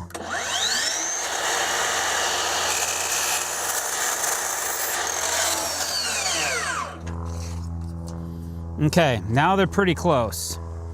Awesome. Now let's take those back. All right, so I've got my first 2 spacers cut, and they're going on this side, top and bottom. So I'm gonna put one right here, and it's a little snug, so I'm just gonna move this over. Whoop, moved it over just enough so I can get this ready to go. Okay, that's snapped in. Now I'm gonna move all these over nice and snug. Okay, I'm gonna do the same thing up top. Okay, sometimes you can just grab it with your hands and do it. Sometimes you need a mallet, a little bit of persuasion, right? Okay, so now I've got this side locked in. I have my standard picket spacers in the middle. Now all I have to do is finish off these 2 closure caps or picket spacers, whatever you wanna call them, and we're done. This one needs to be, I'm gonna say 3/4 of an inch. It's not very big. That's a dangerous cut, so just be careful when you guys cut that one. I could probably go 3/4 plus. That'd be 13/16 for all you particulars. And then over here, I've got 1 5/8. Okay, I'll be right back. This is a very small spot. There we go. Probably could have made that a little bit tighter. But you'll notice, like, this stuff doesn't vibrate, doesn't make noise. I think I'm gonna have to go trim that one up. I mean, it's close. If you start trying to force these in, you can scratch parts and pieces and you're doing touch-up. So it's either you get it to fit just below the threshold of scratching, or you smack it in there and then you gotta fix the paint. Sometimes if you try to bring it in from the other side, that works. But I am so bloody close that I think I'm just gonna go ahead and shave this just a little bit. Be right back. There we go. Hey guys, drdecks here. Welcome to our channel and thanks for coming. If you don't mind, I'd appreciate it if you'd please click that subscribe button and hit the bell icon to be notified when we're putting out new content. All right, so today we're working on our current deck project, and we have an area over here against the house where the client on the old deck, they had a grabbable handrail. You can kind of see the old bracket right here. So she requested that we put in a new one, just something simple. She doesn't want any posts on the staircase or anything like that. She just wants something that's mounted to the house. So what we've decided to do is use these brackets made by Regal Ideas. They have a complete ADA setup with different railings, a top rail that you can use. Here's a sample of that. And we're gonna take this and just do a really small grabbable handrail. I don't know if you can see it on this picture right here, but it's this part right here, just so they have something to grab onto. So it's not gonna be super complex, not complicated, but something nice that kind of goes with the flow of this new deck. What I did was, I figured out the trajectory or the angle of the stair, and all I had to do is lay down a 4-foot level on the top of each rise, and here's my angle.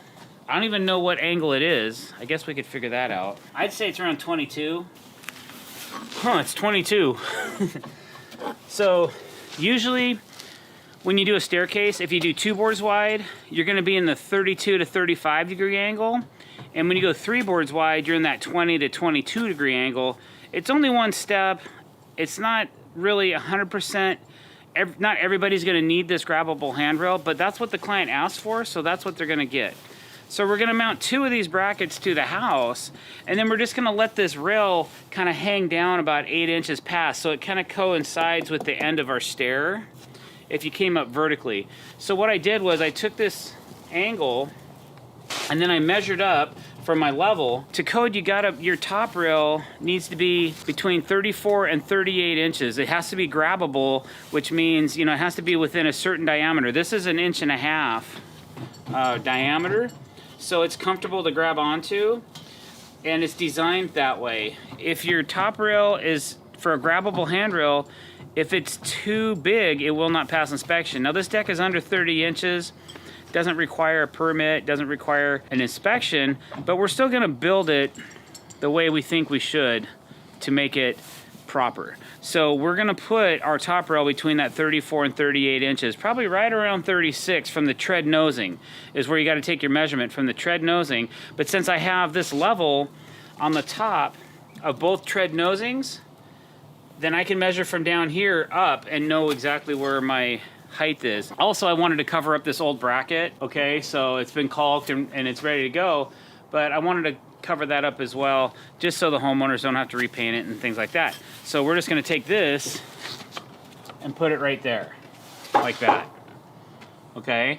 And then we're gonna take another one and put it right here so that they're in the same plane, because if not, I would have to take a piece of siding or a piece of this first strip and put it back here somewhere. I didn't want to make it too close to these windows or anything like that. So we're just gonna mount two right here, make that rail go up a little bit past and let it hang down a little bit so that they have a place they can actually grab and be safe when they're walking up the stair. Okay, so now that that's all said, I chose to use some nice Star Drive stainless steel screws that went nice with these brackets. They have a nice finish to them. So we're gonna go ahead and use those, and I'm ready to mount my bracket. Here's a quick tip for you. I always use a tapered counter or pre-drill bit. Makes things go in easier. You don't have to go all the way deep, but you just wanna make sure that you drill that in there with a pre-drill so it doesn't crack out your material when you're installing it. So here's the first hole. Not gonna go hammer on that. So sometimes a 6-inch extension will really help you get around parts.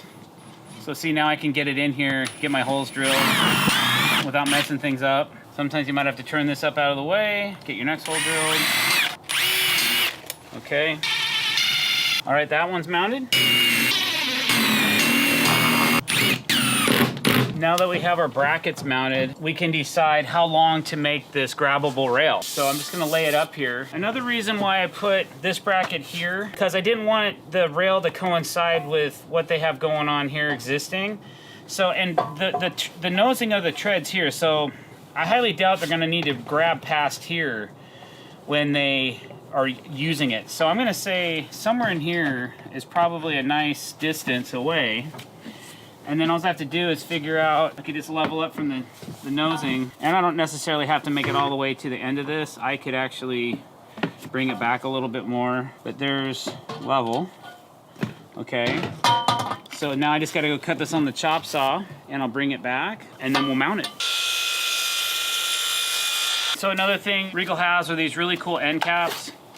They just kind of finish off the look of the rail, and they're just a plastic, pretty much a rubber bumper, and they're grooved to fit in this groove right here.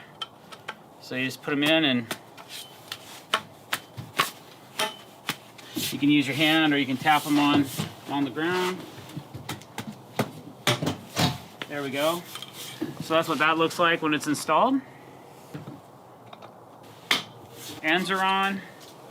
Now we just have to decide again where to put this. I'd say somewhere in there is great.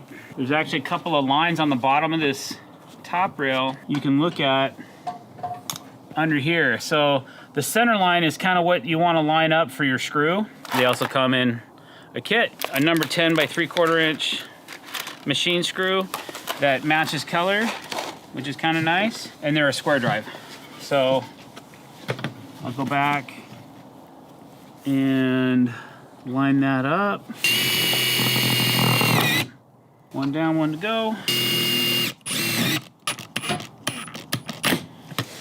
All right, and that's all there is to it. So obviously this is a unique situation, but will be very effective. They also do make loops and hoops and grabs. So if you wanted to turn this into a circular grab rail, not on this project. We just wanted to have something clean and simple that they can grab when they want to access the stairs. Hey guys, Dr. Decks here. Today I'm going to talk to you about grabbable or graspable hand railing on a deck, and why do you need it?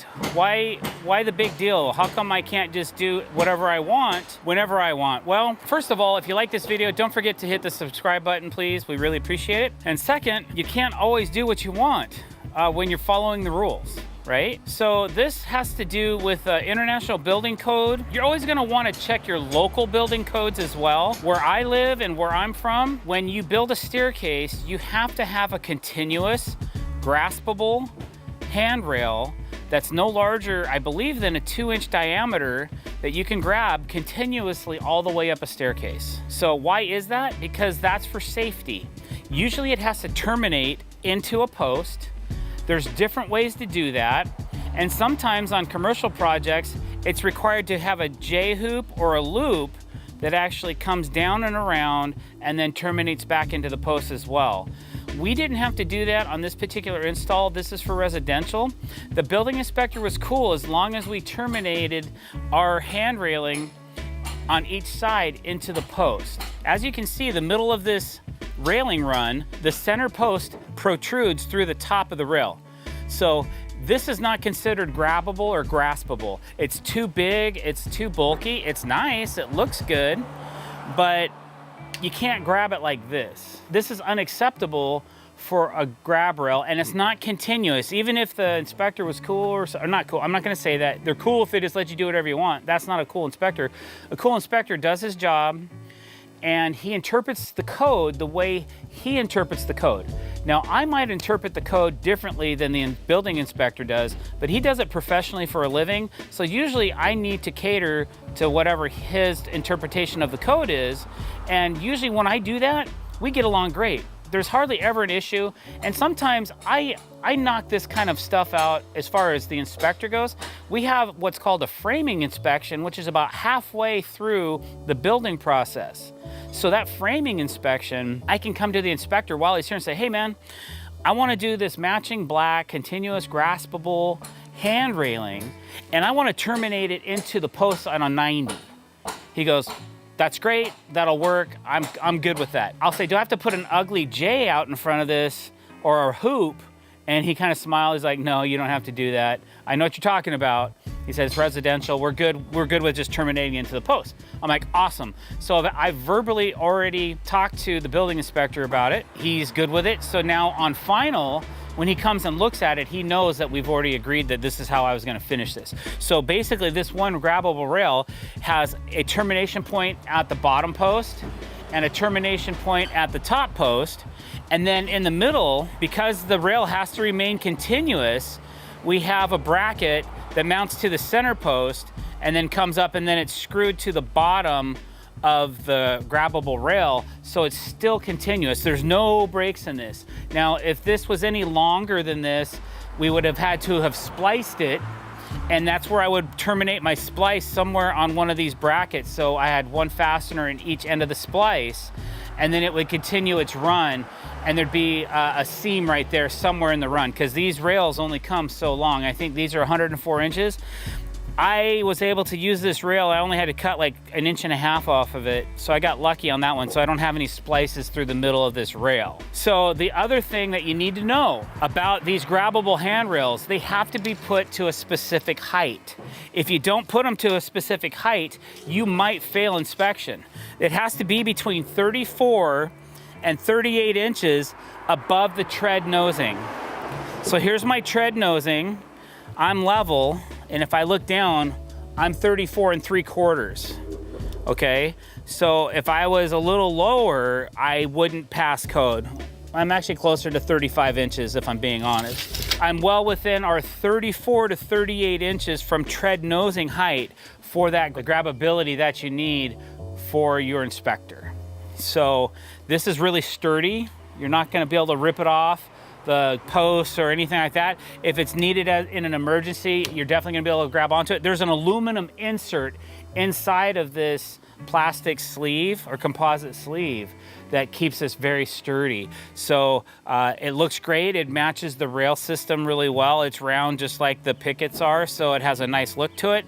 There's a beauty cap that snaps on over the fasteners. So basically what you're doing is when this is off, which they're hard to get off, so I'm not gonna be able to take it off, but you would pull this out of the way, install your fasteners, and then you bring this in and you snap it in.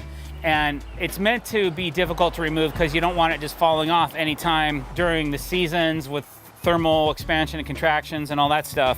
You want it to stay put. Hey guys, drdecks here. Today we're talking about skirting. And what we're doing is we're putting up some skirting to cover up the whole side of the deck so you can't see underneath it. It gives it a nice private look.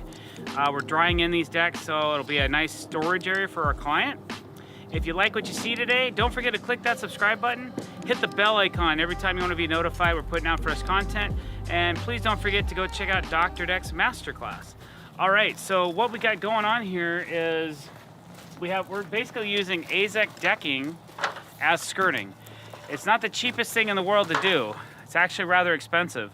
But when you're doing 8-foot high walls, there's not a lot of options out there for you to do. So we chose to do it in vertical deck boards. So you need support every 16 inches. You're not walking on this like a deck. It's not so much that you need the structural support, but you do need to have fasteners about every 16 inches just to keep the decking sturdy. Now the trick is that we're also doing this on a curve. So for curves, we usually use another piece. We take AZEK decking, rip it in half to 2 3/4, and we use side rails. And then we bend those side rails. We usually cold bend them right along, and then we put in 4x4s every 4 feet, and then we put a 2x4 stiffener about every 2 feet. And that really helps keep this from moving. Okay, it's super sturdy. And then what we do is we come along and then we custom cut each board. We install the board with cortex fasteners, and then we come back and we cover all the plugs up, and then you have a really nice, beautiful skirt without any issues. So if you chase along this rail, you'll see where the curve ends, and then it goes into a square. Any straight runs, we use 2x4. We have a curved 5/4 by 10 rim board. That's why we're using 1-inch thick curved boards here, and plus they're flexible. So we usually don't use timber or lumber when we're trying to curve a skirt because it just doesn't work very well. This works really good, very solid, never gonna have a problem, and it doesn't rot. So bonus, bonus, bonus. So basically, the ground, usually we try to do skirting, if it's level ground, it's great. We can cut all the boards at the same measurement. But on this particular deck, the ground is straight and then it comes up and shortens as it goes up. So we have to custom cut each piece as we go. So right now, that's what we're doing. We're just measuring each board, cutting it, installing it, measure the next board, cut it, install it, and so on and so forth, so that until we get to the final run. So if you just try to pre-cut a bunch of boards, you're probably not gonna have them very accurate. So it's better to maybe, on the straight runs, we can cut 4 or even all the boards, depending if there's any elevation change or not. If it's all straight, we can cut all the boards at once. But once you start going up at an angle, you're gonna have issues. So we cut each board, and we just cut them square, because I am gonna put a piece of base trim in an alternate color to match the alternate colored fascia boards that we're doing.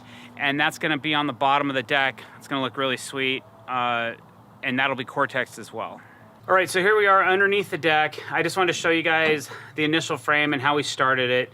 So basically, yeah, this skirting's about 8 feet tall. So we started with 4x4s attached to the back side of the rim board, outside rim joist on the deck. All right, so if we had to pour some small concrete footings. They're not structural. We just want to keep them, we want to keep the bases of our skirt posts intact so they don't move around. So when I kick this thing isn't moving around. So we poured a bunch of footings, mini footings I'll call them, in place. And then what we did is we put 1-inch elevation 1-inch standoff bases on each 4x4 to keep them up off the ground so they don't get wet. Now this deck's waterproof, so they're not gonna get wet anyways, but just in case there's moisture, ground contact, moisture, that kind of thing, we're keeping everything 1 inch off the ground. So once we anchored those brackets in place, we put the 4x4s in, we attached them to the rim board, the outside rim joist of the deck, and then because this is 1.5 inches here, we use 1.5 inch 2x4s, 1.5 inch by 3.5 every 16 inches. And we attach those to the 4x4s. So they're all screwed together. That became our frame for the skirting. All right, so over here, you see we used screws that were short enough so they didn't poke through the 2x4s. But once we started our curve, same concept, but same thing we did with the 4x4s, but we have 1 inch rim joist instead of 1.5 inch rim joist. So we had to thin out and use thinner pieces, but they're flexible. That's how we got the curve going on this deck, right? So the screws poke out just a little bit. We'll go back and grind all those off for the client so that they're not poking their fingers off on those or anything like that. But you can see kind of what we did is we put some temporary cement stakes. So when you're spanning a thinner material in between a longer span, these middles were a little out of whack. they were a little out of whack this way, and they were a little unstable. So on the outside curve, we added a 2x4 brace every so often so that we could keep it as a stiffener and to be able to keep all these in a direct line. Okay, so that's what the inside of this looks like. I don't plan on trimming this out. This is unfinished storage. It's not a finished fine basement or anything like that. It's just a really large shed now. So that's what's going on there. These are temporary. We'll pull these out now that we got the thing built and everything's stable. These stakes will come out. So basically, that's what we did here. And then some spots, if we didn't pour concrete, we put a post back into our structure of our deck so that this wouldn't move either. It's nice and solid. So that's one thing about skirting with me is I want it to last just as long as the deck. I don't want anything flimsy, so it's a good product. That's what we like when we do this kind of thing, is make it bulletproof. So that's what we did. Hey guys, Dr. Decks here. Today we are talking about 5 ways to finish off your deck. So you got the deck down, it's looking pretty good. What's next?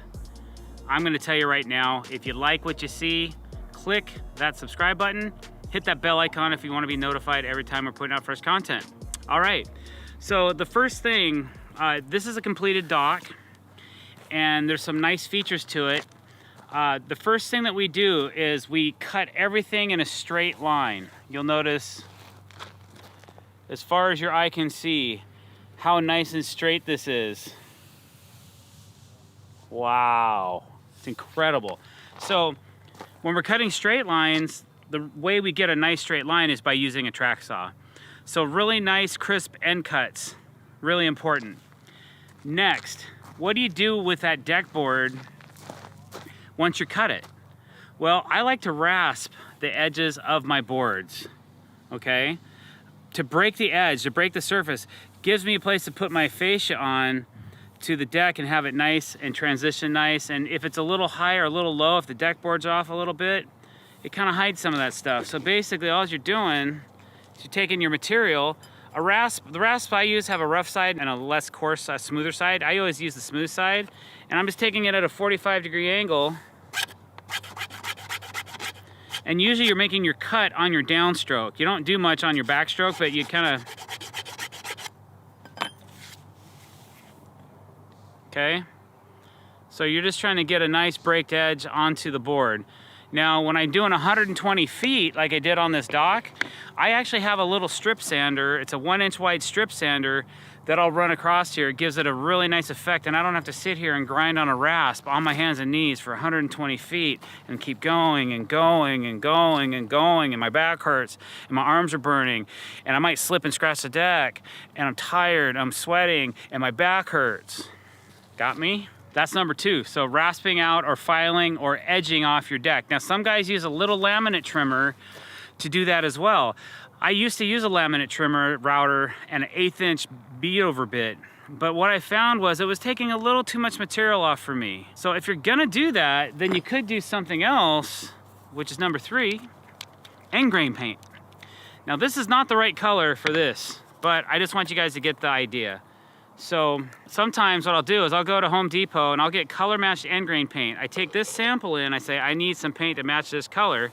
10 minutes later, I walk away. It doesn't come in this kind of a container, it's just a standard paint container. This is a different brand that uses a different technique, but you can see that a little bit of paint on an end grain will go a long way to make that look really nice. Because I like to do a lot of butt joints. I don't like to do a lot of miters because in my opinion, and it's just my opinion, and it's humble, my humble opinion, miters fall apart. I don't care how much you glue them, how much effort you put into them, and screws, and all the stuff, they're still going to have issues. So when you butt joint something, instead of mitering, it always stays together nicer, in my opinion, for where I live. Okay, where you live, it may be different. You may have different climate. Maybe it doesn't, you don't have as much temperature shifted swing as we do. It probably doesn't rain as much. This is obviously a lighter color, but end grain paint is a really good way to finish off and make that deck that little step more. You can paint all your end grains if you want. We've done that before too. But the next thing I'm gonna talk to you about is fascia. All right, so when we finish off a deck, I always like to wrap my deck in fascia. I always like to bring my fascia the same height as the deck board, all right? A lot of guys will run their decking long and put this underneath the board, and then they'll have a surface border, or some guys just let the end grain show, whatever floats your boat, okay? For me, I like to do a double step fascia. So what I do is I like to do a full width piece of AZEK. This is a multi-width board. This is a 7 1/4 inch board. So on the little dock, we have a piece of 5 1/4 because it's a thinner frame. So you can use a thick piece, and then I use a piece of their 1/2 inch fascia underneath it. So I'm doing a staggered look all the time. I think that's a really nice look. I like to have a double stagger look instead of having a full piece all the way down or running 2 pieces and having a seam that's in the same plane. I like to bring it back to give it a little bit of dimension, a little bit of depth. I think it looks a lot nicer. I like finish ends. I like this to be all finished off. So that's what I do. I add fascia. On the topic of fascia, another way to finish off your deck, if you're using 1 inch fascia, you can put cortex screws in the fascia. We use stainless steel, and then we cortex this first layer so you do not see the screws, okay? You gotta look really hard to find them. So the only place on our decks that you're gonna see a face screw, and our last way to finish off a deck, is using color matched screws in either your fascia or even in your top decking, to use color matched screws so they blend better with the deck board or the fascia board.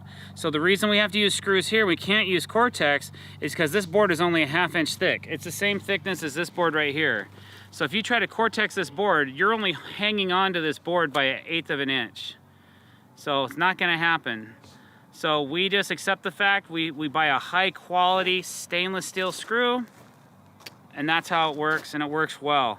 So if you're trying to find a hidden fastening method for all your fascia, obviously this technique's not gonna work, but I've never had a client complain about having a couple screws showing because they don't really see them because they're the same color as the decking. Hey guys, Dr. Decks here. Today I wanna talk to you about how to enhance your deck. So we get a lot of questions from lots of different sources, mostly on social media, like how do you make your deck look a little bit nicer? Is there a certain way that you do things, doctor? And of course there is. There's different ways that we can make a deck look a certain way, the way we want it, or the way the client make them happy. So if you like this video today, don't forget to click that subscribe button and hit the bell icon to be notified when we're putting out new content. All right, so one way to enhance your deck is to add, once the decking's laid, add some fascia to it. So fascia gives it a finished off look. It allows you to cover up all the end grains of all your framing, joists, and that kind of thing. And also, it'll allow you to cap off the end grains of your decking if you're inclined to do so, depending on how you build your deck. So if you follow me or you know how my style of build is, you'll know that I like to cap off all the end grains and all the side grains and everything on the sides of my deck. On this particular deck, we're using a product called AZEK Building Products. It's a white textured, it's called Frontier, and it's a 12 inch wide and it's 5/4 by 12. So it's 1 inch by 11.5 inches thick. We're using it to wrap the entire face of our decking and our framing. So the deck is out of a 2x10, which is 9.5 inches.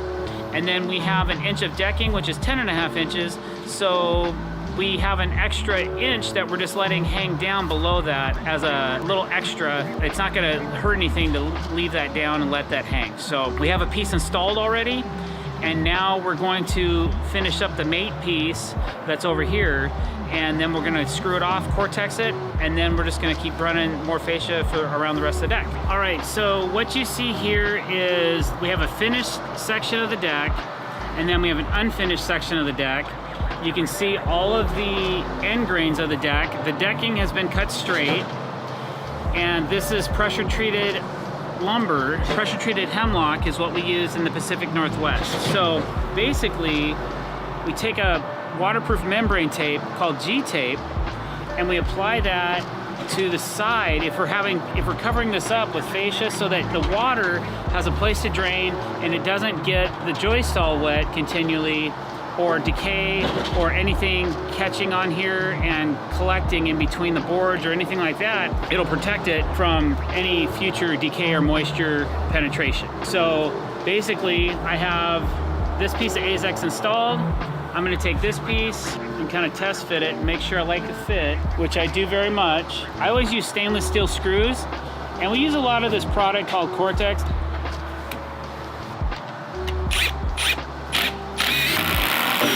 So what I'm doing is I'm actually putting one screw into the end of the decking and then 2 more screws into the frame of the deck. And I usually will use a square. I've kind of pre-identified where those need to go. And I'm using a 2.5 inch screw on the top, and then I'm using an 1 5/8 inch screw in the middle and on the bottom, because I don't want these screws, if I use a screw this long, it'll poke through, and then you'll look up underneath the deck and you'll see all these screws poking out. So we don't want that. And we're also using a special Cortex bit that will help with the depth setting of these screws, because then we're gonna go back and we're gonna put these little matching corks in the siding to cover up our screw holes. So we're actually getting 1 inch of penetration after the Cortex bit sets the depth of the screw. And then all I gotta do is come back and I'll set the height of this. So then we'll go through, now that the board is kind of self-sustaining, I just want to make sure it's at the right height. And then once I have all those done, I'll go back with my shorter screws and I'll start installing those. And even though we're gonna put a Cortex cork in all these, I'm still gonna lay these out so that they make sense until we get all those installed. So now that we have all of our screws in, before we put in our Cortex plugs, we're gonna strip the protective film off the AZEK. This just protects it and keeps it clean. You can see there's a lot of dust and dirt that might get on this. It's a little tricky to get started. Sometimes I use a blade, try to get the film started. Might take a minute.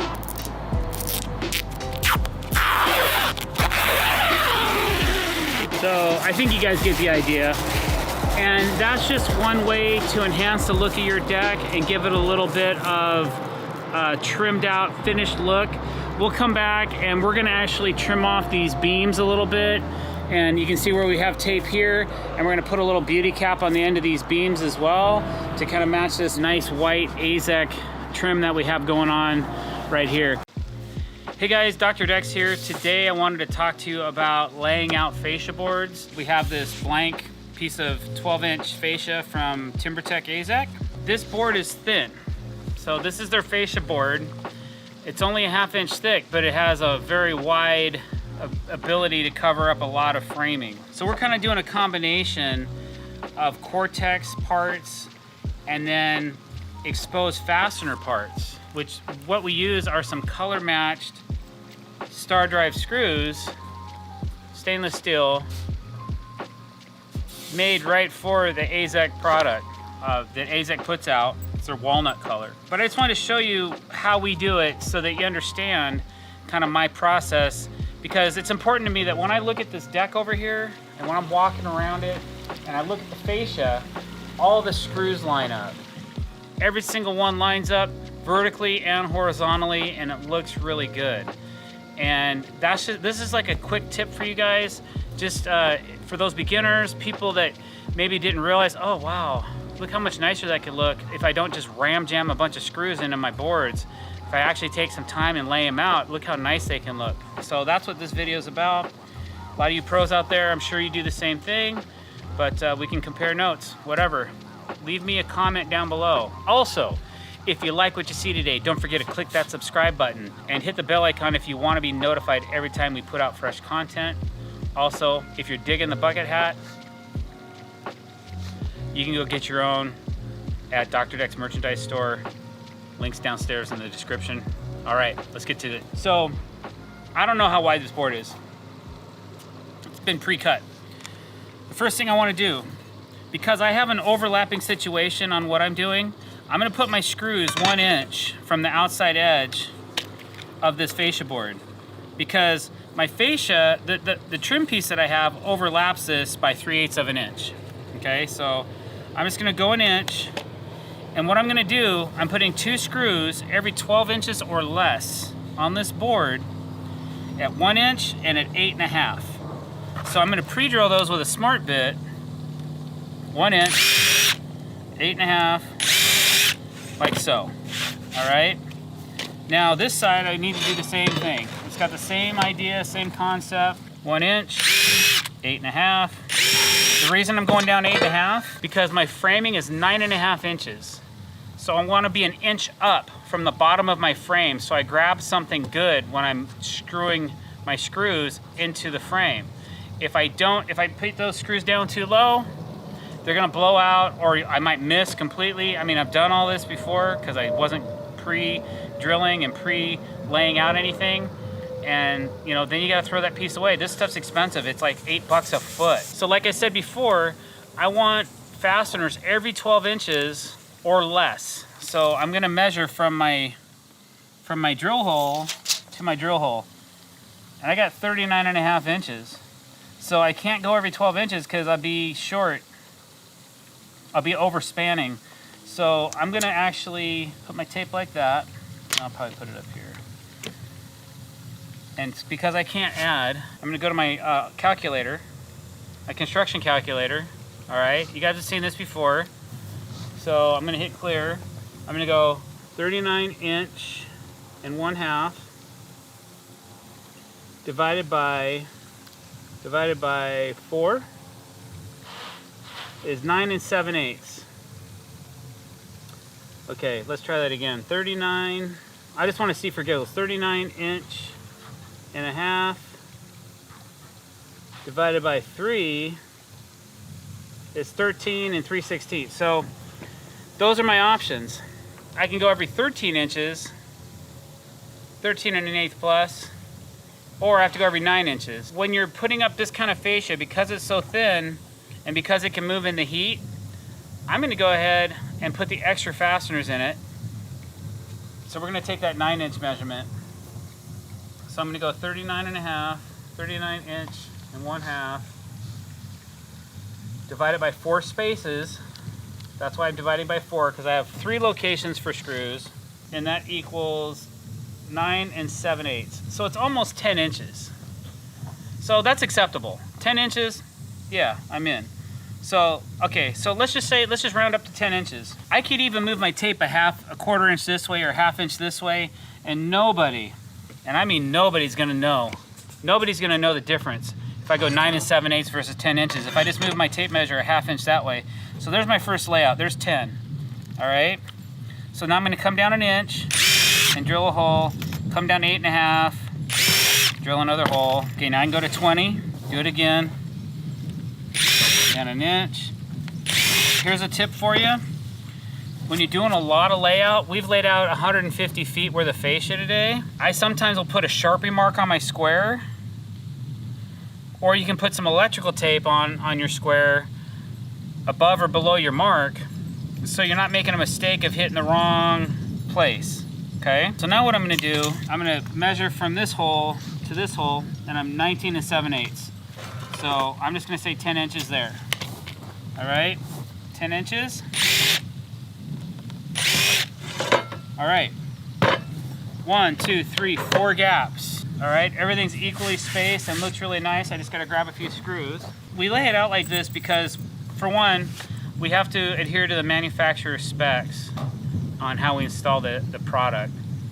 And this might not be exactly the way TimberTech and AZEK recommends us to install it, but this is how I'm doing it. They also make a special fascia screw, and if I didn't have all my ends locked in and the details, we're gonna go over that, and I'll show you how I install this board as well as part of this video. This is a little bit different technique of installing fascia. If I was just running 12 footers upon 12 footers, then I may consider using their oversized washer head screws as well, which gives the fascia a little bit of room to move back and forth. For this particular install, we're building in some expansion and contraction into the ends of the board by adding these additional trim pieces, so that's why we're doing it this way. So here we go. So then I'm just gonna pre-start all these screws. Why do you do that? Because this just makes it a lot easier. Sometimes I'll do all the layout on fascia. I might have somebody else hanging the board, and when you're fumbling around with screws and you're on a ladder and you're trying to install this, it becomes more of a hassle. If all the screws are already installed, it is a much faster and more convenient way to install the plank. So that's why either I will, or if somebody's ahead of me, if I'm behind schedule or I'm behind, they'll come over and they'll run the screws for me. So you can see one set of screw is 1 inch away from the end of the board. This side is like 2.5 away, 3 inches away from the edge of the board. So this side is going up. We all know this. If these were equally spaced, I would put an arrow up on the inside like that, okay? Just so my installer knew, oh, I gotta put this board up like this. But it's pretty obvious that this board, which direction it has to go. If you put it in upside down, these screws are gonna hit nothing. They'll hit air, so. Anyway, all right, so now our board is laid out. Let's go over to the other side of the deck and we'll get it installed. All right, so you can see, because of the type of deck we've built, this is a waterproof deck with a product called Dextra-Dry in between the deck boards, so the water drains off the deck. We have these special corners that we made that have a groove in them that I had made last week. And what that does is it allows our fascia to expand and contract a little bit without worried about all the miters. I did all these folded corners and really nice miters on this so that it would look good. So now I'm going to take my piece of fascia and slide it up in here, okay? And then I'm going to flush it out to the bottom. I'm going to go ahead and put the one screw in over here. Okay, nice and flush. I'm going to check this side for height. You need to come up a little bit. I've got just a slight gap on each side. So that's good, that's good.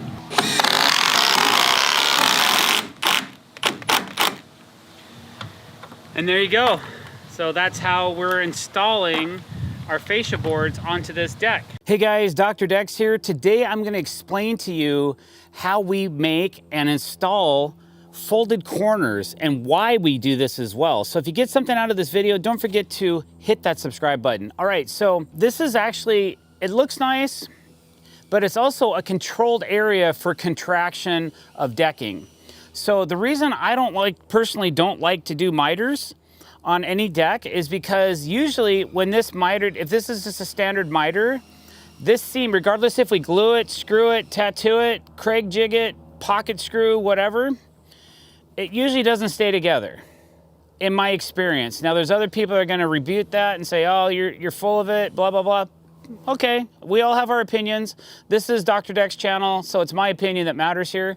So this is what I do, and if you want to learn how to do it, follow this video. Here's the concept, guys. Now, it's taken me several years to develop my own style and my own technique.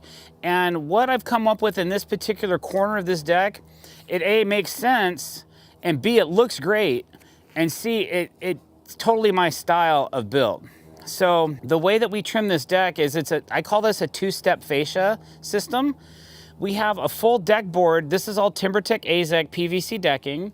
This is 1 inch by 5.5 inch deck board, TimberTech AZEK. This is called Coastline is the color. Now the reason I do it this way is because I want this seam right here, which is just a square butt joint, I want that to be the space where my boards will contract. You've heard about expansion and contraction, but what I'm really concerned about is the contraction part of that equation. Expansion, I'm not gonna really sweat too much. Basically, when two boards start expanding, if it's fastened properly, it's not gonna do a whole lot. It might get tight and press against itself, but usually it won't buckle the board or anything like that. But on the other hand, contraction, if I install this on a 90-degree day and it's 60 degrees the next day, there's gonna be a gap right here. But I prefer to have the gap here than the gap here. This will always look nice. So what we've done is we've created these folded or waterfall corners. There's lots of different terms on it. I just call it a folded corner. So I have a 1 inch by 5.5, and then I took some of the TimberTech Stair riser, which is a 3/4 inch board. And the reason I like doing this combination is because both of these boards are cortexable, which means they can put little tiny hidden plugs right above my finger. We can put these matching hidden plugs in this product, and it basically gives you a fastener-free look for your entire deck. I used to not have access to this product, and I was having to use exposed screws on this lower set, and it was cool, but this, in my opinion, is better. Plus, this is a little bit thicker material, so it doesn't oil can as much. It doesn't, you know, do this along a straight run. It stays straight. We can install a screw about every 12 inches and it stays put. So this is gonna be one of my new techniques. This is a premium install. I may not do this on every single deck I build, but on those upper echelon decks that we're going all out on, then this is something I'm definitely gonna do for detail. So what I did was I made my corners a certain size. Now, I have a surface border, which you can't see up here, that's 7 inches. So I made this from the short point of this inside of the miter, I made each side 7 inches, and then I added 2 inches for the V-groove that we're gonna do with a router. Then everything's subtracted on the lower set because it's not as thick. So under here, similar concept, but instead of trying to make the lines match, I thought it'd be kind of cool to have a step look here. So what I did was I subtracted half the distance from the short point, which is on the inside of this board, and I took that measurement and then I divided it in half, and then I made this side, or I made this lower set of the equation that length, so it kind of gives it a cool downstepped look on the trim. Again, my expansion, or the more important contraction, is gonna happen here. Now, believe me or not, I've actually built decks, installed 20-foot boards, installed stainless steel screws throughout the board. It's summer. The wood we used was extremely wet. The PVC is trying to expand and contract, and the framing is contracting at a different rate, and the board actually snapped in the middle. I did not have anywhere for it to have a relief. So that's why I like doing this in this particular instance, is having a place of relief that also looks nice and is intentional, but also looks like it was meant to be there. And these corners will always look like this. So that's the theory. That's the reasoning. I've been doing these for a few years now. I have not had any callbacks of saying, hey, the corner's busted loose, come fix them or something like that, which we would honor. But now I'm going to make this little piece for you and show you how I do it. There's a couple different ways, and I'll explain that. I'm gonna show you, probably if you do this professionally for a living, something you may consider doing is making some jigs, and we'll get into that right now. But if you're just a weekend warrior, maybe you use a chop saw instead of a router, which I'll get into right now. So let's go over the work table and check it out. Okay guys, so here's just a piece of scrap I was using. I was doing actually a folded corner underneath a double step trim on a staircase, okay? So what we have to do is we have to create a V-groove in this board, but we don't want to cut all the way through it. So basically, if it's a 90-degree angle, you're cutting two 45-degree angles in this board, but you're leaving about an 1/8 inch of material in this side of the beauty side of the board, so that when you heat it up, you can fold it over onto itself and glue it up. So that's the concept. Now you can do this with a chop saw. I've done it several times, but it's very timely and you gotta be spot on with your cuts. What I do is I might cut a piece long. I know I need 4 inches, let's just say, from each side. I might just use a long piece of scrap like this, or even a 12-inch board. Make sure I cut my V-groove out the way I want it, my notch, and then I'll cut it to length after I have all the notches cut. You know what? Let's go ahead and cut this out on the chop saw, and then let me show you the difference of doing it with a router. Now I have this router set up. This is a 2-inch V-groove bit, 45 degree. This bit is only good for one type of folded corner, and that's a 90-degree corner. If you're doing 22.5s and 43-degree angles or something funky, you're gonna have to figure all that out, because it won't work with this type of a router bit, okay? But this router bit right here will cut this perfect V-groove. Since we're here, let's do that one first, and I'll show you how we do the same thing on the chop saw, in case you don't want to go into the expense of setting up something like this router. So with this router, I also had to make a jig. So what the jig does is it just helps me do repetitive route details in my cuts. So what I did was I put a couple of boards just a little bit thicker than this. This is 3/4 of an inch. These might be 3/4 plus a 1/16. And then I had to take my router. Now, the cool thing about this router, it has a flat edge on one side of the router, so I can always square up my piece to the jig. I can always square up my router to the jig because what I did was when I set up this jig moves around. So I anchored one side of it down, and then I took my square, and then I squared up the rest of the jig, and then I locked it down to the table. These two rails are for my router to run in. So I can't move the router back and forth this way. I'm just cutting straight across when I'm routing that piece out.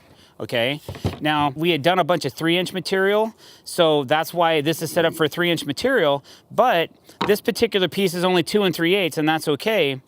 We're still gonna use it. So let's just say I've identified where I want my V-notch to go, and let's just say we square up a line like that, okay? And if this is really tight, I have a drill on hand because I might need to loosen these screws just a little bit to get this board in here. Okay, so then I'm gonna line this line up to one of my edges of this V-notch. Like so. Okay, I'm gonna tighten this back down. Okay, you don't wanna overdrive those screws because they will strip. And this is pretty snug, so just for safety, I'll clamp this piece in place just so it doesn't move in case the board wants to chatter or chafe or whatever, move around while I'm routing this board. Okay, so now I have my piece in my template. My router's ready to go. I'm gonna go ahead and run my router through this line and take this V-notch out of this board. Just remember, I've got this flat edge that I'm gonna run across this rail, so that this router is locked in. It cannot move back and forth while I'm doing this. Okay, here we go.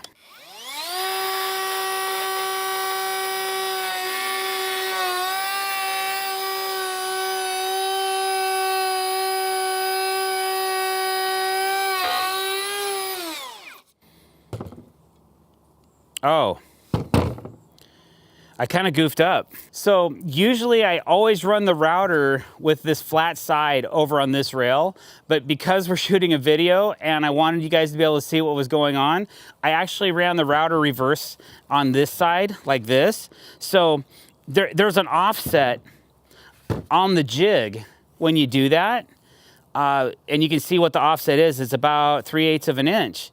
So that's why it took out some more material when I did this. The V-notch is still fine.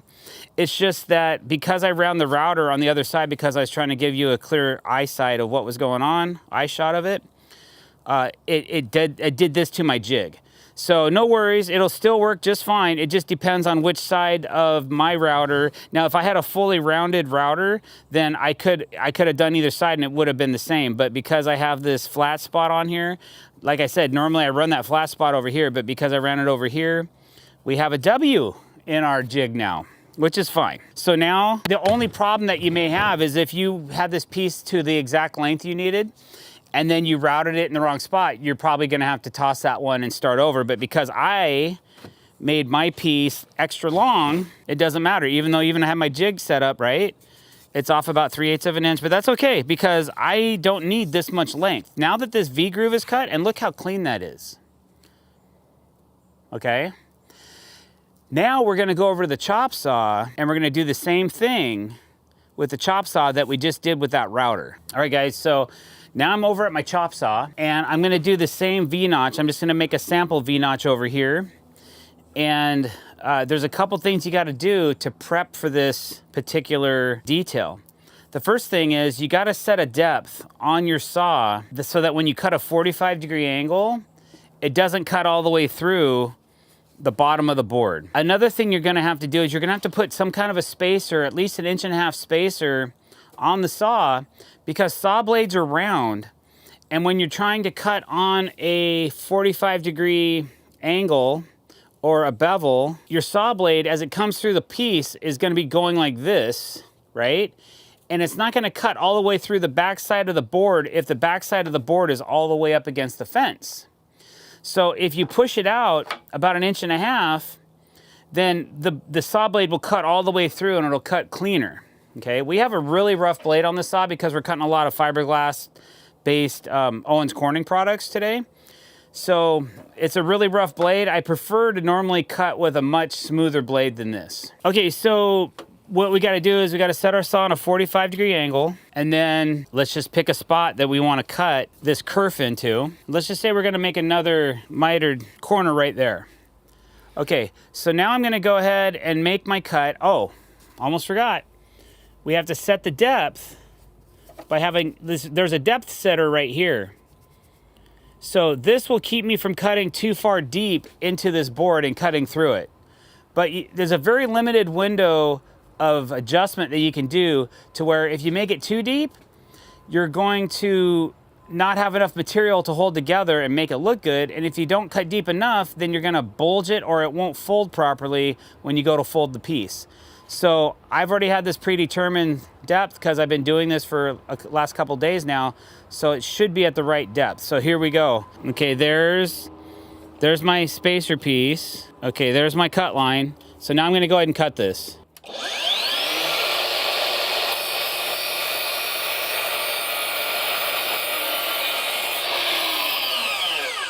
Okay, so that's really not deep enough in my opinion. So I'm gonna back this depth gauge back a half a turn and lock it back down and see if I can cut just a little bit deeper. I don't want to go too deep, but I want to make sure that I'm getting enough depth on this cut.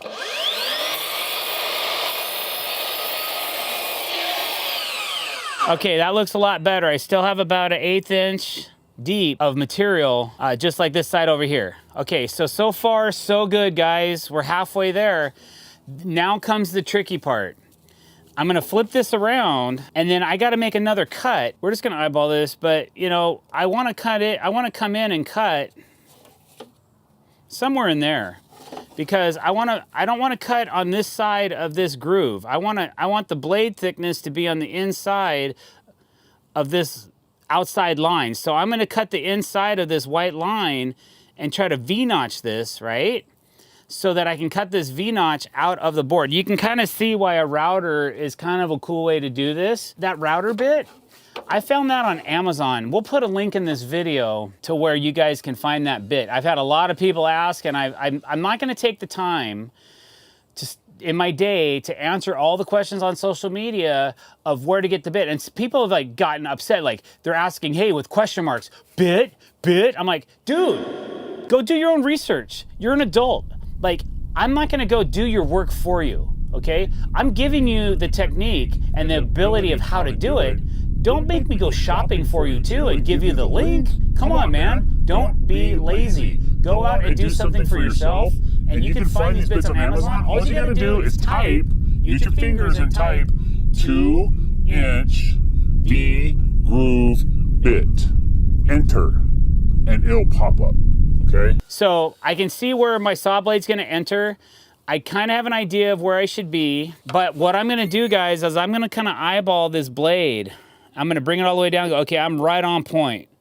This should be a successful cut right here. But if you screw this up, you're gonna have to start over. So here we go. Always keep your hands out of this yellow zone where the blade's gonna be. That's my safety zone. I never put my fingers anywhere near that. Okay, here we go.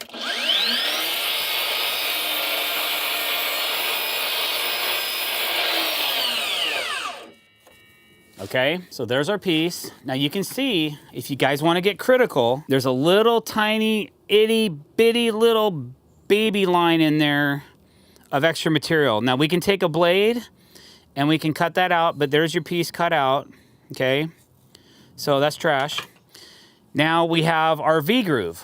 So I've shown you two different ways to cut a V-notch or a V-groove out of a folded corner. So let's go ahead and melt this up and glue it up so you guys can see the final result. All right, guys.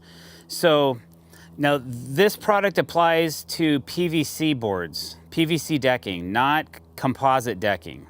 I don't know if this stuff works on composite decking. It might, but I don't really build with composite decking, and I've had lots of people ask. I'm like, I don't know, you know, you guys will have to do your own research on that. I'm sorry. Maybe I'll do some research and be able to answer that question one day, but I only build with PVC decking. I only like AZEK. It's my favorite decking. It's my decking of choice. I wholeheartedly endorse that product, and I've had a lot of success with it. So if it ain't broke, don't fix it. Okay, so I'm using Titebond PVC trim adhesive, not sponsored, and I'm also using the Titebond Instant Bond Accelerator, not sponsored. I've been told you can get this from Lowe's or maybe your local lumberyard. So this is the glue for the PVC. It kind of melts things together.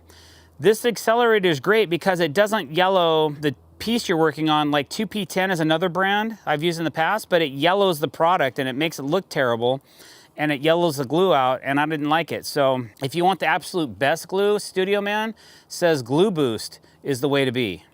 That is, if you want to spend lots of money on making these miters, that's... Not that much. It's not that much? Okay. It's a premium product. Glue Boost is another option. If you can't find this stuff and you can't get it on the internet, try GLUBOOST. All the heavy hitter ring makers and guitar makers use Glue Boost. It's like $30 for an accelerator and a glue. 30? I mean, honestly, that's gonna do like a jillion miters. Like if you're only using those two things to just glue up your folded corners on a deck, you're gonna get several decks. So $30 after 2-3 decks, no big deal. You know, that's a good product. So anyways, so for today, this is what we're using. Now remember, we are doing this exterior. This is not an interior piece. It's not jewelry. It's not a guitar. So I go a little heavy on glue, but I don't want to make it so it's like, this is my finished edge, and then here's a ripped edge. So if glue comes out down here, I really don't care.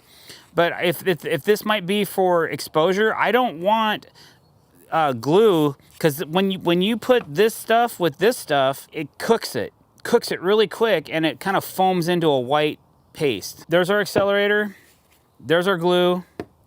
Here's a heat gun. You're gonna have to have one of these. So tell your wife or your husband, honey, doctor said I need a new heat gun. And actually, this is a Metabo HPT, not sponsored. And it goes up to 1200 degrees. So I can kind of start feeling it through my glove. It's getting warm.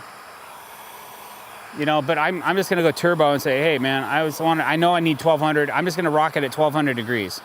So we're gonna start by gluing up the routed miter first. So I might start this by just heating the inside. And this is a really thin line we're trying to heat up, and it's also a thin board. So it shouldn't take quite as long, but you'll notice I'm gonna start, like I said, on the inside. It'll start collapsing under its own weight.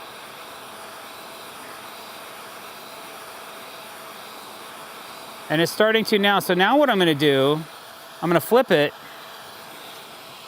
and I'm gonna keep heating it. Okay.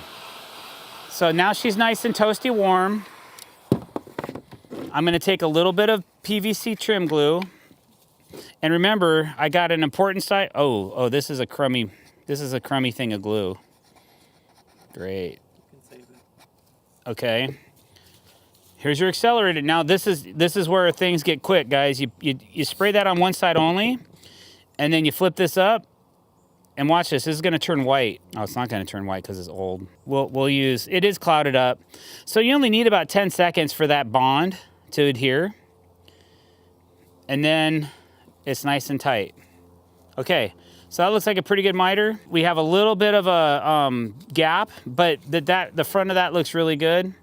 So we'll go ahead and heat this one up and do that again. I'm gonna use a different glue and see if we can get that reaction that I was looking for from the previous one. Okay, like I said before, I'm just gonna start by heating the inside. Now, you do it your way. It doesn't really matter if you do it. You wanna heat it from the outside only.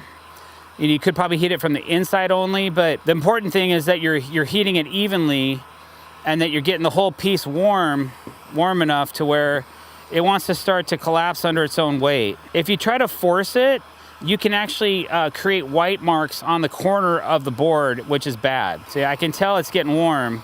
So here we go. So see how it just folded over?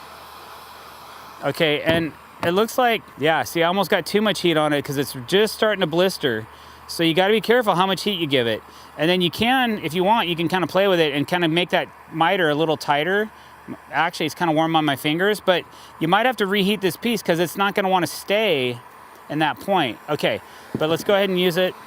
Yeah, you can kind of see it's starting to, it's not wanting to unfold. Let's just give it a little extra heat. Let's try this bottle of glue. Oh yeah, that's a lot better. So I'm not gonna put it all the way near the very top of my finish work, and then I'm gonna add a little extra accelerator this time, and let's see if we can get that audio to, oh, there it goes. I don't know if you guys heard that.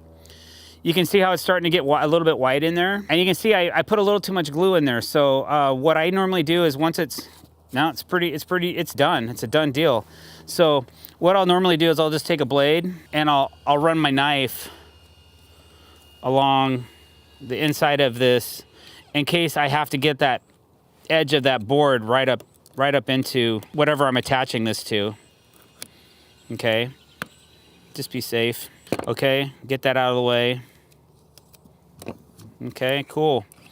Now that piece is ready for installation. So you can see, if you want, you can do like mitered edges to give it a really sweet look and wrap around posts and corners and all kinds of other stuff. And then these points are never gonna separate. So I would say my routed corner came together real nice. The one on the chop saw did pretty good too. On this side, I'm a little loose on top. So a little bit of practice may be what you need, or you could try heating that and squishing that in again if you wanted to make that miter a little tighter, or you can also file these edges, which makes them look nice as well. But I'm giving a snug pull on this. I can break this bond if I want, okay? So adding some fasteners into this, some Cortex fasteners, will help keep this installed. But that is how you make mitered, folded waterfall corners, guys. Hey guys, drdecks here. Today, do you see that gnat fly in front of your screen? Hey guys, welcome to our YouTube channel. Thanks for coming. We appreciate it if you hit that subscribe button before watching this video. If you haven't, we really appreciate it. Today, I thought I'd talk to you a little bit about basic building codes for decks. We just finished up this front porch project and we had it all permitted, and there's some things that you should know if you're gonna build a deck. First of all, if you're building anything over 30 inches tall, it requires a permit. I don't care what anybody has told you in any part of the nation. If you're over 30 inches tall off the ground, you're gonna need a permit for that deck. And in certain jurisdictions, regardless of the height, if you're connected to the house, you're gonna need a permit anyways. So in certain jurisdictions where I live, if I wanna build a deck 12 inches off the ground, but it's connected to the house, I've had certain jurisdictions say, well, Jason, that's great. We know the IBC says 30 inches, but because we're the city of such and such, and we believe in our supreme power, we're gonna make you get a permit anyways because it's attached to a fire escape and we wanna see what you're building. I'm like, man, really?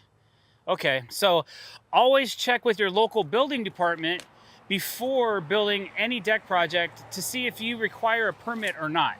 So what I'm gonna do is I'm gonna go through this set of permitted plans that were approved from the city that I'm working in right now, and then we'll discuss the requirement, how it might work or might not work for your area where you live. It just depends on a few certain things, okay? The first thing is your footings. Our footings on this particular project, we dug a square hole, but then we put a round topping on top of it, a round topper, because it doesn't say that you have to project the entire footing up out of the ground. But in my plan, it shows the layout for the footings right here, okay?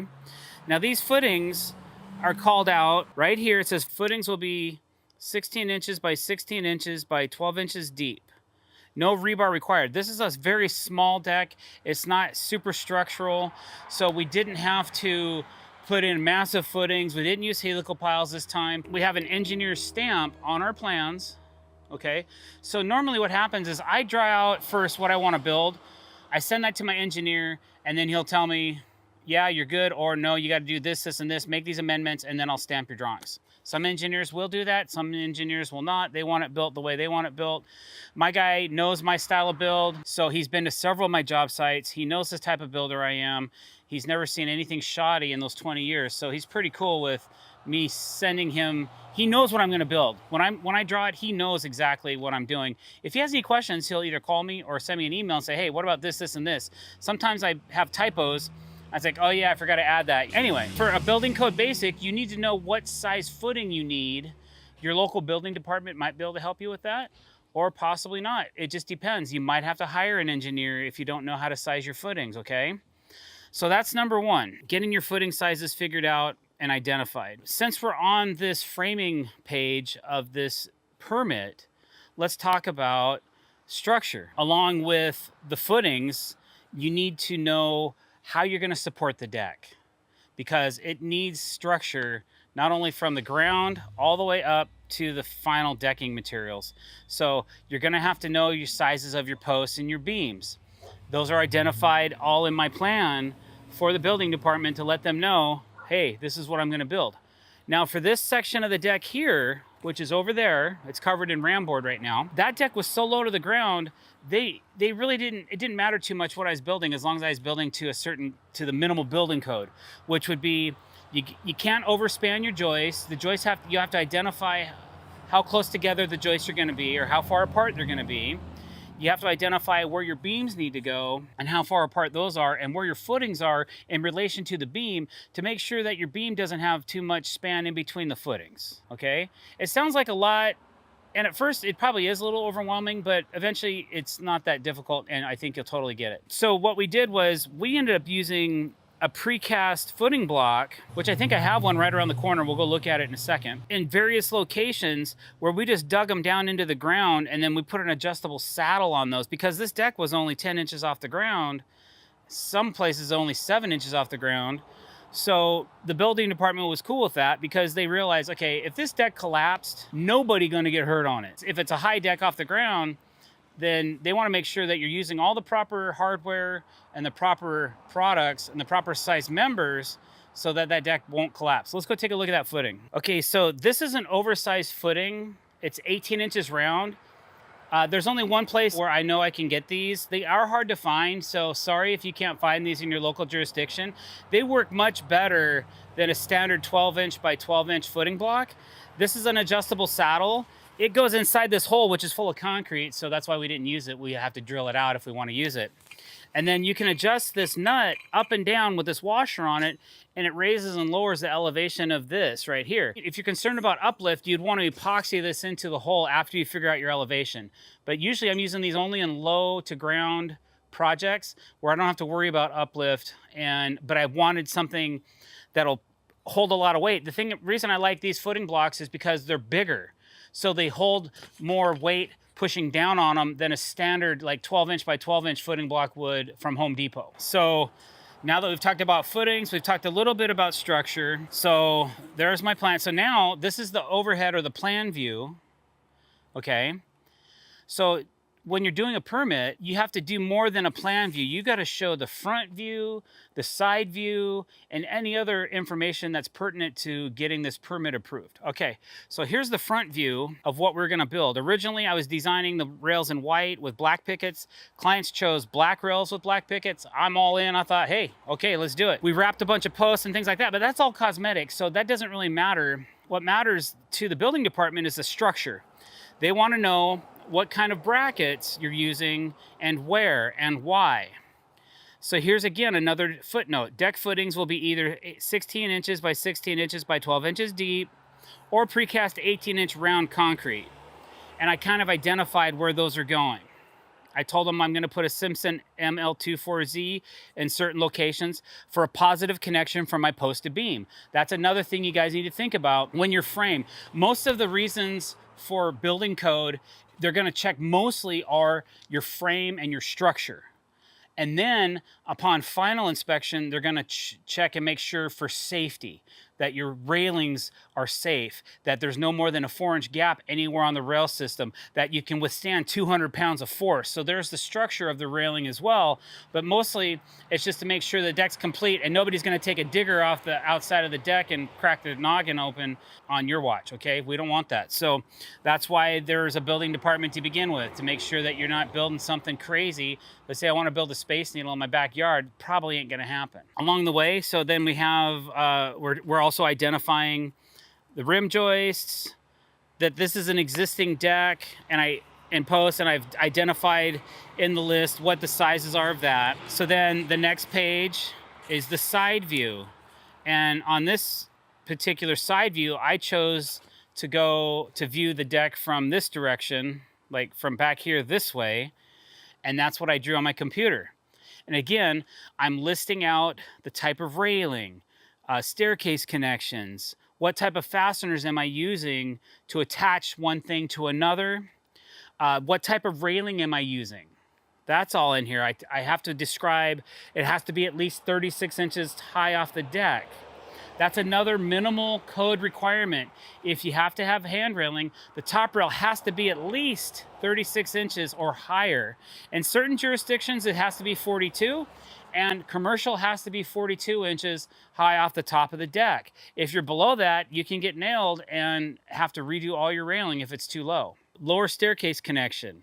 Fasten to decking and landing with Simpson ML24Zs and 2.5-inch SDS legs.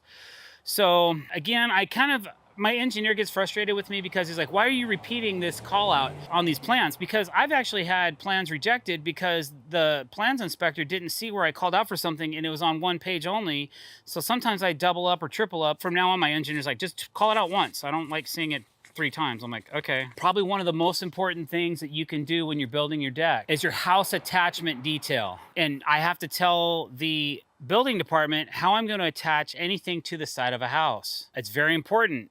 We use a lot of FastenMaster ledger lock fasteners. We use Simpson strong tie Z-Max joist hangers, and we always flash everything out. So it calls out over here, Simpson LUS 28Z attached to every joist. Here's a 2x8 pressure treated ledger board. That's typical. What typical means is it's throughout the project. It's not just for this one spot. It's going to be anywhere we hang a ledger. It's going to be 2x8. Some galvanized Z flashing and Vicor deck protector above the ledger board. That should probably say G-tape because we don't really use Vicor anymore, but mostly G-tape. So this is probably an older drawing that I need to update. And then here's a very important part. The way you install the FastenMaster ledger locks to the ledger can depend on the tributary weight of the load that the deck is handling from the house. I'm not a mathematician, so I just have my engineer figure that stuff out and tell me you need to space these so many inches apart, staggered. That satisfies my requirement, and he'll put his stamp on it, which is right there. All right, so here we are on this back project that we're working on now, and this deck was already framed by somebody else. So a couple things I can point out to you that I like, and a couple things that are okay. They satisfy the code, but could have been better. So these are 6x6 posts. These are great. They're on a substantial footing because these posts shoot all the way through the existing deck and all the way up to the very top of the roof. This house has a cantilevered roof that is being supported by posts and beams. So 6x6 posts.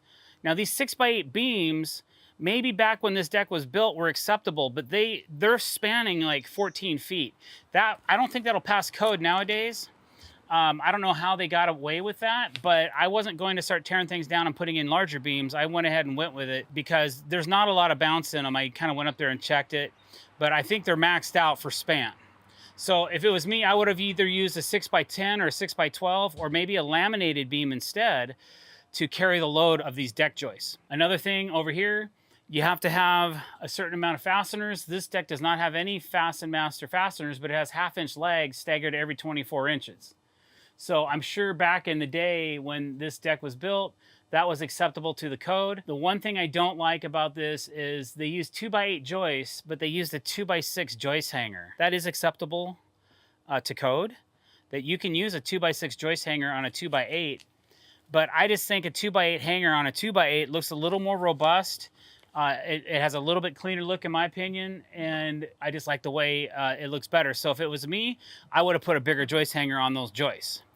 But I'll do me and you do you. That's what this is all about, guys. Hey guys, Dr. Dex here. I'm here with our local building inspector, CJ.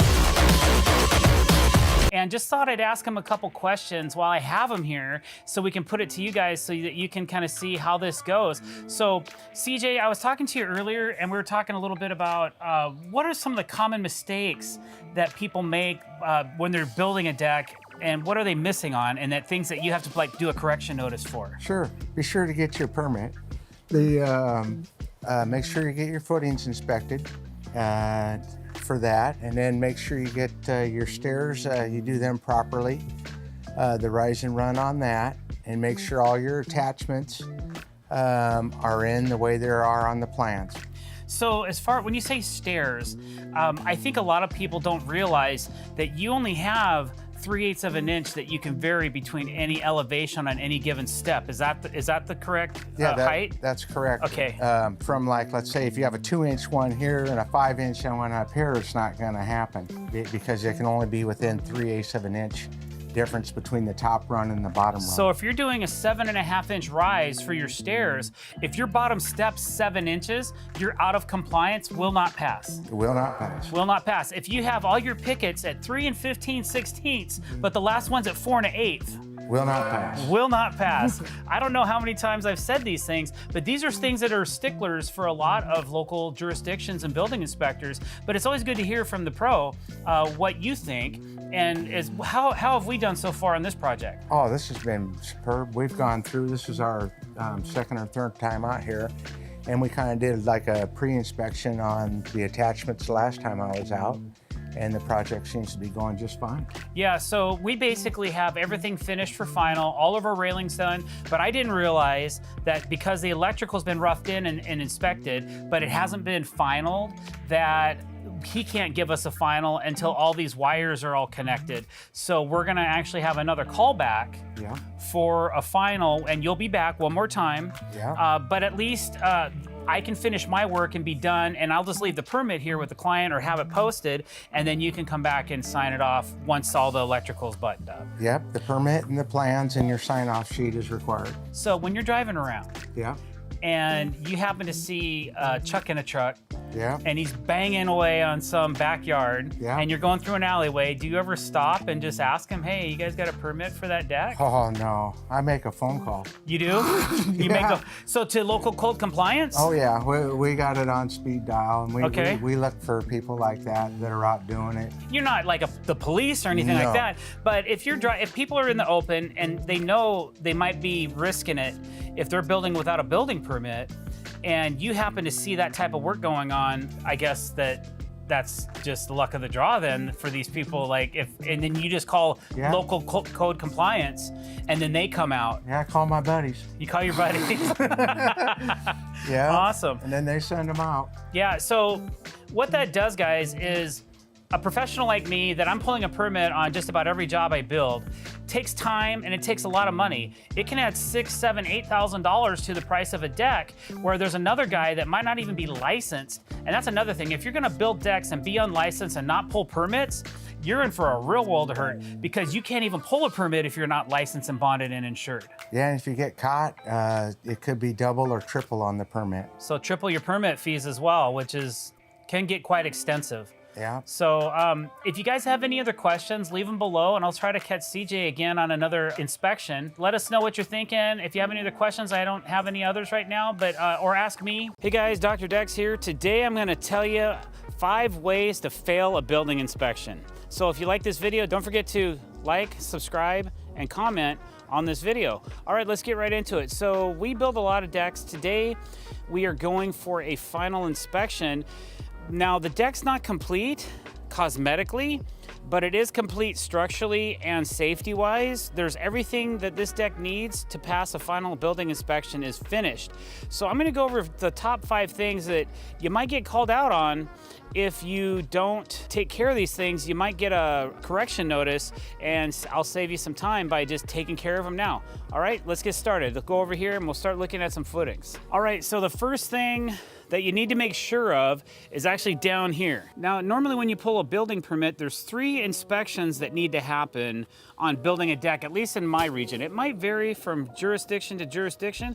So always check with your building department to see if there's something that maybe you need to figure out that I don't say in this video. But there's a footing inspection, there's a framing inspection, and there's a final inspection, okay? So the first one we're gonna talk about is your footing inspection. You have to have a positive footing to post connection on your deck, which you see right here. Now we're using helical piles on this particular deck, so we had to have a special inspection done where we recorded all of our pile pressures, and we had an engineer's representative present to witness that. We had that form signed, but you have to have a positive connection from the base of your pile, footing, whatever, to your post. So that's what we have right here. If you don't have this connection, you may not pass code. you may not pass your building inspection. The second thing, connected again to your post, you have to have a positive post to beam connection. So what we have here are strong tie post to beam connectors. These are a little bit more of a deluxe system. So these are Simpson Outdoor Accents brackets. There's one on each side of the post. It positively ties the post to the beam. And then there's these really cool looking washers and structural screws. Now these screws are structural. They're just not something you go buy at any hardware store. These are designed to withstand loads, seismic events, so on and so forth. So there you go. So that's the second thing, a positive post to beam connection. If you don't have that, you're probably not going to pass inspection. There's several different ways to do that. There's several different types of brackets you can use. So either ask your local structural engineer or check with your local building department to see what's acceptable for your area. All right, the third thing I want to talk to you guys about, you have to have a positive joist to beam connection. So every joist that we installed has to be positively connected to the beam. You'll see right here, this is a 6-inch structural timber lock made by Fasten Master that goes up at an angle through the beam and into the joist, every 14 inches or so. So just toenailing your joists to the beam is not enough. You have to have an acceptable engineered way for the positive joist to beam connection. So that's what we're gonna start doing. You can also put on different kinds of hardware, but the hardware's most of it's ugly. They do make an Outdoor Accents hardware, but it's not really structurally rated. So I've had some issues getting that one passed, so I quit doing that. We went to a structural screw, an exterior rated 6-inch timber lock, and Fasten Master has the paperwork to back it up. So we've been using that. We like the way it looks. It's a real minimal hole and it satisfies the code, and we're not putting 10 Tico nails into a bracket and running those, and then you save that beautification, we'll call it. So it looks nice. So that's your third thing right here, that positive beam to joist connection. If you don't have that, you're probably not gonna pass code again. All right, let's go to the next one. All right, the next thing that I'm gonna show you, I'm not really down with all the time, but it's been implemented into the building code, so we have to do it. You have to have a way to create lateral tension so the deck doesn't want to fall off the house at a seismic event, earthquake, large party, bunch of people running to the end of the deck and stomping, creating a deck collapse. Believe it or not, every year people are killed because of this, that if you don't do what you're supposed to code, this can happen to you. So we are adding this bracket right here, and this one's made by Fasten Master. Strong Tie makes them as well, but it's a lateral tension tie that you fasten to the joist, and this particular bracket goes into the wall plate. So the studs of the wall come up like this, and then on top of the studs, there's a double 2x plate. We have to be installed into that plate. Regardless of elevation or the thickness of your joist or where this lands, you either have to be into a stud of the wall or into that plate, or you have to use another product, which is called like a DTT2Z, where you have to use all thread, cut open the house, install one under the floor joist, and come back. But if your floor joists run this way, like on this house, that's not gonna work. So that's why we opt for these ones instead, which we can pass code by running into the top of the wall plate or the stud plate or whatever you want to call it. I'm not a home builder, so I'm sorry, framers. All you cool framers out there, yeah, my lingo may be off a little bit. Give me some grace, man. Come on. All right. And then, so that what that does is in a catastrophic event or a motion of when the deck wants to pull away from the house, these brackets are going to help keep the joist from wanting to do that. So if you don't have those, you're not going to pass code. And I can guarantee you this, because it's nationwide, and I was called out on it because I didn't have them installed yet on my framing inspection. So now they got to verify that on my final to make sure that that's installed. So that's your number 4 thing, that you will not pass code or you will not pass inspection if you do not have those installed on your deck. All right, guys, the 5th thing I want to talk to you about that you'll definitely fail inspection if you don't install on your deck are joist hangers. Joist hangers are really important. They are required by code. You can see one on every joist right here. These are made by Simpson Strong Tie. I have a 2x10 joist, so I'm using a 2x10 joist hanger. It's called an LUS 210Z. Z stands for Z-Max, which is a special coating that withstands corrosion from pressure-treated lumber. And the way we install ours is we usually use a nail into the ledger board of the house, and then we put their 2.5-inch structural screws through the sides right here, and that helps kind of lock the joist to the ledger through the joist hanger. It's called double shear attachment. You can use a 3-inch rated for joist hanging nails, like we call them Tico nails, but they're actually a rated joist hanger nail, or you can use a 2.5-inch structural screw that will satisfy the code as well. They do make a shorter screw for face screwing into the ledger as well, but we find that that takes a while to do, and those you have to make sure that they're only installed into the ledger and not through the corners and on angle through the shear holes. Those have to be 2.5-inch SD screws. All right, so there's number 5. All right, 5 things that so far. I've got a bonus for you as well. So let's talk about the actual ledger. We talked about the joist hangers, how the joists hang to the house. Probably one of the most important things on a deck is the ledger and the ledger board connection. If you don't connect your ledger to the house properly, your deck's gonna fail, and it will fail inspection as well. So I have seen some really funky things in the past. We use structural screws to attach our ledger.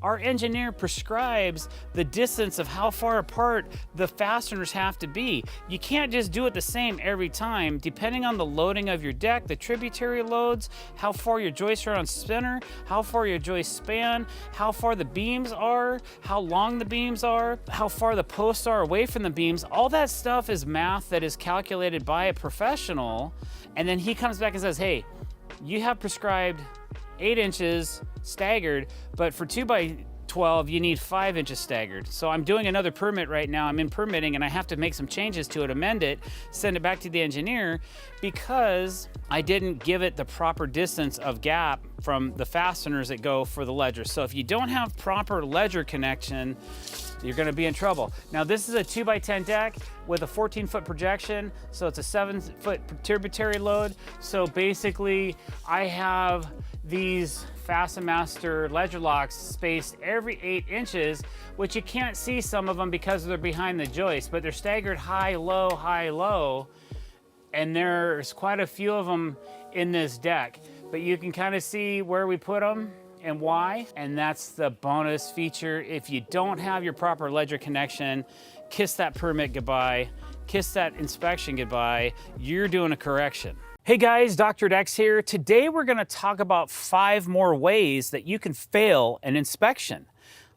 We have come up with some more ideas and things that we think you should know about when you're building a deck or thinking about building a deck that may impede you if you don't do it properly. So here we go. The first thing that you need to know is if you need to have a building permit or not.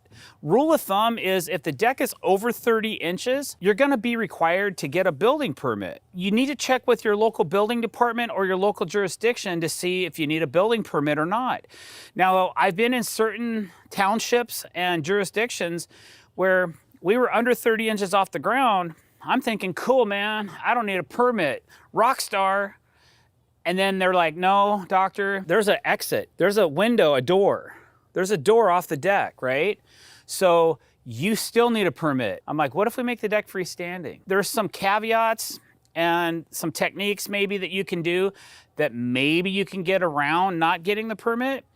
But if you're gonna contact your local building department, you're probably gonna open up a can of worms anyways, and they're gonna be like, hey, where are you building this? And they'll tell you things like, oh, maybe depending on where you live might determine how you have to build the deck. So it's always good to check with your building department, but if you don't have a building permit, this has actually happened to me before.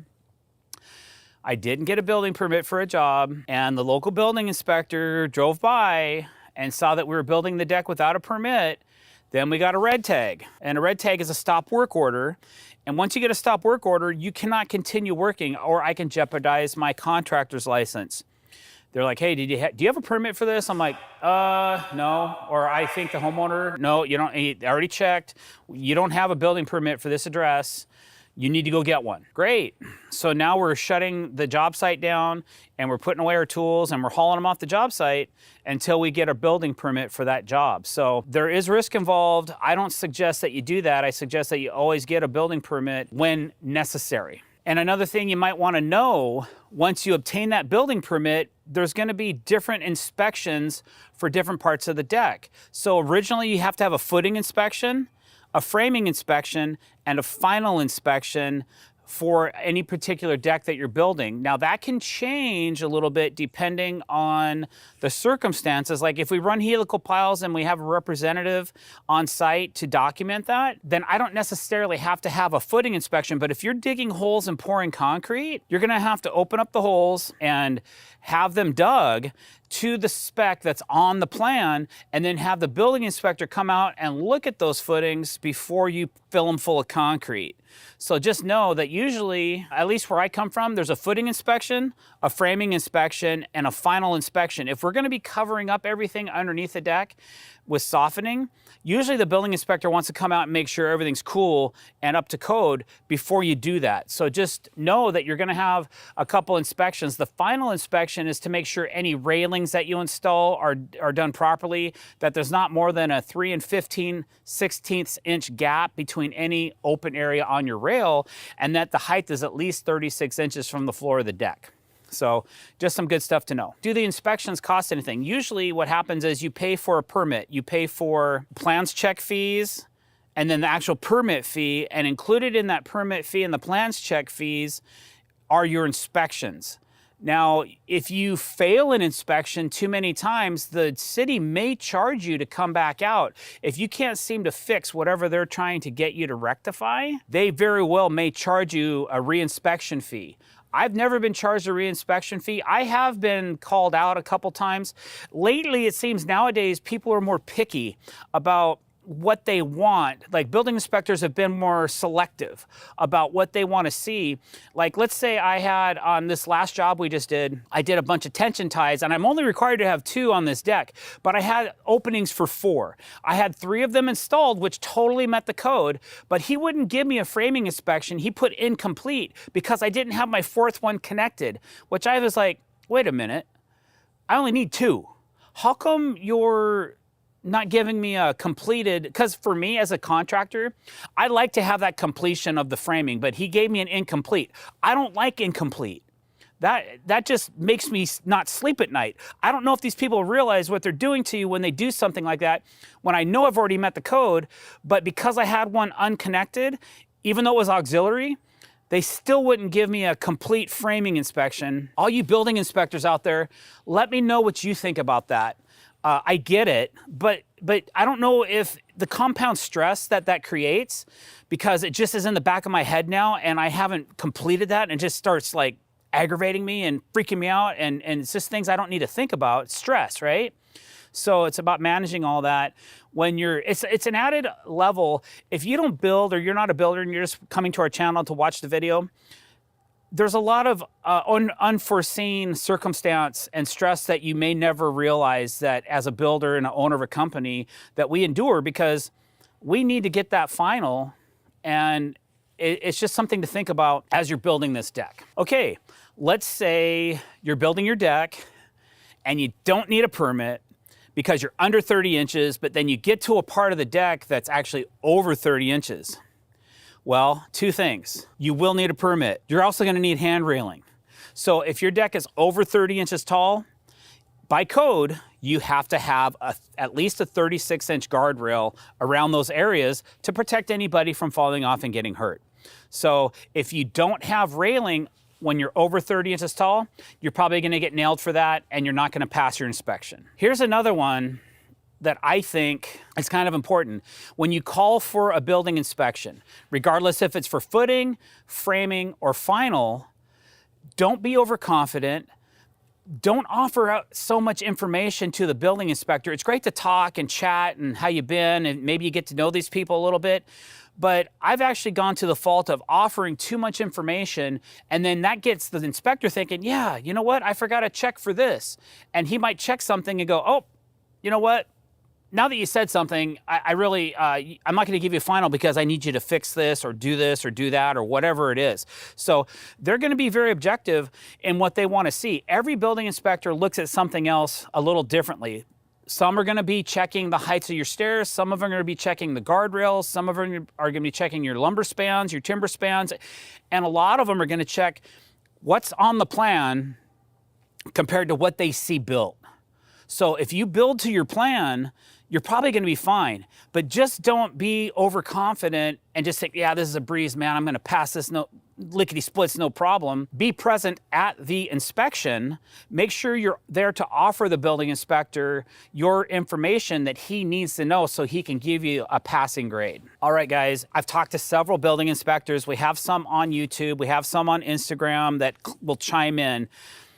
Of all of the inspectors that I've talked to, the most flagged or noticed or tagged or re-inspected problem about building a deck are your stairs. All your stairs have to have equal heights within 3/8 of an inch, and they have to have the same projection as well, and it has to be a minimum of X amount of inches. Now, there's a universal or international building code, and then there's a local building code.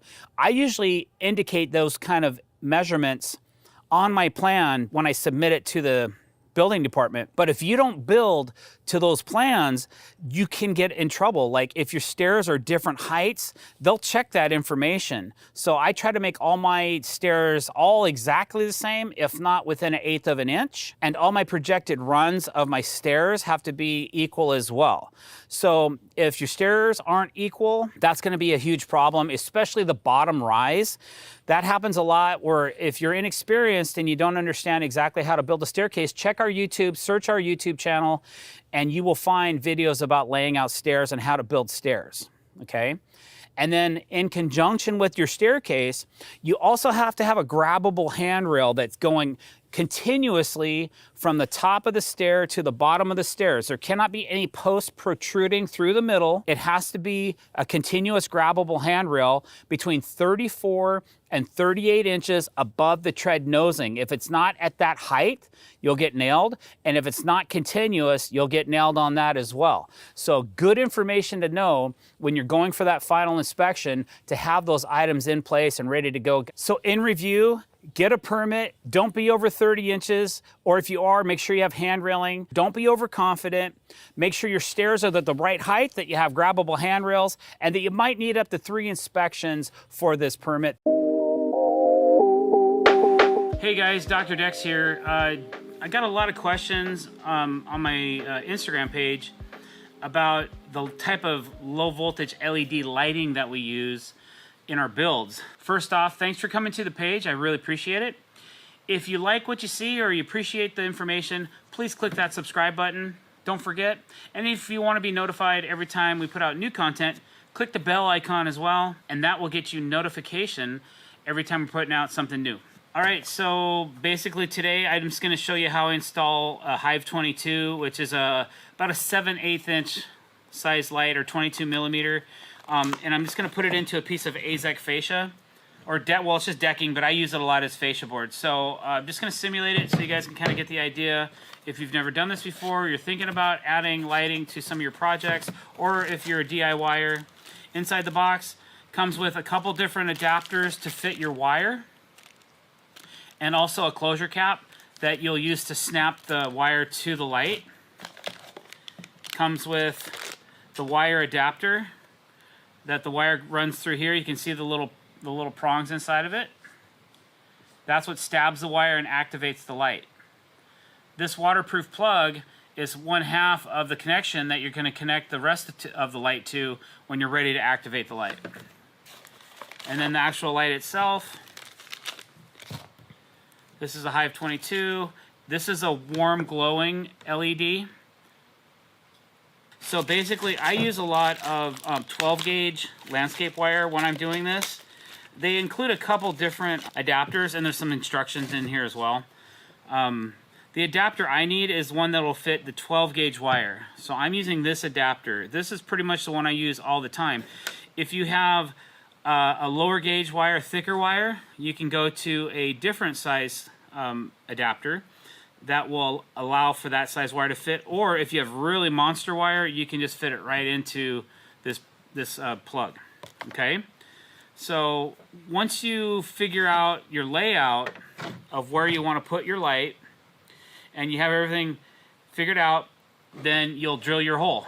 Inlight also sells some really cool 22 millimeter Forstner bits. I really like these bits. They're super clean cutting. They're not cheap, so do your auxiliary drilling with a different bit. Only use this one to get through the depth you need of the light. So this one's about 1.25 inches to the back side, maybe 1.5 inches. So that's where you want the clean line or the clean cut.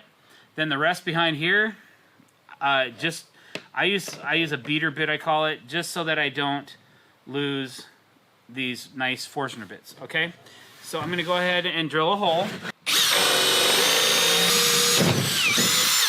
Got our hole drilled. This bit might be a little dull, so now what you're going to do is, once you get all your holes drilled, you take the light, you feed the wire through your fascia, okay, and then you'll push that in. And usually you can push them in, but you might need a mallet to kind of get them finished. But I'll push this in a little bit, and I'm going to grab a mallet to finish up my install. So I'm going to bang on this table a little bit. Okay, so now the light's in, it's flush, looks good. Now we're going to go to how to energize the light. So now let's say you're under the deck and you have your landscape wire here. Okay, so Inlight also sells a transformer. They're pretty basic. There's a plug, a 110 volt plug. They also have a photo eye so that you can mount to the side of the house or somewhere near the transformer in a specific area. As it gets dark, it'll just turn the lights on. Okay. There's also inside the transformer settings. There's on, off, dusk to dawn, or how many hours of on you want, anywhere from 1 to 8. Oh, excuse me, anywhere from 1 to 12 hours of repetitive light. What you do is you got your light installed. You're going to take this adapter and plug it in to the light, just like that. Okay, now this is where some people get confused. Okay, so there's some rails on the one side of this adapter, and then there's two sides to this other side of the adapter. What you're trying to do is get the wire to lay nice and flat on the adapter, like so, okay? I'm gonna flip this over so you can see better. Then you take this part, and you see there's two grooves. Actually, there's 3 grooves on the inside of each piece, but what happens is this adapter rides on those rails in there and makes it so it has to go in a certain way, okay? And then all you got to do is take the cap and screw it on until you hear it click. There it is. Tighten up a little bit. Okay, so now I always test my lights before I go on to the next one. Usually what I would do is I would test this before I put it in, but I'm so confident this is going to work, I'm just going to turn this on, and here we go. All right. So it's that simple. It's not a hard system to learn. I've ran 100 of these on a project before, so it doesn't take a whole lot of time. I've done 32 lights in 30 minutes before. I've done 60 lights in an hour and a half. You can get a lot done in a quick amount of time with this system. I highly recommend it. They have a 5-year warranty on their product, which is unheard of in the lighting industry, so I really appreciate that as well. Hey guys, drdecks here. Today we are going to install a couple of Inlight lights. These are called the Halo, and they're an up-down light where they're going to shine light up and shine light down. We installed this feature wall about a month ago in our home, And we thought it would be kind of cool to add an accent light. So maybe if we don't have so much of our overhead lights on and we want to accent the wall more, so if we're having gathering or people over, it just looks really pretty, gives it a nice sheen on the wall. It kind of shows a little bit of a different effect. We're also going to install a couple different louver options to see which ones we like. It will show a beam of light instead of the whole thing open. We'll kind of show you what it looks like unfiltered, and then with the louver on there, and have a little bit of louvered light or completely closed or mostly closed. I'm not sure yet until we actually get this thing on the wall and kind of decide what we like. These lights are easy to install. It's their same installation procedure where it's a plug and play where you have an end like this, you plug it into a cable that it's connected to a low voltage line. And then we're gonna install a smart transformer as well, so I can operate the lights from my smartphone if I just wanna turn them on, off, or have a time of day that I want them to turn on. So we're gonna start by mounting the plate and get started on that. I already know that I have a line hanging down from the ceiling at 25 inches. When we installed the wall, I put in a low voltage line already. So I just need to mark out where I want my mounting plate, which is connected to the back of this light, and it's gonna come apart like so. I can use this as a guide to figure out where I want to put the hole for the wire, for the fitting to go through the wall, and then I can mount it to the wall, and then we'll go from there. We'll get the hole, figure out where we want to drill the hole for our adapter. We'll fish out the wire, we'll hook up the adapter, we'll put it in the wall, then we'll mount the plate, and then we'll hook up the light, and then we'll hang the light on the adapter plate, and then we'll start dialing in the actual settings on the light. We'll get the transformer installed and we'll go from there. Okay, but first thing is, figure out where these wall plates go. So let's go figure that out. We have this Banksy on our wall, which we really like. And so we're gonna keep that right there. So we want, and this Banksy is equally spaced from the corner to this edge and this corner to this edge, probably within a half an inch or so. This wall is fluted or ribbed, so there's some ins and outs, and depending on where you put your screws, you might want to grab more meat in the outside rib instead of the inside flute, where it may be more not as strong or weaker or whatever. So that's what I'm going to try to do here as well. I'm going to try to line these two holes up maybe into a more solid part of the wall instead of into the gap. But I know my wire, like I said before, is about 25 inches down, so I want to drill my hole right above that. And so I'm just going to take a few measurements to figure out where that is. I've got about 58 inches from the edge of the wall to the edge of this painting, and I'm 58 and a half over here. Okay, so we're just going to go with 58 inches. I'll just center each side individually, but I don't think anybody's going to pick up on a 1/4 inch. So half of 58 is 29. That would be the center of our bracket. Our bracket's 2 1/4 inches, a little less than 28 inches. So the edge of this rib's at 28 and a half. So if I went 28 and a half there, I'm about 28 there.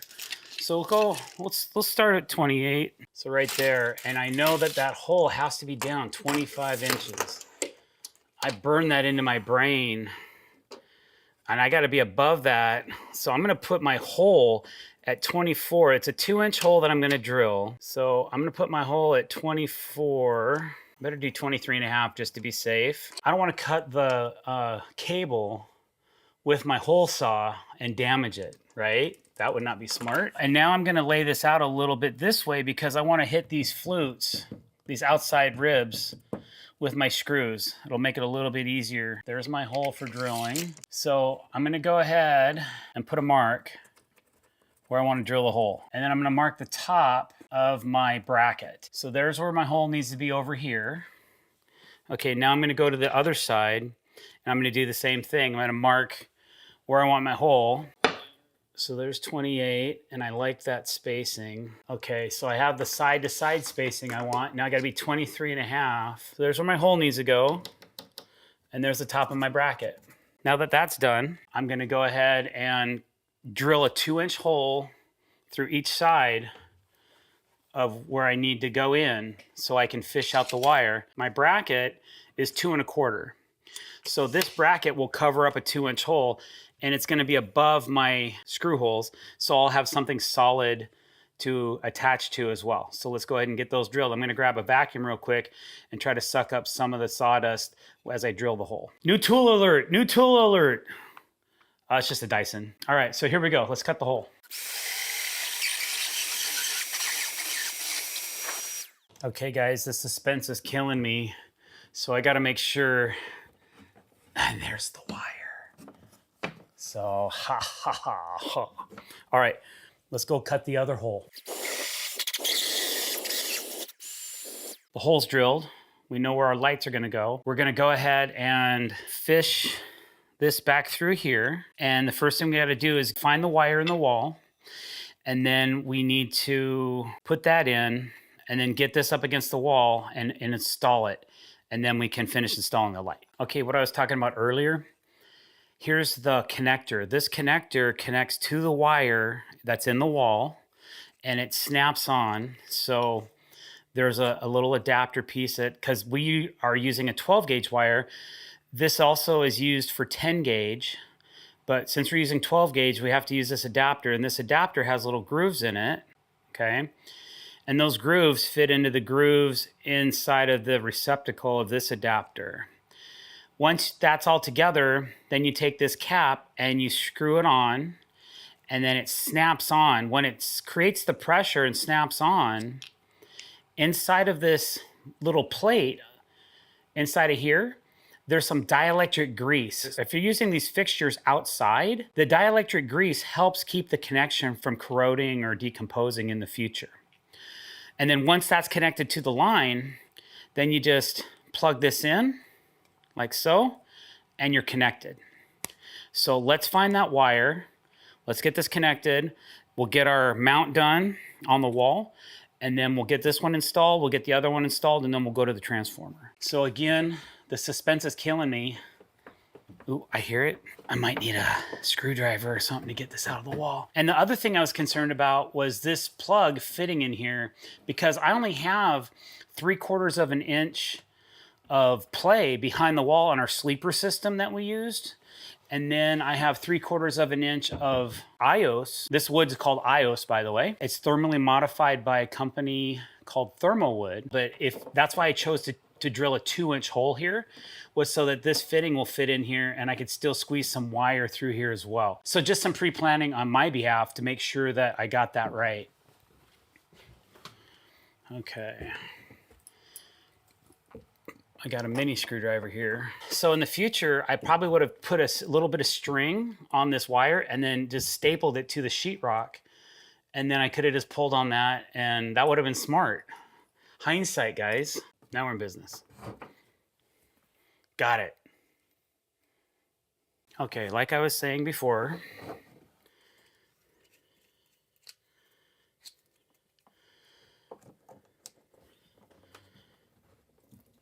we got that. Then we put that like that.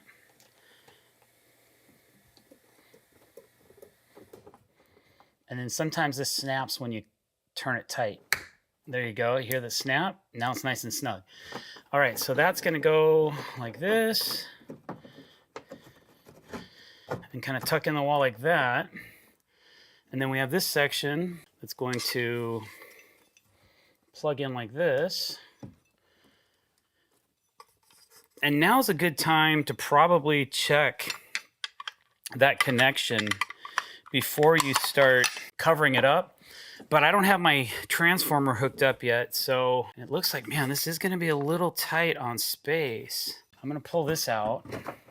I'm going to shove this in the wall so we're closer to being legit. I don't like that, so I'm going to turn this. So you might consider cutting a little bit bigger hole, but if you do, be sure that you're not going to cut it too big to where it won't fit. The other option I could do would be to cut the sheetrock, but I don't think I'm going to do that. And then this gets mounted like so.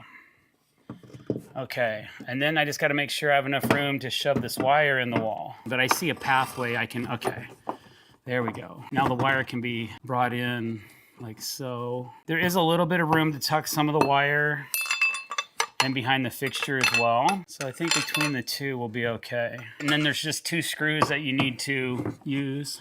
Okay, we'll go ahead and mount this one first.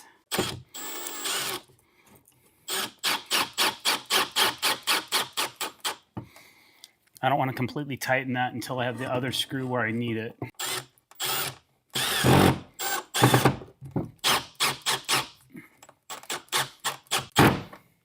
Okay, I don't like the height of that because it shows a little bit of the hole. I didn't see that from down here, so I think I'm going to raise this up. And then there's a set screw, and they include an Allen key for that.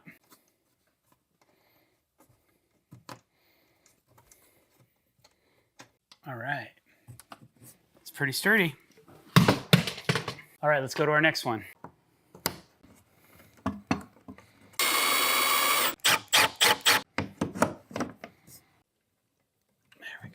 All right, so we have the lights installed, the wires installed. Now all I have to do is hook up the transformer. So let's go over that and I'll show you guys how to do that. Oh, and then we need to go over the filters too, or the louvers to cast a different type of light onto the wall. So transformers next, let's do that. The next step, I just had a spool of low voltage wire that's been sitting here since we did the wall, knowing that I was gonna hook up a transformer. So there's a couple different options that you can use for transformers. Inlight always recommends that you use their transformer when you're installing their lights, understandably. So this is what it looks like. It's very clean. It's outdoor rated. And there's 3 different places you can connect. It's a 150 watt transformer. So there's 50 watts per pole that you can use.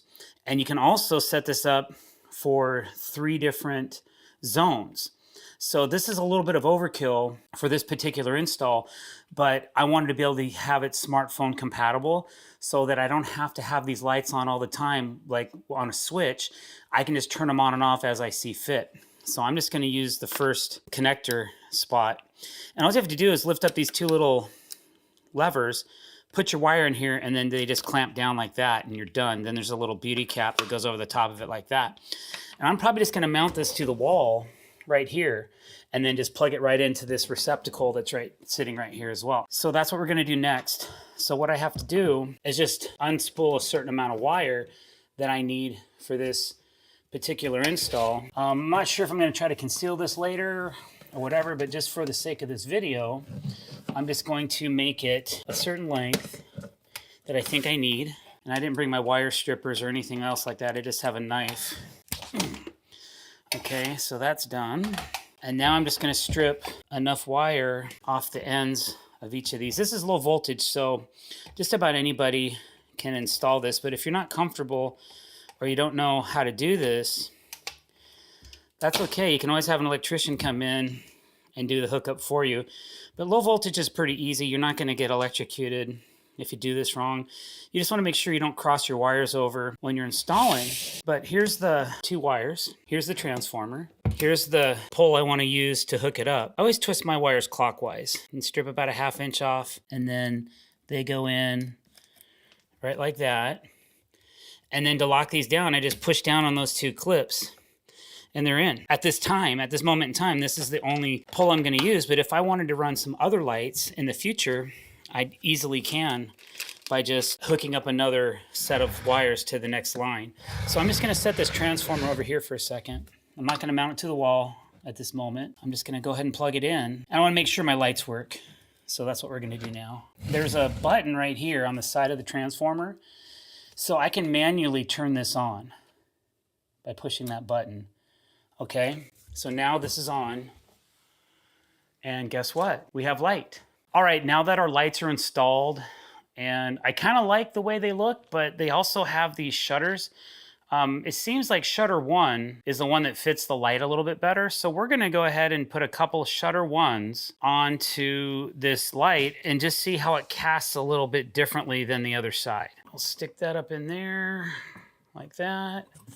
And then you can kind of change the pitch of the light by just installing these guys. If you want more of a V look, I mean, you can really narrow the light out if you want and cast a narrower beam of light, like so. So a little more directional light and a little more open over there. Now that the lights are working, we've tested them and all that, now we're gonna hook up the Smart Hub 150 to our iPhone. Okay, so I've already installed the InLight app on my phone, and I'm gonna add a new garden and then give your garden a recognizable name. So this isn't a garden, this is inside my house, and it's my feature wall. So I'm gonna type in feature wall, and I'm gonna hit next. Now that you've given your garden a name, you can search for one or more of the Smart Hubs. So search for Smart Hubs. It's found the Smart Hub that's down there on the floor. These must be confirmed to be used. So I'm going to hit that. And it says confirm this Smart Hub. Walk to the selected Smart Hub and look to see if the reset button is blinking. It's not blinking, so I'm going to set reset button does not flash. So it's not blinking, so I'm going to turn this off. I'm going to go back, search for Smart Hubs. Smart Hub, one Smart Hub has been found. These must be confirmed to use. Okay, now it's flashing. Okay, now it's connecting to this Smart Hub.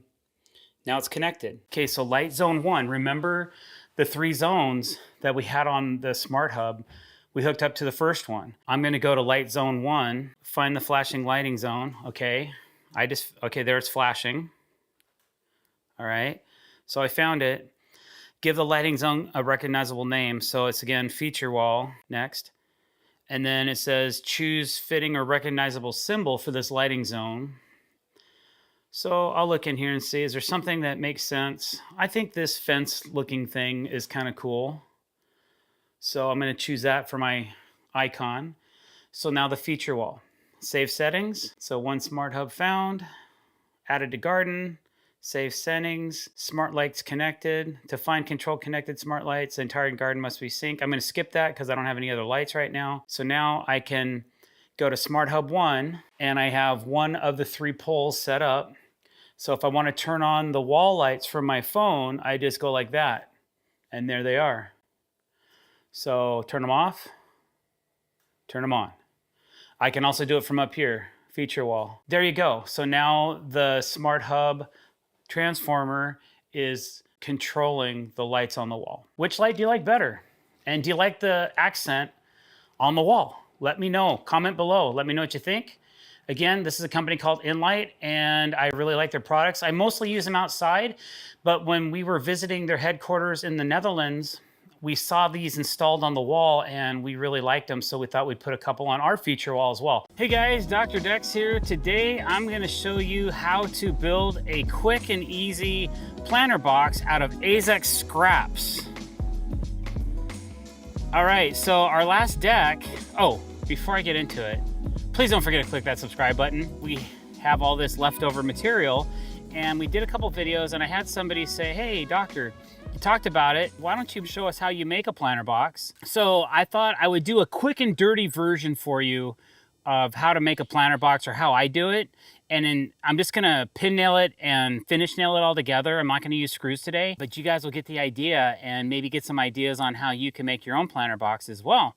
So what we need is, I'm gonna make 3 boards wide, which is gonna be around 16.5 inches square. Usually I make my planter boxes so that you can put a false floor in it and then you can go buy a plastic planter liner that's actually a planter box in itself at like Home Depot or Lowe's, but I call them a planter liner, so they drop into the planter box. We don't have one of those available today, but I'll get you the idea and the concept of how I get to that point, and then you'll have to come up with your own, source your own planter anyways, depending on where you're located, may determine on the type of plastic planter box that you have. So we'll just get the basic done for you and show you how we do that, and then you guys can figure out the rest. Okay, cool. We have some multi-width decking here and some standard width decking. I think the multi-width we're not going to use in this particular video, but we're going to use the standard width decking, and because like I said, when you put 3 of these together, they're 5.5 inches each. So when you put 3 of them together, you're almost 16.5 inches. Now we're going to do a butt lap overlay. So each planter is going to overlap one side and then it'll flush on the other side. And I'll show you what I mean by that in a little bit. So we know that 3 boards wide is going to be 16.5 inches. So what I'm going to do is I'm going to set up a jig. Now I make my planter boxes 18 inches tall, the actually sidewalls, because sometimes I hang a bench in between it, and my benches are at 16 inches, so it gives it a couple extra inches of reveal and looks really nice. So most of these boards are longer than 18 inches, so we need to cut them down. So that's what I'm going to do now, is cut 12 pieces of scraps down to 18 inches. So TimberTech AZEK, I don't know what it costs nationally, but around where I'm at, you know, it's close to $7 a foot. So one board, a 2-footer, is $14, and you need 3 per side of your planter box, and you need 4 sides to create a box. So you're going to be taking, let's pull out a calculator. If you're $14 per piece and you times that by 12, that's $168 for the pieces that you'd normally go out and spend, when if you have the scrap, hey man, saved a couple hundred. You know, I charge like $350 for these planters a piece, because you got $200 in supplies by the time you're done, because we still have to make a top cap. So there's a couple extra feet. Well, that's another 4 feet. So at least. So there you go. Let's get cracking though, and I'll show you guys how we do it. So the first thing I'm gonna do, like I said, is cut these down to 18 inches. I'm just gonna go set up a jig really quick. All right, so I'm gonna take my scrap and I have to cut it down to all down to 18 inches. I have a material jig here, a stopper that I need to set up. So I'm just going to take my first board and measure 18, because that's the height I want for my planter. And I'm gonna act like I'm gonna cut it, but I'm not gonna cut it yet. I'm just gonna get it ready to cut. And then I'm gonna bring this jig over, touch it, lock it down. Now I have a repetitive 18-inch cut that I can make several times over and over and over. So I need to make 12 of these. So that's what I'm gonna do right now. Okay, so now that I have my 12 pieces cut, I need to take 3 of them and set them up so that this will be our first wall of our planter box. And I'm gonna flip them upside down. And usually I would have a jig for this. I have a planter box jig somewhere. I just couldn't locate it, or I was gonna bring it to work. But we can just go ahead and fake it for now. So what I'm gonna do is I have some 1x4 cedar that I'm gonna use, and I'm gonna pin nail it to the back side of these 3 pieces to make them one panel. And we have to make 4 of these panels. And what's gonna happen is the next panel will stack in like this, or it can go like this. But one way or the other, it's gonna overlap. So I gotta make sure that I make my attachment pieces the right length. If you put them in the wrong spot, you'll have to probably trim them once they're installed, which takes more time and is a little bit more hassle. So if you just lay them out good, you don't have to worry about that. So the next thing we have to do is figure out how we're gonna attach these. Like I said, I have some 1x4 cedar that I'm gonna use. So we could also probably use even more AZEK so that it's more weather resistant. The problem is, if you add this much thickness to the sidewalls of your planter box, the liner may not fit inside the box, which would be unfortunate. Then you'd have to line this with, like, I don't know, maybe some EPDM pond liner or something like that. So it's a different look. This way, the way I'm telling you how to do it, the planter will fit inside the box. So a little bit thinner profile for the side rails is good. So we're not gonna use AZEK for that. We're just gonna go ahead and use cedar. It'll still last a really long time because it's not gonna be getting wet. The next thing is I gotta take a measurement and decide what length to make those pieces of cedar. So I know I'm gonna be in at least 1 inch on this side. And over here, I gotta subtract for the thickness of the cedar as well. So with this butting into this, I'm 15.5. But if I don't subtract for the cedar, then you're gonna have an issue when you go to put the planter box together. So I'm gonna make my cedar pieces 14.5 inches. So I have a little bit of clearance in between the walls once this thing comes together. Okay, so let's cut those down. And again, we're gonna need 8 of those, 2 per panel, to put this together. So let's cut those down. Okay, cool. So we have our 8 pieces of cedar. These are considered a 1x4, but they're really a little bit thinner than a 1x4.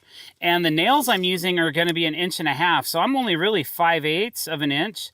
So if I use 1.5 inch nail, I'm gonna poke through all of this AZEK. So what I'm gonna do is I'm gonna angle my nails a little bit when I install them to make sure that I don't mess up. So I'm just gonna take a scrap and put it in here to make sure that I have the right distance. All right, so where do I put these?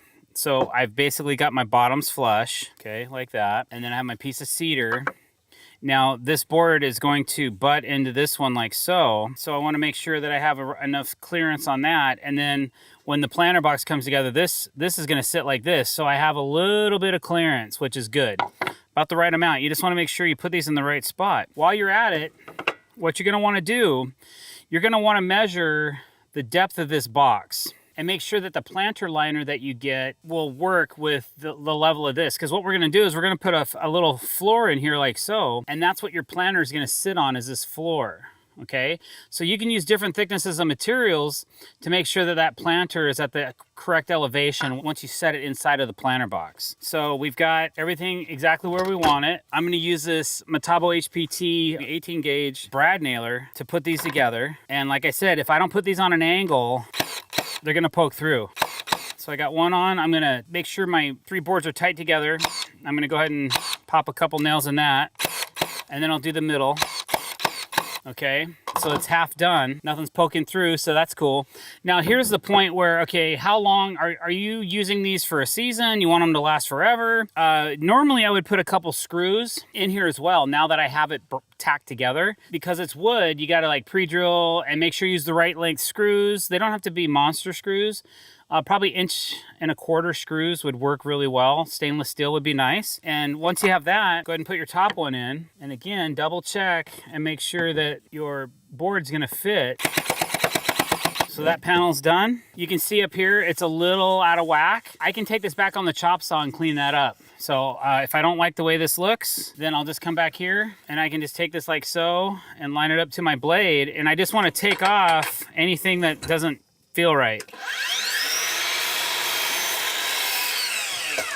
Now I have a nice flat top for my top cap to rest on. Even shaved a little bit of the lumber off. You know, this panel, it's not bad. It's pretty sturdy. It's pretty sturdy. So, but adding a couple screws on here will make it like bulletproof, okay? So I gotta make 3 more of these and then we'll assemble this together.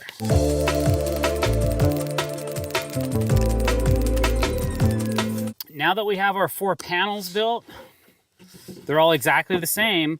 We just got to assemble them into a box. So what I've done is they're all pointing up this way. There is a slight difference in depth from this side to this side. So we just want to make sure that we orientate it the correct way each time we do this. So I'm going to pick one up, and this one's going to butt into this one so that we have a nice butt joint on the edge. Now this time I'm going to use a 15 gauge 2.5 inch finish nail to attach the sidewall. Again, we could use screws and cortex it and plug it, and I probably would do that in a longevity situation. But since we're just doing this as an example, we're just going to go ahead and nail it together so you guys can see the end result, and then you can make your own decisions on how you want to finish it with the screws or just nail it together or whatever, okay? So I'm going to put one at the top, I'm going to put one at the bottom, and one in the middle. And then I'm going to turn the box and do it again. Always keep your fingers at least 2.5 inches away from the head of the gun, and you'll never nail your finger. We've got a little bit of an elevation challenge here. So I'm just gonna grab something and stuff it underneath this edge so it brings it up. There we go. It's always getting that first nail in that's kind of a challenge. Turn, next. Again, got that same elevation thing going on, so stick my square under there. Okay, turn it one more time, and this will complete the box. So now we have basically 4 walls, and now we want to kind of square it up because it's still kind of loose. Now if you would screw it together, it would be a little bit more stable than this, but that's okay.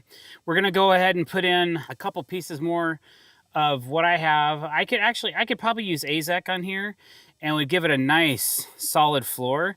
So I'm just gonna measure what the inside measurement, I'm about 15.5. So I'm gonna cut these 15 3/8. I'm gonna cut 2 pieces 15 3/8 for the floor. So I'm gonna do that real quick. Now, depending on how stable your box is, you may or may not need to nail these in. I'm gonna go ahead and throw a couple finish nails in them just to kind of lock them in place. So I'm gonna drop them in here. Okay, and then I'll go ahead and I can, check for square. It is out of square a little bit. So what I'll do is I'll get one side nailed in and then I'll square it up. Once you fasten these in, then you're locked, okay? So I don't have a lot to attach to, but I'm gonna go ahead and just put in a couple angled finish nails on that side. Now it makes sure you're square. However you want to do that. Oh, there we go. That looks pretty good. Things moved well. So now I'm going to add a couple nails on the other side of this. Now it's not moving. And then I'll just, for giggles, throw a couple this way. Okay, now I can go ahead and lock my other side in, and I don't have to square it again. It's pretty good. But the one quick dirty way to know if you're really square is measure from corner to corner. I'm 24.5 plus this way, and I'm 24.5 here. So I'm a 1/16 of an inch out, guys. Oh no, start over. Now my floor's in. The only thing left to do now is make a nice little top cap to go around the top of this, which means we have to do some miters, unfortunately, but that's okay. We'll survive. So I don't want the top cap to overhang the inside of the box because I want to keep this opening as open as I can, because those planter boxes, I think they're 14 inches from Home Depot. Okay, so the inside of the top lip is a 14-inch square, and I've got 14.25. That's why if I would have used AZEK up here, man, it would have been bad news. It wouldn't fit. And the only reason I'm telling you this, guys, is because I've done it. Done it before. Went to throw the liners in, and they would not fit. I'm like, I had to tear the planter boxes apart and use thinner materials on it. So if you have some 3/4 inch PVC or something, or composite that you want to use, you can, to make these things like forever, lifelong planters. But I've built planters like this that have lasted 20 years. If we want to have a 1-inch overhang on the outside, and I've got 1 3/4 inches, and I want to add an extra inch, then I'm going to rip down a board 2 3/4. Lucky me, 2 3/4 is exactly half of a 5.5 inch wide deck board. So basically I can get 2 pieces of my top cap out of 1 piece of decking, okay, of standard 5.5 inch decking. So let's figure out the length. So if I'm 1 inch long on each side, if my box, the outside diameter or outside measurement is 17.5, I have to add 2 inches. So I need the long points to be 19.5 inches from long point to long point on my miters. So I'm going to make 4 pieces, 19.5 inches long, that are 2 3/4 wide, and that should be able to complete our top cap. So let's make that happen. So I'm going to go ahead and just use some multi-width and rip it down. That's what's cool about scrap, 2 3/4. I'm still going to get 2 pieces out of these short pieces that I normally would. What else am I going to do with it? So I'll rip these down. All right, so now I have my 2 3/4 inch wide pieces. Now I need to cut them to length. Like I said before, we need 19.5 inches from long point to long point. These are being cut on a 45-degree angle. So I'm just gonna go ahead and cut one board at 45.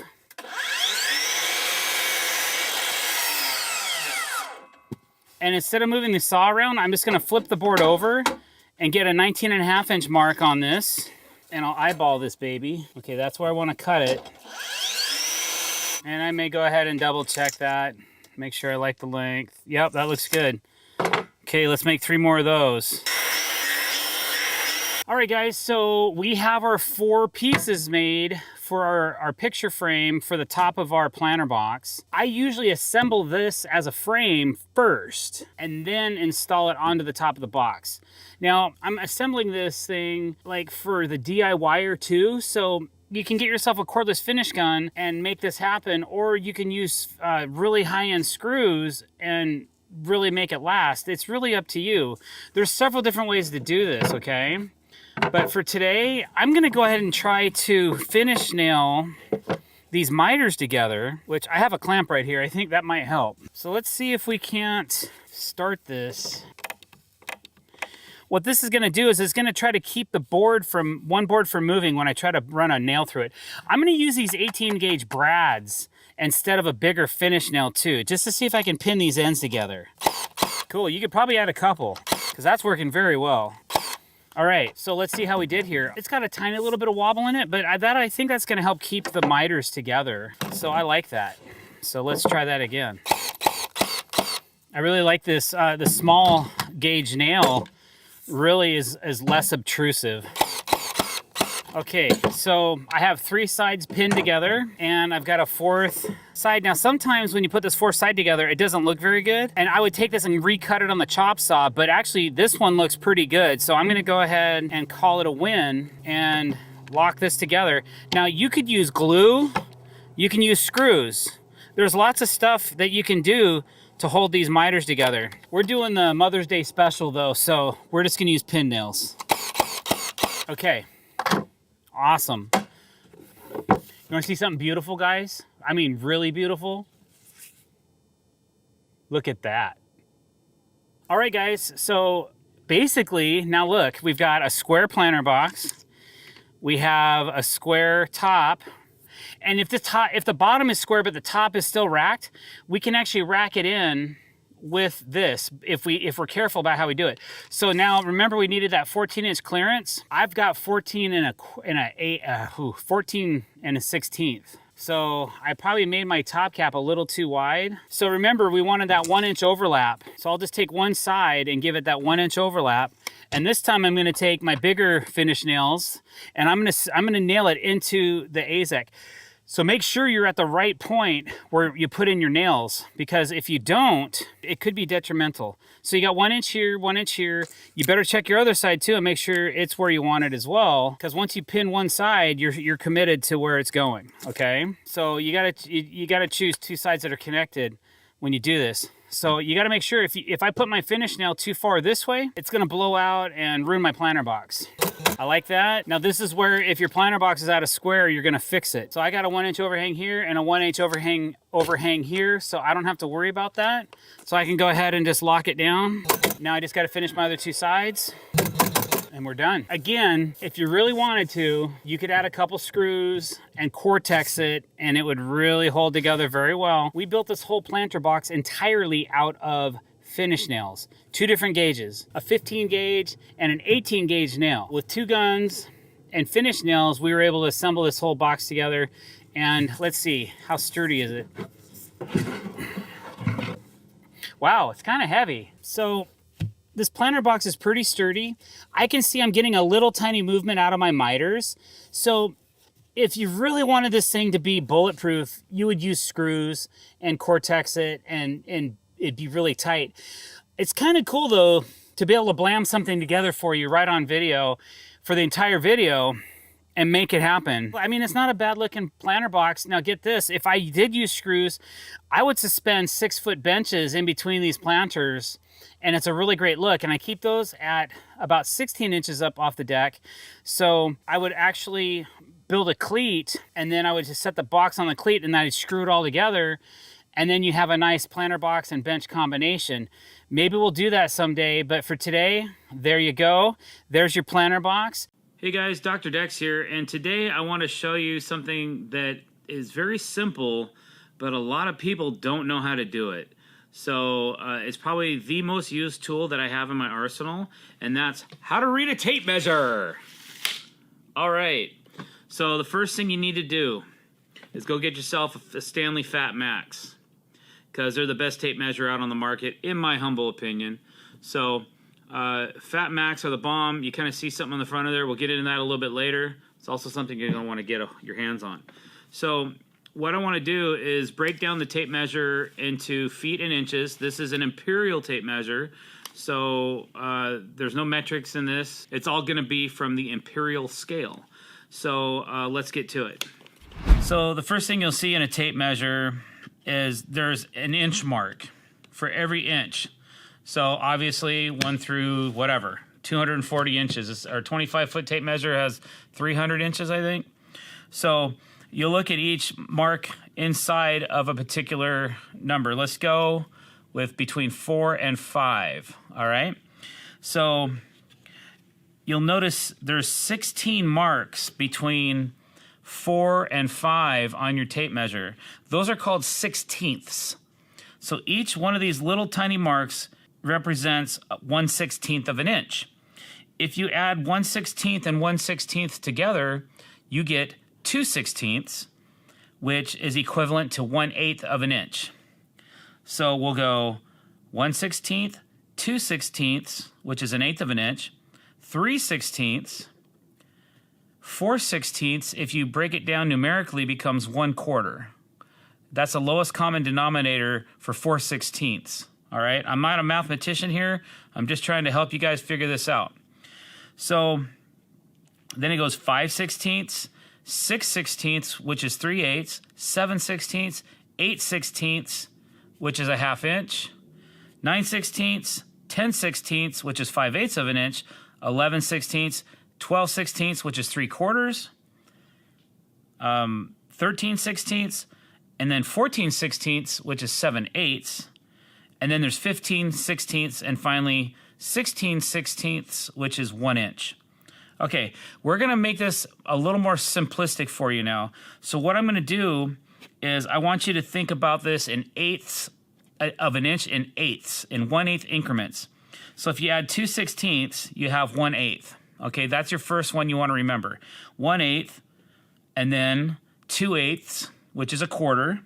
So it goes 1/8, 1/4, 3/8, a 1/2 inch, 5/8, 3/4, 7/8, and a full inch. Okay? Now, why did I abandon all the 16ths? Because we're going to put that on a plus and a minus scale. All right? So what that means is, if I say cut me something 4.5 minus, I'm telling you to cut something 4.5 minus a 16th. If I say cut me something 4.5 plus, then I'm going to ask you to cut me something 4.5 plus a 16th. So it'd either be 4.5 minus, which is actually 4 7/16, or 4.5 plus, which is 4 9/16. But instead of saying all of those 16ths, we're going to call them pluses and minuses. So now you ask, okay, what's the difference between 4.5 plus and 4 5/8 minus? Absolutely nothing. It's the exact same measurement. Okay? So 4 3/4 plus is right here. 4 3/4, or 4 3/4 minus is right there. So let's review. We have 4 1/8, 4 1/4, 4 3/8, 4 1/2, 4 5/8, 4 3/4, 4 7/8. You'll notice that the 1/2 inch mark is the widest mark in the 1 inch scale. Then your quarters are also identified by a lesser height mark, and followed by your 1/8 inch, which are a little bit lower than the quarter marks. So it's a little bit easier to identify each mark as you go. All right, so now we're gonna review and have a little test. All right, you guys, so I'm gonna move it over. I'm gonna make it more complicated. I'm gonna move up the scale to a 6. There we go. All right.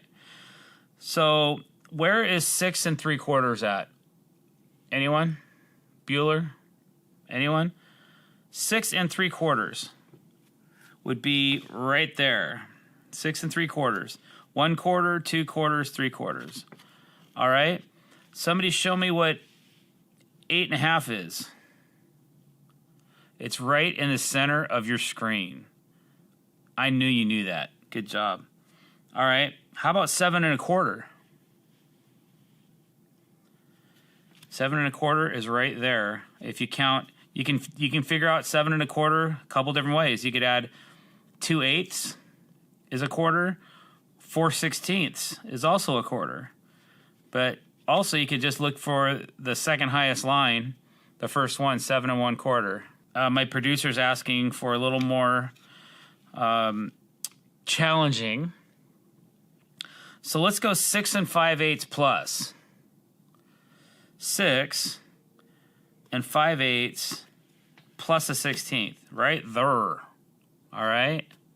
You guys catch that? 6 5/8 plus.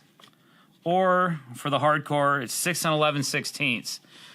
Hey, chime in and let me know. Please leave a comment. Let me know what you think. Is this system easy? Is it what you already use? Have you never done this before and were scared to read a tape measure and didn't know what the heck all these lines were? Or are you just a simple rock star and you already knew this stuff? How about 6 minus? How about 6 minus? 6 minus is right there. All right? You're going to 6 inches and you're going to minus 1/16. 5 7/8 plus. Can anyone figure out where 5 7/8 plus is? Huh. It's the same spot I just told you before with 6 minus. It's the same measurement, all right? It's also called 5 15/16. All right, guys. So now you know how to read a tape measure. but I got a couple other things I want to tell you about. All right. Okay, so every 16 inches, you'll notice a red square throughout the tape measure.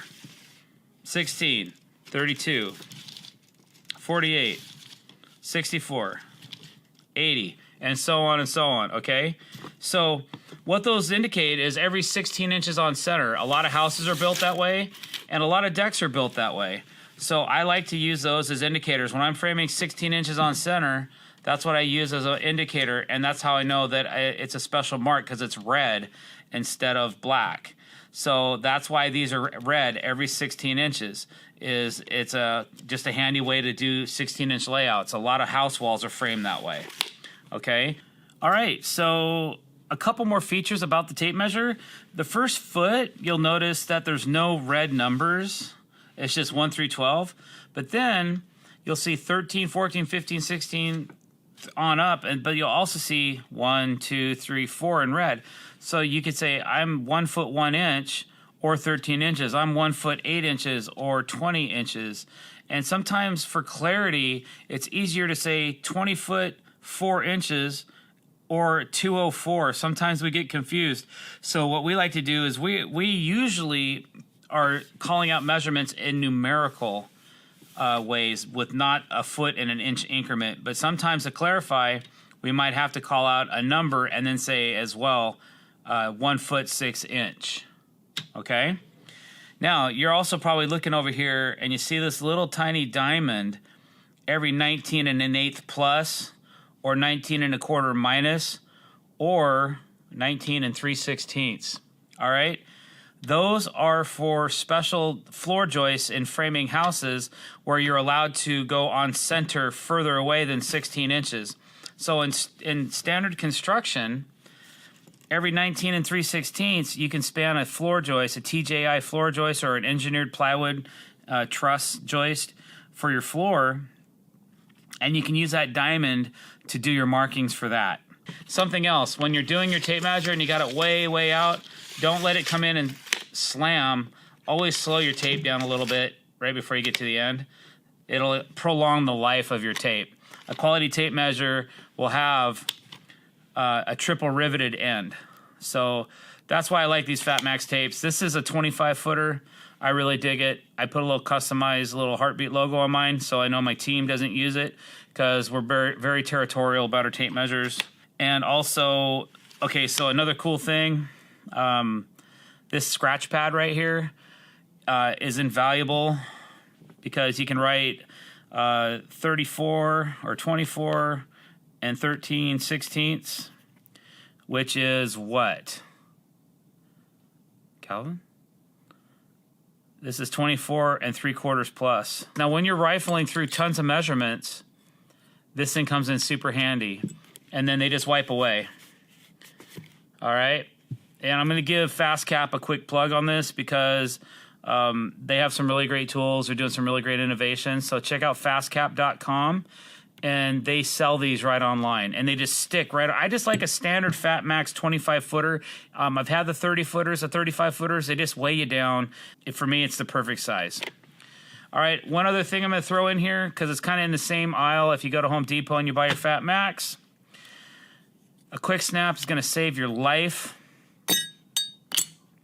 All right, this thing tucks onto your shirt, and this thing sticks to it, and it's life-changing. If I don't have one of these on my shirt, and I'm talking to somebody, I need to write something down, I go reach for my pencil, and it's not there. If I'm not wearing this, everybody on my team has them. I have 15 of them laying around because we're constantly losing them or taking them home with us. But Quick Snap is a pretty cool product. It's made by Mag Grip, so you might check them out as well. I can't say enough about how much I love these. I would totally endorse these if they would call me. Hey guys, Dr. Decks here, and we just wanted to do a little rundown on one of our most simplistic tools, but it's one of our anchors that we use all the time for deck building, and that's how to use a speed square. Now, a speed square has a lot of features in it. Some of them I never use. I don't do many roofs, and I don't usually use those angles too much. There's a ton of roof angle information on this thing, which comes in handy for me once in a while, but I'm not going to get into that. So if you guys already know how to read a square, this video is probably not for you. So go ahead and just flip on through, or if you want to be entertained a little bit, man, check my action, check my facts, that's fine too. Whatever. All right, so this video is for people that really don't know what the heck, how to read this thing. What is, it looks like a triangle, for goodness sake. It's not it's not in a square formation. Why do you call it a square? Well, the reason we call it a square is because when it's sitting on its side, it's square to the board. All right, so when you're cutting something and you want to have a 90-degree angle to it, you want it to be square. So that's why this thing is called a speed square, because it's fast and it's square. So those are the two main things you need to know about this device. It's fast and it's square, all right? So here are the basics of the square. Here's our square. First of all, this is a high-end square that I'm showing you guys. It's made by Mr. Mark Martinez in California. It's all titanium and aluminum product. It also has a bubble level in it, which is really cool. Most inexpensive squares, the ones you get at home centers or whatever, aren't going to be this deluxe. But, you know, if you want to make an investment in a really cool square with lots of features, great. Something you have for the rest of your life, wonderful. If not, it's all good, man. You don't need this Cadillac to do what I'm trying to show you. So anyway, so here's the super basics of a square. You need to draw a 90-degree line that is perpendicular to the path that you have this way. There you go. That is a square line. You can take it, you can flip this over. Look at that. Boom. All right. As long as this line right here is straight, these will be good. All right, another cool feature built into this square is an automatic 45-degree angle. Just like that. All right? So look, I just drew my square, kind of. So remember that pivot point I was telling about right here, pivot. Okay, that's important because to figure out any angle that's on this square, this is your angle line. If I say, hey, I need to figure out a 22.5-degree angle, that's half of a 45-degree angle. What you're going to do is you're going to go off your pivot point right here, and then you're going to read the digit, and they're marked out every 5 degrees, and then there's a number numerically every 5 degrees, and then in between those is the indicator lines, so that you can kind of count 20, 21, 22 and a half. So there's my 22 and a half. Let's say I want to draw it right from my pivot point, right from my square originated. So there's 22 and a half. Okay, that is 22 and a half. All right, 22 and a half degrees. So you can also, you know, okay, let's go to 45. There's your 45-degree angle. All right. So if I drew that as a 45-degree angle, I stuck this up here. This should be a 45-degree angle as well. Oh, I'm off a little bit. Look at that. Pretty close, though. All right, so there's your 45-degree angle. Let's say you have a board, and you just want to know what angle it's cut at. And it could just be some obtuse angle. It could be over 45 degrees. It could be 20 degrees. It could be 15. You know, sometimes we do a lot of 10 and 15-degree angles on in carpentry, depending on what we're doing. So that's where we might get into the next set of measurements right here. And those are your common angles for roofs. So that's about as far as I'm going to get into this. I'm not going to get into hips and valleys and stuff because I'm not prepared or knowledgeable enough for it. If you say, okay, here's a 15-degree angle, and you look over here, it's just a little bit more than a 3 and 12 pitch. So if I want to put in a 3 and 12 pitch, I'm about, well, it's pretty close to 15 degrees. So there's your 15-degree angle right there. Or your 3 and 12 pitch. There's your 4 and 12, 5 and 12, 6 and 12. You know, common around here is a 4 and 12 or a 5 and 12 or maybe a 6 and 12. Those are probably your most common rafter or roof pitches. A couple more cool features of this particular square. You'll notice all these grooves right here. they're actually indicators of like 1 inch line. If you need to draw a line quickly across your plywood or board or whatever at 1 inch, there you go. You know, you can do 2 inches, 3 inches, all the way up to 6, which is right here. This particular square also has a spot where you can tighten and loosen your skill saw nut, the most common sizes. So that's really cool. There's automatic indicators for different and most common sizes of lumber. 1.5 inch, that's a 2x. All right, 3.5, it's a 2x4. I mean, that's about it. I said I was going to try to keep this basic. Another really cool thing about this square is it has a built-in bubble level, which you don't see a whole lot.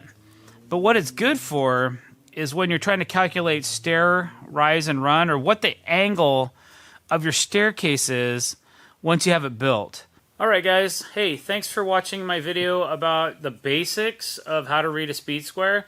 I hope it helps somebody out there, because I know I've tried to teach a few people that didn't know anything about these devices, and it really did help them out, at least get the basics down on using a speed square. Hey guys, drdecks here. Today we are sealing up some areas on the house. So this is a video about caulking and how to use a caulk gun. If you already know how to use a caulk gun, thanks for watching. Maybe this video is not for you, but for those of you that don't know how to use a caulk gun, I'm going to give you some tips and tricks and make this really quick and show you guys how to use one. Thanks for watching. Please, if you would, click that subscribe button, hit the bell icon if you want to be notified every time we're putting out fresh content. This is real basic, but here we go. Okay, so basically, this is a caulk gun I got from Home Depot. It's a decent gun. There's a few features on it. There's a spout cutter right here. What the spout cutter is, it takes a finished tube of caulk and it cuts it for you, so you don't have to bust out a blade and do that as well. So usually when I'm using caulk, less is more. Unless I need to lay a really fat bead, I'm gonna cut less off the tip so that I'm not making a big mess, okay? So what you do, you take your tube of caulk, you put it in here, and you can see this little silver metal part, a hole right in the top of your tube. And another cool feature on this caulk gun is it has a clean out bar that's attached to the back side of the handle. And what that does, that allows you to push it into the hole and break the seal. Right now, this tube of caulk is still not active. You can't get any caulk out of it until you pierce the seal. There's a seal on the inside of the tube. If you don't pierce that seal properly, you're not gonna get any caulk out of the caulk gun. So here we go.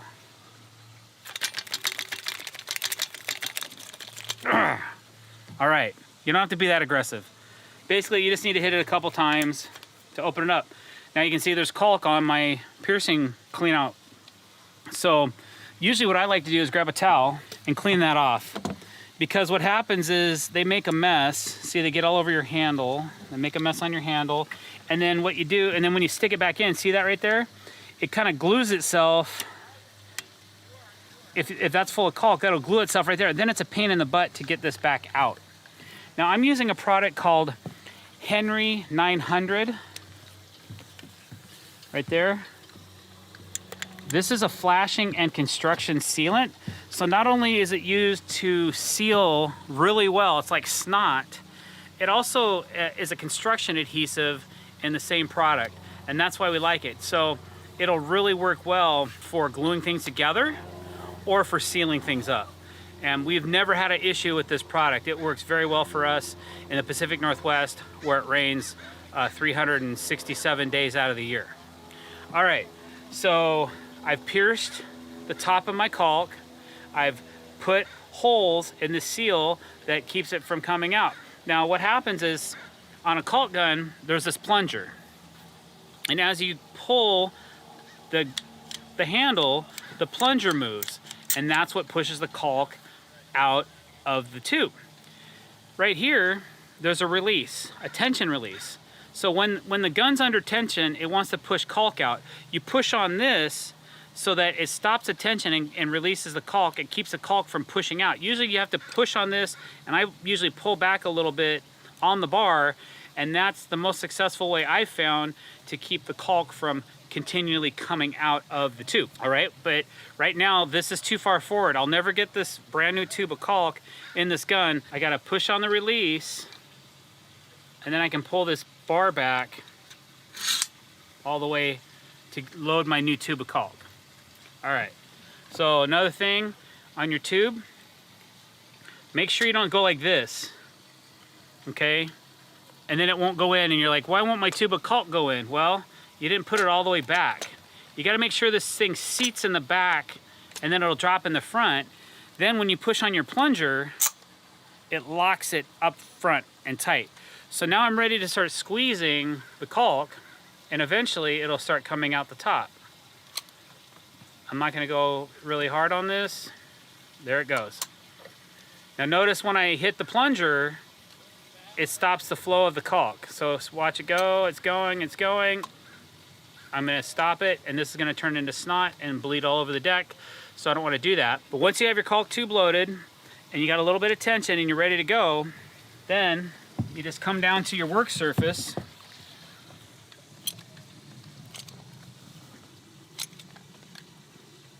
and this stuff is really thick. It works really well.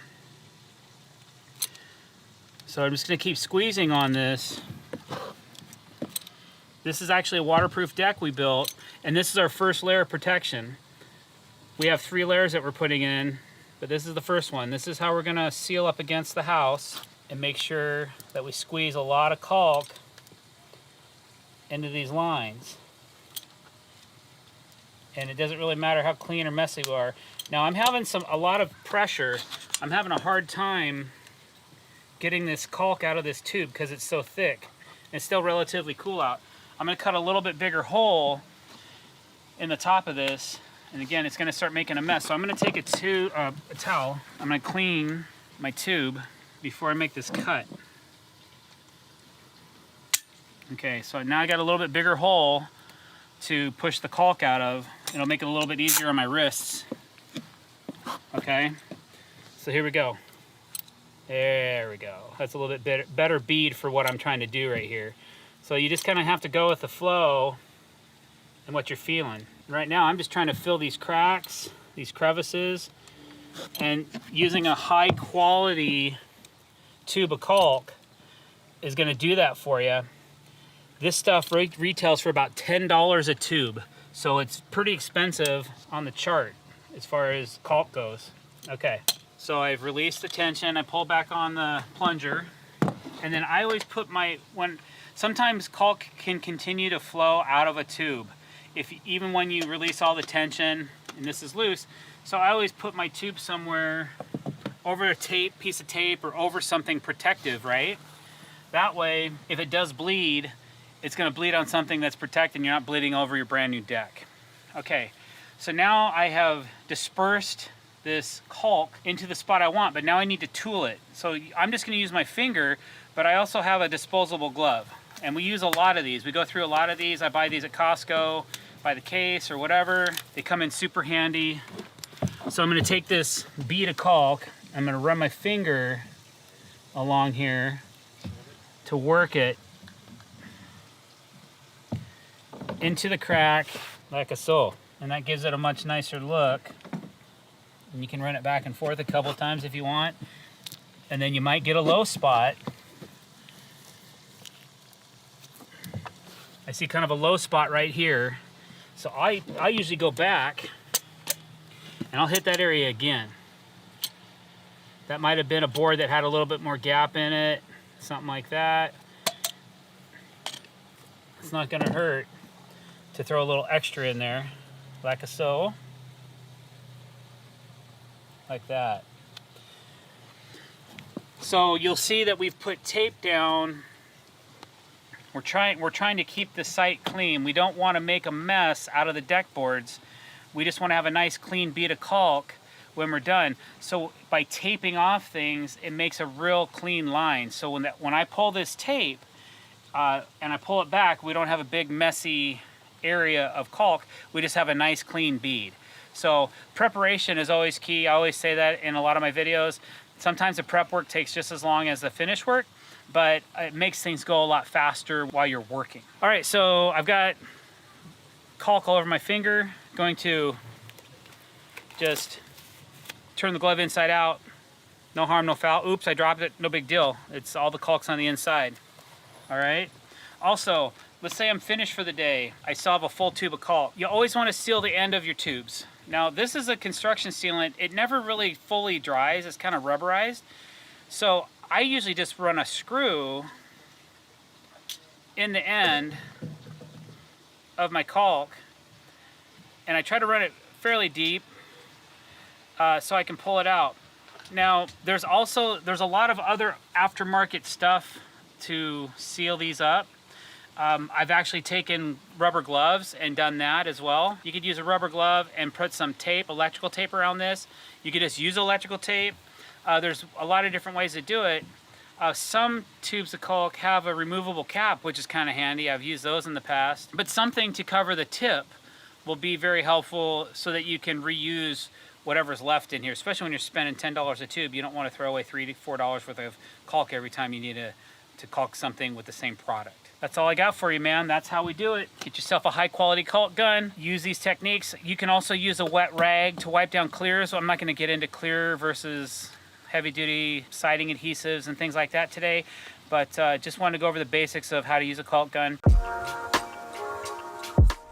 Hey guys, Dr. Dex here. Today I want to tell you about how we use our table saw and maybe 5 tips or tricks on how you might be able to use yours as well. So if you like this video or you get something out of it, please don't forget to click the subscribe button, as 83% of you do not subscribe to our channel. Hit that bell icon to be notified when we're putting out new content. All right, so what I have here is a standard 10-inch table saw. This is not a cordless version. This one actually plugs in. I prefer a plugged-in version of a table saw because I need a lot of power. When I'm ripping a lot of pressure-treated materials, it's really wet, it's really dense, and a cordless battery will only last me so long. Also, my depth of cut is less on a cordless saw because you're using a 7¼ inch blade versus a 10-inch blade. So Metabo HPT does make one cordless 10-inch saw with power adapter. We've used that in the past, but it's indisposed at the moment, so that's why we're using this table saw now. So basically, there's certain functions of a table saw that we use all the time. The number one that we use mostly for our work as deck builders is ripping. So that's the number one thing that we do with our saw is rip. We take certain width boards and we turn them into different width boards by using this saw. So the table saw fence has to be fairly sturdy. I like this fence because it's onboard storage. You can actually take it off the saw and stow it underneath the saw for transport. So it's a truly portable table saw. The fence will open up and it can go beyond. It'll go all the way to 24½ inches. And if you do, there's a flip stop over here that you can pop down for wider sheet goods for ripping in half, like sheets of plywood or whatever distance you need. You can bring it in, and that way your sheet goods don't flip down into here. They stay flat on here as you run them through, okay? Basically, the rip fence is the number one thing that we use on this saw. And let me show you how that works, okay? Let's just say I need a width here. I'm gonna lock the fence down. It's not gonna move now. I'm gonna power up the saw. Now, if I need to put my hands anywhere near this yellow, I'm gonna get to that in a minute, and I'll tell you why. But this one, we're safe. We can keep our hands well away from the blade. Okay, here we go.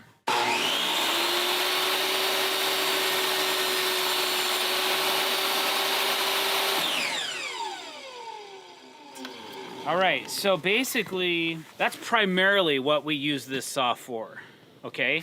Another option that you may use this table saw for is called a crosscut. One of the tools that comes with this table saw is a crosscut guide or crosscut gauge. So we can put that in like that. You can make 90-degree crosscuts with this, like so. And you can change this to different angles as well. So let's just say you need a 37-degree cut. You can actually put it on that bevel and get your 37 degrees if your board's long enough, okay? you're gonna need some distance, or you can adapt a table.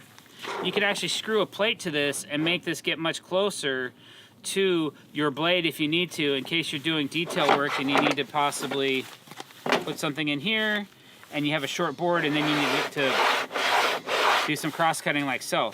But just for demonstration purposes, let's just set this back to 90 degrees, so which means it's 90 degrees to our blade. Let's set this on here. Let's just say we need to take a 1/4 inch off this board, and let's do it.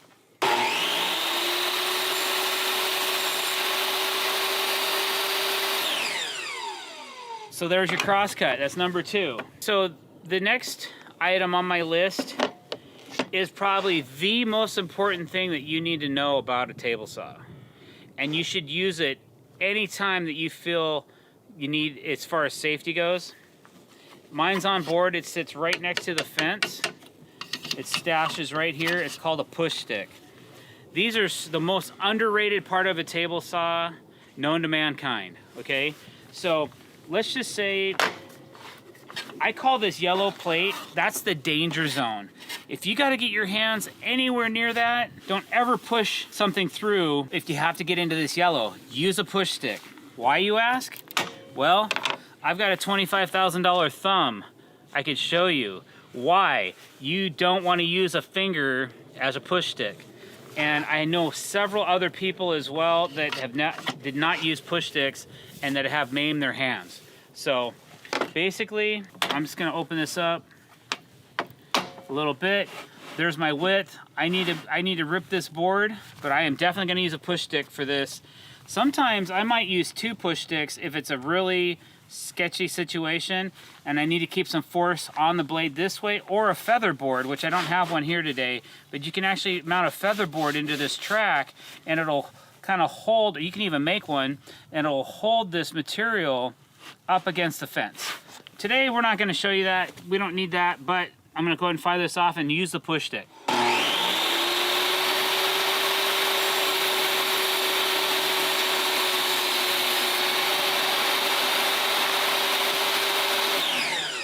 Hopefully you noticed that when I fired up the saw, you want to make sure that it's at full RPMs before you start ripping your material. That goes for any saw that we use, but one thing you can do is if you start trying to rip a board, or if you have a board ready to go and it's close to the blade, you're either going to bark the saw, or you're going to throw the board out, or you're going to injure yourself. So another tip that I would suggest is that you make sure that table saw is wound up to full RPM before you start ripping. And then definitely, if you're doing like a plunge cut or something like that, and you got to leave the board partially in, and you fire the saw off, make sure the blade is completely finished spinning before you remove the piece out of the table saw. So, as an example, let's just say I'm cutting a notch out of this board. I don't need to rip all the way through it, but I need to stop it 3 inches in. So I'm going to start my cut.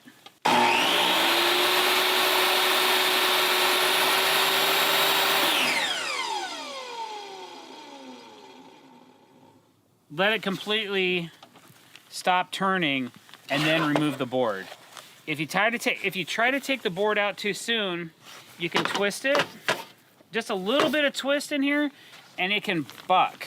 And I've actually had material buck and hit me in the chest and knock the wind out of me. One time I had something buck, hit me in the chest, and the board exploded.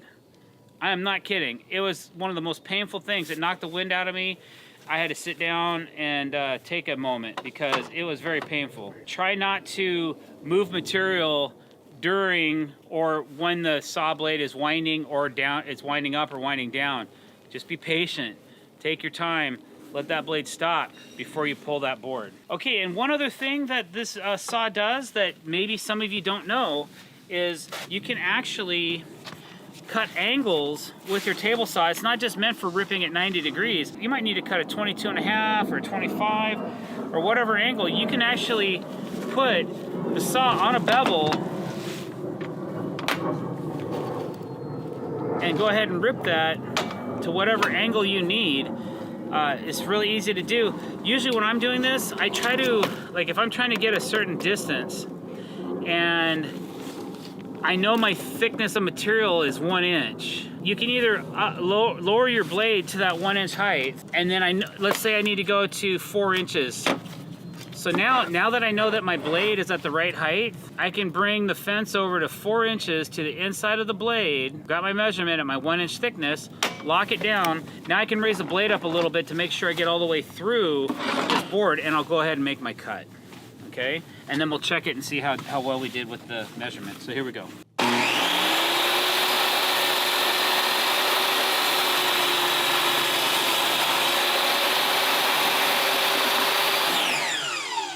All right, how'd we do?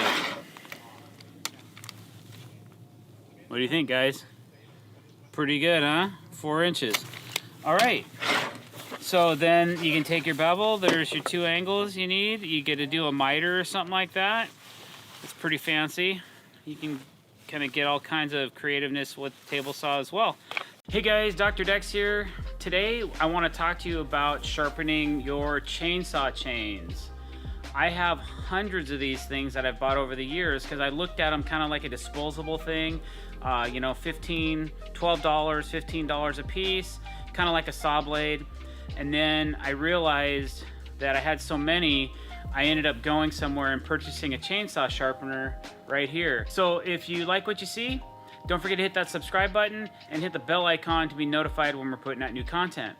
All right, so basically, whoops.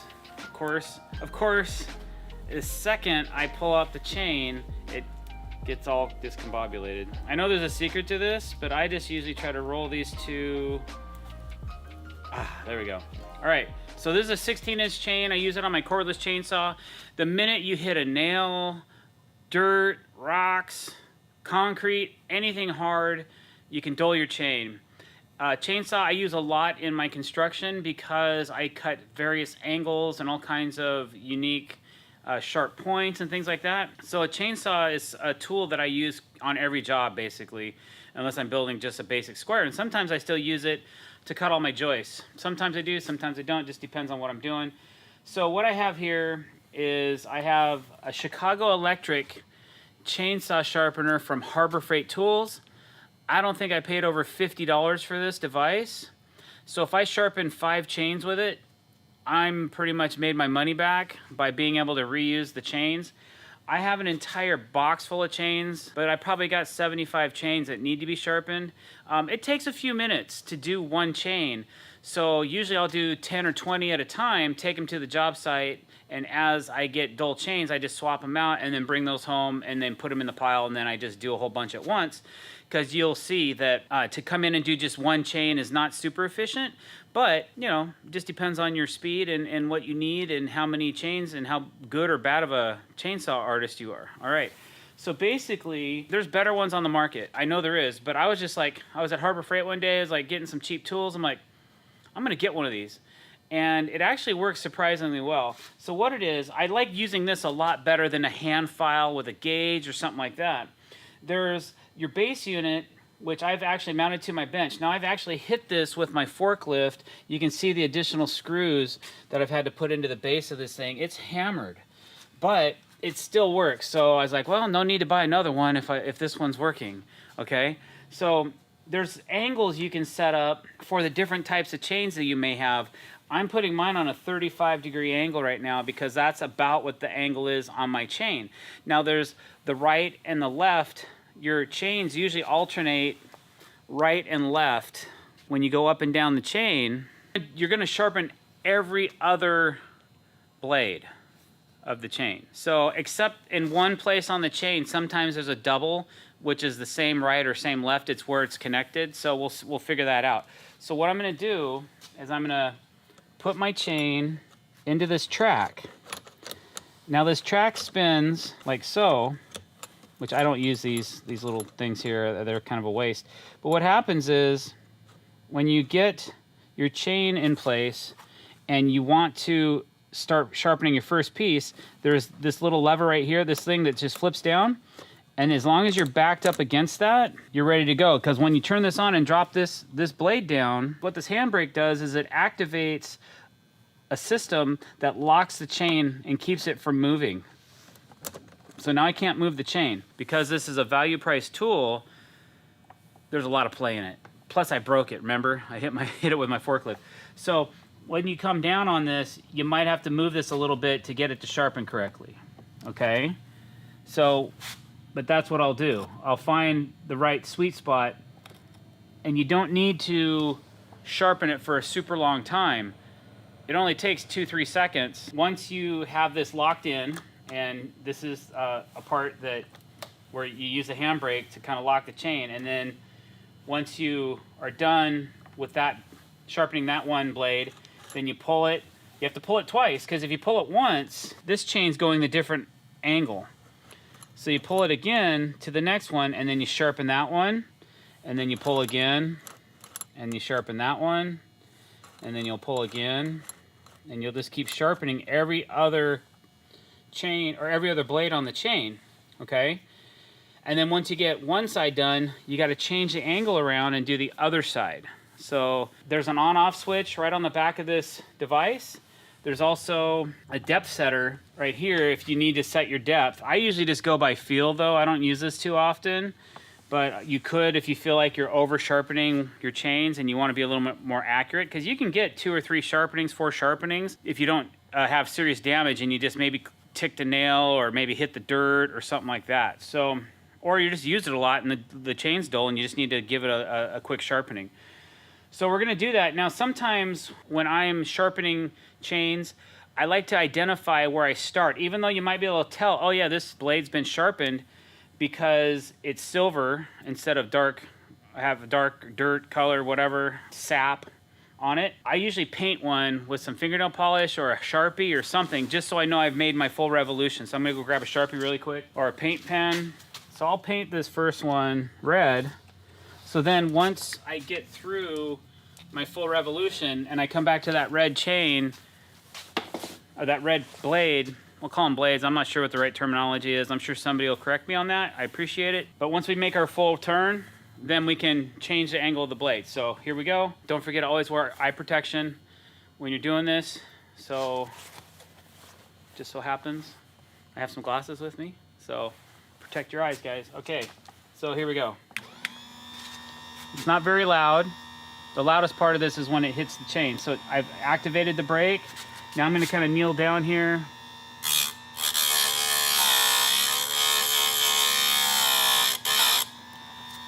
All right, that's one. You can see this chain's really hammered. I must have hit something really hard with it. So I'm gonna come down and I'm probably gonna sharpen that one quite a bit.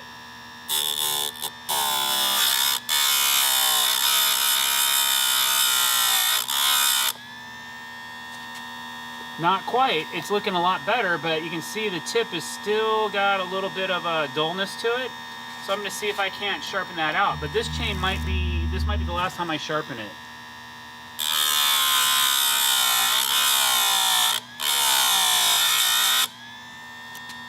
All right, that looks pretty good.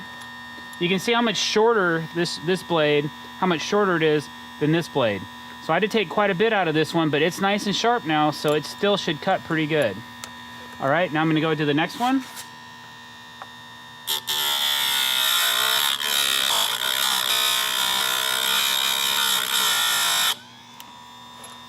And that one's really short too, so you can tell that I've sharpened this chain before because that blade is really short.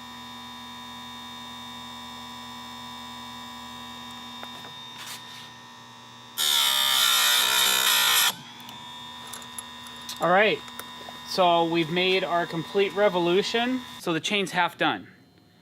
So now we got to turn the angle to the other direction to sharpen the rest of this chain. So there's a knob underneath this angle. We loosen that up.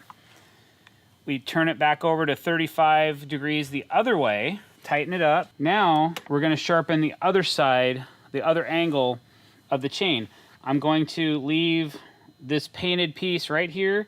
I'm going to start the one behind it, so when this thing comes back around, I'll know that I've sharpened all of my links. Okay, here we go. This link is hammered, so I'm going to try to grind it a little bit more to get that tip sharp.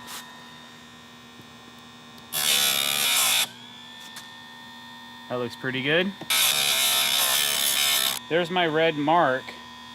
So this will be the last link to sharpen on this chain. So I'm gonna pull this back. Here we go. All right, guys. So that pretty much gives you a refresh chain. This one's ready to go back to the job site. You know, I did notice on a couple of these links that they're getting kind of short. So this is probably the third time I've used this chain. It may get us another sharpening and be able to get through it. That took us, what, about 5 minutes? You're gonna spend about 5 minutes per chain, maybe 10 minutes per chain sharpening these. But then they do work really good. When I take this back to the site, it works almost as good as when it was brand new. I wouldn't say it works just like brand new, but it's enough to get you through all your rough framing and even some semi-finished cuts. So thanks for watching, guys. I really appreciate it. If you have any questions or comments, leave them below. Don't forget to click that subscribe button and hit that bell icon if you want to be notified when we're putting out new content. Thanks for watching. Have a great day.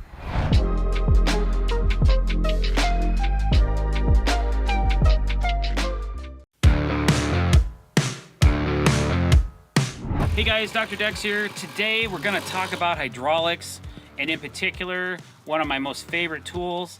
I call this a bobcat because so many of you know what a bobcat is, but it's also known as a skid steer. And this particular brand is called a Thomas skid steer. So if you learned something today from this video, please click that subscribe button. Don't forget to hit the bell icon as well. And while you're at it, go check out Dr. Deck's Masterclass of deckboard bending at drdecks.masterclass.com and drdecks.com. All right, so here we go. I don't use this machine on the job site every day, but when I have the ability to bring this to a job and leave it here and use it for heavy lifting and moving of dirt, rock, and gravel, it's invaluable. I've had a bobcat. I've owned a skid steer for about half of my career, I'd say, about 15 years of it. Once I could afford it and I was looking for investment for my business, I have a mini skid, a skid steer, and a forklift. Those are the three pieces of equipment that I own that I really don't think I could live without. Once you have them, you figure out ways to use them. So basically I wanted to go through a run through of what this machine is and what it does. And so this is a medium duty skid steer. I would say it's not a heavy hitter. It doesn't have high flow hydraulics, but it does have the ability to run accessories and different types of implements. We have an auger with an auger bit, and the bit size can change, and we can put that and hook it to the front of the machine, hook up the auxiliary hydraulics, and then there's a button right here on the handle that will allow you to turn it on and off, or there's a switch in my cab that allows me to activate it as well, depending on what implement it is. But we're going to start with the basics. So when you're running the machine, you have to have this safety bar down. When the safety bar is down, then you have access to all the controls. Now, if you ever played Battle Zone when you were a kid, you're going to love this machine. If you're good at Battle Zone, you're going to kick butt at running a skid steer. All right, so basically, it's like a tank. You have forward and backward. This side controls the right side of the machine. This side controls the left side of the machine. And you make it turn by reversing the flow. And what you're doing, when you move these levers, you're moving the hydraulic fluid around the machine to different pumps. And those pumps either turn a gear, they turn a wheel, they may pump fluid to a different part of the machine, depending on what your commands are. So this machine is set up for hand controls and foot controls. Your hand controls move the machine. Forward, backward, right, left, in a circle, pop wheelies, whatever you want to do in this thing, that's what your hand controls do. Your foot controls, they control the bucket and the boom. So your left foot right here on this pedal controls elevation of how high the bucket will come up or come down. This foot pedal over here controls the pivot point of the bucket for dumping and lifting and leveling things out. So it takes a minute to learn these controls. But after you've owned a machine for a while and you use it, you become fluid. Sometimes my commands are too much input for this size machine, and I have to wait for the machine to catch up to my commands because I like to be going in reverse, taking the bucket, dumping a material. I'm making several commands, so I'm using it's like a drummer. Drummers have unison and they have great control, and they are with the beat, and when they're running both their feet and their hands all the time, they're making all these incredible sounds. That's kind of what you do with this machine, is you're using both hands and both feet at the same time to make the machine flow. And once you capture that flow, then you know that you're a really decent operator, because you can make the machine do several things. You're increasing your speed by doing that, by making things run at a certain way. So like, let's say I'm backblading and I'm dumping gravel at the same time, or I might be just dumping gravel, but I have a big pile. So I'll go scoop, and while I'm in reverse, then I'll start moving my feet to get the bucket to come up, and then I'll start immediately either dumping it or taking it to the spot. Once I get to where I want to be, then I'll start to tip the bucket before I get there, and then feather it out so I can drop the gravel. So a lot of it is just practice, practice, practice. A couple cool things about this particular machine. This is a Thomas 153, and I think it's called Muscle. I don't even know if they make these anymore. I bought it at an auction, got a pretty good price on it, had very low hours, and right now it only has 740 hours. I think I bought it with 350 hours or something like that. This machine, I know it can be adapted, so if you wanted to lock out, let's say you have bad ankles or something and you wanted to lock out the foot controls, you could actually run this entire machine just with your hands. By running the sticks, you can turn them in and turn them out, and that will make the bucket raise and lower and dump and tilt. But my wrists are actually a little weak, so I don't do that. But I know there's a pin in here or some kind of a linkage that you can change to make that happen. I haven't done enough research on it. Maybe some hydraulic mechanics can reach out to me and let me know. I'd really love to put a high flow pump on here so I could put a jackhammer attachment on it. I don't have the resources for that, or I don't know the right mechanic that can do that for me. But some of the bigger machines, some of the John Deeres and some of the big Bobcats that are made can have a high flow pump. So there's an extra pump inside the cabinet of the machine. So if you have the high flow pump, it'll flow more hydraulic fluid and allow you to run some of those larger attachments that a standard machine won't run. So like, I've tried to run a breaker or a jackhammer attachment on this machine, did not work. I actually had to go rent a bigger machine to be able to break up some concrete I had on a project. So is what it is. I'm really happy with this machine. It always starts for me. It always runs. I keep the battery charged if I'm letting it sit in the winter. I always keep it covered, usually at my house. And then when I take it on a job site, we just tarp the cab because it's really nice to get in on a dry seat instead of a wet one. So a couple other features of this machine. It's a diesel. It has a Kubota motor in it. So standard diesel, I've actually pulled the whole motor because I had to weld up the oil tank because it cracked. I think that they're notorious for doing that, especially when you're constantly jerking these machines, because they can be herky-jerky, especially if you're trying to run on asphalt and concrete. But a couple other things, this has auxiliary for lights. So I'm going to go ahead and I'm just going to turn it, activate the circuit so I can show you the lights. So now the lights are on. So there's two in the front and one in the back. And then I got my auxiliary hydraulics, which the machine's not running, but there's a indicator light in here that tells me my hydraulics are on. Or if I want to, and I have the hydraulics hooked up for my pulse hole digger or my auger bit, I can actually run that right here off the switch, right off the handle, which is kind of nice, but usually I'm just up here flipping this on and off. It has glow plugs, so you got to let them warm up when you first start the machine. And besides that, that's about it. It's hand movements, forward, backward, and foot movements up and down, tilting and tipping. All right, guys, that's about all I have about this machine.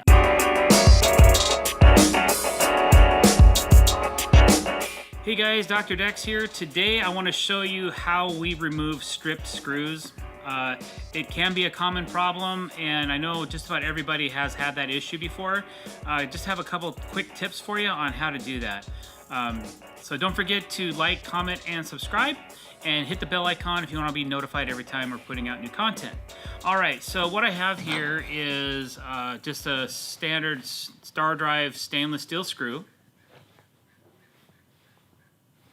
And I also have the standard old lumber. Okay, we're gonna go in. Okay, let's just say you strip the head of the screw out.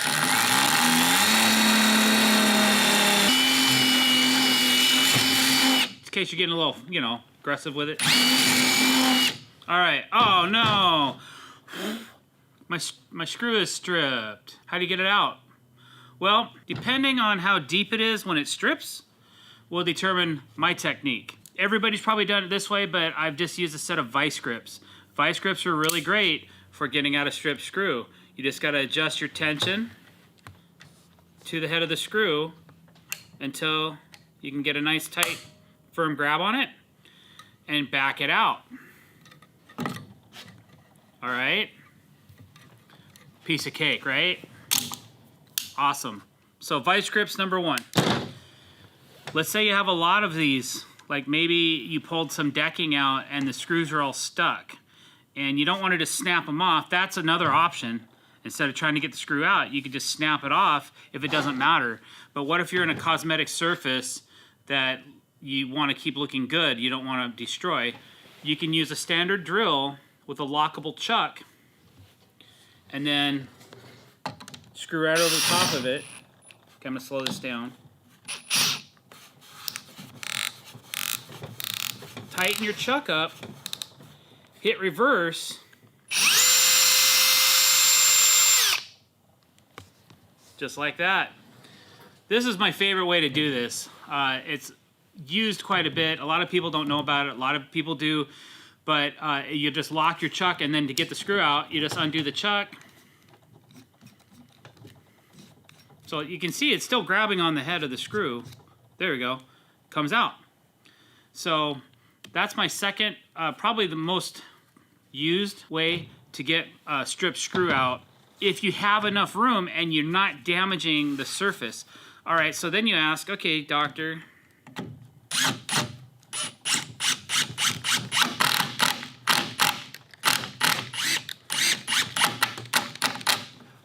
let's say you have a screw that's not quite all the way in the board. I'll pull it out just a little. Okay, that's pretty stripped. Let's just pretend this is a nice product. This AZEK PVC. AZEK PVC. Don't want to ruin the surface of this, right? Okay, go to this. Oh man, if I use this vice grip, for one, I'm having a hard time snapping onto it.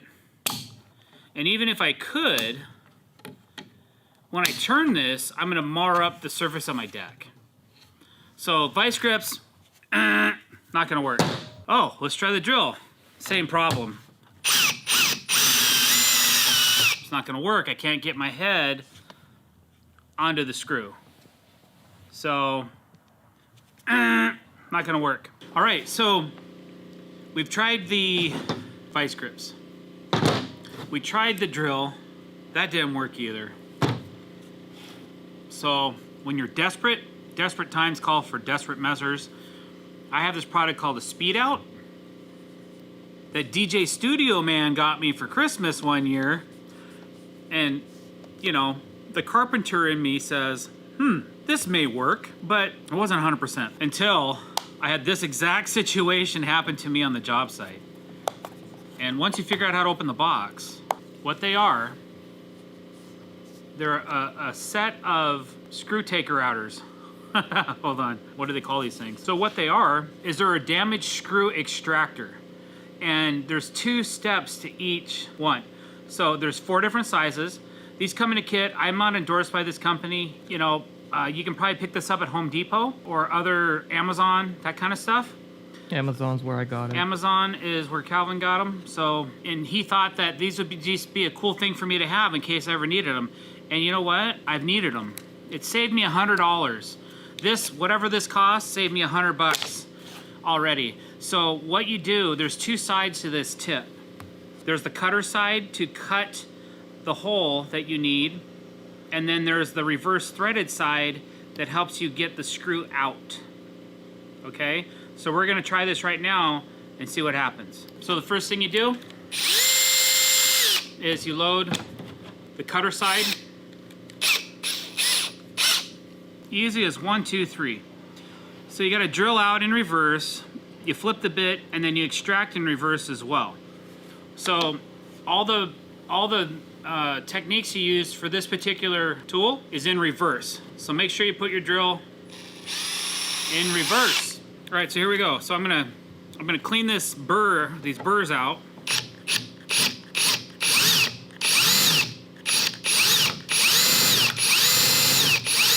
I'm gonna flip the bit.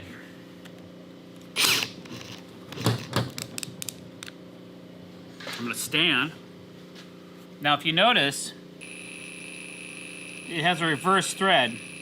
So it's gonna wanna grab the drill, or excuse me, it's gonna wanna grab the head of the screw. As I spin this, it's gonna wanna grab the head of the screw and hopefully pull the screw out, okay?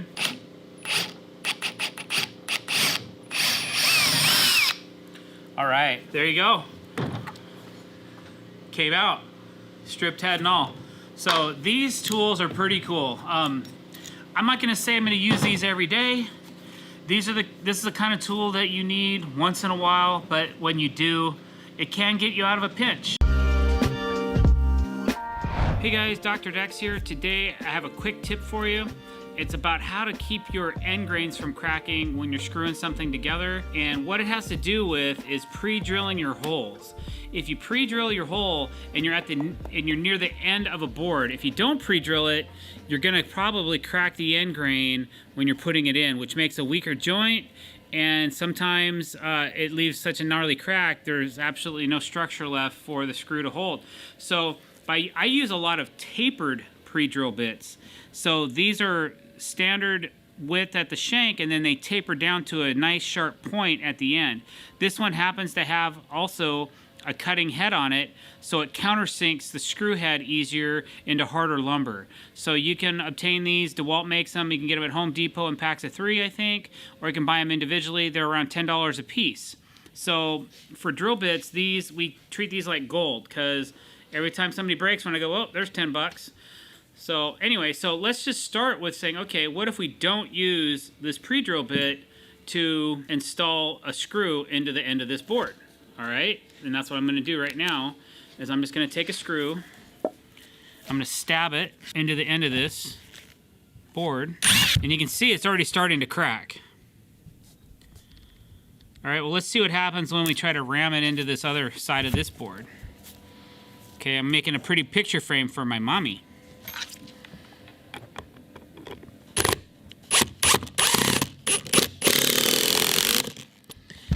And when my mom sees that, she's gonna be like, what the heck, doctor?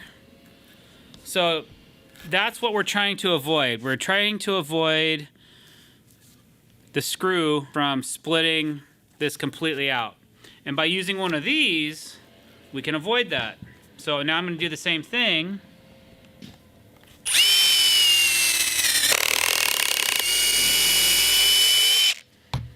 Put a little countersink on there.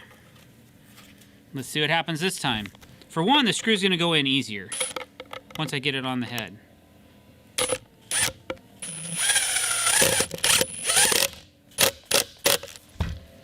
All right, no crack. Awesome.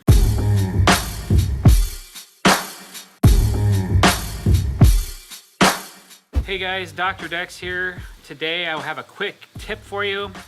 I'm sure many of you have heard of this tip before. Some of you probably haven't, so this one goes out to those that don't know this. All right, so if you take an ordinary nail and you're using it in a board and you're really close to the end with your nail, usually you're gonna find this board's gonna try to split apart. Like that, okay? You can see where the board is split. Right here and right here. So what you do is you would take your nail before you put it in and dull the end of it. Like that. By dulling the end of this nail, you'll find that it's not gonna have as much tendency to split the board. Okay, I'm gonna put this right next to this one.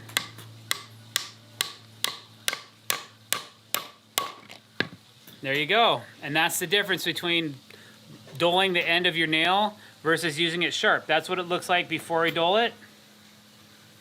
All you gotta do, you can just put it on a board, you can put it on the ground, you can put it on another head of another nail. Just dole them out a little bit like that, and then you'll get less splitting in the ends of your boards. And even in the middle, sometimes it can happen in the middle as well if you're not careful. Hey guys, Dr. Decks here. Got a quick tip for you for all of those that are trying to figure out how to cut angles more than your chop saw will cut. All right, so I have a piece of PVC and I need to cut this angle on it. So this is a really obtuse angle. If I put it on my square, it's like 65 degrees. Okay, so I can't make a 65-degree angle on this chop saw. It only goes up to 60 degrees. So 60 degrees right here, but I need 65. So what I'm gonna do is I'm gonna cut a stopper plate or a piece of scrap or whatever with the additional angle. Okay, so if you took 65 degrees and you subtracted that from 90-degree angle, what do you come up with? 25 degrees, all right? I'm gonna cut a piece of scrap on a 25-degree angle. Right now it's on a 22.5.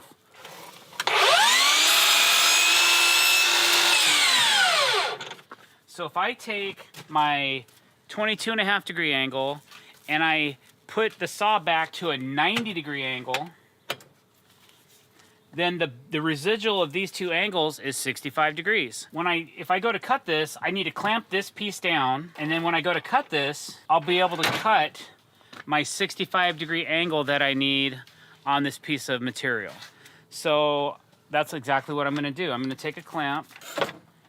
Okay, so this piece isn't gonna work, and that's okay. We wanna show the whole process here. So I'm gonna grab a 2x4, because you can use any type of material, any type of lumber as your jig, okay? Okay, so there's 25.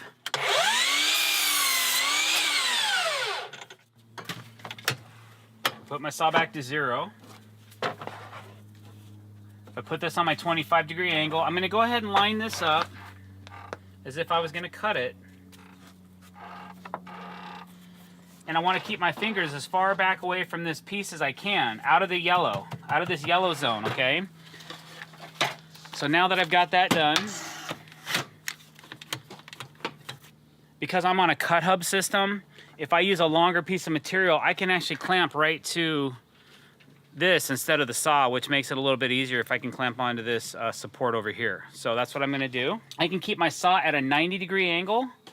I have my board at a 25-degree angle, and that will allow me to cut my 65-degree angle on this piece right here. All right, so here we go.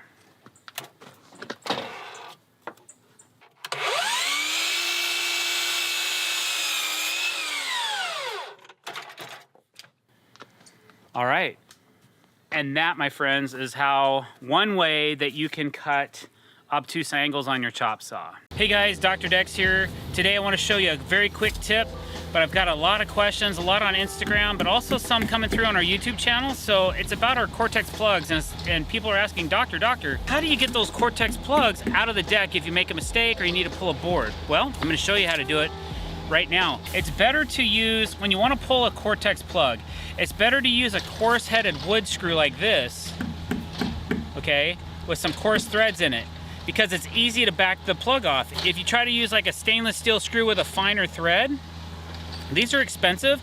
You're only gonna get one cork off of it. You have to use pliers to get it off. You're gonna end up damaging those screws and you just throw them away. I hate throwing away stainless steel. So I don't mind throwing away these, but I can do 20 plugs with this one screw or more, and they're easy to take off once the plug sticks to it. Let me show you what I'm talking about. All right, so what you have to do is you have to find the plug in the deck, and I'm gonna take these two plugs out. So I'm gonna take the head of my screw, or the tip of my screw, and center it right in the plug, and then I'm gonna go forward. And I'm gonna run that thing all the way in until that screw pops. And now it's stuck onto the screw. Now, if this was the stainless steel screw, I wouldn't be able to do this, but because I have a coarse-headed wood screw, lickety splits, the cork comes right off. So now I can reuse this screw. I know that seems petty, but when you have 30 of these things laying around because you can't get the corks off of them, it starts to add up. I'm gonna do that one more time, show you guys what's up. Then I'm gonna show you how to actually, the way I take out the screws. There's a fast way and there's a more methodical way of taking the screws out of the deck board, okay? All right, so let's get our last cork out.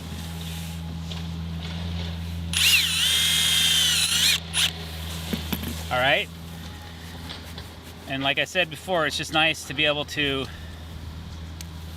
okay, so now we have all the corks removed off this board. All right, so now I want to pull the screws out of this board.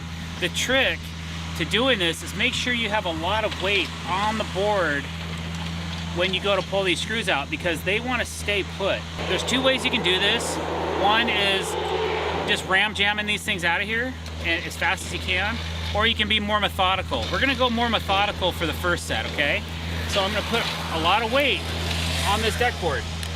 I'm gonna put the drill in reverse, even though there's a reverse headed screw. Most of those reverse heads, trying to talk over the construction back here, guys, sorry. The stainless steel screws that we're using, they have a reverse thread at the top of the screw. So that collects the material that would normally be shredded away at the top of the hole that the screw's going into. The reason for that is so it eliminates mushrooming of the product, but it collects right here. So when I hit this screw in reverse, all that collection is gonna try to keep the board from raising up. That's why you gotta put so much pressure on the deck board, okay? So let's see what happens. I'm gonna do this methodically. I'm going to alternate between the two screws to get them to pop, okay?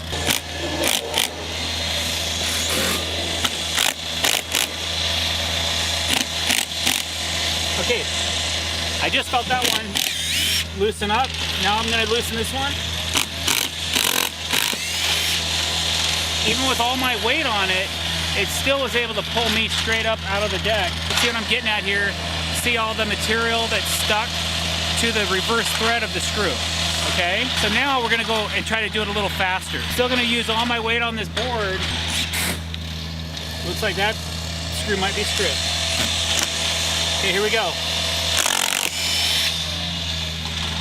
It kind of did the same thing. It lifted as I was going out. Now, you can sit here and strip all that gunk off of these screws if you want to reuse them, but sometimes I do because stainless steel is expensive. But it takes time. All right, here we go. All right, so that's how I'm removing the cortex screws out of the deck board once we have the cortex cork spot. Hey guys, Dr. Dex here. Today I want to talk to you about extension cord and air hose management.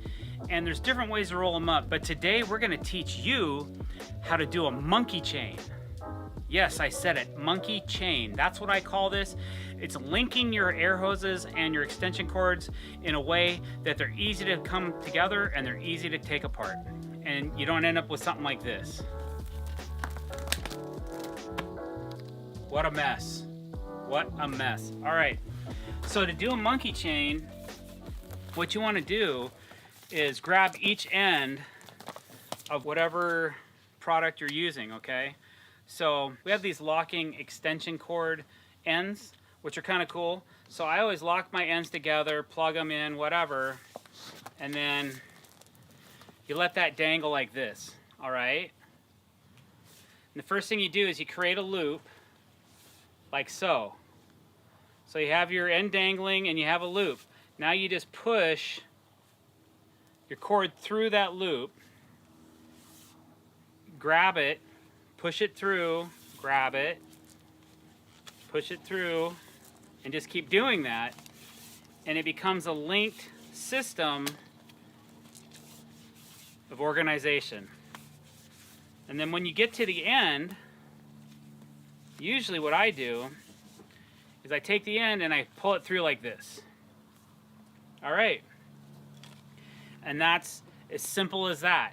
So that's how you would manage this cord instead of winding it around your elbow, which is hard on your cords, and eventually twists them up, and it twists all the wire inside, and then it twists the sheath, and then it wears out sooner. So we don't always do this, but we do it a lot with our air hoses as well. So when you want to take this apart, don't go to the linked end. You go to the end that you finish with, And that's where you start to take it apart. All you got to do is undo the one end, pull it back through, and then you just pull it apart. And it just pulls right apart. Like so. And now you're ready to work. It's that easy, all right? You want me to do it one more time? Okay, I thought so. All right, so here it is. Here's your cord. You create a loop. Push the cord through the loop, grab it, and then just keep pushing through.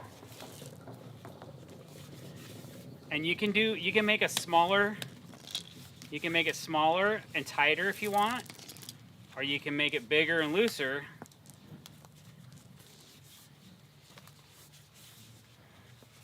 Now some people say these take up more space.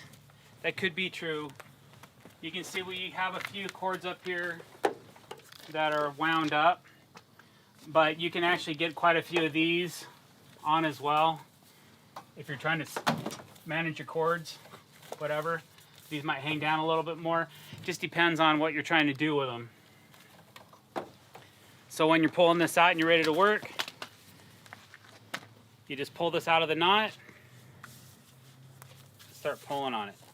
Like magic. Just comes apart. And that's how you untie a monkey chain. Any questions? One more time, you say? Just to get it in your brain? Okay, one more time. This time I'm gonna do it loose and sloppy. End of day, Friday, it's 3:57, and I'm hungry. All right.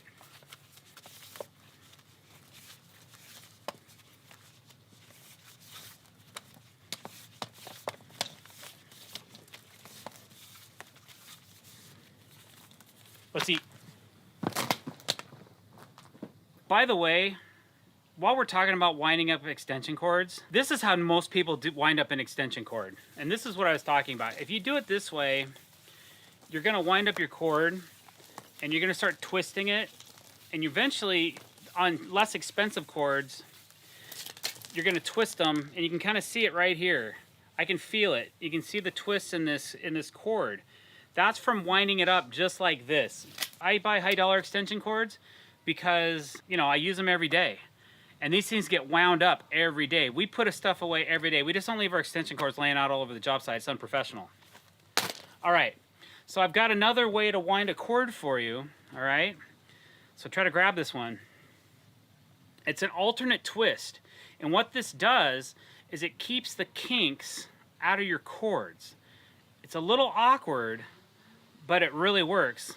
I learned this from my son, Calvin, DJ Studio Man. When he was at audio engineering school, the teachers taught him how to wind cables for all his audio equipment, which can be quite a bit when you're setting up for a concert or a live event or something like that. So I kind of took this from him and kind of developed my own way of winding a cord.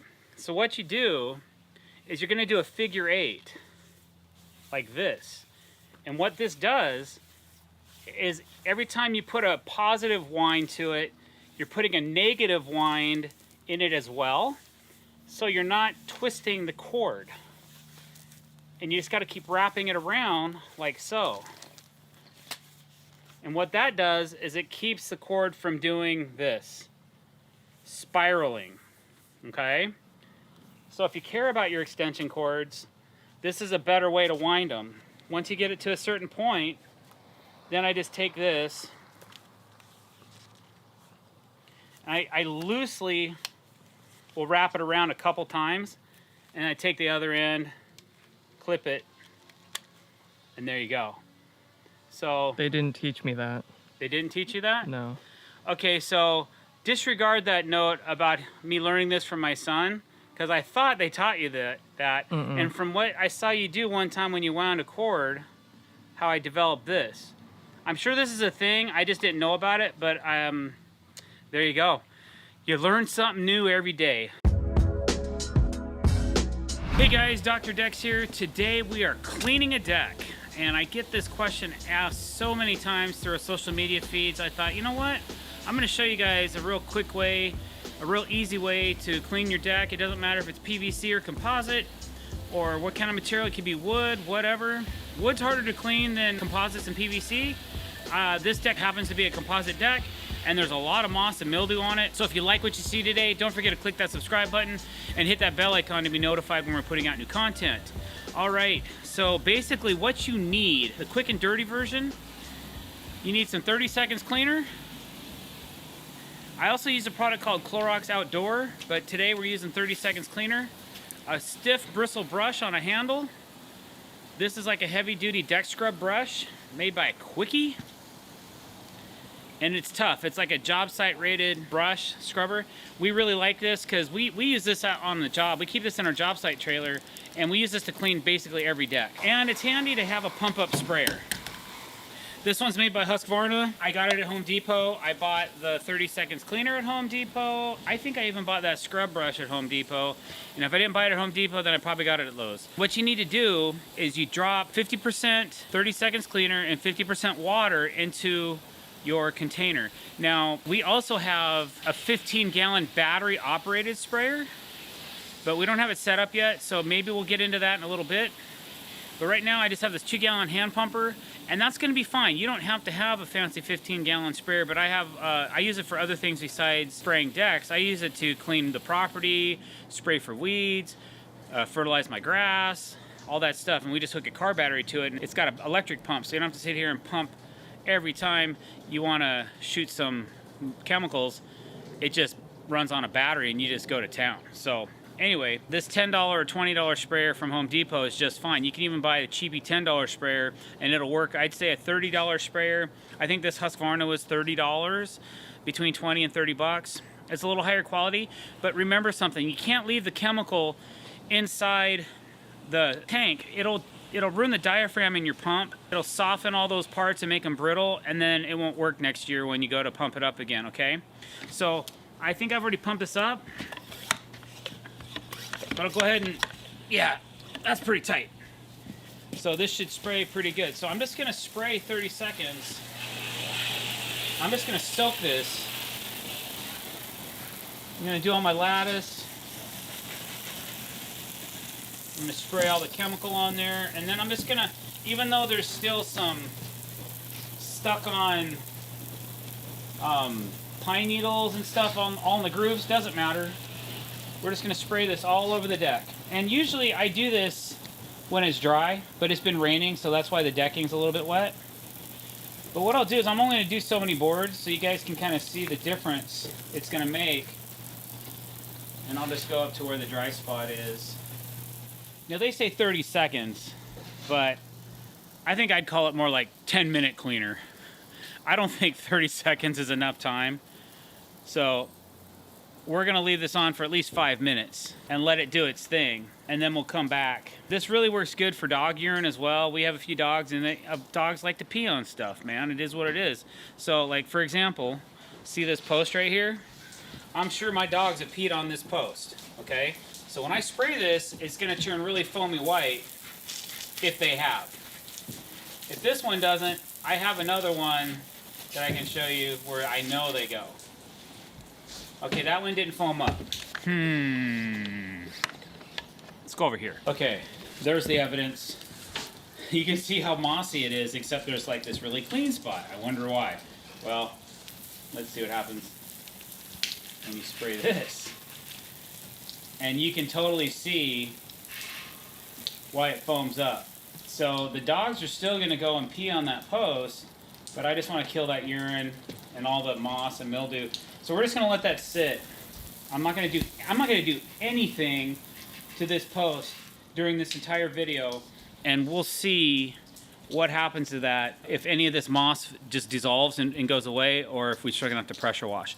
Because usually what I do, come back over here. So once you spray your chemical, you let it sit for a little bit, and then you scrub it and agitate it, and that's what's gonna help loosen up all of the moss, mildew, algae, sap. It might work on some sap, but I'm not guaranteeing it's gonna take sap off. I don't know, okay? You can kind of see this section of the deck is starting to lighten up already before I even scrub it. So it works pretty good for that. Let's read the label and see what this contains. I know there's sodium hypochlorite, which is bleach basically in it.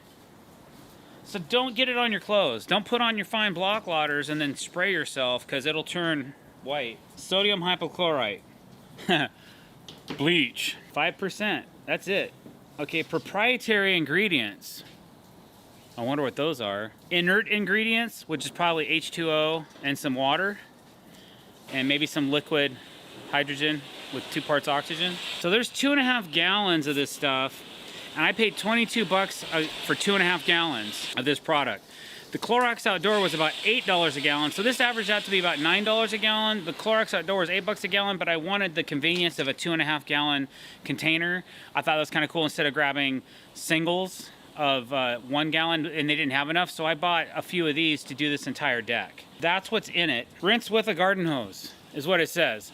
But because we have so much pine needles and debris and everything in between our deck boards, we're gonna use a pressure washer and clean all of that crap out of the deck so that it's healthier for the joists. And that's the first place that rots on a deck, is where all the pine needles and all that stuff gets caught. And then it just festers, even on pressure treated lumber, and eventually it'll rot it away. I think that this section of the deck, if you look at it, the only place that it's really heavy moss is right here. So what I'm gonna do is I'm gonna quickly spray this again, and then I'm gonna scrub this out. And then we won't even use the pressure washer. We'll just go ahead and rinse it off, and we'll see what we got.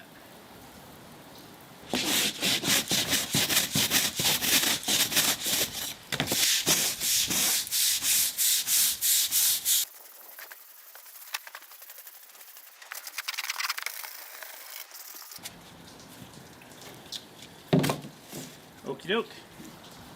So, it's looking pretty good. Let's rinse it off. All right, so it's been about 10 minutes. We've scrubbed it, we've sprayed it. Now I'm gonna rinse it, okay? So I use like a brass nozzle or a high-powered nozzle on the end of a garden hose. So it gives a pretty good spray.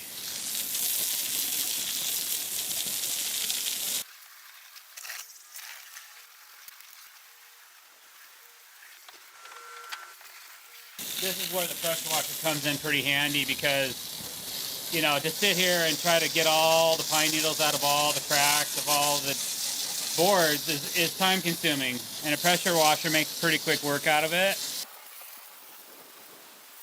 All right, you can see in 10 minutes how clean the deck became without a pressure washer.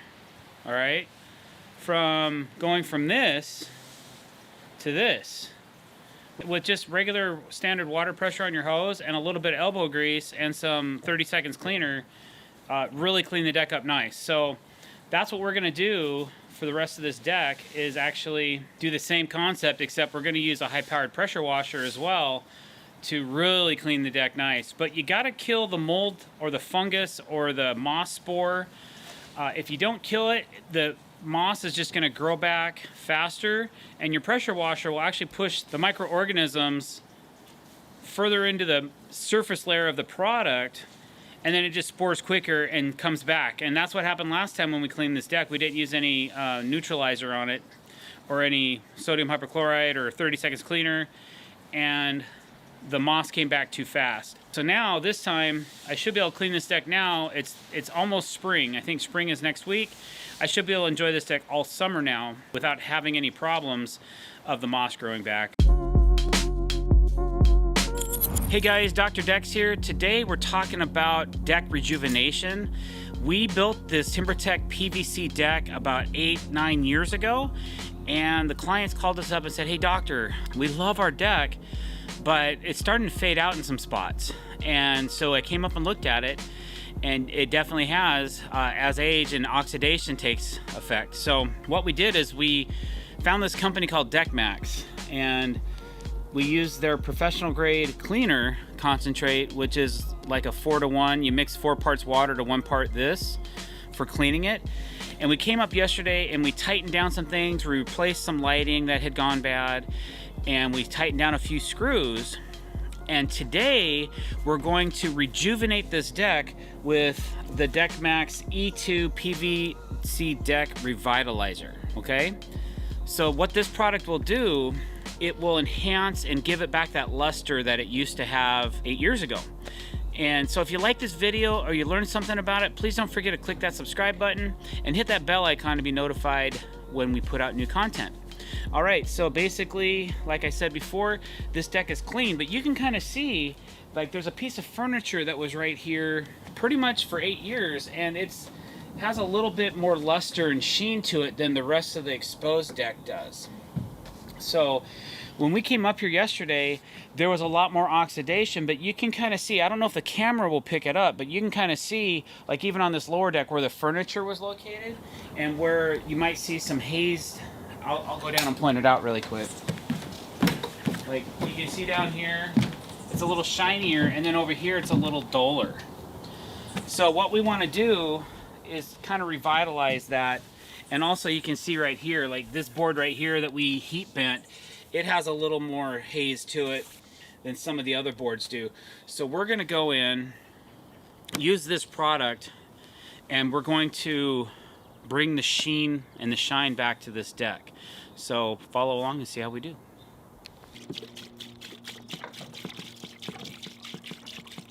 All right, so the first thing we have to do is we're gonna cut in some corners. So I'm gonna use a paint pad for that, but you don't wanna soak the entire paint pad. You just wanna get some of the product about 1/4 of the way on the pad, and then so you can feather it out, so you're not pooling the product everywhere. So you just wanna dip the tip like this, and then it'll start to run down the pad like so, and then you can start applying the product.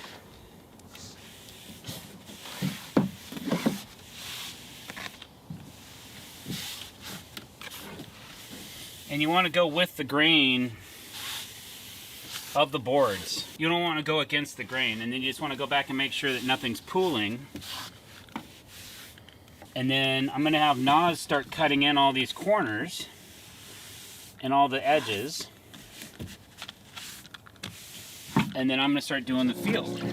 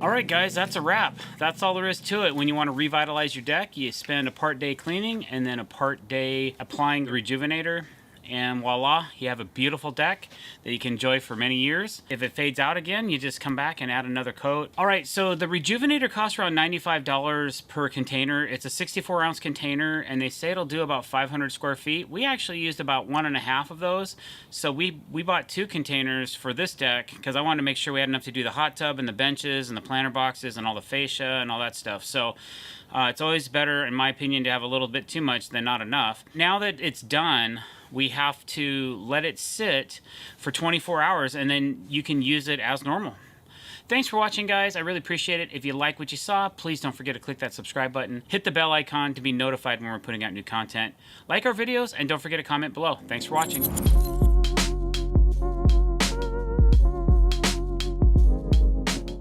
This is what Goof Off does to PVC deck boards, and it's not pretty. A simple painting mess turned into a major deck disaster because somebody grabbed the wrong cleaner. I'm breaking down what happened, why it happened, and what you should be using to clean your deck the right way. Maybe you remember us building this deck about 6 months ago, and this deck is brand new. It's TimberTech PVC, advanced PVC. It's a great product, excellent for many different reasons. We use this decking all the time. We really like using it. The kryptonite to PVC is this product right here called Goof Off. It even states right in here, do not use on PVC decking. There's warnings, so we'll get to that in a minute. But what happened was they put new siding on this house. After we were finished with the decks, the remodeler came in, put all brand new siding, windows, all that stuff on the house. They were painting and they put tarps over the top of this railing to protect it. They tarped the deck. They taped a line. I know it's hard to see on camera, guys, but you can definitely see this line that they taped the plastic down when they covered up the railing. When they pulled the tape off the deck, it left some residue on the floor of the decking. Okay, that happens. No harm, no foul. Until they used this product on the PVC decking.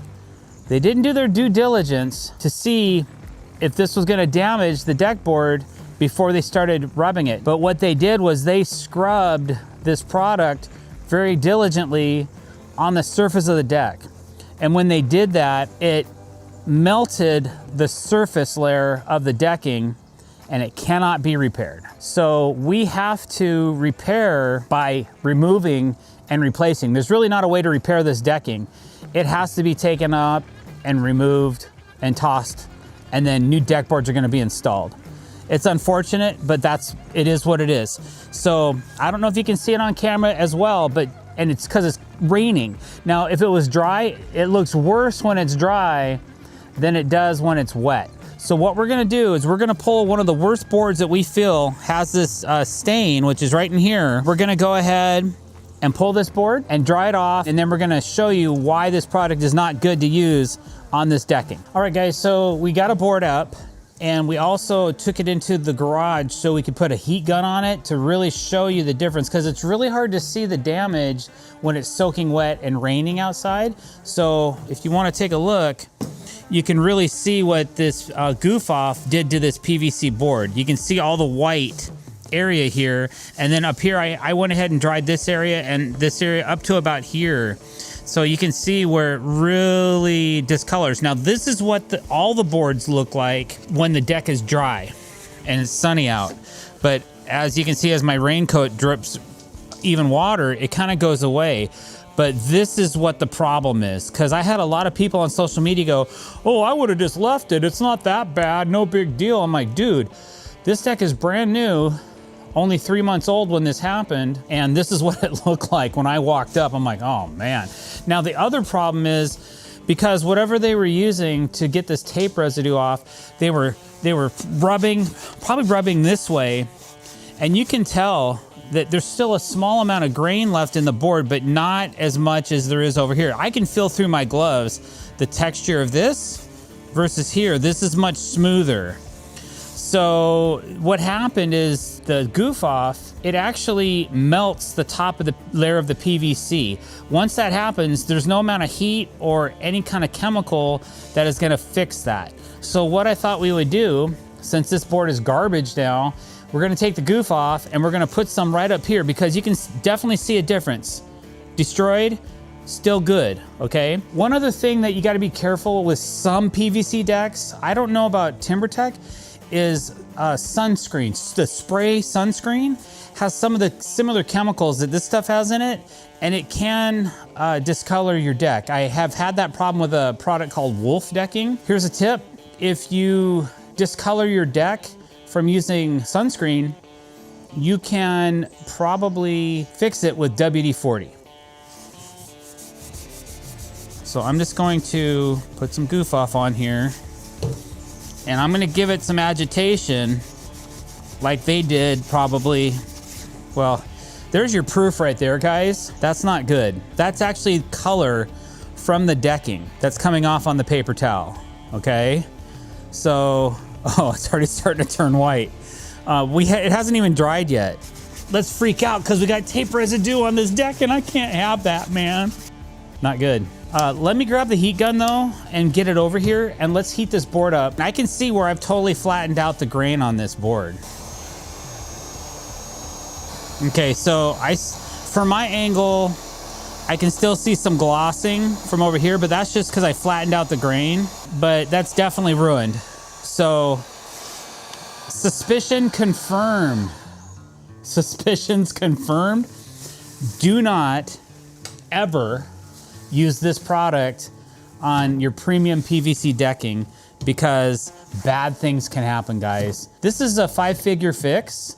So this was a very expensive mistake. The contractor is reimbursing us for the product and the labor. There's no fix. I've talked to TimberTech about this. He said, yeah, that's very unfortunate that this happened, but it's not a warranty issue. This is just neglect. We have to replace 20 narrow boards and 20 wide boards to fix this problem. Okay, so you might be asking, all right, doctor, fine.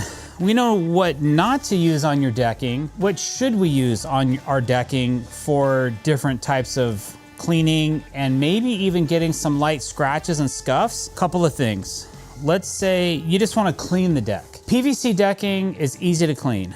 You can just use soap and water, Dawn dishwashing detergent and water, and even a light pressure washing, not a heavy one, because you're still gonna get mildew, mold, stuff like that. Fungus will still grow on the surface of the deck. If it'll grow on glass, it'll grow on PVC, okay?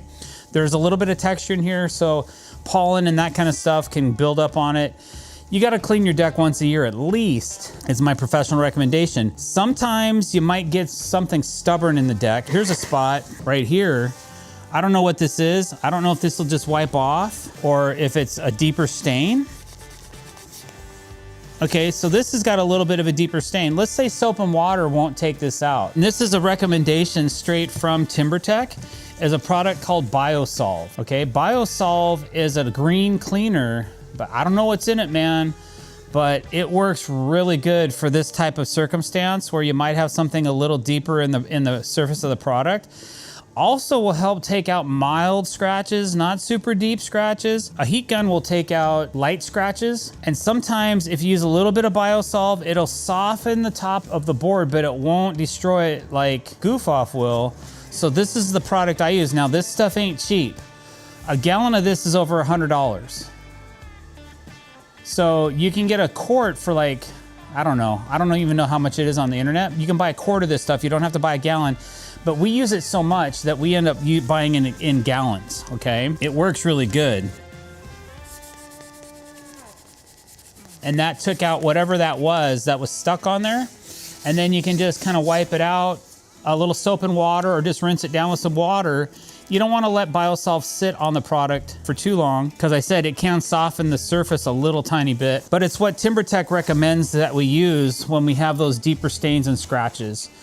So that's the proper way to clean the decking. I hope this helps somebody out there, because I've seen this goof off issue before and it's not pretty. You can't fix it and the board's ruined. I mean, I can see from right here, I look down this board and I can see exactly where that stain is. So, hey guys, Dr. Decks here. Thanks for coming to our channel and watching it. We encourage you to click that subscribe button, so please do so. Today, we're talking about climate-specific deck building strategies and things you may need to know about when you're building a deck in particular areas. To kick this video off, we're gonna start with one place that I know quite well, and if it's a wet area that you're in, there's some things you might want to consider. It's not wet today, but most of the time it is. So where we come from, there's a lot of mildew, rot, and decay. So you're gonna make sure you're gonna wanna use at least pressure treated lumber.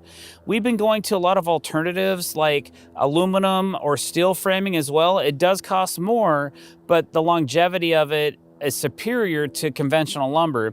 At the minimum, you got to use pressure treated, and you might even want to protect the tops of those joists and the tops of those beams with some waterproof membrane tape. We use a product called G-tape to protect that keeps the moisture from soaking in. And the reason we like to protect the tops of the framing, like surface blocking, tops of joists and beams, is because every time you penetrate the top of a member, there's a potential for water intrusion. So if you seal that area up, so like when a screw goes in through the tape, it's self-sealing so that the water and moisture can't penetrate.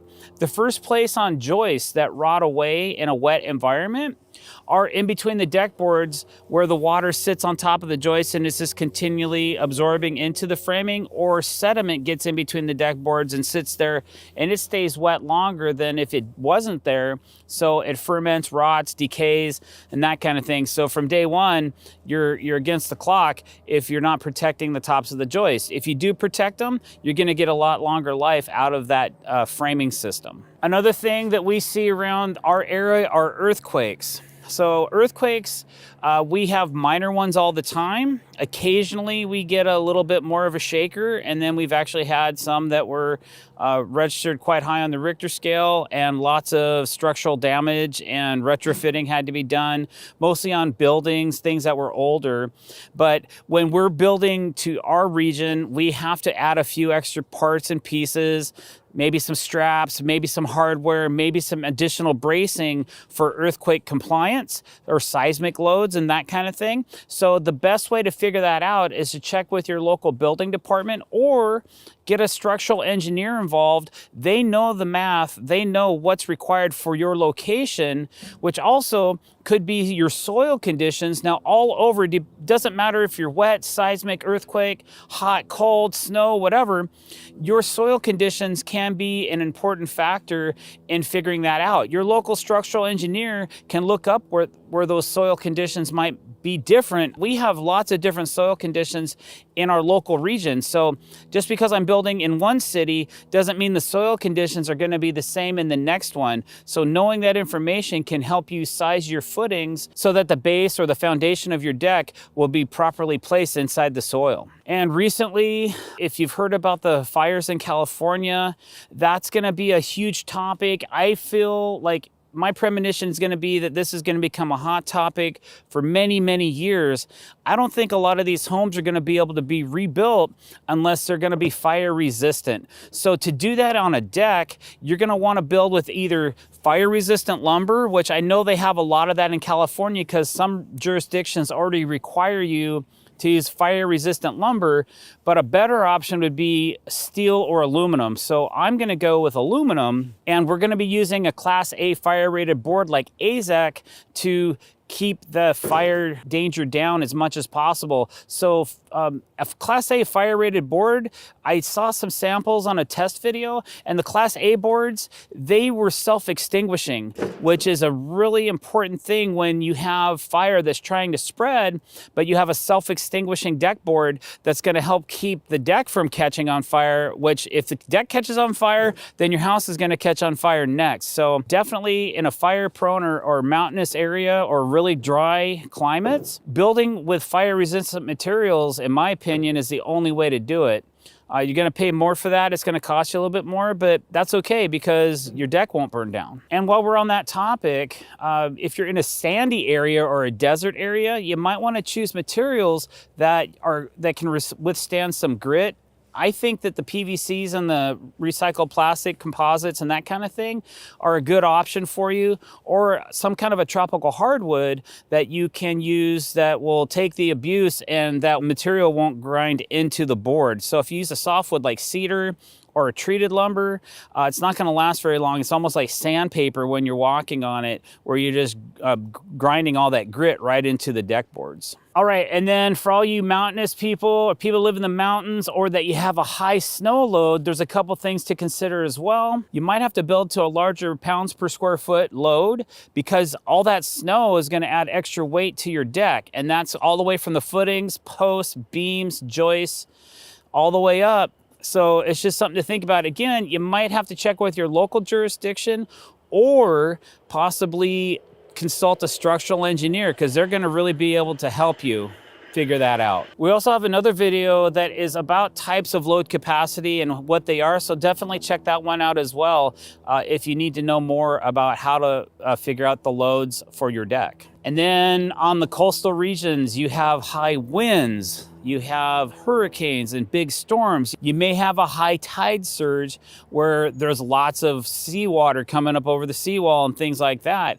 I've seen local jurisdictions devastated by high surf and that kind of thing. So I don't know for those regions, that's really not my jam, but I've seen other people on the internet have to deal with it where they're just simply rebuilding what they put in. Now I know that some of these guys have used composite lumber for their frames in the beachy areas and that kind of thing. And that has held up a lot better than the pressure treated lumber that they've used in the past, where it just gets snapped or buried or whatever. The plastic lumber has done a lot better with their survival. So it's structural, it's composite, and it doesn't rot away. For those of you in the southern regions, we know you get a lot of insects, Florida, and some of those other places where there might be a lot of termites. You might consider using a tropical hardwood that insects don't like or they can't eat, or going back to those steel, aluminum, and PVC options that are just impervious to insects and that kind of thing. You can also use insect resistant lumber. Definitely minimally use that, like a pressure treated lumber. Make sure you're taking an end grain solution and treating all your ends so that those bugs and insects aren't trying to eat your frame away. Another thing to think about is if you're in a steep sloped area, how are you gonna get those footings in the ground? You're gonna do it a couple different ways. You're either gonna dig really deep and put in some rebar cages and pour a lot of concrete, or you might be able to possibly get away with a product called diamond pier, where you're driving metal bars into the earth through a footing. That we've done that on some steep hillsides before, and it worked out really well. You use a jackhammer and you jackhammer the steel bars in, and then it gives you a better load capacity for your frame. So it's all in the footings and the details on that for those steeper slopes. So just something to think about, that try to figure out your options for that as well. You may have to end up putting in retaining walls or some other elevated areas, and those will have to be checked and engineered as well if they're over a certain height. So definitely check with your local building department to make sure that you're doing it properly. Hey guys, Dr. Dex here. Today we're gonna talk about job site etiquette. We've been off our last project now close to a few weeks. We've been waiting on some permits. I've been doing a little bit of tool resetting and some other things. So we've been away from the job site. We're getting ready to go back, and here's a few things that I think maybe some new contractors or possibly even some older contractors might consider to keep those clients happy and the neighbors happy sometimes as well, because we are invasive. We come in and we click that subscribe button, and then we get to work. So let's do that right now. Click it. Basically, every time we come in on a project, we're making a lot of noise, we disrupt the neighborhood, we run loud tools for a certain length of time, and it's always nice to have a little bit of etiquette, not only for your current homeowners, but for the neighborhood in general. Now, the first piece of advice I'm gonna give you, I've actually had employees been caught doing this on site, and it's quite embarrassing when the client has to come to me and ask me for them not to do this, and that's peeing or pooping on the property. My suggestion is that you get a portable toilet, a porta potty. Ours are called honey buckets around here, but we also have many other terms. It's a portable restroom. Portable restrooms, I used to never get them. We used to urinate everywhere on properties. We'd try to find a spot we could go to the bathroom. But when the client sees you doing that, for one, it's disrespectful for them and to their property, and to possibly whatever tree, plant, bush, or whatever else you're hiding behind for the, you might stun its growth or damage it. I've actually had the embarrassment of having a client once come to me and say, hey, caught your employee pooping behind my shed. Really don't appreciate that. And that was one of the most humiliating times in my career. And I'm like, I didn't even know what to think to this guy. Unfortunately, he was a good friend as well, and I didn't fire him for it, but I don't know what his problem was, man. He couldn't ask the homeowner to go inside the house, or he couldn't find the homeowner. He really had to go, and it was just one of those things. So I don't suggest you do that. I suggest you just get a portable restroom. It's worth a couple $100 a month that you never have to leave the job site, run up the street and go to a 7-Eleven or some convenience store begging to use their bathroom, because you don't have to. You have one on site. So since we've started using those a few years ago, I've had one on every job site since, unless it's a couple day project, and then I arrange with the homeowner, look, we need to come inside your home. We'll take our shoes off or boots off every single time. and wipe our feet, but we need to be able to use the restroom. Some clients are cool with that, some clients are not. And I've done it both ways, where I've arranged a restroom inside the house, which is wonderful, but I've also arranged where they've offered the bathroom to us, and I said, no, it's okay, there's 3 of us. This is a really dirty job site. I know we're gonna track mud and dirt into your home. And we went ahead and ordered a porta potty already. And they're like, are you sure that's unnecessary? I go, no, I really appreciate you. I know you have a downstairs basement bathroom that's like a utility bathroom, but we're just gonna go ahead and use our restroom, our portable restroom. They said, all right, have it your way. A few days later, well, a couple weeks we'll say went by, and the client, you could tell that they really appreciated the fact that we went the extra mile and got our own restroom facility, because a lot of times when we're building, we're there for more than a week or 2 weeks. The last job, like I said, I was there for 4 months. So yeah, we incurred some porta potty expenses, but we weren't inside the homeowner's house, and he didn't want us in his house. We had to wear masks when we went inside the house because of a compromised immunity system situation. Say that fast 5 times. We respect that. It's just one of those things that you go through. So sorry for the lengthy explanation on that one. Everybody has an opinion. A lot of you are probably thinking I'm crazy, but there's probably a lot of you that have your same story. Why don't you share your bathroom story with me in the comments below? Maybe we'll do a part 2 to this and we'll just talk about everybody's issues. Or maybe we can spur something else off on this video. Okay, so we've probably tackled the most invasive topic. Here's another one. We always have a radio on our job site, but we never play loud or vulgar music. We have a limit to the volume of our radio. It's never disruptive to the neighbors, and I never allow any type of radio that is vulgar or that is saying, hey, baby, you know, just no hardcore music, no lovey-dovey, get busy at 3 a.m. kind of stuff. You got to project what you want, professionalism on your site. Some companies don't allow music. I think music kind of gets you bumping, keeps you going during the day, kind of sparks emotion, and usually we're cutting a few jokes or singing along to certain songs. It makes the day go by better, and I don't have a problem with that. Public radio usually is pretty clean. You know what radio stations you can listen to, and then there's some talk shows that are not allowed, that I will not allow. I've had guys say, hey man, can I listen to this morning show? And I'm like, okay, until something comes out, man, and they're cursed, they say GD or they say something bad, and I'm just not into that. I won't allow it. That's my personal rule. If you change a radio station to something that I don't agree with, I'm gonna give you one warning. After that, the radio turns off, I pop the battery out of it, and I go, okay, we're not listening to the radio for the rest of the day. It's usually never a problem after that. It's better to listen to something than nothing. Number 3, and there's a lot of you that do this, I don't allow smoking or vaping in the backyard. No cigarette butts anywhere. I don't care if you're a smoker, that's fine. If you vape, that's fine, but you're not doing it in the backyard. You're gonna do it up at your car on the street.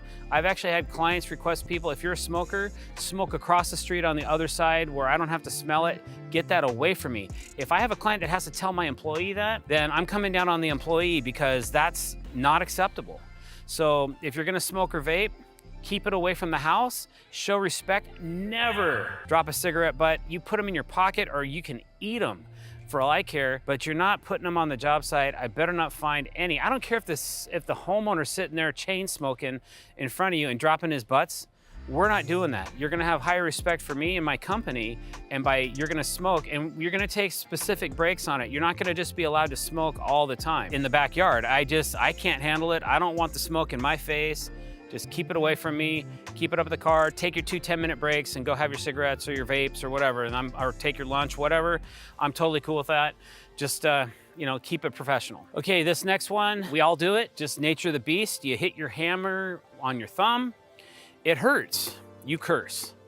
Cursing in construction is an everyday thing. I do it too. We just try to keep it to a minimum. We don't go around with, you know, a sailor-laced profanities, and we don't talk vulgar. So there's no cursing, no vulgarity on the job site. If you want to crack a joke to somebody, you know, take them to the side, say your thing, laugh, haha. It's okay to laugh and cut up. I don't have a problem with that. Just keep it to amongst yourselves and not so the client can hear you through the windows of the house. These are all things that have been brought to my attention in the past. Some of them more recent than others. So, you know, you got to keep your cool. If you have to diffuse a situation, you know, just try to keep the language to PG-13 if you can. All right, here's one more for you. It's inevitable when you're working on the back of the house to occasionally glance in to see what's going on. What time is it? You look at the clock. Homeowner might be watching the football game and you're like, oh, what's going on in there? Somebody's cooking something, some cookies. Are those cookies for us or are they for the, charity event going on for church? It's none of your business. So don't stare inside the house. That's kind of a rule of mine. It's hard not to sometimes. Some people will draw their blinds so you can't see in the house, and I'm cool with that because it's really none of our business what's going on inside. Some people want to stare and watch. They have young kids, the doors are blocked off, but the kids want to stand and watch us work. I'm cool with that. You can interact, hey, how's it going? But don't make it a habit of looking inside the house and staring inside because it's creepy. And clients don't necessarily like that. Hey guys, Dr. Decks here. Today I'm gonna talk to you about the top 5 mistakes that homeowners make when hiring a deck builder. So if you find this video useful, please don't forget to click that subscribe button, hit that bell icon as well. So one thing that homeowners make a mistake on is not checking the contractor's validation, making sure that they're licensed, that they're bonded and insured. And most states have some kind of a regulation that contractors have to adhere to. They have to stay up on their license, their contractor's license. They also have to keep up on their insurance bond in case something bad happens and the homeowner needs to be compensated. There's insurance that can be involved as well. So to be licensed in the state of Washington, I have to renew my license every other year, and I have to be insured by my insurance company and bonded by a bonding agency as well. And I've been licensed, bonded, and insured for my entire run of business, which now I've been in business for 34 years. So over the years, I probably have spent over $100,000 in insurance, bonding, and that kind of thing. And that adds to the price of everything I build. I have to make sure that those insurance costs to be in business are covered when I'm building that deck. So make sure that your contractor is licensed, bonded, and insured. Okay, another thing that you need to look out for is not going with the cheapest bid. Sometimes a good price is great, but usually the lowest price, you're gonna be missing something. Your quality might not be as good. The people that are coming to do the work may not be the person that you're sitting at the kitchen table with before you get a price. You gotta look out for those kind of things because usually I recommend getting 3 or maybe 4 bids from different reputable companies that have a good reputation on the internet, and that could be through reviews. You could also check with your local state jurisdiction. Most of them have a list of licensed contractors, and if there's any kind of a problem or issue, you can check some of the other services like the Better Business Bureau or Yelp or things like that. I don't always trust Yelp though, because anybody can leave anything on the internet about you on a Google review or Yelp, and sometimes you don't get to have a rebuttal to that and give your side of the story. I have a couple negative reviews on Yelp that I never did any work for these people. They just made an impression of me on my first visit, and they didn't like how long it took for me to get to their bid because we book out quite often. I'm the builder and I'm the estimator, so I only have time in the evenings to go out and meet with my clients. So you can't always go off of a recommendation off of Yelp because anybody can just go on there and put anything they want and it goes on. Now, obviously, most people that read those things, I talk to them, they go, yeah, I understand you didn't do work for that person. They just had a bad day or something and they just put something out there that they felt was fair, which in my opinion was or wasn't, So just something to look out for. Choosing the lowest price isn't always gonna be the best value for your deck. Another thing you should be aware of, make sure you're getting a list of materials. What type of materials are you gonna be using? The specifications of those materials. What type of decking are you getting? How many stairs are you getting? How many lineal feet of railing is there? All those descriptive things that you need to know to compare apples with apples. If you get a bid from one company and they say, we're gonna build your deck for $80,000, but they don't describe anything for that price. This is just in the initial estimate. This isn't in a contract. We're gonna talk about that in a minute. But you gotta make sure that you're comparing similar products. Like if I'm giving you a bid for AZEK, a premium PVC product, and somebody else is giving you a bid for a wood product that you can buy at Home Depot, that's not comparable. it's not even close to being comparable. So make sure that you're comparing apples to apples and that you are getting a good description of what you're paying for. Another sticking point, guys, something that I not often, but sometimes have issues with is timeline. So I try to give an accurate timeline to all my clients to let them know when we're gonna be arriving at their job and how many months out we can be. We can be booking up to 12 months if I've had a good year and I'm selling a lot of jobs and I have people that are willing to wait. They give me a deposit. That secures your spot in line and make sure that you're gonna be next on my list or in the order I've given you. And we always try to stick to our timelines as close as possible, within 30 days of them at least. Sometimes on larger projects like the one I'm on right now, the timeline gets blown because you just can't think of everything that has to go into this crazy build. So, but timelines are important. So getting a timeline in writing from your contractor to let them know, hey, you're in breach of our agreement, is a good idea, just so that you have an idea of when you're gonna get that deck built. Okay, here's another one. Most of the time, if you skip a building permit, that can come back and really bite you. If your contractor is not licensed, bonded, or insured, he cannot act as your agent. He will not be able to get that permit pulled for you. So having a reputable contractor like we spoke about before, and then making sure that you get the building permit. Now, building permits can be expensive. If you're required to have engineering and construction drawings and the permit fee, you can be well over $5,000 just in that part of your deck build. So be prepared. It's gonna cost you more money, but if you keep those documents, it's always gonna be of record that you had that deck inspected, that it was approved from the city for structural and safety reasons, and that when you go to sell your home, that's not a problem. You can hand that document along with everything else with your home and make sure that there's no hangups on the end result when you're trying to sell the house. And my final piece of advice that homeowners make mistakes is having a signed contract. Make sure that you have a signed contract with both the contractor's license and information on that page, your information on that page, and then a description of what you're getting for that.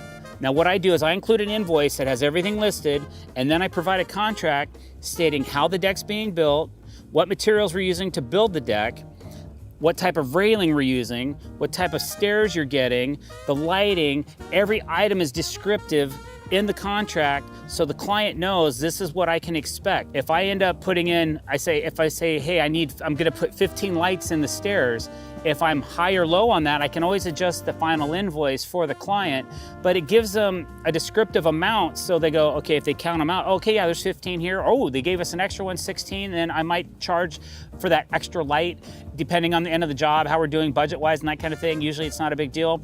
I don't usually nickel and dime my clients. There's usually enough room in the budget to include or exclude a foot or two of this or that. Not that big a deal, but you wanna give them okay, make sure you're getting an idea of how many feet of railing. Because if you come out to the contractor and he's building your deck, and then you say, hey, what about this skirting that you guys are gonna do? And the contractor's like, what are you talking about? And they say, well, yeah, aren't you gonna skirt the deck and close it off so it looks nice? And the contractor's like, no, if it's not on the contract, then that's one thing, but if you don't have one, you're not gonna get that skirting because they're not gonna do it for you for free.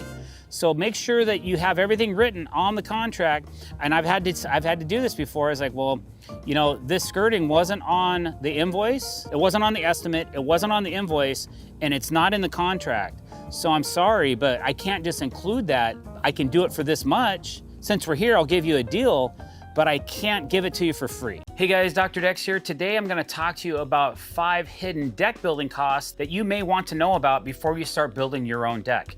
And the first one is materials. So before you decide to build that deck, it might be a good idea to get your costs for your framing and your decking before you take the plunge. Because I've seen a lot of people, as a matter of fact, I just went out on a bid the other day where somebody had bought all the framing and bought all the decking, and it was all sitting on the job site, but the deck wasn't finished because they just didn't have the particular set of skills to finish. They didn't realize how expensive all those products were that they needed to build that deck. So definitely get your costs down. You can go to any local lumberyard, or even your local home centers will give you a cost breakdown of what you need. If you give them a list, say, hey, I need to know how much all this stuff costs, they'll give it to you so you really know what you're looking at for your bottom line when you're starting to build that deck. Also, while you're at it, don't forget that you have fasteners. You need fasteners to put the deck together, and stainless steel can add up. If you're gonna use premium stainless steel and galvanized fasteners, they always cost more than standard fasteners do. Hidden deck clips can be up to $2 or more per square foot. So definitely get your costs down to know how much your fasteners are gonna cost, because it could be several $1,000s depending on the size of the deck that you're gonna build. Another thing to think about is how are you connecting the post to the concrete? How are you connecting the post to the beam? How are you connecting the joist to the beam? And how you're gonna connect the decking to the joist? All those, when I say connecting, that means you need connectors. There's several brackets that you may need to purchase. Those brackets can be expensive depending on the gauge and the size of the brackets that you need. It's always a surprise to me when I look at my invoices at the end of the month to see that how much money we spent on brackets for any particular deck. It's well over $500, $600, $700, could be over $1,000. Sometimes that might break the budget or strain the budget. So definitely get a cost breakdown on how much all your joist hangers, your tension ties, all your brackets that you need to attach to different components of the deck. If you're doing decorative brackets, those are expensive as well. Those can be $50 a piece, plus the cost of the fasteners to put it all together. So just know it looks pretty, but usually when it looks pretty, it's gonna cost more. So just something to think about before you take that plunge. All right, something else to think about. If your deck is over 30 inches tall, you're gonna have to add railing to it. And if you have to add railing, you're probably gonna need a permit as well. So don't forget your railing costs, depending on what type of railing you're gonna use. It's always nice to know exactly what you're looking at before you take the plunge. I would suggest maybe figuring out how many lineal feet of railing you might need, and then go to, again, your building center or whoever you're gonna purchase your railing from. Unless you're custom building it, then you can figure out your material costs. But if you're gonna have an aluminum system with pickets or glass, then you might wanna get a cost on that before you go ahead and order it, because again, it may surprise you at the overall cost of it. And one more thing to think about, guys, before you take that plunge is the tool type and blades that you may need when you're building your deck. I've seen several times where I'm helping somebody out and they have this old saw that they're gonna use to help cut the boards down, but it's duller than dull. It's smoking when you cut it. So then they go to the home center and buy a brand new blade, which was $80, could be $60. But so your blades and your fasteners and the bits and all the tools that you need could add up. If you don't already have them, or if you're not borrowing them, you might need to rent some stuff. So don't forget to add those hidden costs into the project price of your deck so that you know what your overall budget will be. All right, guys, so that sums things up. Don't forget about your material costs, your fasteners, your brackets, your railing, and possibly what kind of tools and blades you might need to build that deck. It can all add up, and it might be more than you realize, so don't forget to check it out. I learned these business lessons the expensive way, through thousands of dollars and years of stress. Today, I'm sharing the business advice that I wish somebody would have taught me when I first started my business. This video isn't about building better decks, it's about building a better business. Over the last 35 years of being in business, I started my business when I was 21 years old with no money, a very small amount of tools, and a little bit of experience. And I really wish that somebody could have nurtured or mentored me along the way. It would have probably sped me up and made me more successful at a younger age.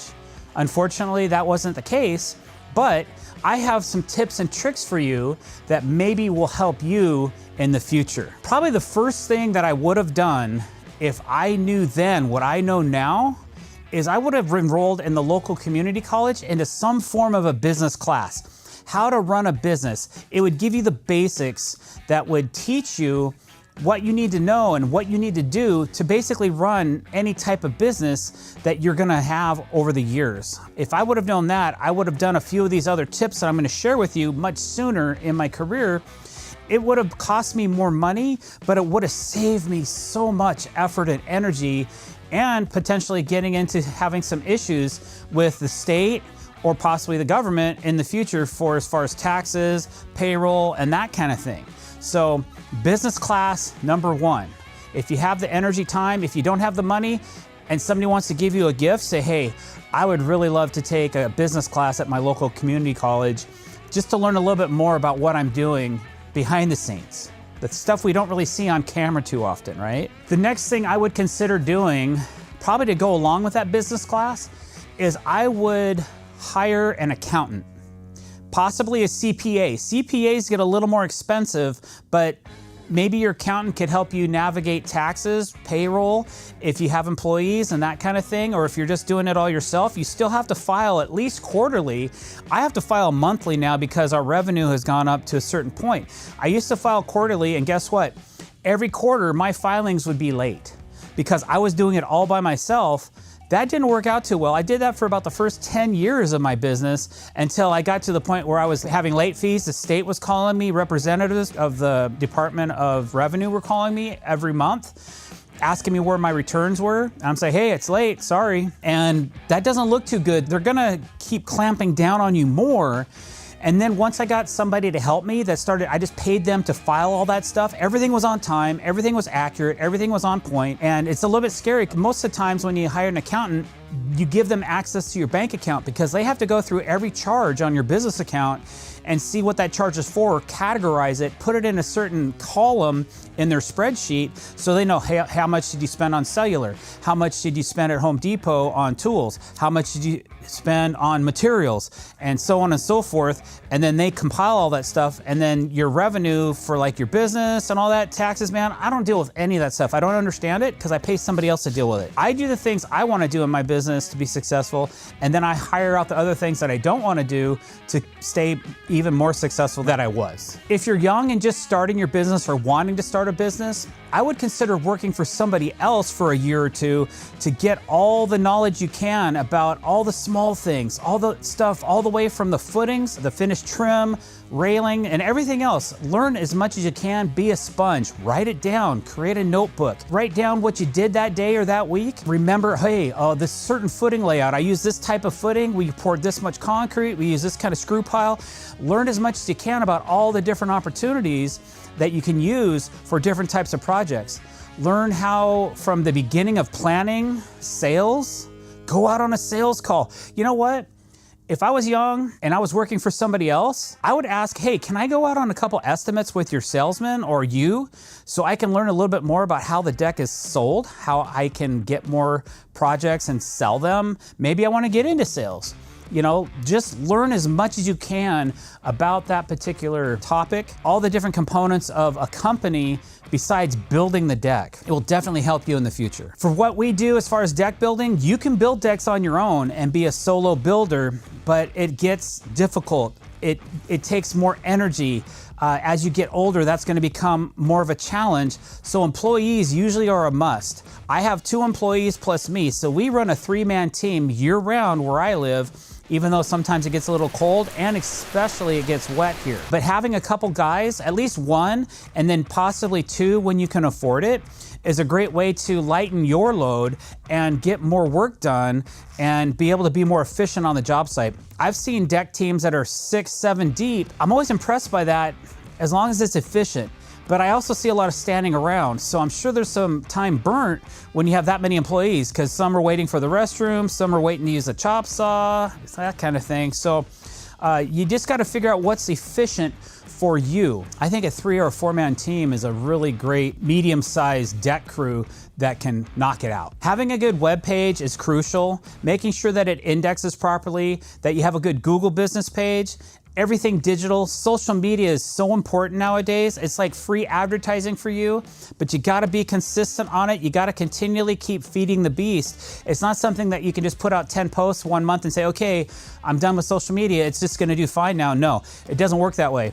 You gotta do it daily, or at least 3 or 4 times a week to keep your audience engaged, to keep the followers growing, and just to keep everything updated in general. You can also push some of your content straight back to your webpage from your social media, which is kind of cool. Just make sure all those links are working, double check it, check on it every once in a while. Have a good webmaster. If you're not internet savvy, hire somebody to help you with that stuff. I do. I hire a guy to help me once in a while because I can't always nail it on every single item There's so much to do. Maybe considering a marketing company or something like that as well.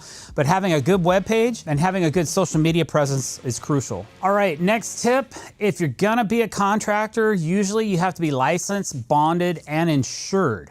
Which means not only do you need the local business license of wherever you're working, you need a contractor's license from the state that you're working in.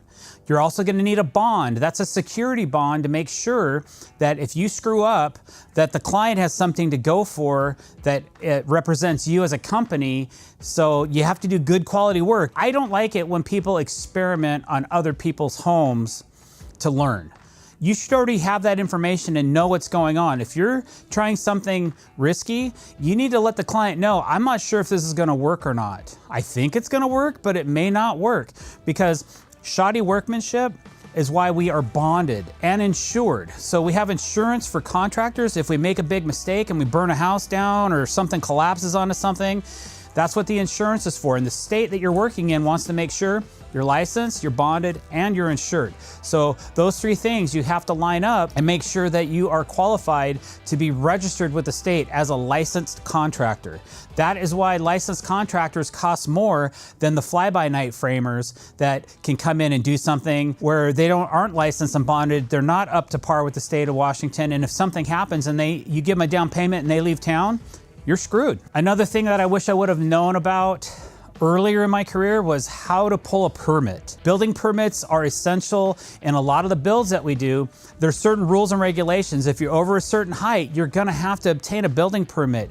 The drawings, construction drawings, overhead view, plan view, side view, front view, plot plan, all that stuff. One of the hardest things that I do when I'm pulling a permit is figuring out the plot plan. Nowadays, for 150 bucks, you can go online to mysiteplan.com and use those guys to figure out, hey, this is the address. They'll put the house on the lot with dimensions and the size of the lot. It's really worth it, because it took me an hour and a half the other day to get a site plan done. And unfortunately, that could have been alleviated by going to mysiteplan.com. I just didn't have the time on that particular one, but the last couple jobs I've done, I've used it and it works really good. So a good site plan, how to pull a permit, and while we're on the topic, get yourself a good structural engineer. Structural engineers are gonna help you figure out the sizing of the members, how deep the hole has to be, how big the hole has to be for your concrete, the size of the posts, beams, and joists. How far apart can you span? How far can you span the joist to go to the beam?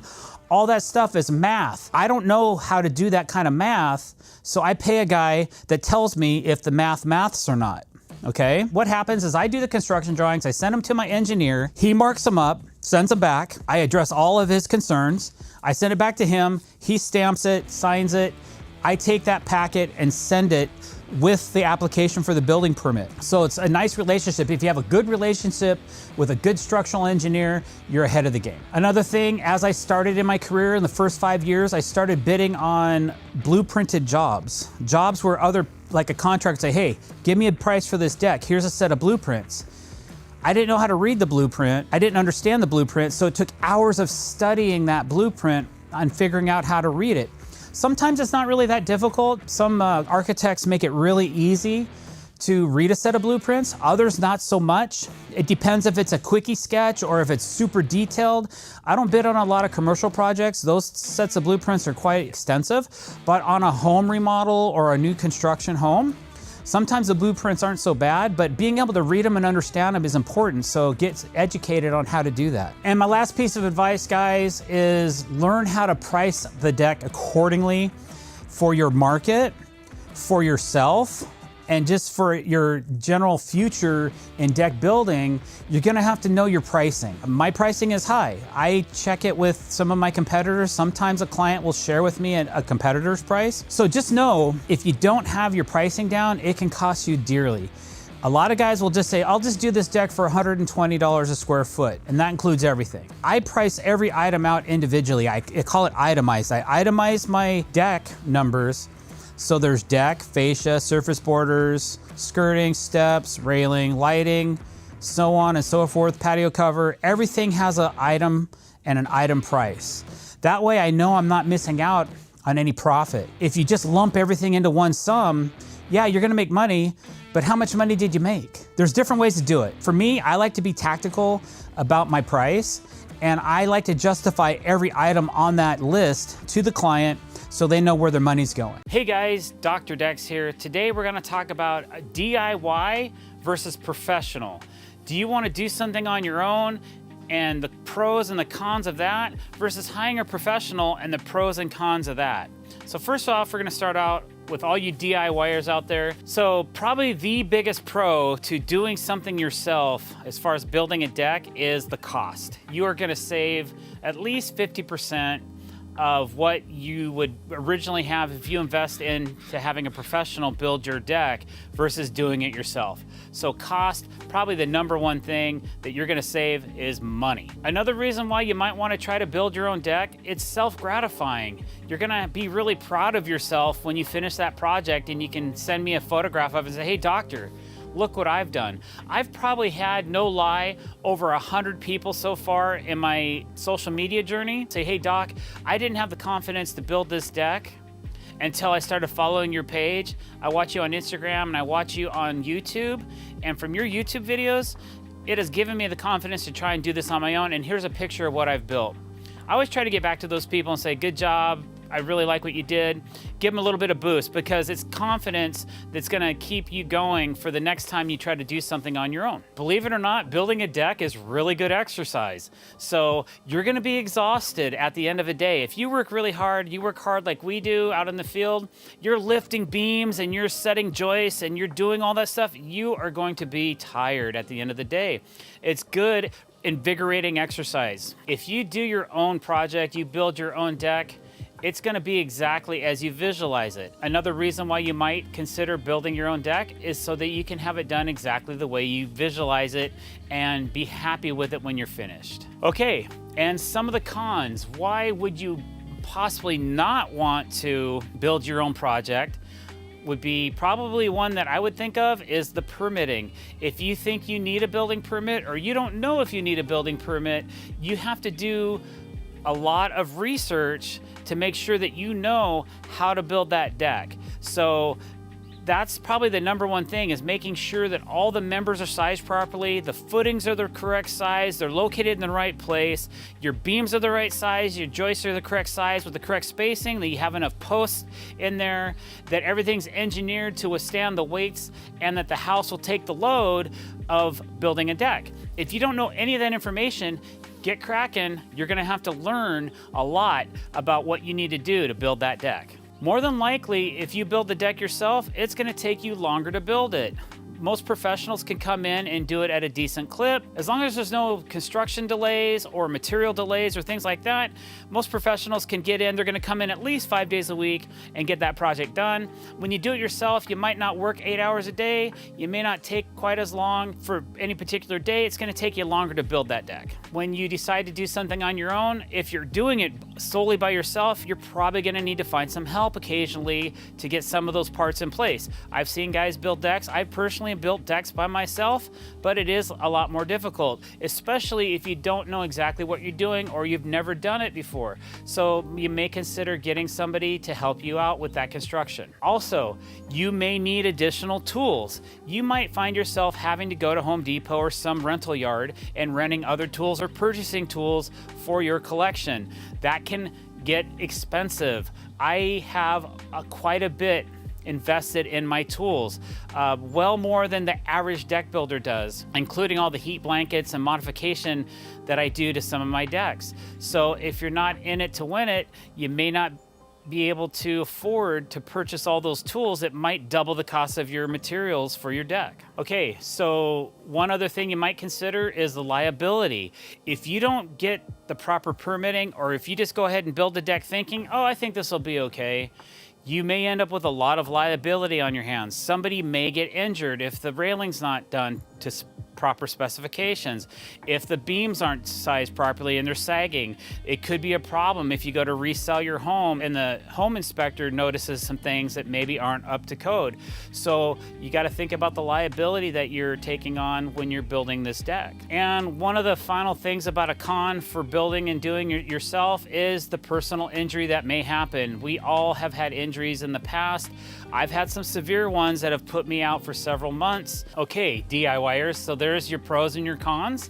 Now let's go to the professional.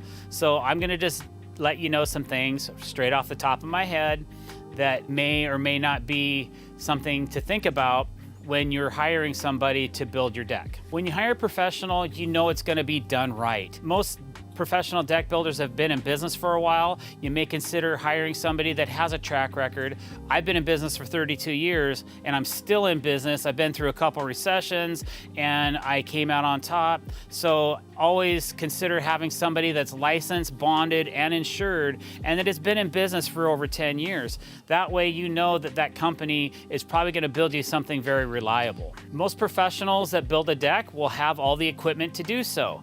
They won't have to go and rent too many tools. They're gonna have everything they need. They're gonna bring it in a trailer or a truck, and they're gonna have what they need to build your deck properly. A lot of professionals will also have employees, and that will help them get that deck built properly and efficiently so that they're not sitting around at your home for several weeks on end, standing around. They're gonna get it done. They know exactly what to do. They know how to do it. They know when to do it. So having the right guy with the right amount of people will make sure that that deck gets built efficiently. This is one you're gonna wanna check up on, guys. This could be a pro or it could be a con, depending on how you look at it. But having a professional that is licensed and bonded and insured is very important. To be a licensed general contractor in the state of Washington, I have to have insurance and I have to have a bond. And my insurance rates have quadrupled in the last 2 years. So something that used to cost me $5,000 a year, I am now paying $15,000 a year just to be insured. And I didn't do anything different. It's just that with everything else, the price of everything has gone up, so has my company insurance. It's unfortunate, but it's a fact of life, and it's something I have to stay licensed and bonded in the state of Washington. So that's an important one. You can always check with your local state to make sure that your contractor is registered and licensed, and I encourage you to do so, because for 32 years I've been paying those premiums to stay in business and to stay on top of the game. And definitely, last but not least, if you hire a professional, it's gonna be much safer for you because you're not gonna be out trying to build this thing and you're not gonna have to worry about any type of injuries. So those are some pros of why you'd hire a professional. Now, some of the cons, the number one con to hiring a pro is that it's gonna cost a lot more to get that project done. There's no doubt about it. I understand that. You got to decide, is it worth it for you to take the time off work to build that deck, or should I just do what I do best and hire somebody to do what they do best and just take it that way, and instead of me trying to save some money, I actually just pay somebody else to do it and then it gets done. Even though you would do it yourself, you're making noise, but when somebody else is making the noise, that can be a distraction. So one of the cons might be that the noise that we make in your backyard all day long, if you work from home, that could be bothersome as well. Another con might be your contractor timeline. Depending on when your contractor gets to the project, we usually book out 6 to 12 months in advance. So getting us to the job can be a problem. Usually once I show up, I'm there until I'm finished, but I've heard nightmare stories of contractors that may show up for a down payment and then they're gone for weeks on end. I don't work that way, but it could be a problem if you hire the wrong guy. Once you hire a professional, you're locked into a contract that should not change. If you decide to make changes to your design of your deck during construction, that's gonna cost you money, because once we agree on something, we plan on building it that way.